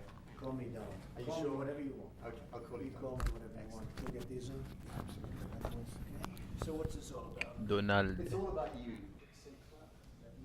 So your office is just Do you have a above this, right? monitor by any chance? I don't, No, but if you it's okay. like, Don't if you worry. have a look through the camera. Nah, that's it looks good. whatever it is, right? It's too late, Matt. It's always too late. Too late to do anything. Well, no, you look good. We've done TV a few times before, so Yeah, you know, exactly. yeah, exactly. Are we set? Donald Trump. Donald, thank you very much for doing this interview. Now, I read somewhere that you don't like shaking people's hands because you're afraid of germs. Well, I'm not afraid of germs, Matt. I don't think it's a great custom.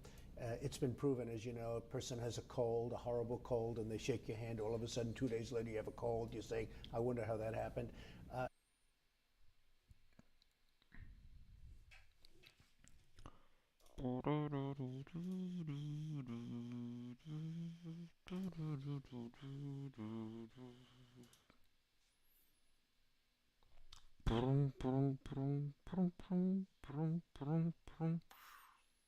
Boom, boom, boom, boom.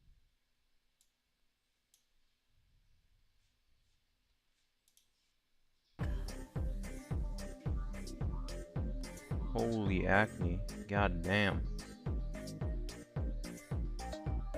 What is up, guys? Day 77. Let's check the weight. 230.5 pounds. That's pretty good.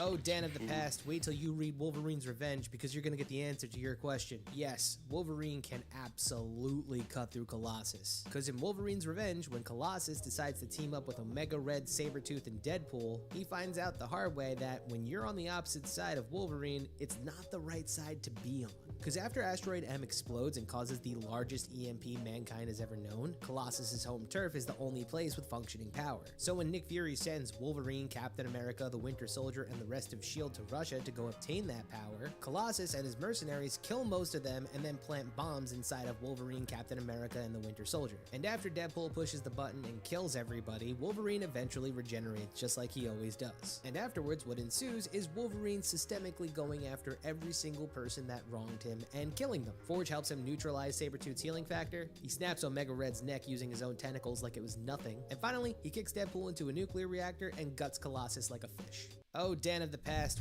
Texans are known for making some of the best barbecue on the planet. People literally my go God. crazy over this stuff.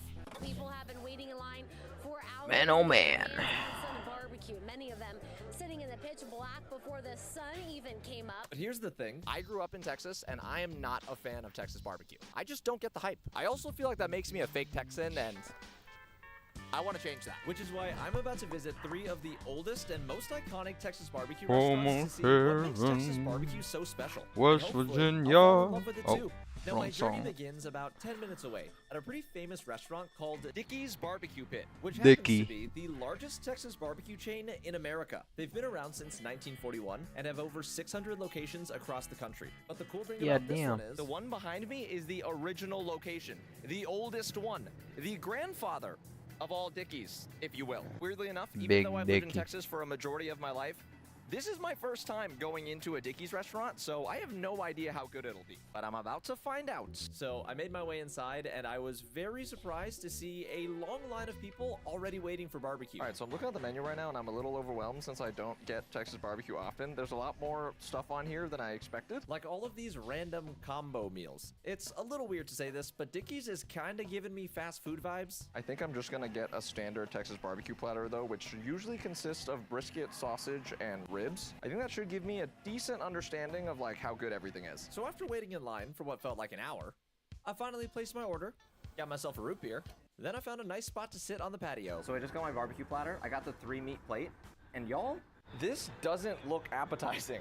Just by looking at everything in front of me, I can already tell I'm not gonna like it. I can't believe this is what people were waiting in line for. I'm still gonna try it just to prove my point, but seriously, look at how dry this brisket is.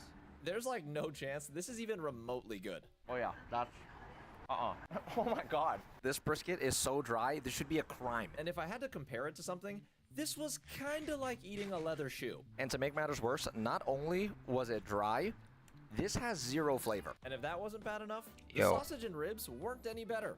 Somehow, I think the ribs might be worse than the dry brisket. Overall, this is a pretty awful meal, and the worst part is, since Dickey's is the largest Texas barbecue franchise, it should be a pretty good representation of what traditional Texas barbecue is. There was a huge line in there, which means people clearly like this stuff. I think everybody that was waiting in line is insane. I might get some hate for saying this, but if this is what traditional Texas barbecue is, it's overrated. Now, saying this makes me feel very conflicted, since I just want to understand why people like this stuff. Is this really all there is to Texas barbecue? But as I sat there, I suddenly had a thought. Dickey's kind of reminds me of a fast food restaurant, and maybe die-hard Texas barbecue fans don't even consider this traditional Texas barbecue. If that's the case, that changes a lot. I wanted to look into my theory a little more, and thanks to the sponsor of this video, Opera, I was able to confirm it can be considered fair answer to any question I ask it. And it looks like the answer other than traditional Texas barbecue. Honestly, that makes a lot more sense because fast food spots aren't supposed to be good, and this was awful. Opera also has a bunch of other cool features like better Texas than I've never even heard of. I just know it's like 4 hours away. On the trip there, I made a quick pit stop at Buc-ee's, the most magical gas station on the planet. Well, my gas pumps, it's time to get refreshments. If you've never been to Buc-ee's before, this is the Disney World of gas stations. Your boy got a drink, an Holy, entire bag of taffy, what the then I fuck? made my way back to the car to continue my It's a little road big trip. gas station. Alright, y'all, so I just got to Lano. This is where the next Texas barbecue restaurant is. I didn't realize there would be nothing here, yet somehow one of the best Texas barbecue restaurants in the entire state is in this little town. So I'm not too sure what to expect, but I will find out shortly. And after a few more minutes of driving, I finally arrived at Cooper's Old Time Pit Barbecue. Y'all, it smells amazing out here, and I'm very excited to check this place out because this is a legendary Texas barbecue restaurant. Cooper's was opened in 1962, and they've won a ton of barbecue awards, like Austin's Battle of the Brisket. On their website, they promise a Texas barbecue experience you'll never forget. We'll just have to see about that. So I guess it's time to go inside and meet the pitmaster. There's already a line. Whoa. All right, y'all. This place looks like the definition of a traditional Texas barbecue restaurant. A giant room with picnic table seating, taxidermy deer heads mounted on the walls. And finally, these obnoxiously large jars of pickles. Or at least I think they're pickles. I don't actually know. But this place is definitely giving off traditional Texas barbecue vibes. Kenny. How are you, sir? Good. Now let me introduce you to Kenny, the oldest pitmaster at Cooper's. He's been working here for over 26 years, which is longer than I've been alive. So if there's anyone that can change my mind about Texas barbecue, it's this guy. How would you describe traditional Texas barbecue? Like, what is it? It's cooked over direct coals. That way your drippings hit the coals, and that's where you get your flavor from. Gotcha. And is that what y'all do here? Yes, it is. That's what I like to hear. Now you're gonna give me a tour of all of the stuff, all of the meats. Yep. I'm very excited. All right, let's do it. Let's go. All right, I let's followed my do new it. friend Kenny out front All into right, their all pit right, room, all which right, to my all right, all understanding right. is where they cook all of the meat. This is so cool. So this is where the magic happens. Yes, sir. This is where. Yes, sir. This is where it takes So place. all of these boxes over here are responsible for cooking all of Cooper's barbecue. Yes, And sir. then this is where you line up to get your food. Wow, that is a lot of meat. Lots All of the and meat lots. behind me looks so good. All I want to do is eat right now. But before I can do that, I want to find out what sets Cooper's apart from other Texas barbecue restaurants. So I had Kenny walk me through their entire cooking process. He explained that Cooper's uses a very old barbecuing technique called the cowboy style. It was started by the cowboys, you know, like the dudes that like have the hats and ride the horses, not the football team. And it's done by grilling the meat directly over hot coals made from mesquite wood. This supposedly cooks the meat way faster and adds a distinct smoky flavor and char to the barbecue that you can't get with other methods. I can't even begin to describe how good this looks. Kenny wanted to teach me a little bit more about barbecue, so he even let me season some meat they were about to cook. Grab like a handful and just toss it on there. I think what I found most interesting was that they only used salt and pepper for their seasoning. No garlic powder, onion powder, none of that stuff. Is there a reason why y'all don't use anything else? That's all we've ever used. That's all we've ever used. I'm gonna be real with you. That's I all didn't you really need. answer my question, but at this point, I Barbecue's just trust everything Kenny good. says. I feel like I learned so much more in the little I've been here than I could researching for hours online about Texas barbecue. Hands-on is the best. Hands-on is the To best. top things off, they even let me throw some meat down on the grill, which turns out to be Very a lot hot. harder than I thought. Oh no! I can't see. Oh, I'm crying. There's tears in my eyes. Sorry, boys. I can't handle the heat. It smells great though. Honestly, getting to be hands-on with everything was pretty cool. That's cool. And now I just have one more very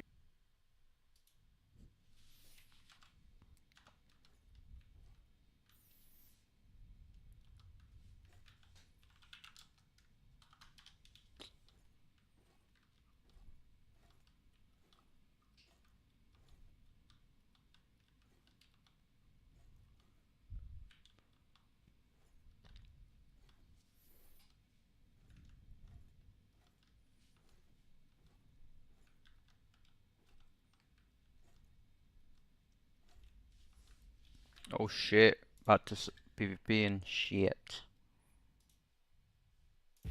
Lock him. Lock in. Jake Lachlan.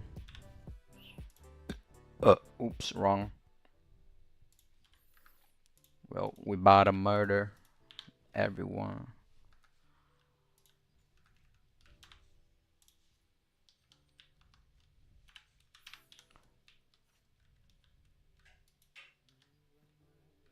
Wait, 901?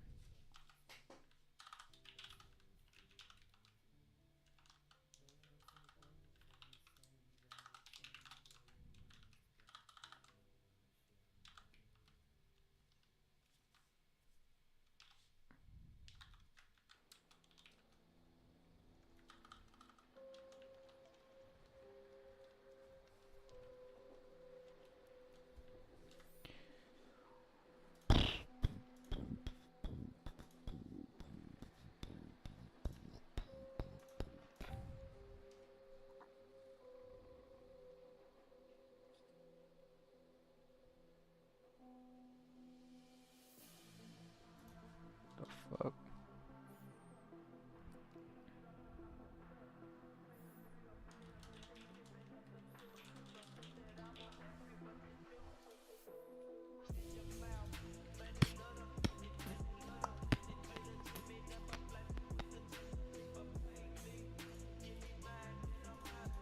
Bitch, I'm money.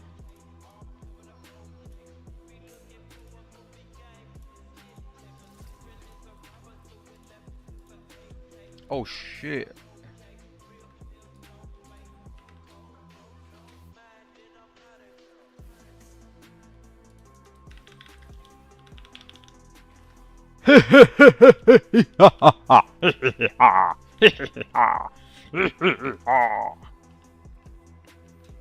Sorry, it's just too funny. Massacred.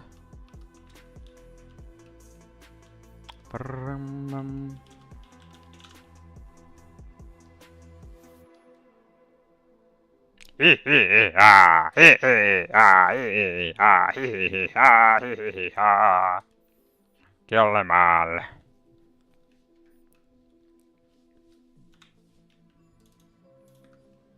Whoops. Where is my mouse? Thank you.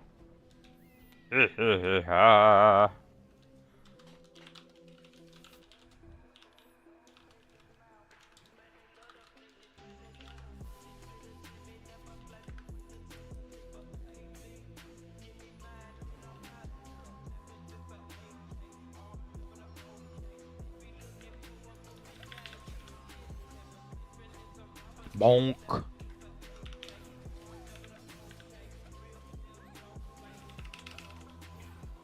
On Rick. Fuck you.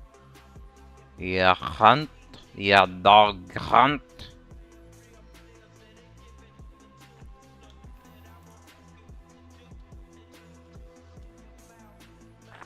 Where is the fucking food? There it is.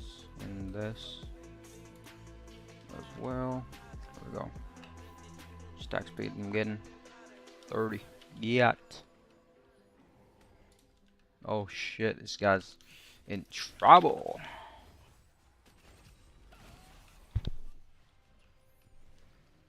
Yeah, in trouble. Yeah, in trouble. There's more here.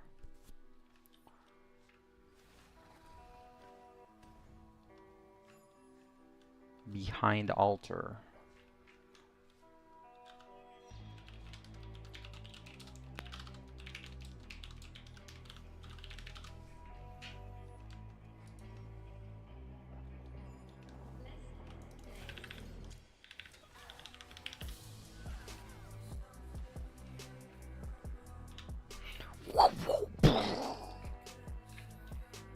Smack daddy.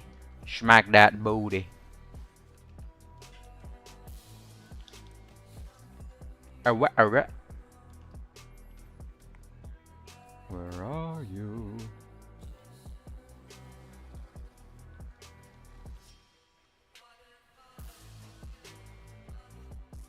Rats!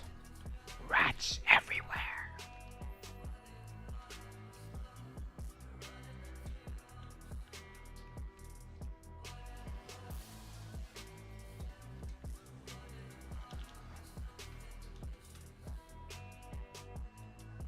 Rats.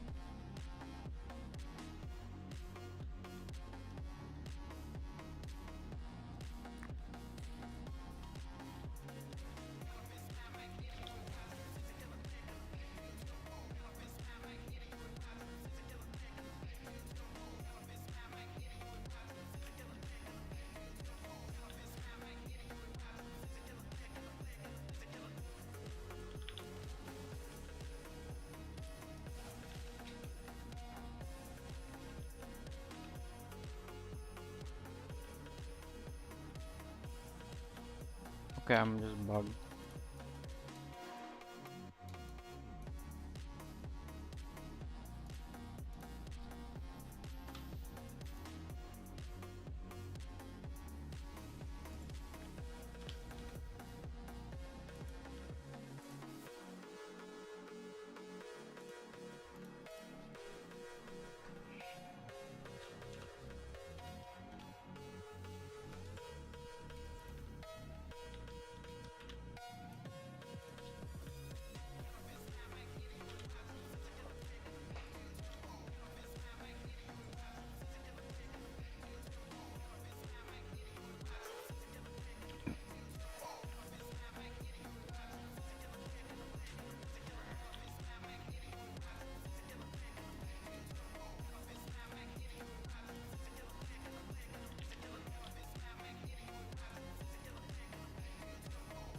Who is this guy?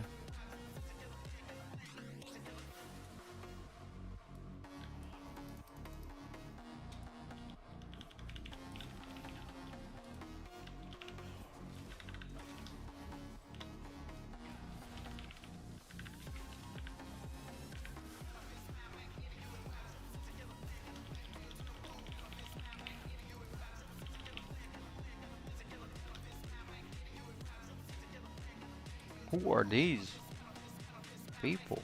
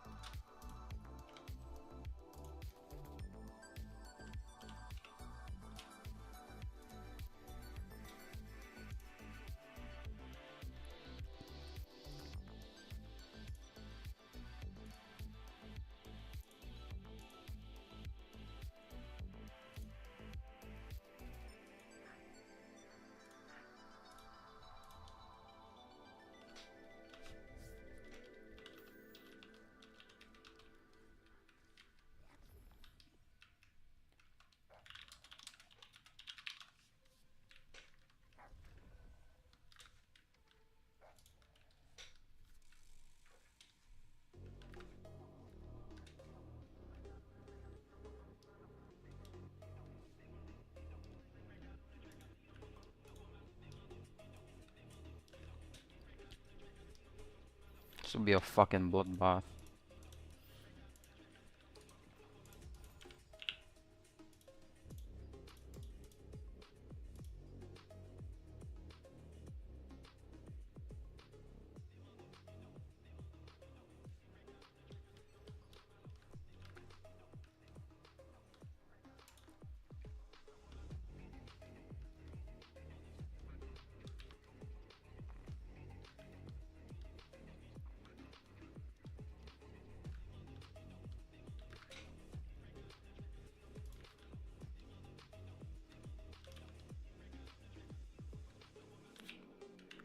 Yo.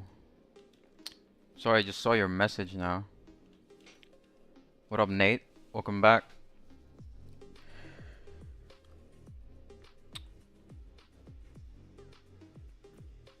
Just waiting for nighttime, and we're gonna kill everyone here.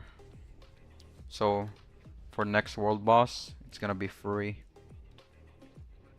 Free Juno.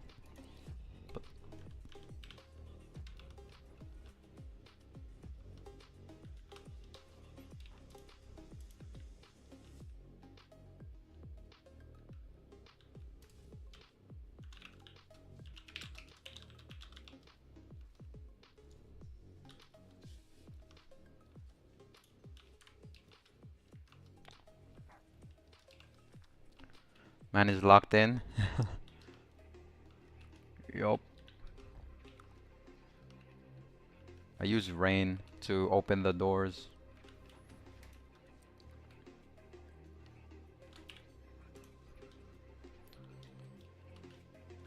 Then we're about to kill everyone. It'll be fun.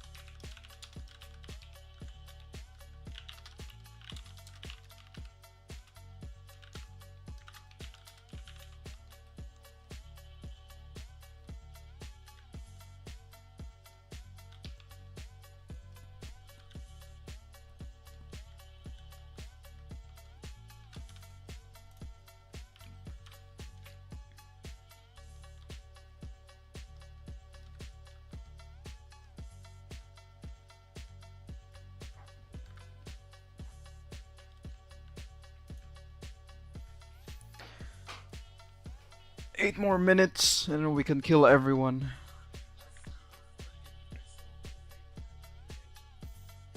And after we kill everyone, we wait an hour here until the boss spawns.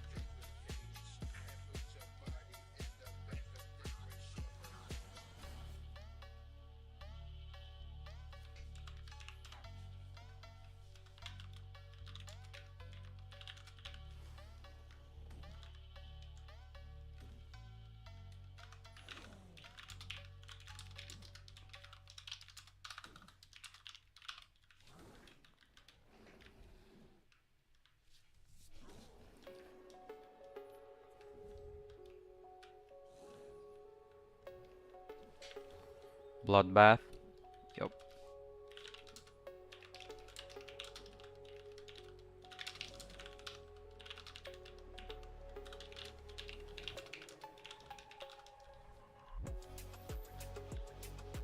It will be more than a bloodbath. It will be like blood ocean. Blood rain.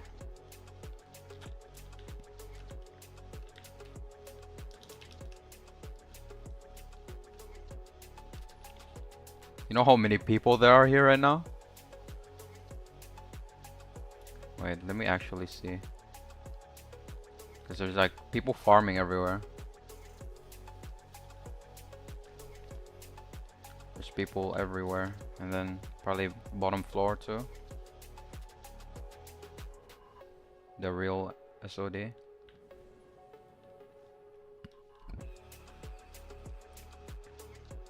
Oh, no one's camping this. Oh.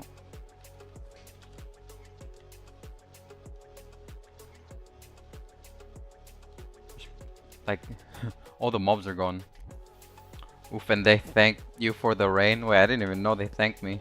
But they don't know why I made it rain. I made it rain because it's about to be night. So I can kill everyone.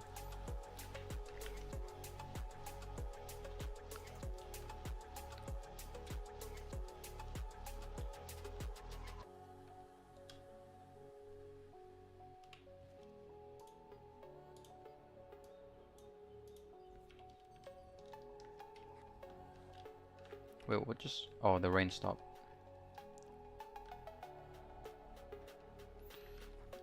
They don't know. Wait, I just saw someone here.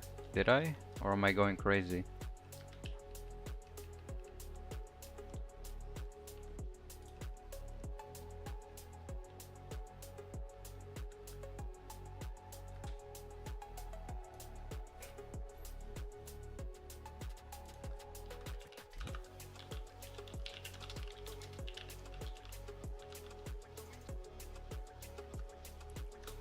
Ah, never mind.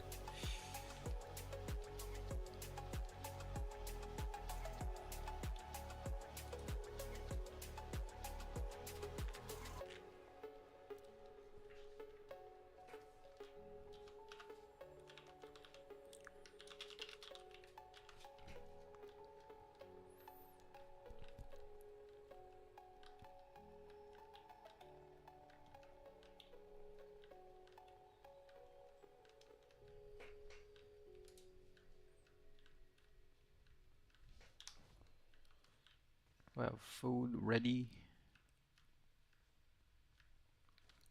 That one. That one.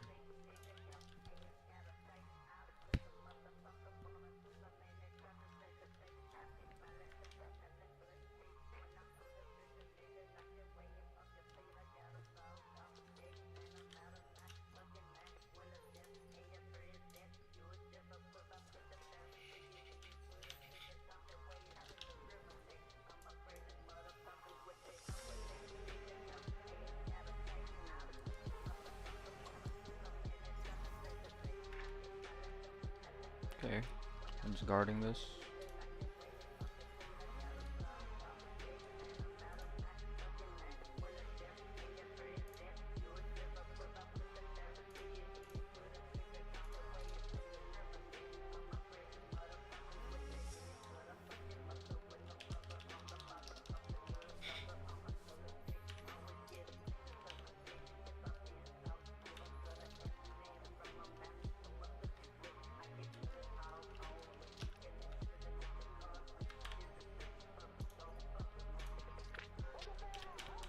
Man, I'm so excited to kill people.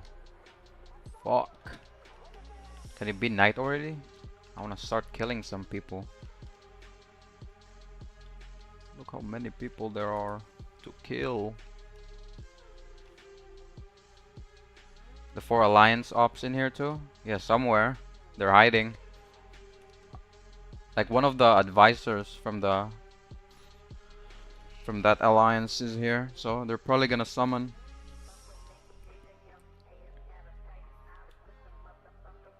It's about to start.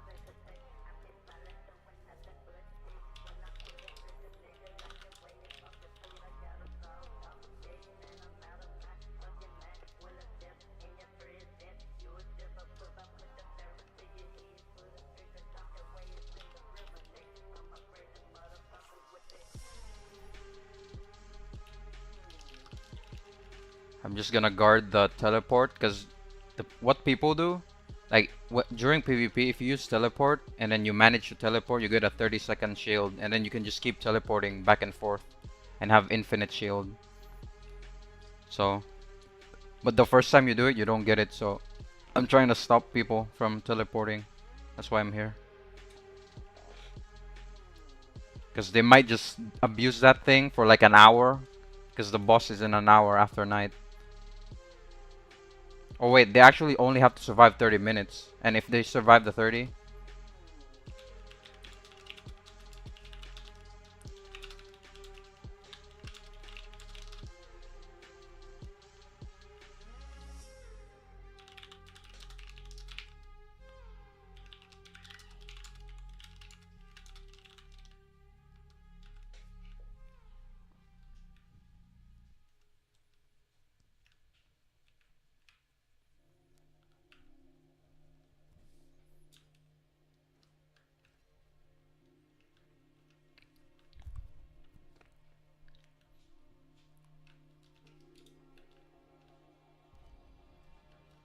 Oh shit, it's about to start.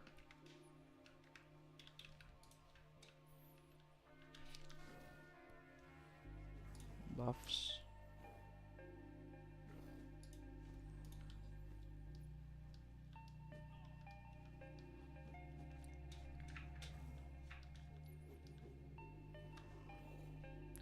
$30.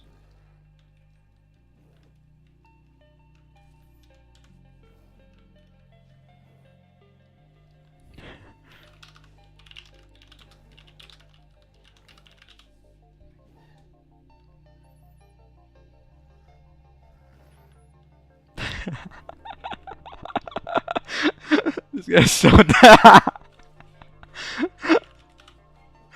This guy's so dead. 5 seconds.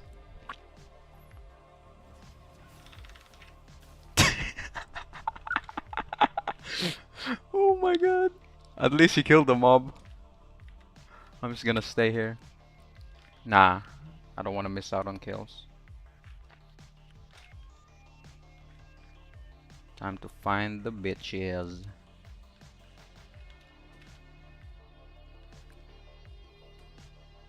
Yeah, at least he killed it.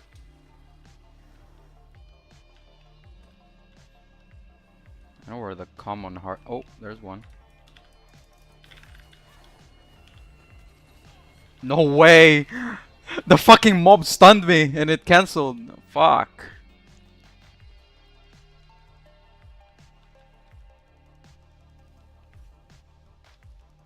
Wait. No way. Okay.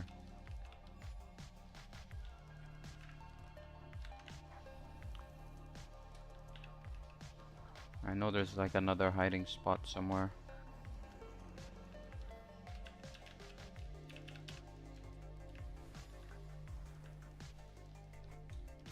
just hide and seek. There's one hiding spot here that's so annoying.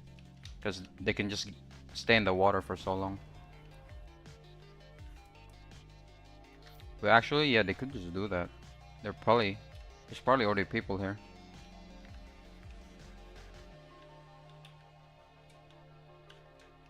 Okay, there's no one here. Oh, there's people here again. Fuck, that's lame. Because you can't attack in the water. That's so lame.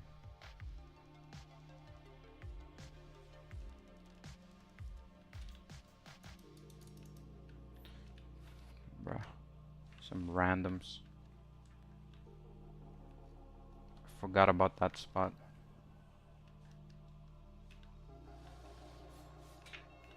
Oh, my mouse. Man, not a single kill. This is lame.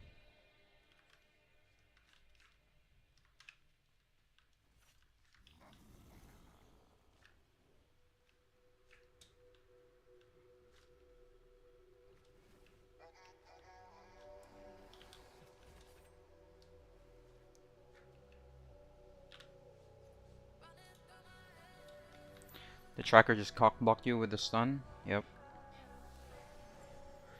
Always happens.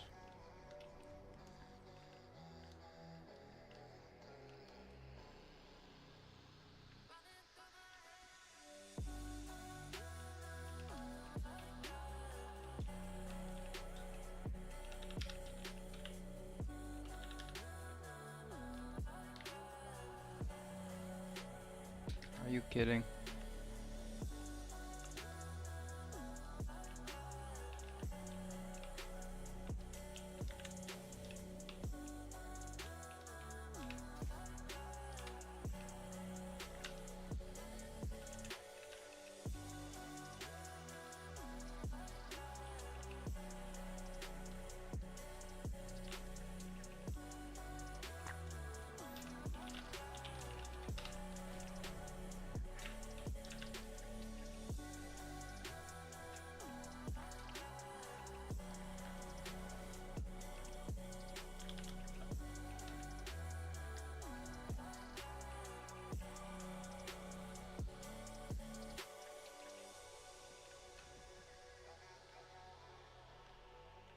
Of course, there's always one on the fucking water.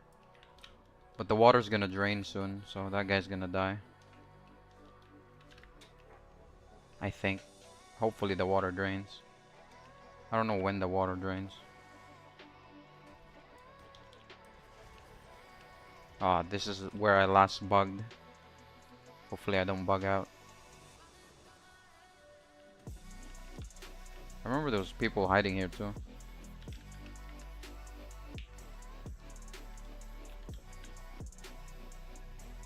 Yo, good morning, Maze. How's it going?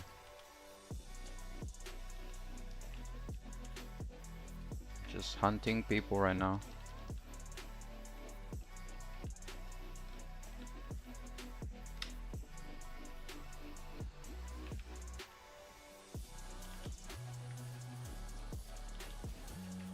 I'm good. And you? Yeah, doing great. It's my birthday in a couple hours, so that'll be cool. And I'm excited for tomorrow, Archboss.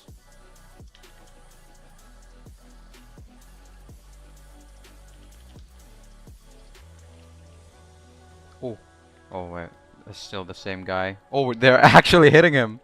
Oh wait, he's gonna die.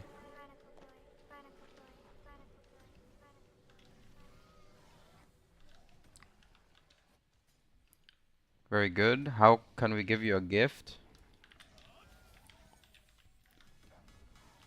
If you really want to, I've actually added the command. If you type exclamation tip, it links to my PayPal. But you don't have to.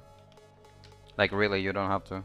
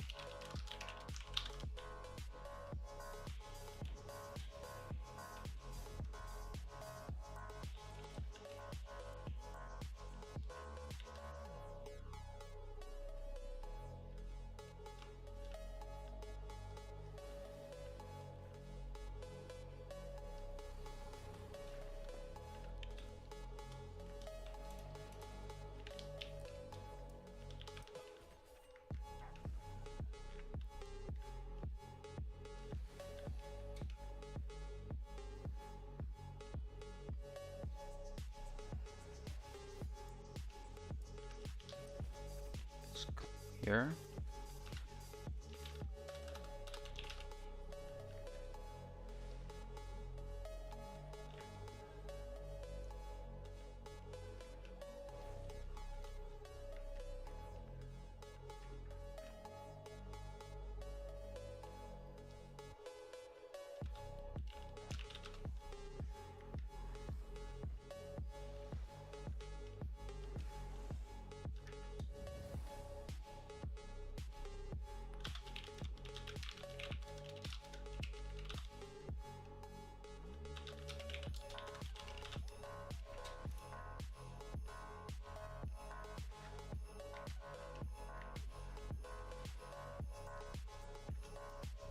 Ooh, what is this place? I've never been here.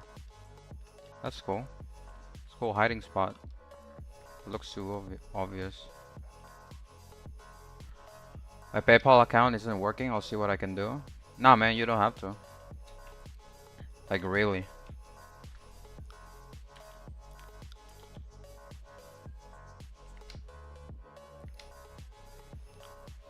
I don't have, but I want. You help me a lot. You are a good streamer. Thanks, man. Yeah, that alone is enough for me. Like, just me helping someone and knowing it helped is already good enough. Like, I appreciate it. You are a good person. Oh, thanks, man. I don't even think I am. But if you think I am, then thank you.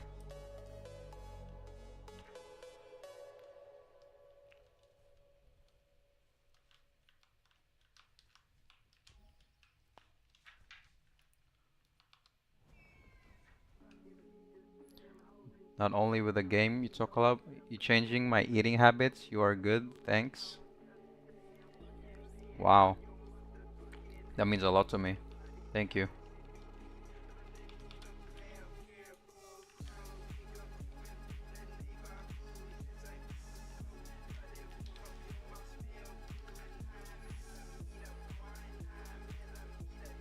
But yeah, I'm always glad I can help.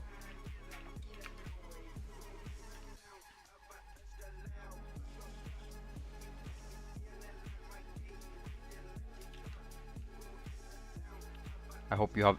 Wait. And you will give me a place to stay when I get to Australia. I hope you have dogs. I don't have dogs, but I have 5 cats. Maybe that counts as one dog. They're very cute.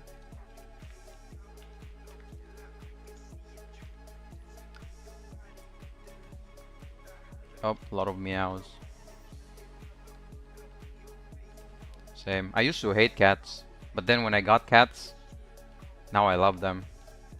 But I also like dogs. I grew up with a dog, so. Oh, who's this? Hello there.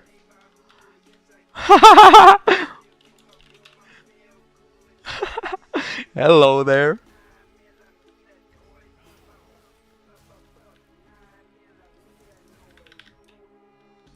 No way I'm stuck. Well, well, well. Who is this cunt? Wait, can I auto him to death? Oh, I can hit him from here! Hold on. I hit him once. Wait, I'll just pin this. Hold on. How the fuck do I pin again?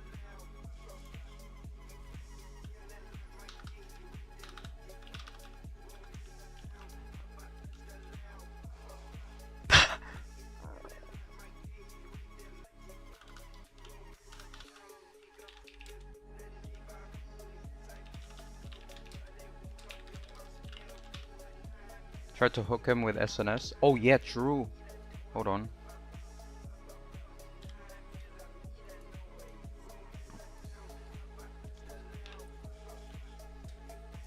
Smart. Wait, let me see if this works.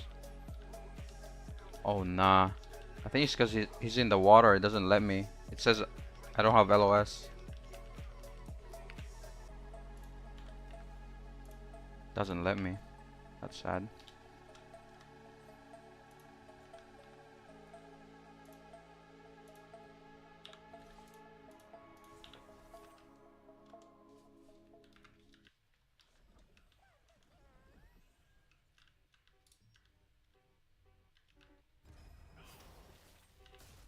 This guy is AFK too. Like, he's not even here. I like.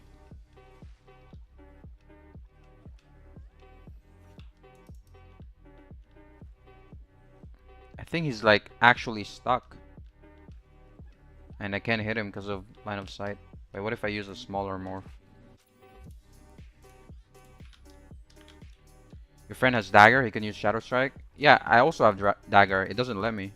Because I think it's because he's inside the thing. So like...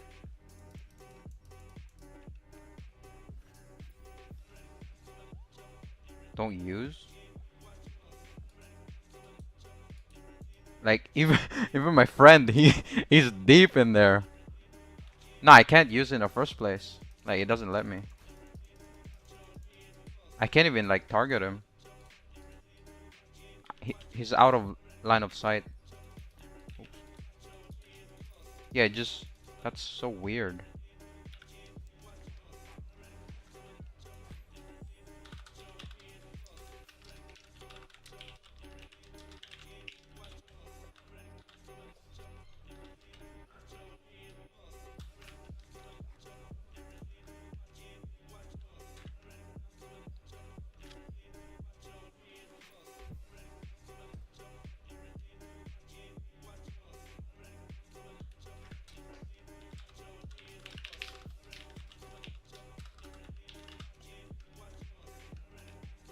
Oh shit! There's a fight!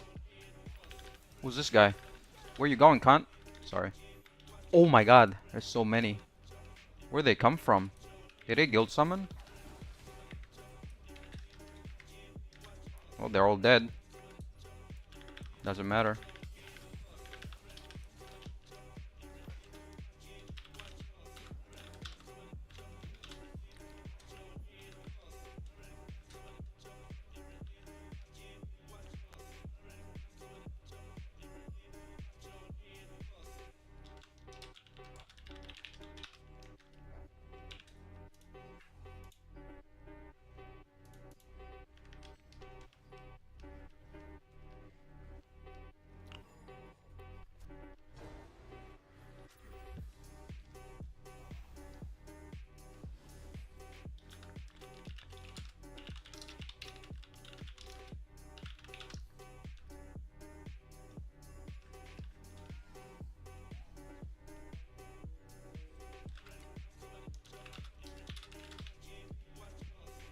Is there more people here? I'll be right back. I just woke up. I'm going to brush my face, wash my teeth. Wait, what? You mean wash your face, brush your teeth? Okay. See ya, brother.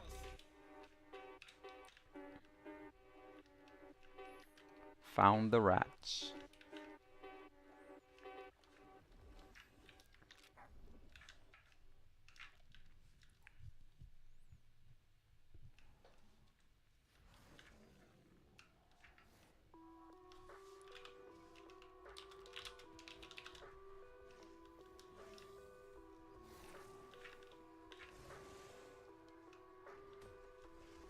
That ambush was crazy.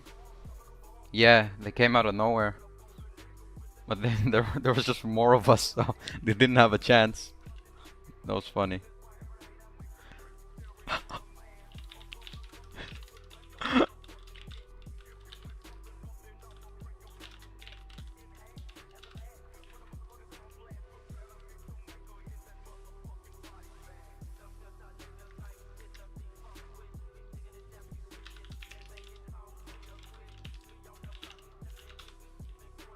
Didn't even see a single soul. Yup.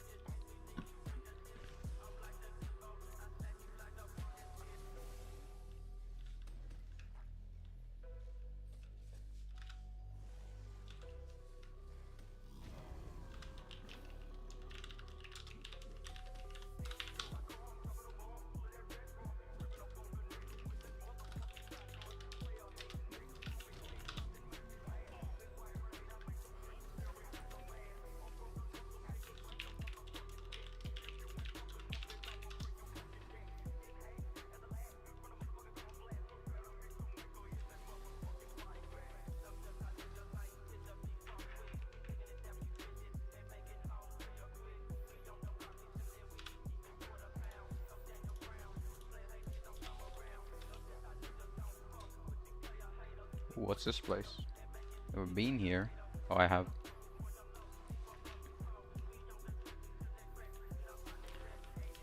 Where would a rat be? Think like a rat. I don't know. Eating cheese. Okay, let's go to pin 5 again. See what's up there. Peddler at Sanctuary.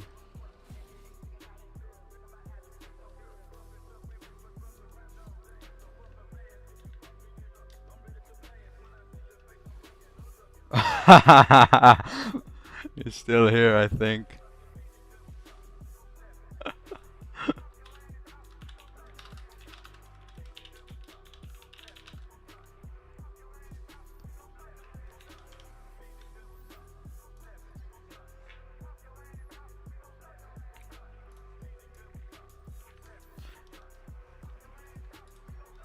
I don't think this guy is he? Yeah, he's not an advisor. He's not gonna be able to summon.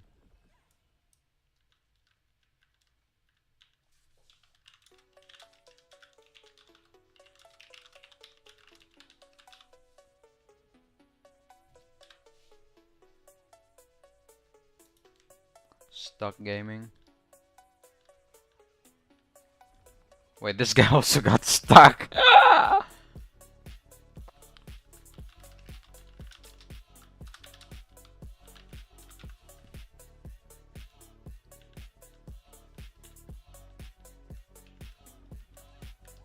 No! No! I'm stuck!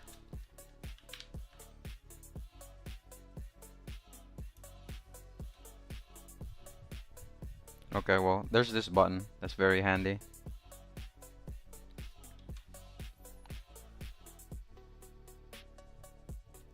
No need to panic. We good.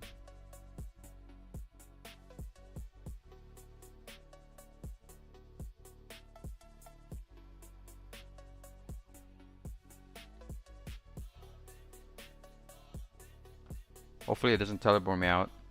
Okay, we good.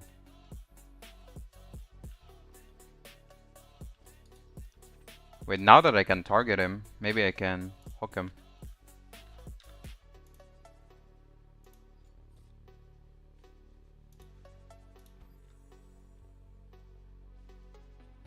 Let's see.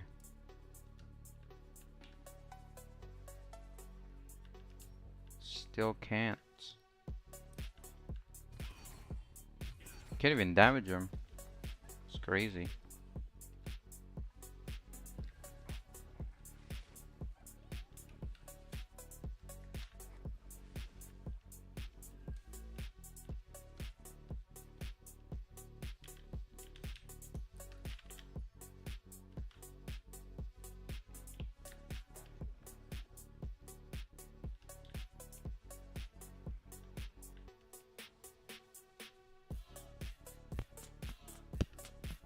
Wait, who is he chasing?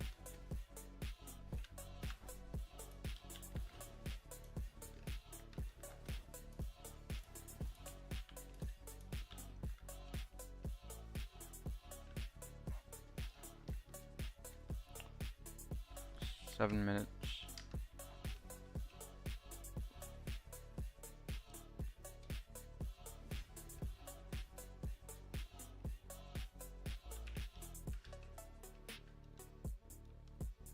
People just fishing here? Wait, there's still a guy there? No, there's not.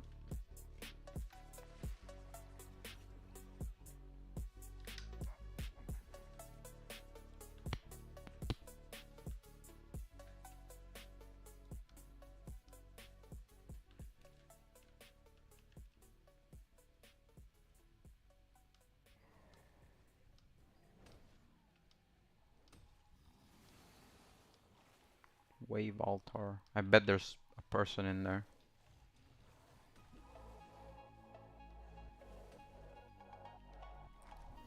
Are you trying to send a link? I think it just blocks it automatically. I can't see a link you sent. But if you want to send me links, just add me on Discord. Here's my Discord. I don't know how to enable links. I don't know. There's no option for me. That's my Discord, by the way.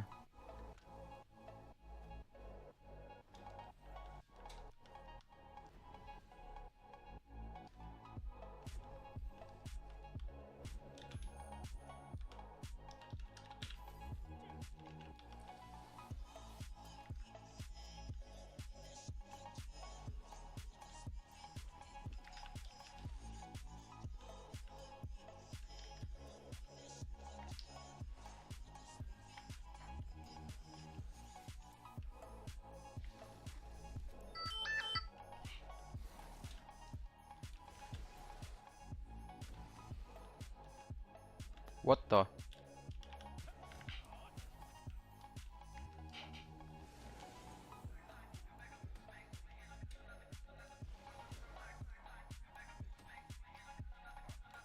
can probably find the clip somewhere. Clip of what? It was a clip?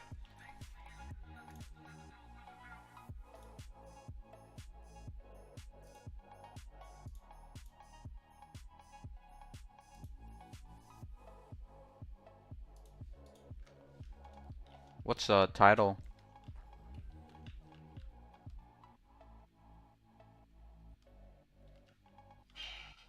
Oh wait, did I just see a grapple?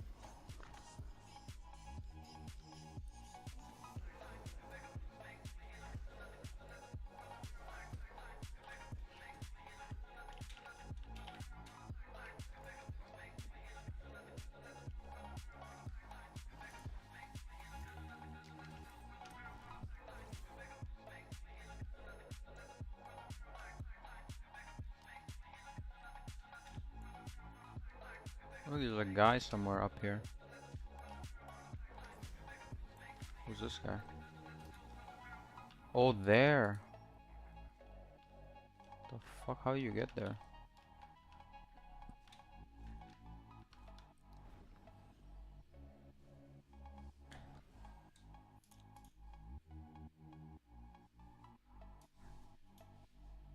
Ah, you clipped it. Okay, wait, let me watch it. Hold on.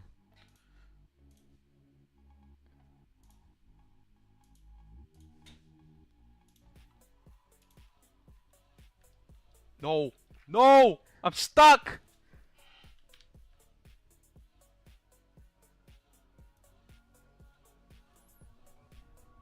Okay, well, there's this button. That's very handy. How the fuck he got there? Morph. No need to panic.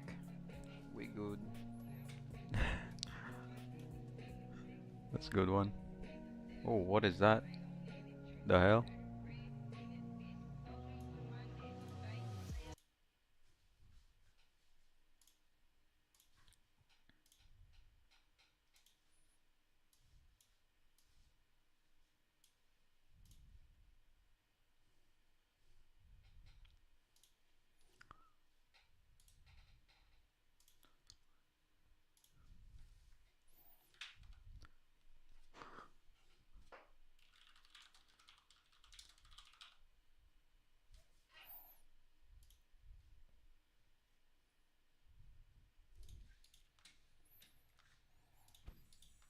Yo, welcome back.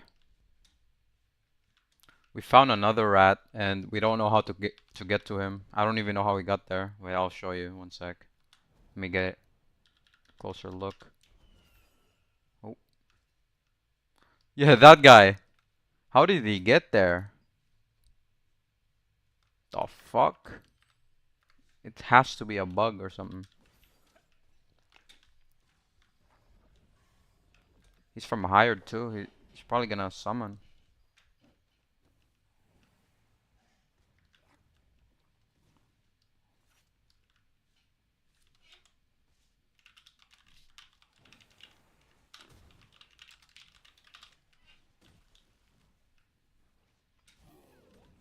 How would you get there though? So you go up from where?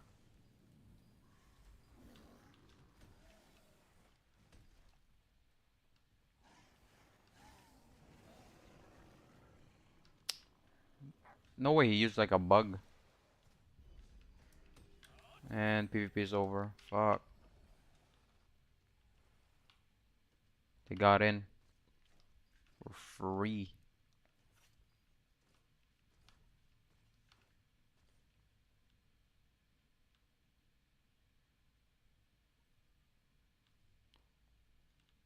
What's that movie where the guy got stuck between two rocks and had to cut his arm? What the fuck just hit me? God damn. Where's the G guy? Two rocks, one arm. The fuck? I just got a drop. I didn't even kill anything. I think I just, the fuck? It's not even good. Is it worth anything?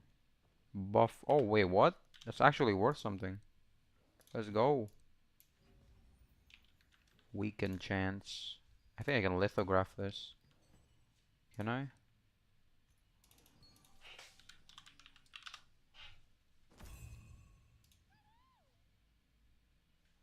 Weaken. Wait, that's not bad.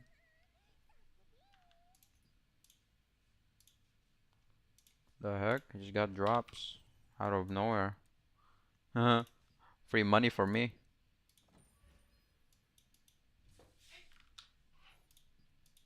The rich get richer.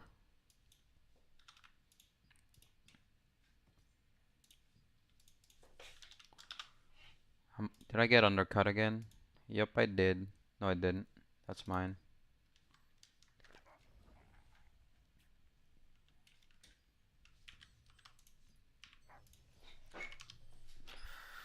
Okay.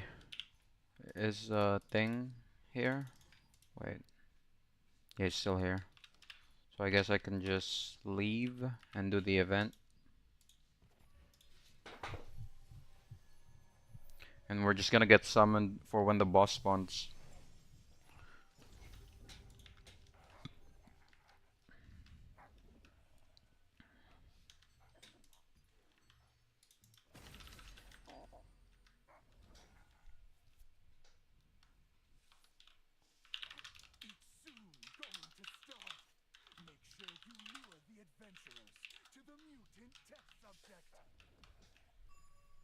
The vengeful spirit core from the mutant test subject will turn them into destroyers. Get out of here before they see you.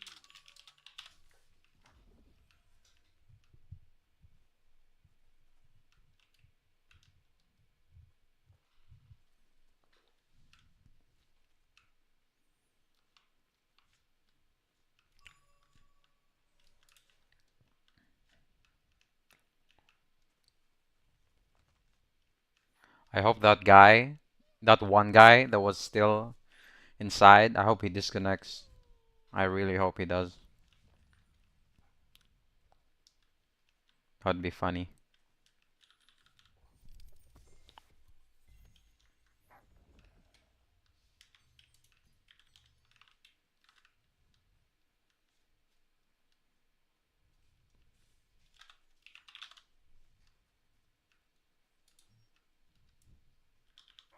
What are they doing here?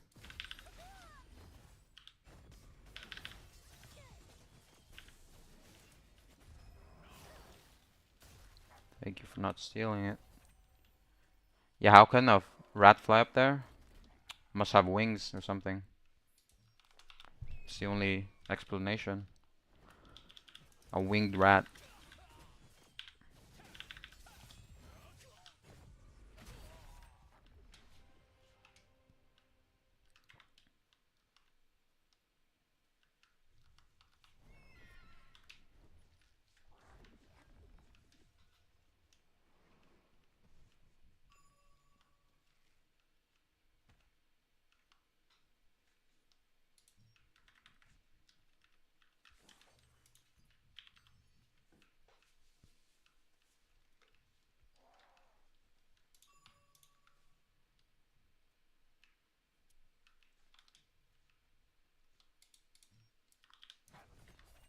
Oh, it's a guild leader.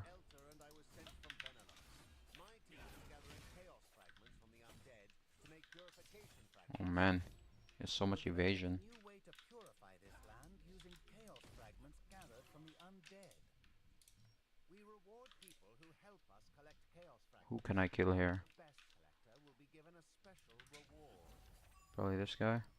Purge the undead from this place Hit me. filled with the stench of death and collect the chaos fragments. Nope.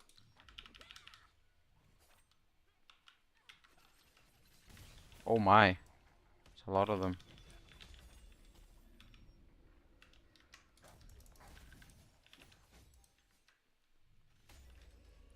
Third party, help me.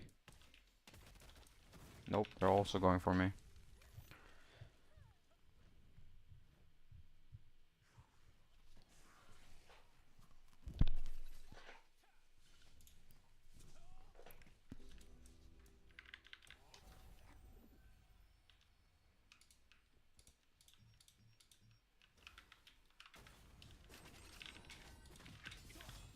What you doing? Miss.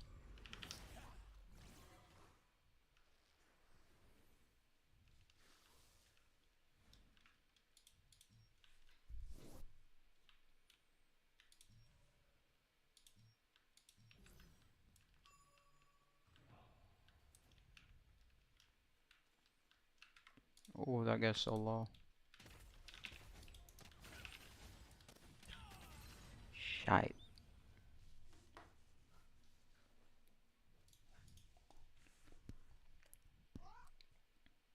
See? The stench of these chaos. That's simply proof that they're full of dark magic. Once you filter out the darkness, they'll become purification fragments.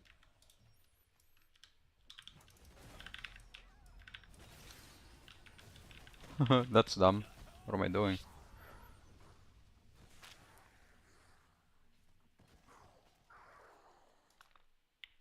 Oh fuck! I forgot to put the music on. My bad. I've been listening to the music on my own.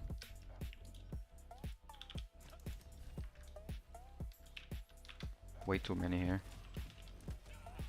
Sheesh.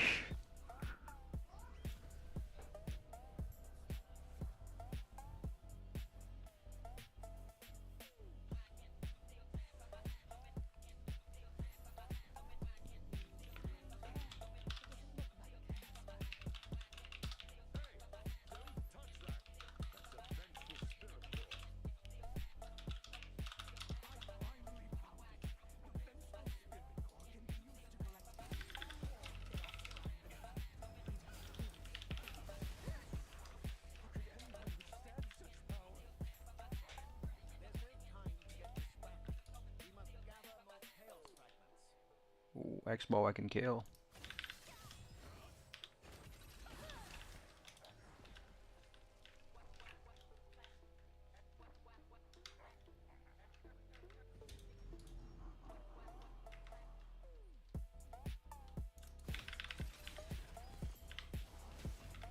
That guy is so fucking tanky.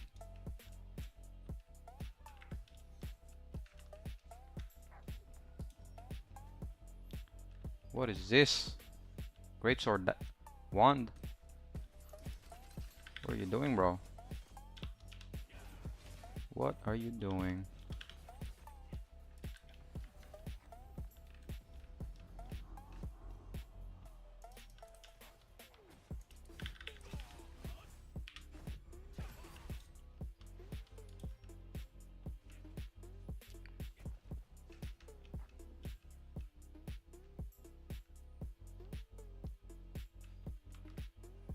They're still fighting this guy.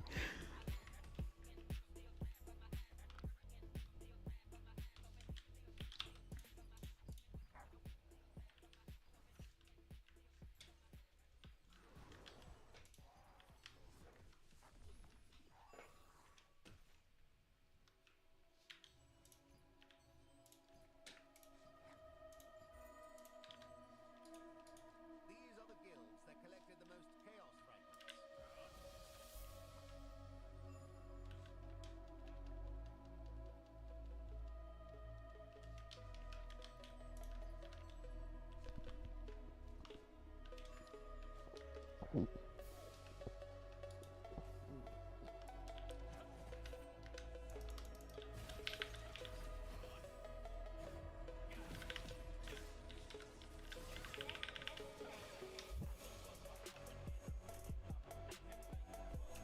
Rakasu.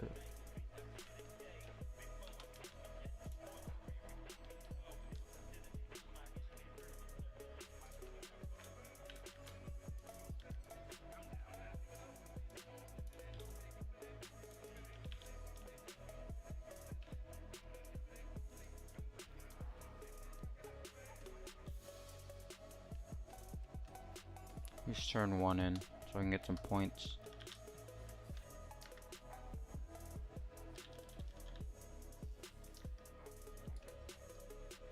Whoa, this guy's flying. He's cheating.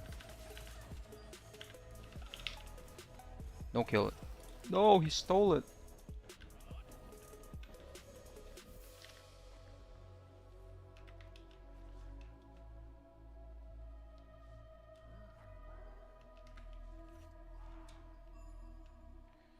Man, everyone keeps stealing my kills.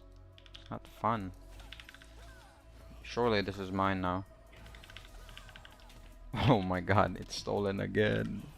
I wanna cry.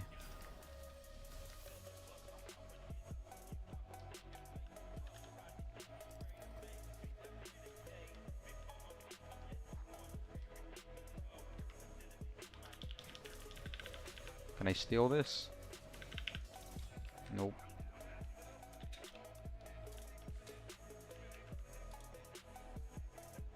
Probably kill this guy.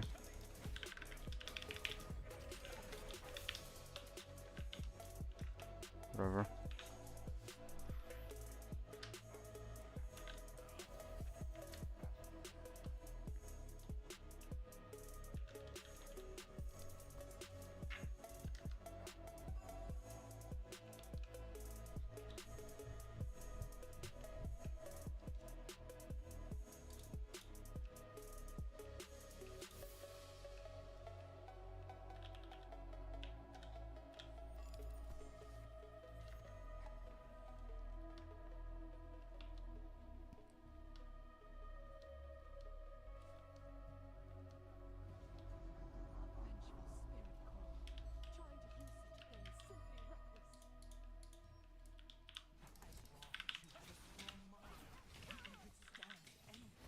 Everything missed.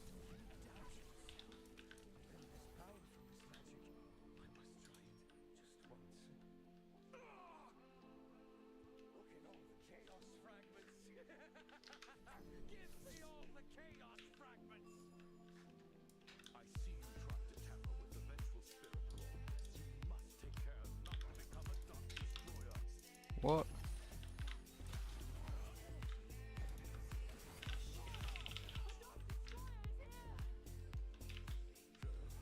It happened.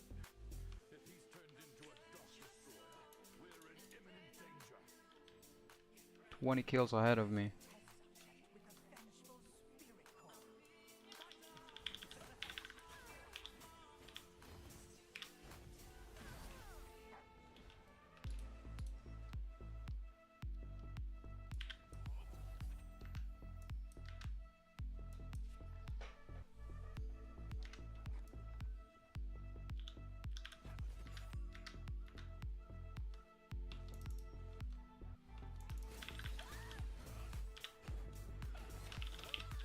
Don't you dare steal it. Man.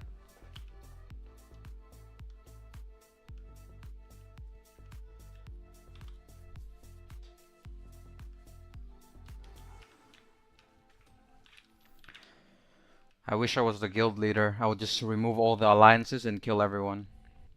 I swear.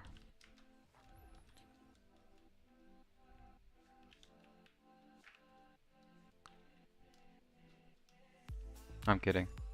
Or am I?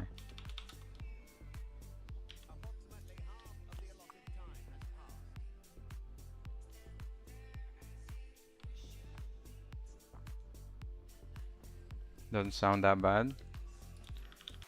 Why, please? Yes. Fuck you. That's mine.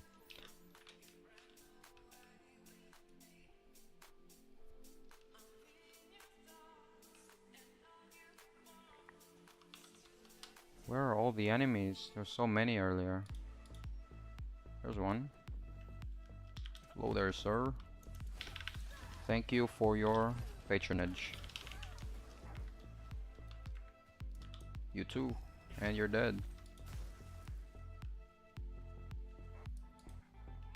But these guys... Oh, you came back. For why? Oh, I can kill this guy. Never mind.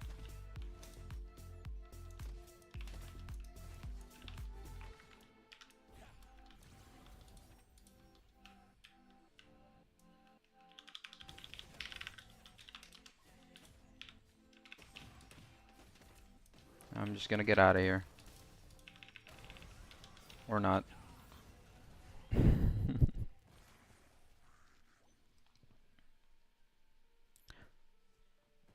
Exclamation lurk? What is that supposed to do?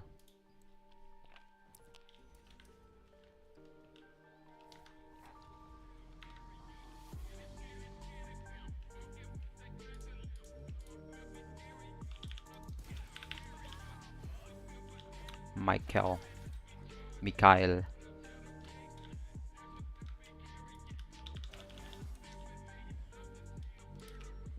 What the fuck?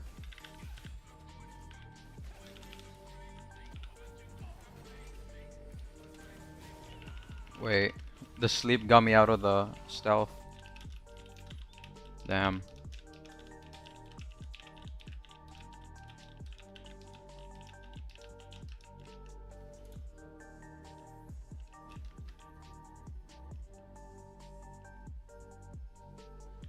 How many deaths do I have? It's way too many. 1,000. Holy shit.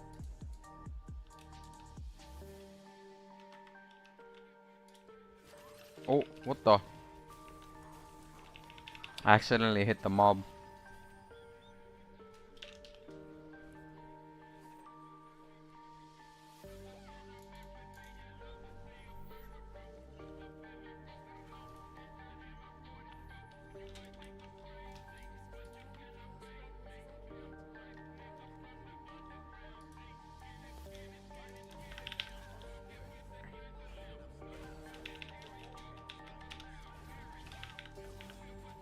Physic. I can't get to you.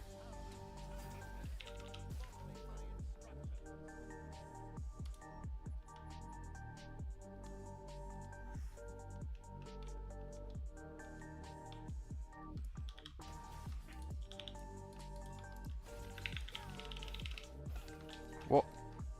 You died of that?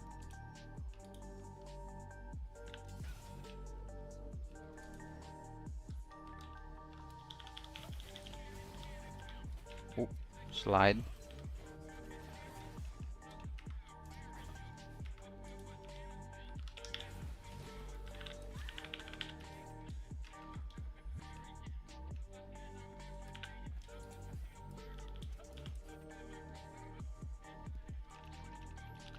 Diggies.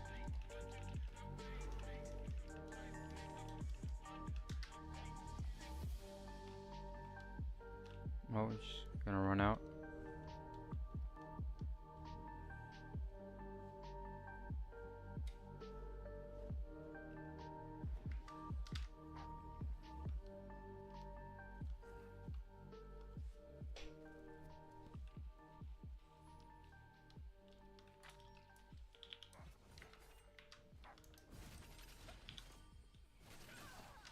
Hehehe, mine.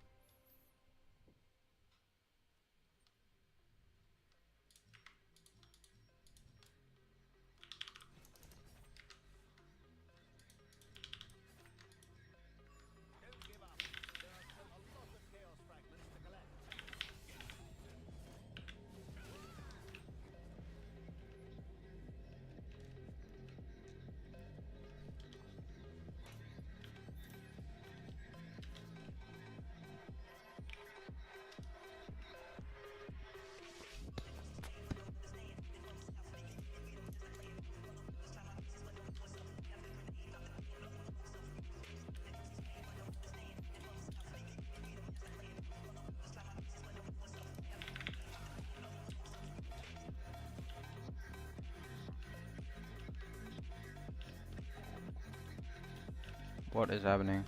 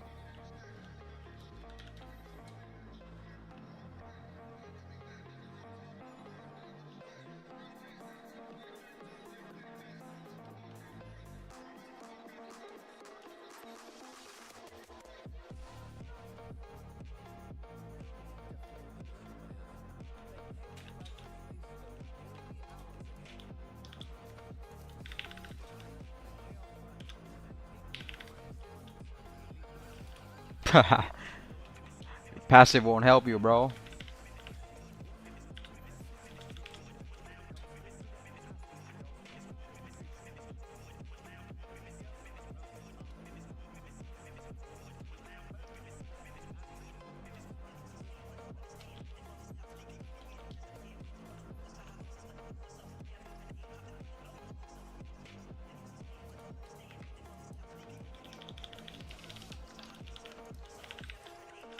Diggy. Hello there. I can't target.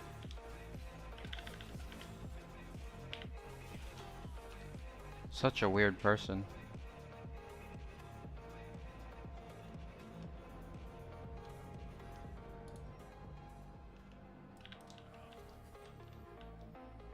Did me kong le.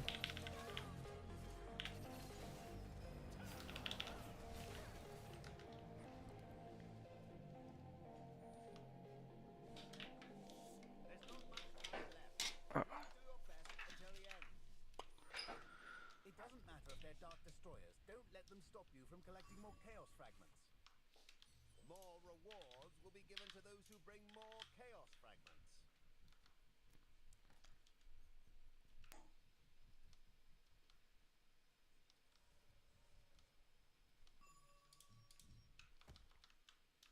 I'm here to help you.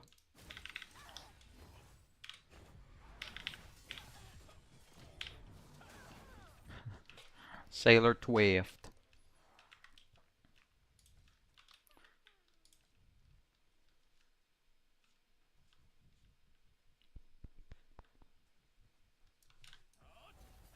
Wait, that's the end of it?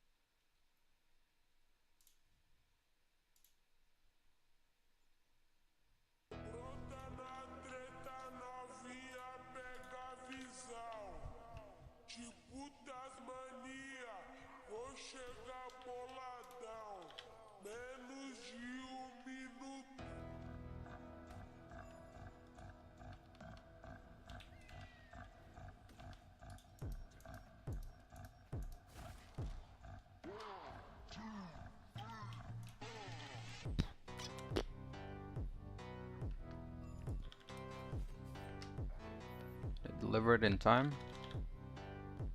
Just in time.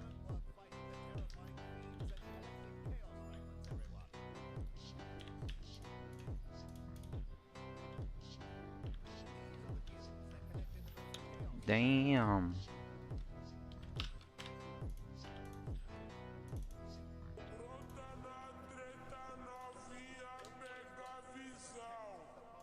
Tipo Tasmania, vou chegar boladão. Menos de minuto.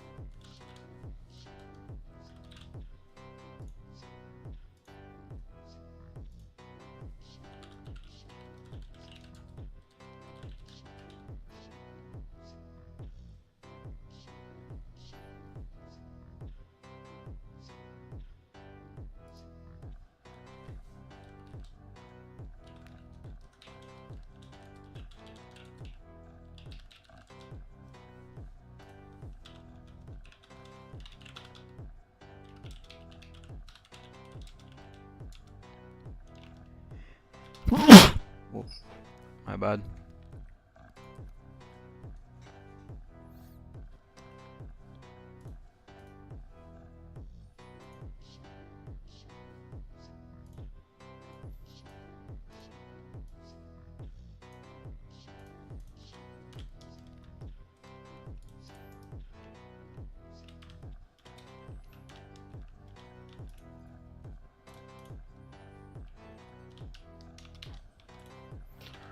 Just gonna go turn on the AC. It's getting hot.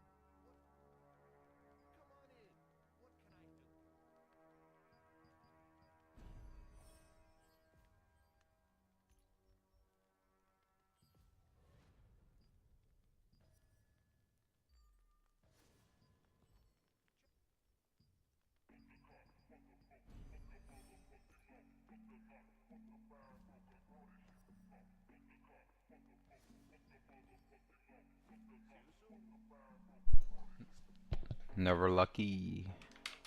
So sad.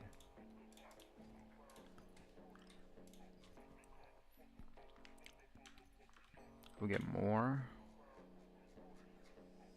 Yup.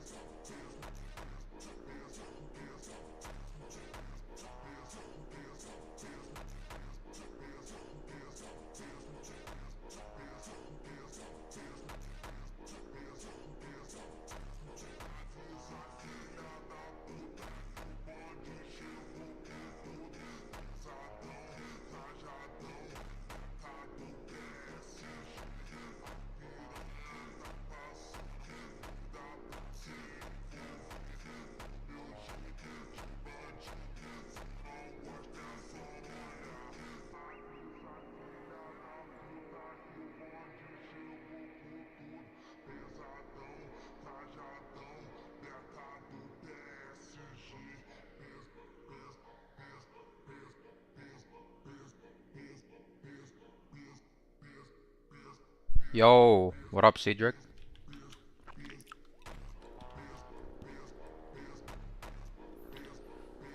Where is this cunt?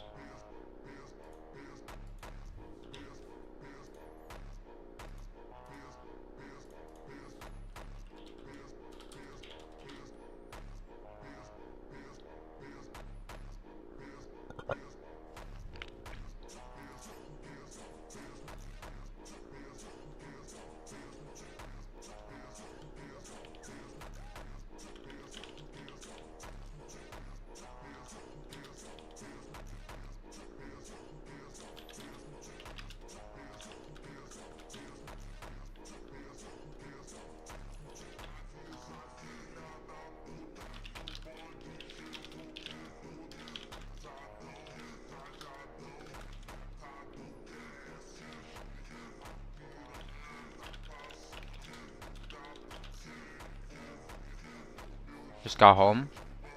How did your test go? Oh, that was, yeah, yesterday. How'd it go?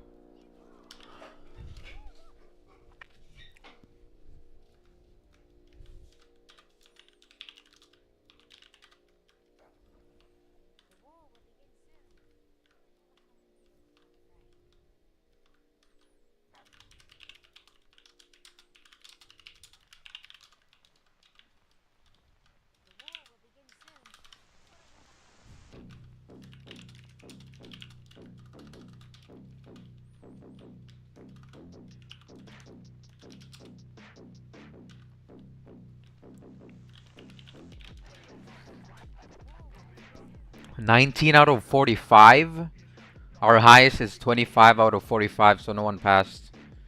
Wait, do they do like whoever has the highest, if everyone fails, they make it like the, basically like the standard?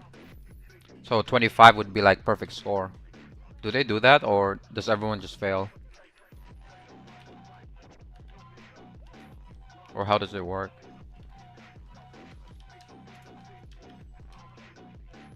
That's crazy. No one passed. No one studied. Everyone just failed. God damn. I didn't know that was possible.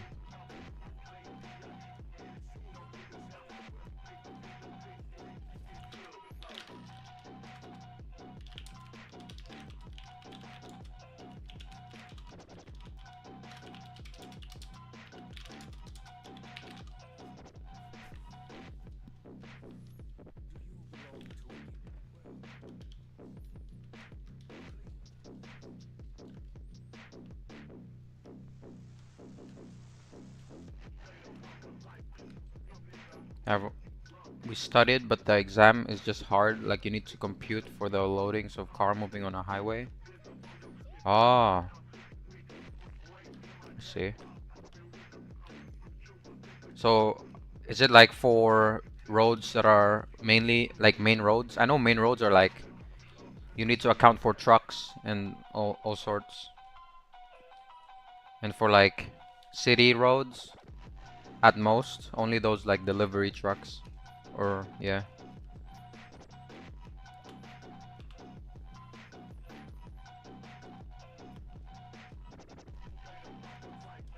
How do you even compute them? The wheel loadings? Is there like a standard for every... Like, do you just have to memorize how much it has to hold? Or how does it work?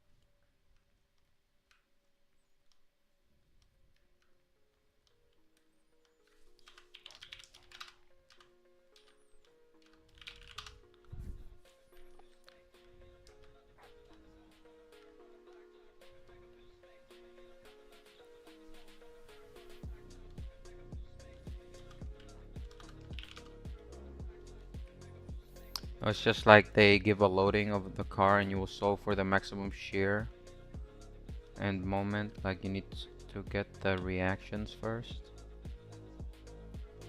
I don't know what that means, but okay.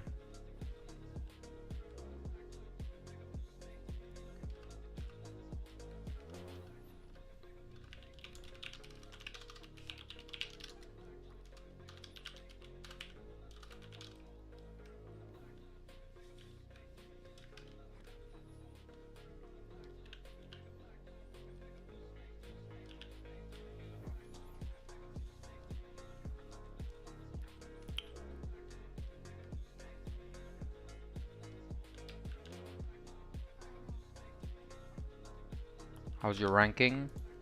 1. The other guy quit. He's not even near me. I'm not even pushing, but he's still not close to me. I think he gave up.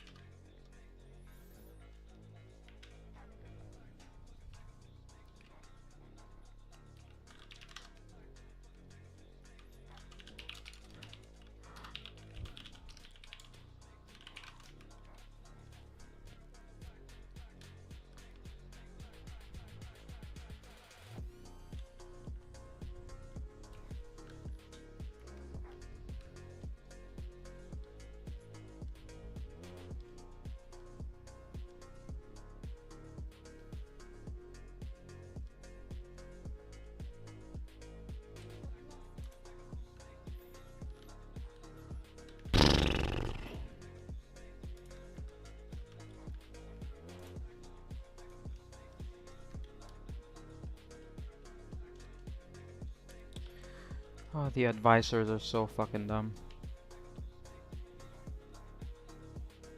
No shot.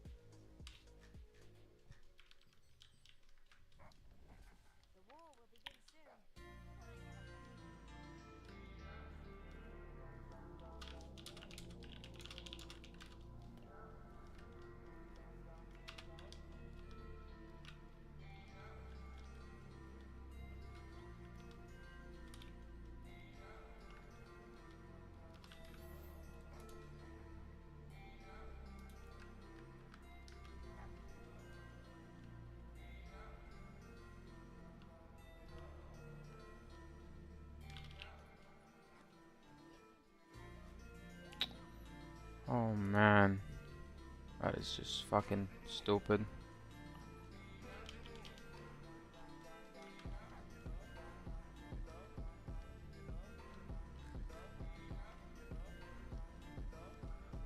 Fuck. That is just so stupid.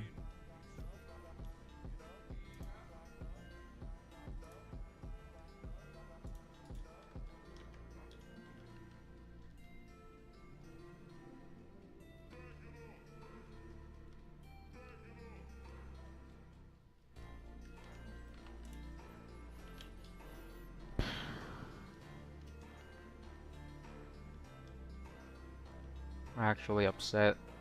Fuck, all that work for nothing. All that waiting. Like 50 minutes.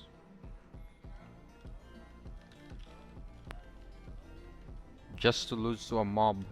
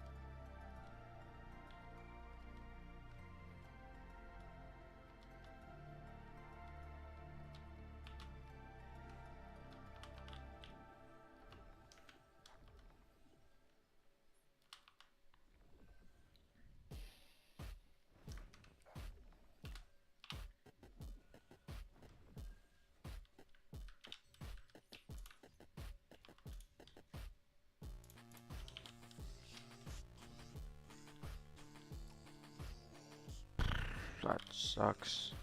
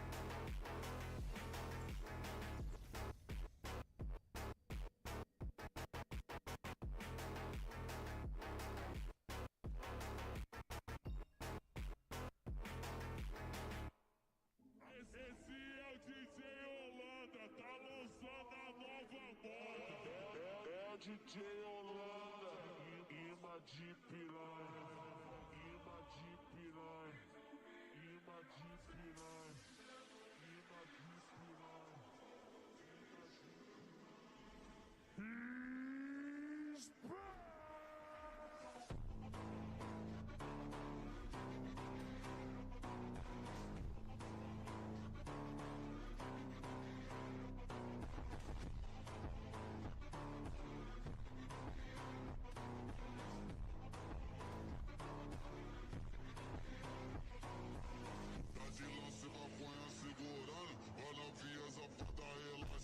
Vai na pica, safada sem vergonha. Vai sentando na pica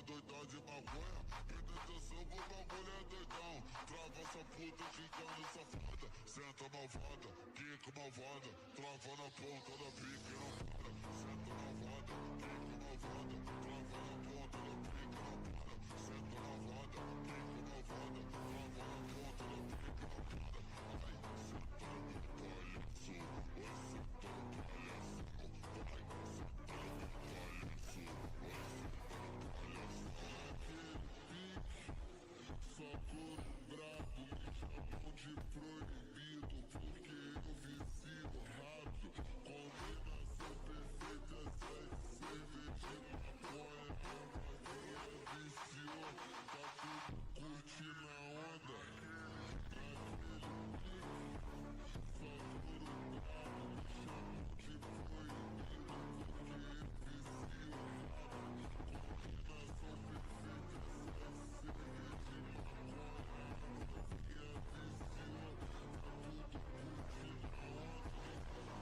Só socadinha, você tá dando vento. Só socadinha, você tá dando. Só socadinha, você tá dando vento. Só socadinha, você tá dando. Só socadinha, você tá dando.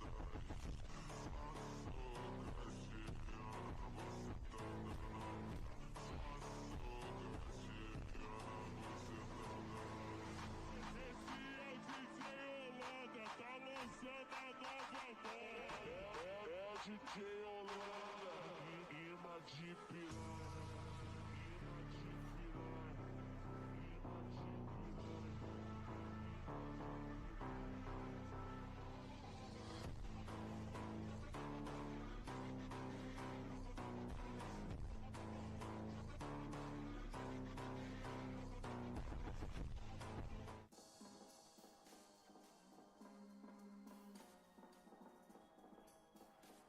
de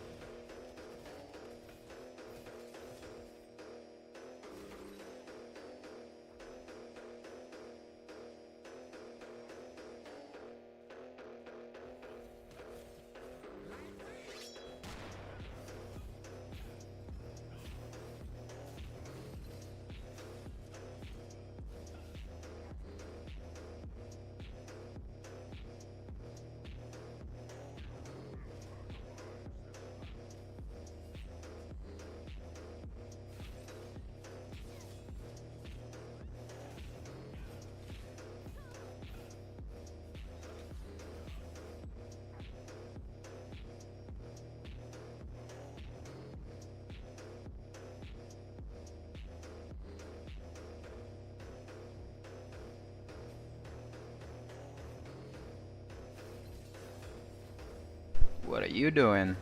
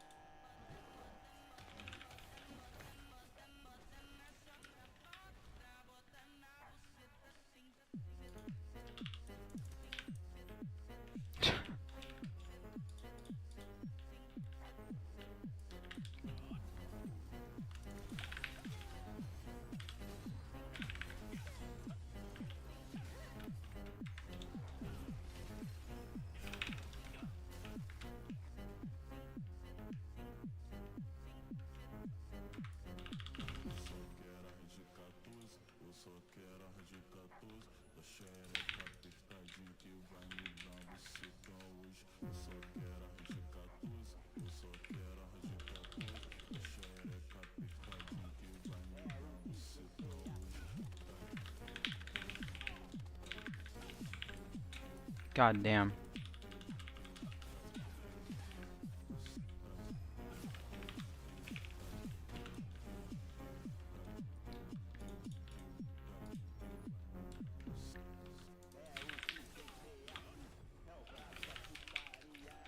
Still stolen for real?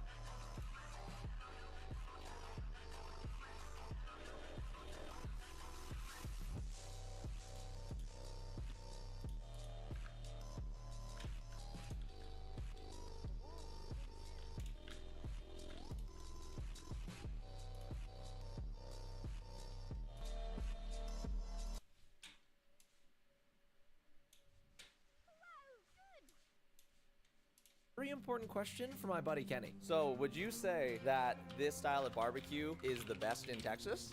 You like it? Some bold words. I like you, Kenny. That right there is a very confident man. And I can't lie, that made me even more excited to try the barbecue. So I had Kenny pick out a few meats for me to try. Guys, it's the moment of truth. Let's see what all the meat looks like. How am I supposed to open this with one hand? I have no idea, but here we go. Oh my God. Ladies and gents, this looks way better than I expected. And the first thing I want to point out is how juicy the meat looks. That's just beautiful. I wanted to try the sausage first so I can compare it to the one at Dickey's. I should have taken a smaller bite so I could talk. Oh my God, that's so good. So this definitely puts the sausage from Dickey's to shame. These had so much flavor, and I was shocked by how good they were because it's not even the best thing here. All right, what do we got next? Oh, dude, look at that brisket. I can just pull it apart. Oh, that looks so good. Y'all, I genuinely wish I knew better words to describe how good this piece of brisket was. It was juicy, tender, and dang, no wonder this won awards. This is so good. I can't stop smiling. Next, I tried the ribs, which obviously were amazing, along with their world-famous Big Chop, which is basically the most delicious pork chop on the planet. And finally, the thing I'm the most excited to try. So this is the beef rib. These looked so good coming out of the pit. This is the size of my face. This is huge.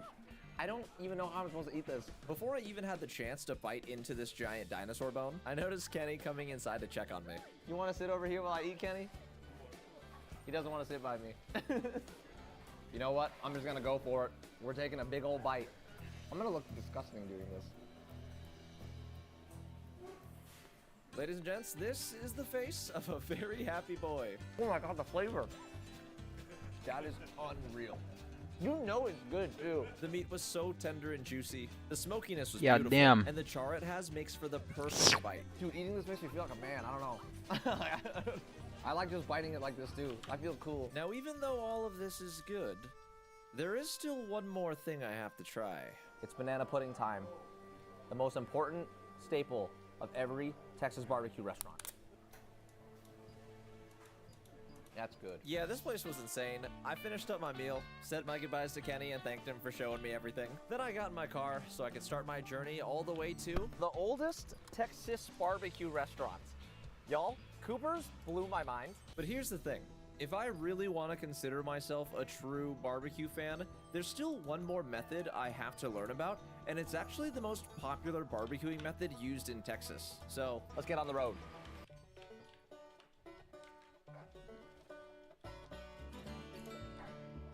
All right, y'all, I am now in Elgin, Texas, in front of the world's Yo, I'm back. oldest Finished the Texas meetings at work. barbecue It's restaurant. Friday. This Nice. is Southside Market and Barbecue. It was started in 1882, and they've played a very important role shaping Texas barbecue into what it is today. Which means this is my chance to see where it all began. Y'all, I am so excited to see what this place looks like inside. What the heck? So, I was very confused when I walked inside. Kinda sad that Southside looked a lot newer the advisor that was left in Sanctum died, so he couldn't summon us for the boss. He died because someone pulled a mob, and then the mob killed him. It's kind of dumb. It is what it is.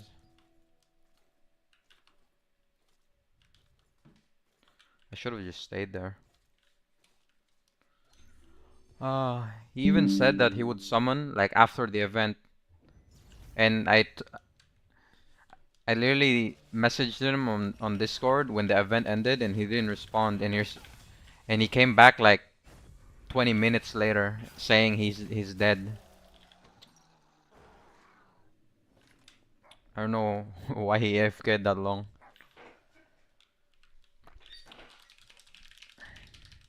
But yeah, Actually moved whatever. from their original location to this bigger spot in 1982 to like expand the business.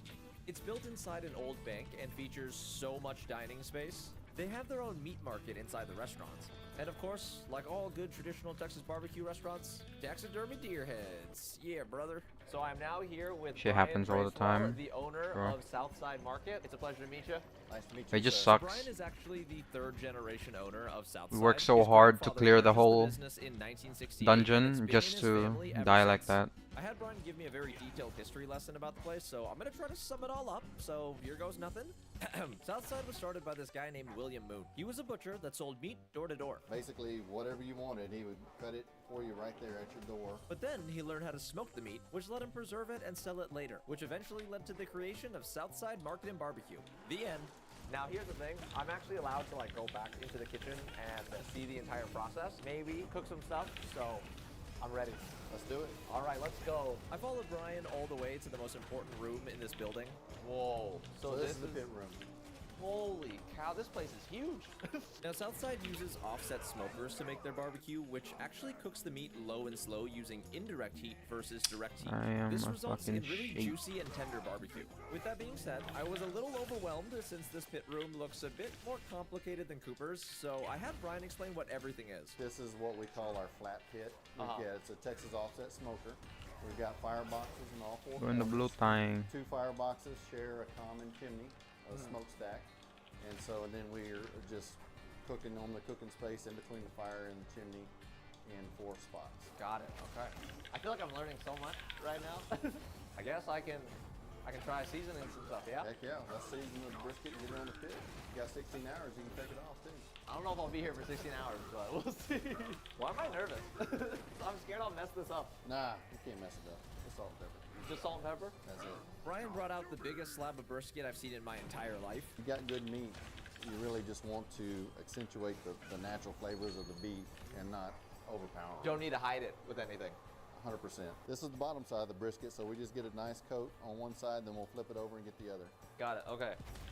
Oh, I'm nervous, dude. I'm scared I'll mess this up, and then you'll just have like a messed up piece of meat. It is about $100 right there, but no pressure. It'll be all right. Whenever someone says no pressure, that just makes it feel like more pressure, but it's fine. Thankfully, I already have some experience seasoning meat at Cooper's, so I was able to get this done without any issues. Yep, you're doing good. You're doing good. Just a nice, even coat. Okay, maybe I'm kind of good at this after all. Brian flipped it over so I could season the other side. Then I placed it into the pit where this bad boy is gonna slowly cook for the next 16 hours. So now that I just put some brisket on the pit, Brian's gonna show me what a done brisket looks like, because I'm not gonna be here for 16 hours. I followed Brian outside to one of their rotisserie-styled smokers. Oh, the vibes are different out here. So we should have some briskets on here that are done or close to done, so let's check them out. Oh, there it is. The money shot. That looks so good. So hold this like it's my baby. That's right. I don't have a child. Oh, jiggly. Jiggly. This is fun. I brought the brisket back inside, and Brian had me wrap it for service. Kind of like a Chipotle burrito. Man, you're perfect. Okay. Brisket expert. Thank you. I feel so accomplished right now. Brian showed me a few more of their meats that were cooking, like their famous Elgin hot sausage, which put this place on the map since it's still made with their original recipe from 1882. I helped slice some of it up, and once that was done, y'all, it's time to order. I am starving, and I'm so excited right now. Okay, I love that there's a sign that says how to Southside, and it's enjoy a taste of history. About to try history. I may have ordered a lot more food than I should have, but hey, if I'm gonna become a fan of Texas barbecue, I gotta try everything. All right, so I basically got all of their most popular things. We got sausage, we got lamb chops, we got the brisket, I got baby back ribs, turkey, and then they also hooked me up with a bunch of sides. So I am so excited to dig in. Obviously, I had to try the brisket first, since that's what I got to season and cook. Oh, that's good. It makes sense why they cooked this for 16 hours, because this brisket basically melted in my mouth. Next up, we got some pork belly. Y'all, it is glistening. This is beautiful. Dude, that slaps. It's fatty, but it's not too fatty. Oh, that's nice. That is really good. All right, this is what I've been waiting to try. How The hot is he already sausage. dead? I'm expecting very good things from this sausage. Oh, dude, that's good. That's really good. And just like the sausage, all of the other meats were amazing too. I kind of just kept on eating until I could barely move. And after devouring just about everything, I think I finally understand why Texas barbecue is such a big deal. First off, it's just amazing. I don't know, I was living under a rock before. And after getting to see how it's done, getting to meet the people dedicating their entire lives to making it, and just learning the entire process, it's hard not to fall in love with this. So for the first time in my life, I feel like a true Texan. I like Texas barbecue. I just want to give a quick thank you to Coopers and Southside for letting me come film. Y'all are amazing. YouTube thinks you'll like this video next, so go check it out. So it turns out, people really like themed restaurants. If you don't know what these are, basically, it's a dining establishment where they decorate the entire place around some cool concept, just so they can hide the fact that their food sucks. I hate them, which is why I'm visiting the weirdest themed restaurants in America to finally show the world how terrible these places are.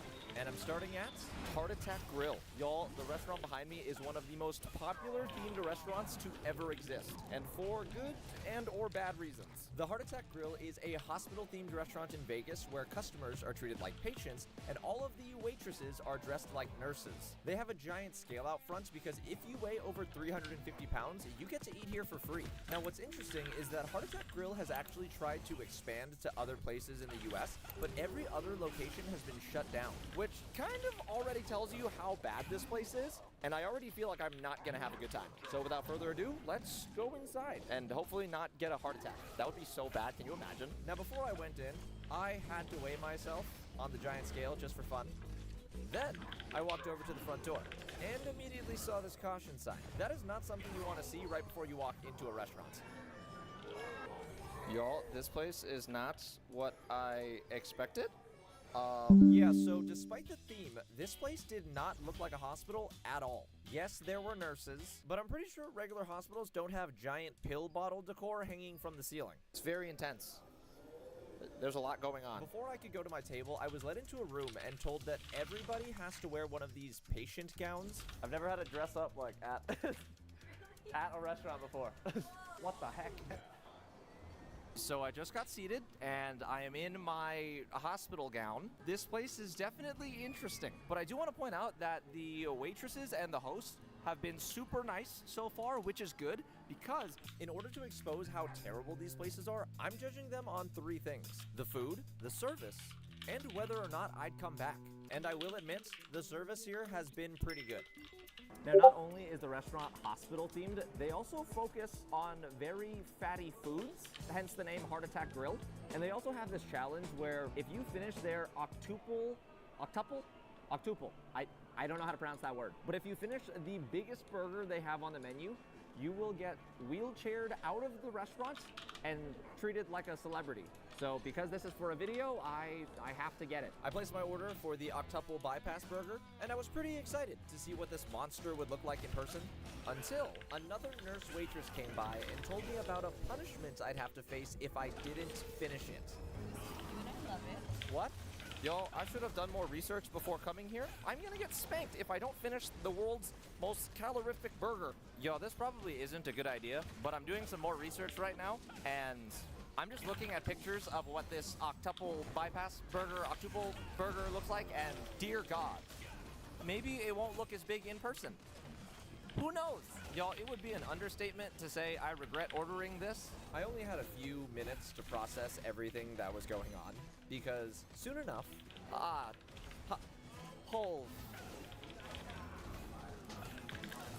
this is the face of a man who's made a terrible mistake. Yeah, someone's getting a spanking. Hey, yo. Now, just for context, this burger has 8 patties, 40 slices of bacon, 16 slices of cheese, an entire onion, 2 whole tomatoes, and the buns, all totaling up to over 20,000 calories. And you know, the only words that come to mind 20,000. is heart attack. It's bigger than my head, and my head is huge. It's like 4 days Now, worth before of I could food. even think about how I was gonna eat this burger and I became a zoo animal for about 5 minutes. I'm not even joking, everybody wanted a photo. Yeah, go for it, man.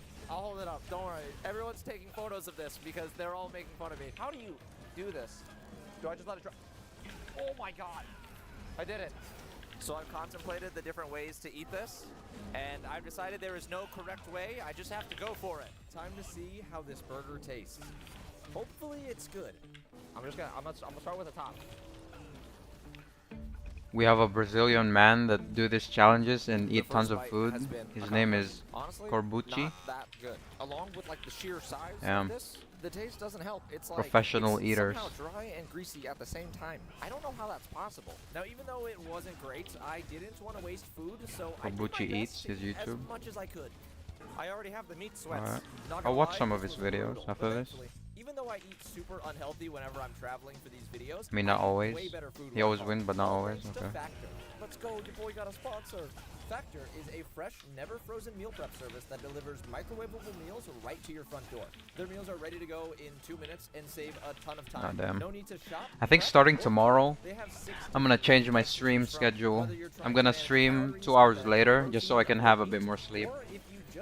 Because I'm starting to feel the fatigue, so I might need like a bit more sleep. So having Factor available in my fridge whenever I'm home makes things so much easier. So my stream will just be Factor 2 is hours now owned shorter. by HelloFresh, which I also love, which means there's even more options to choose from. Head to It's still factor75.com 14, or click the like link in the description 14 and use and a code half hours. DAILY50 for 50% off your first box, plus 20% off But the your videos next is in order. Portuguese, Again, you y'all, can't that's understand a thing. factor75.com, That's fine. promo code DAILY50 I'll just watch for 50% the off your first video. box, plus 20% off your next Or box maybe order. there's subtitles. Thanks, Factor. I think I'm gonna tap. Y'all, the burger is only getting worse the more I eat. I never thought I would say this on the internet, but I'm about to get spanked.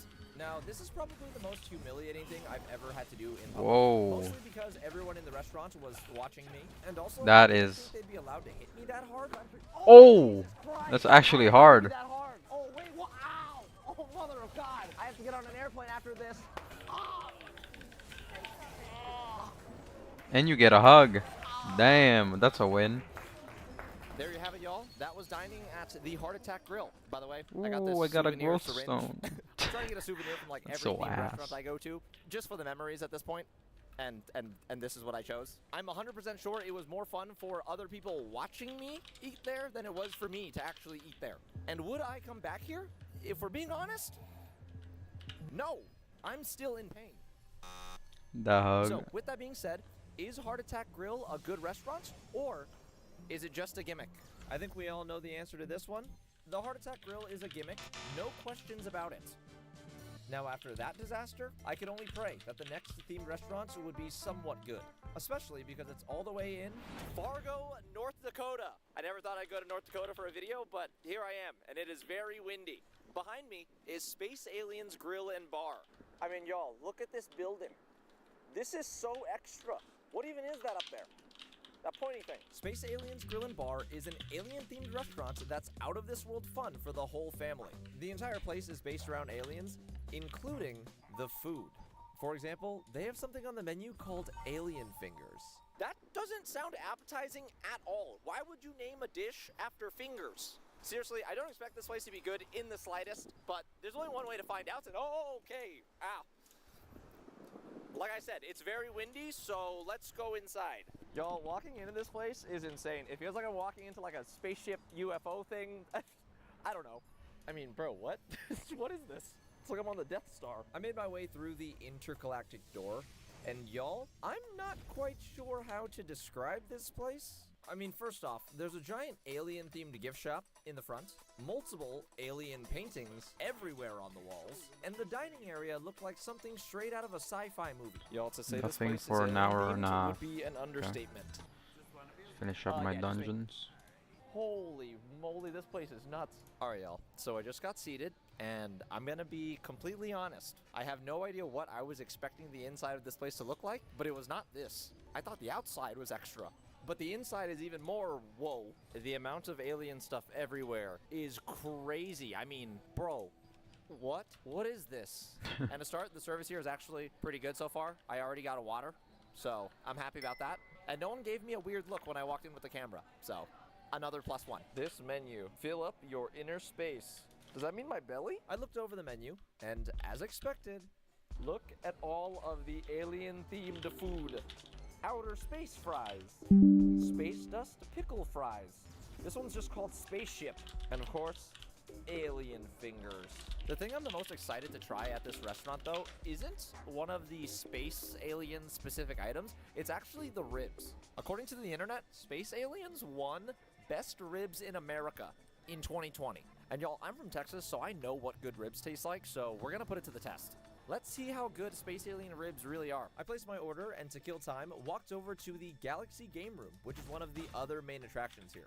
Basically, it's an arcade. Y'all, there's a giant Space Invaders game that is so perfect for this restaurant, and this dude is killing it. I played one of the basketball games while I waited.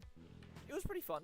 So my food has arrived, therefore I am done with the Galaxy Game Room. And y'all, I was hating on the ribs before, but now that they're in front of me, they actually look pretty good. But looks can be deceiving.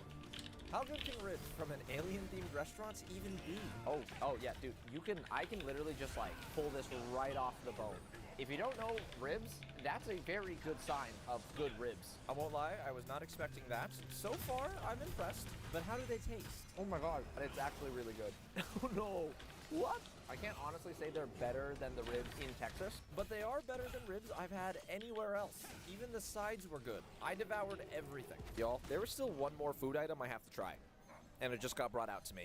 The alien fingers. Still not a fan of the name, but they're a lot less intimidating than I expected, so let's give them a try. Sorry I'm eating one of your fingers, dude. The alien fingers are just little mini churros, and they're dusted with powdered sugar, so it's like a churro State Fair funnel cake combo thing we got going on. But here we go. No! Oh my god. So after trying all of the food, I can confirm, in a very unexpected way, the food here is fantastic. I don't understand how that's possible, but it's the truth. Since I was done eating, I paid the bill and made my way over to the gift shop to purchase my intergalactic souvenir. So I've completed my alien adventure. It's still very windy outside, but I now have a green souvenir alien cup and this headband. Y'all, Space Aliens was way better than I expected, and I can honestly say, I would come back here. I had a fantastic time. Now, is this restaurant good, or is it a gimmick? I can't believe I'm saying this, but Space Aliens is good. If you like aliens, this is the place to visit. Ladies and gents, it's now 1-1 on the good and gimmick-themed restaurants. Let's see how good the next themed restaurant is gonna be. I don't have very high hopes for this next one. It's literally impossible to guess what the theme of this place is. I'm now in College Station, Texas, and y'all, this town is famous for about two things: Texas A&M and the restaurant right behind me. This is Harvey Washbangers, a laundromat-themed restaurant, where not only can you eat, but you can also wash your stinky gym socks. That sounds sanitary. I have absolutely no idea how someone came up with the idea to combine a restaurant and a laundromat. Honestly, it seems a little unnecessary, but I do have a bag of dirty clothes since I've been traveling, so I guess I'm gonna do some laundry here while I eat lunch. Hopefully it's good. So, time to check it out. I walked inside, and as expected, it looks like a laundromat, but with a few slight differences. So this is the laundry area where I will be cleaning my clothes. And then the restaurant part is actually through that door. So before I get food, I want to do my laundry first. That way I can eat while it washes. But I ran into a tiny issue. I brought the dirty clothes, but I did not bring any laundry detergent or any laundry cleaning supplies. I am not prepared. So I'm going to figure that out. I made my way over to the help desk and learned that you can actually buy everything here. Detergent, dryer sheets, hangers, literally all of it. This nice lady also told me I had to buy a laundry card if I want to wash my clothes. So I got one. So I found my washer, and I have my laundry card and my detergents, which is very necessary for me to wash these clothes. But now that I've solved this problem, there's actually another tiny little issue. So normally in my house, I am not the guy that does the laundry. My beautiful girlfriend, Carrie, is the one that handles all of that. I'm kind of like the kitchen dishes guy. Every time I do the laundry, somehow I shrink something or something goes wrong. Hopefully none of my clothes shrink when I wash my laundry here. All right, let's load this washer up. I tossed all my clothes in the machine. I actually don't have that much clothes to wash since I travel pretty light, but still, these are all dirty for now. Closed the washer, then I poured in my newly purchased detergent in this one and started the wash. All right, so while these wash, I'm gonna go get some food. I walked over to the restaurant side and instantly felt like I was teleported into a different building entirely. One moment I was in a laundromat, then an old school diner. Thank you, appreciate it. So I got the menu, and there's actually more stuff. Coffee or Coke or Red Bull. One thing that really sticks water. out to me is one of their starters. The pretzel? How big is this pretzel? Now, I know I said a Heart Attack Grill that I was done with burgers for a while, but Harvey Washbangers I haven't drank special Red Bull item in like is their years. Banger Burger. It's literally the only item on the menu named after the restaurant, so I feel like I have to get it. Hopefully, it'll make me like burgers again. I placed my order, looked around a little, and then noticed this huge panel on the wall that conveniently tells me when my laundry would be done. Now my washer number is washer number 10, so when that light goes out, my clothes will be ready to put in the dryer. I'm addicted to energy drinks. Thank you. Okay, Water so can't they weren't wake me up. joking when they called this a giant pretzel. Here's my hand for comparison. Yeah. This thing is Energy huge. drinks is like the worst kind of drink. Cause like it has a lot of sugar and it has like a lot of caffeine. It's like a dangerous combination. Not a bad-looking burger, if I do say so myself. The melted cheese on the patty, spectacular. But if you Now, still again, wanted even though that it looks kick, good, you could your just boy is go still like traumatized from just the drink some burger at Heart coffee. Attack Grill. I really hope I like this because it looks good. And then if you want to get off caffeine, you just drink decaf until you get used This to is so no much better than caffeine. Heart Attack Grill. Once again, I am very impressed. I am very full. And it turns out I also I finished also my food used at to the be perfect addicted time to because energy we drinks. all the light on I used to the drink candle, like which means my one a clothes day. are ready to be dried. I paid the bill, walked back over to the laundry area, took my The clothes 500 off, liter loaded them in the Monster dryer for a energy dry drink. cycle. My favorite one was the so mango, I sat mango down and got some loco, work done. I think it's called. And It's after so about good. 30 minutes, it But was it's so time to bad check for on you, clothes. so The moment of truth. I used to drink it every day like 3 years ago. Y'all, I think we did it. Laundry was a success. Now, there's just one more thing I have to do before I leave. Y'all, this might be the best shirt I've ever purchased in my entire Ow. life. So Harvey Washbangers was a lot better than I expected. The food was solid, and honestly, getting to do my laundry after days of traveling, very convenient. I'm glad my clothes are clean now. In the future, if there's another restaurant for me to visit in College Station and I need my clothes washed, I would definitely come to Harvey Washbangers. So, with that being said, is this themed restaurant good or a gimmick? This is crazy to me, but Harvey Washbangers is actually good. Turns out laundromat-themed restaurants are very convenient. Yeah, the bad thing with like coffee, it doesn't actually like give you energy or wake you up. It just blocks your, I think it was adenosine or something. The next themed restaurant is It blocks a hormone in your body that makes you feel tired. But it doesn't like remove it, it just blocks it. So once caffeine gets out of your system, you just get all that hormones like all at once. You just feel it. You just feel everything. It's like you suddenly get tired once the caffeine is out of your system. Could be the reason I don't like themed restaurants. And then the next day, you have like The good news is, my girlfriend Carrie Oh, is coming shit. along with me to this one, and we're actually going for my forgot. birthday, which is either gonna be Oh yeah, and then the next day you feel tired until you drink coffee, and then the cycle just repeats. we'll see. But yeah, it's hard to get off coffee or caffeine. Is none other than Medieval Times, a fun-themed dinner and show from the 11th century. It features knights riding horses, That's why we jousting love coffee. competitions, and even a feast. from the Yeah, a Middle lot of Ages. people love Yo, coffee. It feels so weird being back here because I have not stepped foot in this building. I still like coffee, in but 20 I years. only drink coffee whenever I'm driving for a long time. I am, so we'll see how it goes. I can't believe I'm actually coming here for my 24th Wait, everyone birthday. died? This is insane. Oh my god. We made our way through the giant castle gates into the lobby, where we waited in an extremely long line. It's very overwhelming in here. There's so much happening. Now, at Medieval Times, everyone is But there's assigned a many random reasons crown color. why most Basically, people that's the team feel you're on, and tired. You're supposed to root for the matching knights during the Look, show. a girl. What team do you want to be on? I think I wanna be on Wow, the a villain. woman. Honestly, me too. After waiting for what felt like forever, we were Rare. finally able to check in. Got it. Awesome. Thank you. Like it's not just like lack of sleep that makes you feel tired. It's also like the quality of food you eat.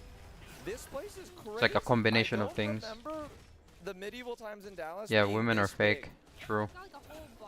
This is a green They got a screen. gift shop. I hope It's this an is alien my actually. childhood trauma coming here. I mean, there are lots of kids, and we still have to try them. What is this group? Overall, the atmosphere is great. It's fun.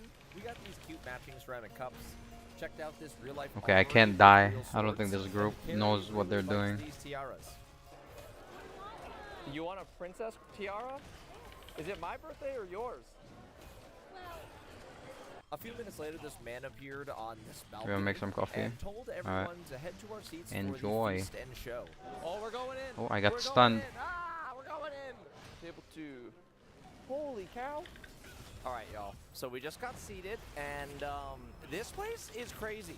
First thing I want to point out is the tableware. You got a metal bowl here and a metal plate. That's pretty fancy. They spent some money on this They place. went the extra mile, and I am for it. Also, like, the decor is pretty sick. You got the thrones all the way over there. Those look very nice. Nothing looks cheap. So far, I'm impressed. So basically how the food here works is it's a 4-course meal with food items from the medieval times, like roasted chicken, potatoes, bread. Pretty basic. So honestly, I'm just gonna be judging all of the food by like the actual quality of the cook. Nothing fancy by all means, but it can still be good. I hope it's good. Otherwise, I'll be very sad. After a few more minutes of waiting for everyone to finally be seated, the show began. First, all of the knights representing each color came out, and I may have been more excited than expected.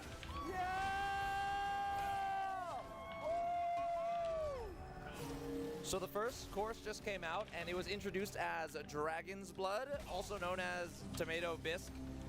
I'm gonna be honest with y'all, it was all right. They also brought out some bread, middle-aged bread and soup. Yeah. Honestly, that's good. Really? I can't really complain about this. I love toasted bread, so I agree. Anyways, the king and queen introduced a falcon show next, where some dude literally just let a falcon fly around the room. It was crazy. Whoa! It's so fast! Woo! Bird! Yeah, good job. The Majesty, Sir Majesty, just announced that the feast is beginning, which means it's time for the real food outside of the soup and bread. All right, so we just got our food. They said it's roasted falcon. I don't like that. Me neither. And then we also got potato and corn on the cob. I like that though. Hopefully it tastes good. First up, the roasted falcon. It got really loud while I was trying to give my review. And honestly, it wasn't the worst meal I've ever had. The chicken wasn't super flavorful, but it wasn't dry. Way better than I expected. Time to try the potato. Oh! That was pretty good. The food's not like amazing, but it's not bad. I'd consider this passable. I would too. I am honestly in shock right now and very impressed. While we continued to eat, a few of the challenges began, and I was shocked at how hyped the room is. Myself included. Yeah! That's our night!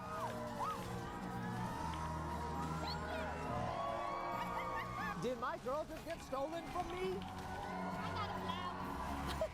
The entire experience was way more fun than I remember it being. I got really into the jousting competition.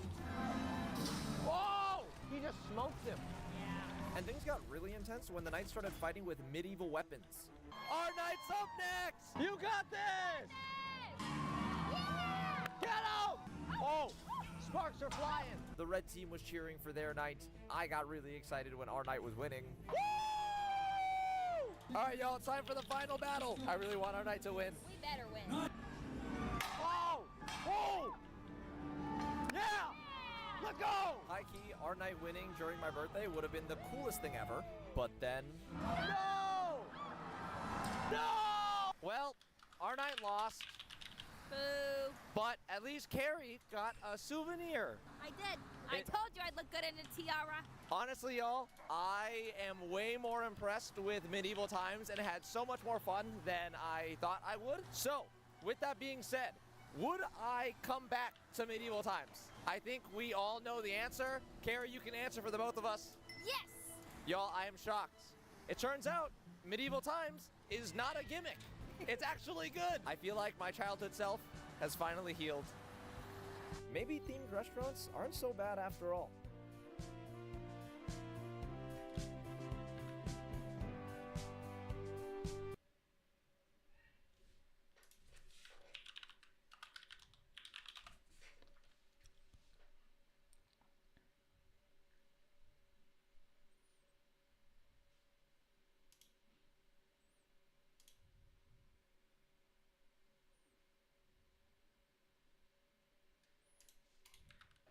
Estou em São Paulo para devorar uma das minhas comidas favoritas, Okay. parmegiana.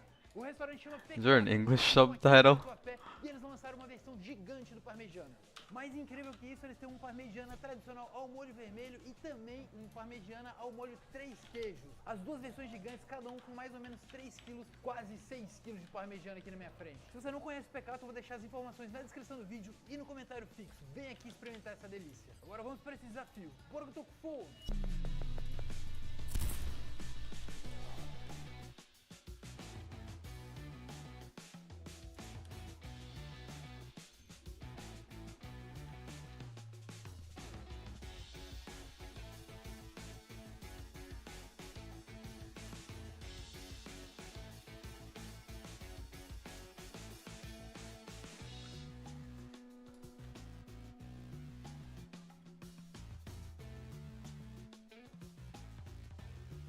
Yum.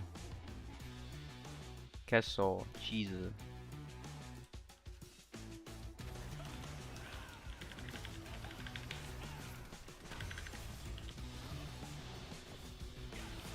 Vou começar com 3 queijos. Eu vou cortar um pedaço aqui antes de começar o cronômetro. Caraca, mano. Massa que como eles colocam Stop panicking. o molho aqui na hora, ele fica crocante, tá ligado? Você gosta mais do que? Do branco ou do vermelho? Cara, eu nunca comi parmegiana ao molho queijo, assim, molho 3 queijos. Parmegiana de mignon. Vou começar aqui 6 quilos de parmegiana no pecato. 3, 2, 1, valendo. Deixa o cronômetro aqui na frente. Vamos lá, mas tô curioso, velho.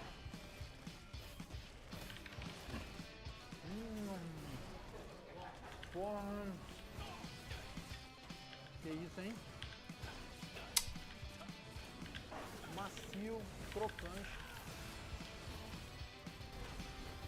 Que loucura.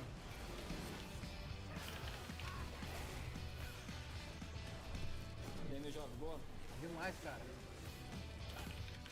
Ele é crocante e desmancha, velho. Desmancha na boca?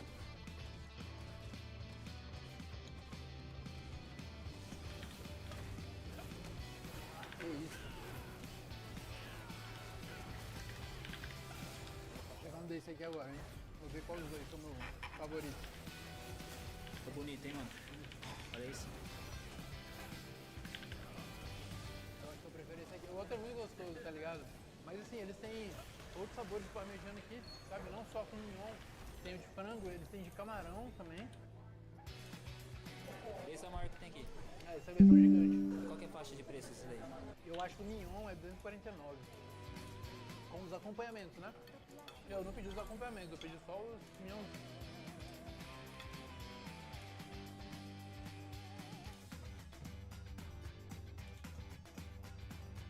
Tá louco, velho.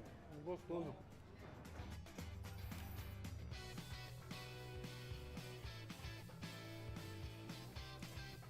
Esse aqui não dá pra comer na mão, tem muito molho.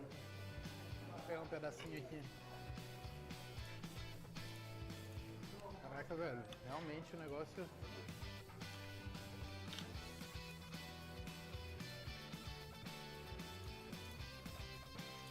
Cara, eu ia até pedir de frango pra não sair da dieta. Mas aí a versão gigante é só com mignon. Não dá pra fazer, né, com peito de frango uma versão tão grande assim.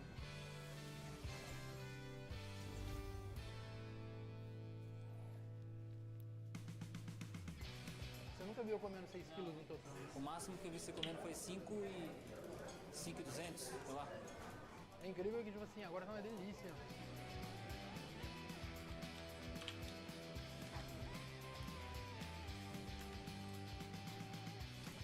Gostoso, hein, cara? Porra.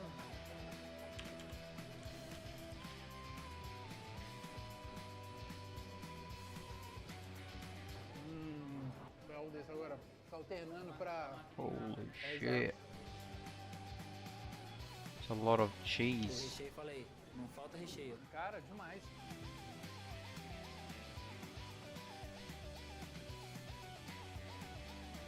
The fuck do you eat all that? O 3 queijos ele é mais suave. Caraca, 6 minutos já, hein?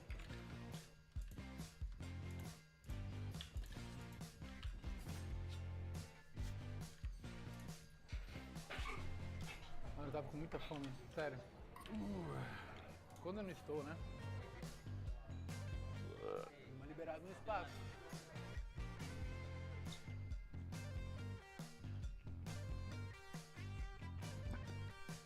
Rapaz, é muito queijo. É intolerante à lactose.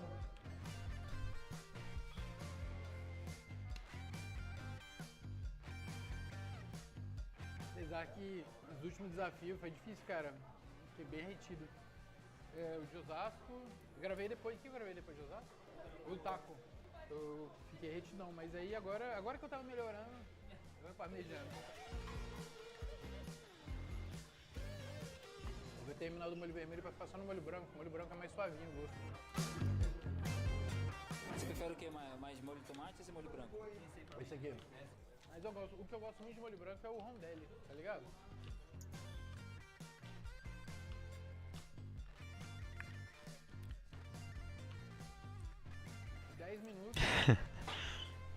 Yummy.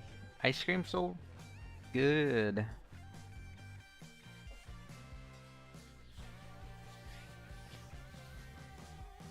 Ice cream yummy.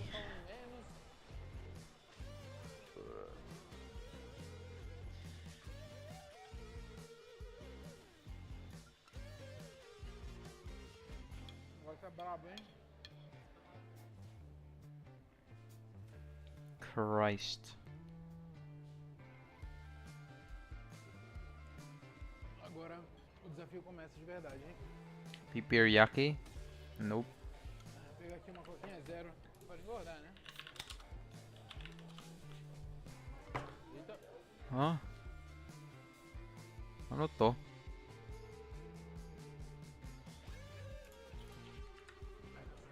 Tô cansando já, hein?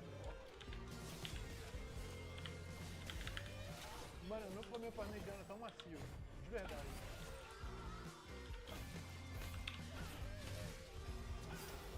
Ice cream yummy, oh, alam ko yan. Tostadinho por cima do queijo, tá ligado? É muito bom. Yung AI TikTok o basta yung babae. Ice cream so good. Ice cream so good.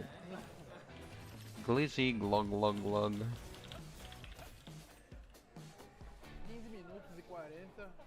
Caraca, tô meio baqueado já.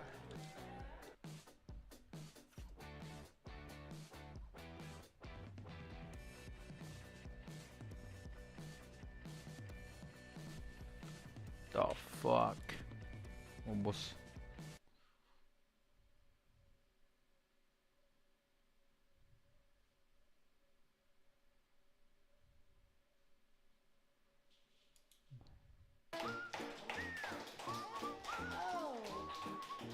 Cookies. Oh, and there's more. Okay. I think I might need like. Okay.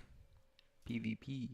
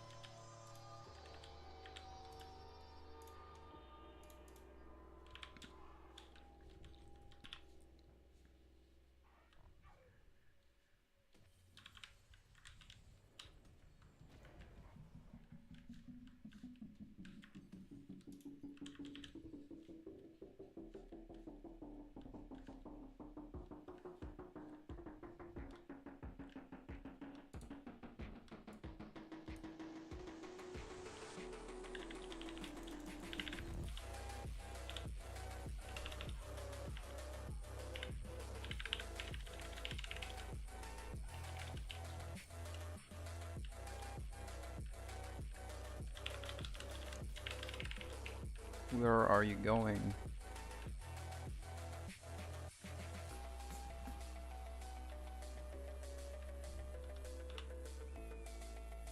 Oh shit, they're here.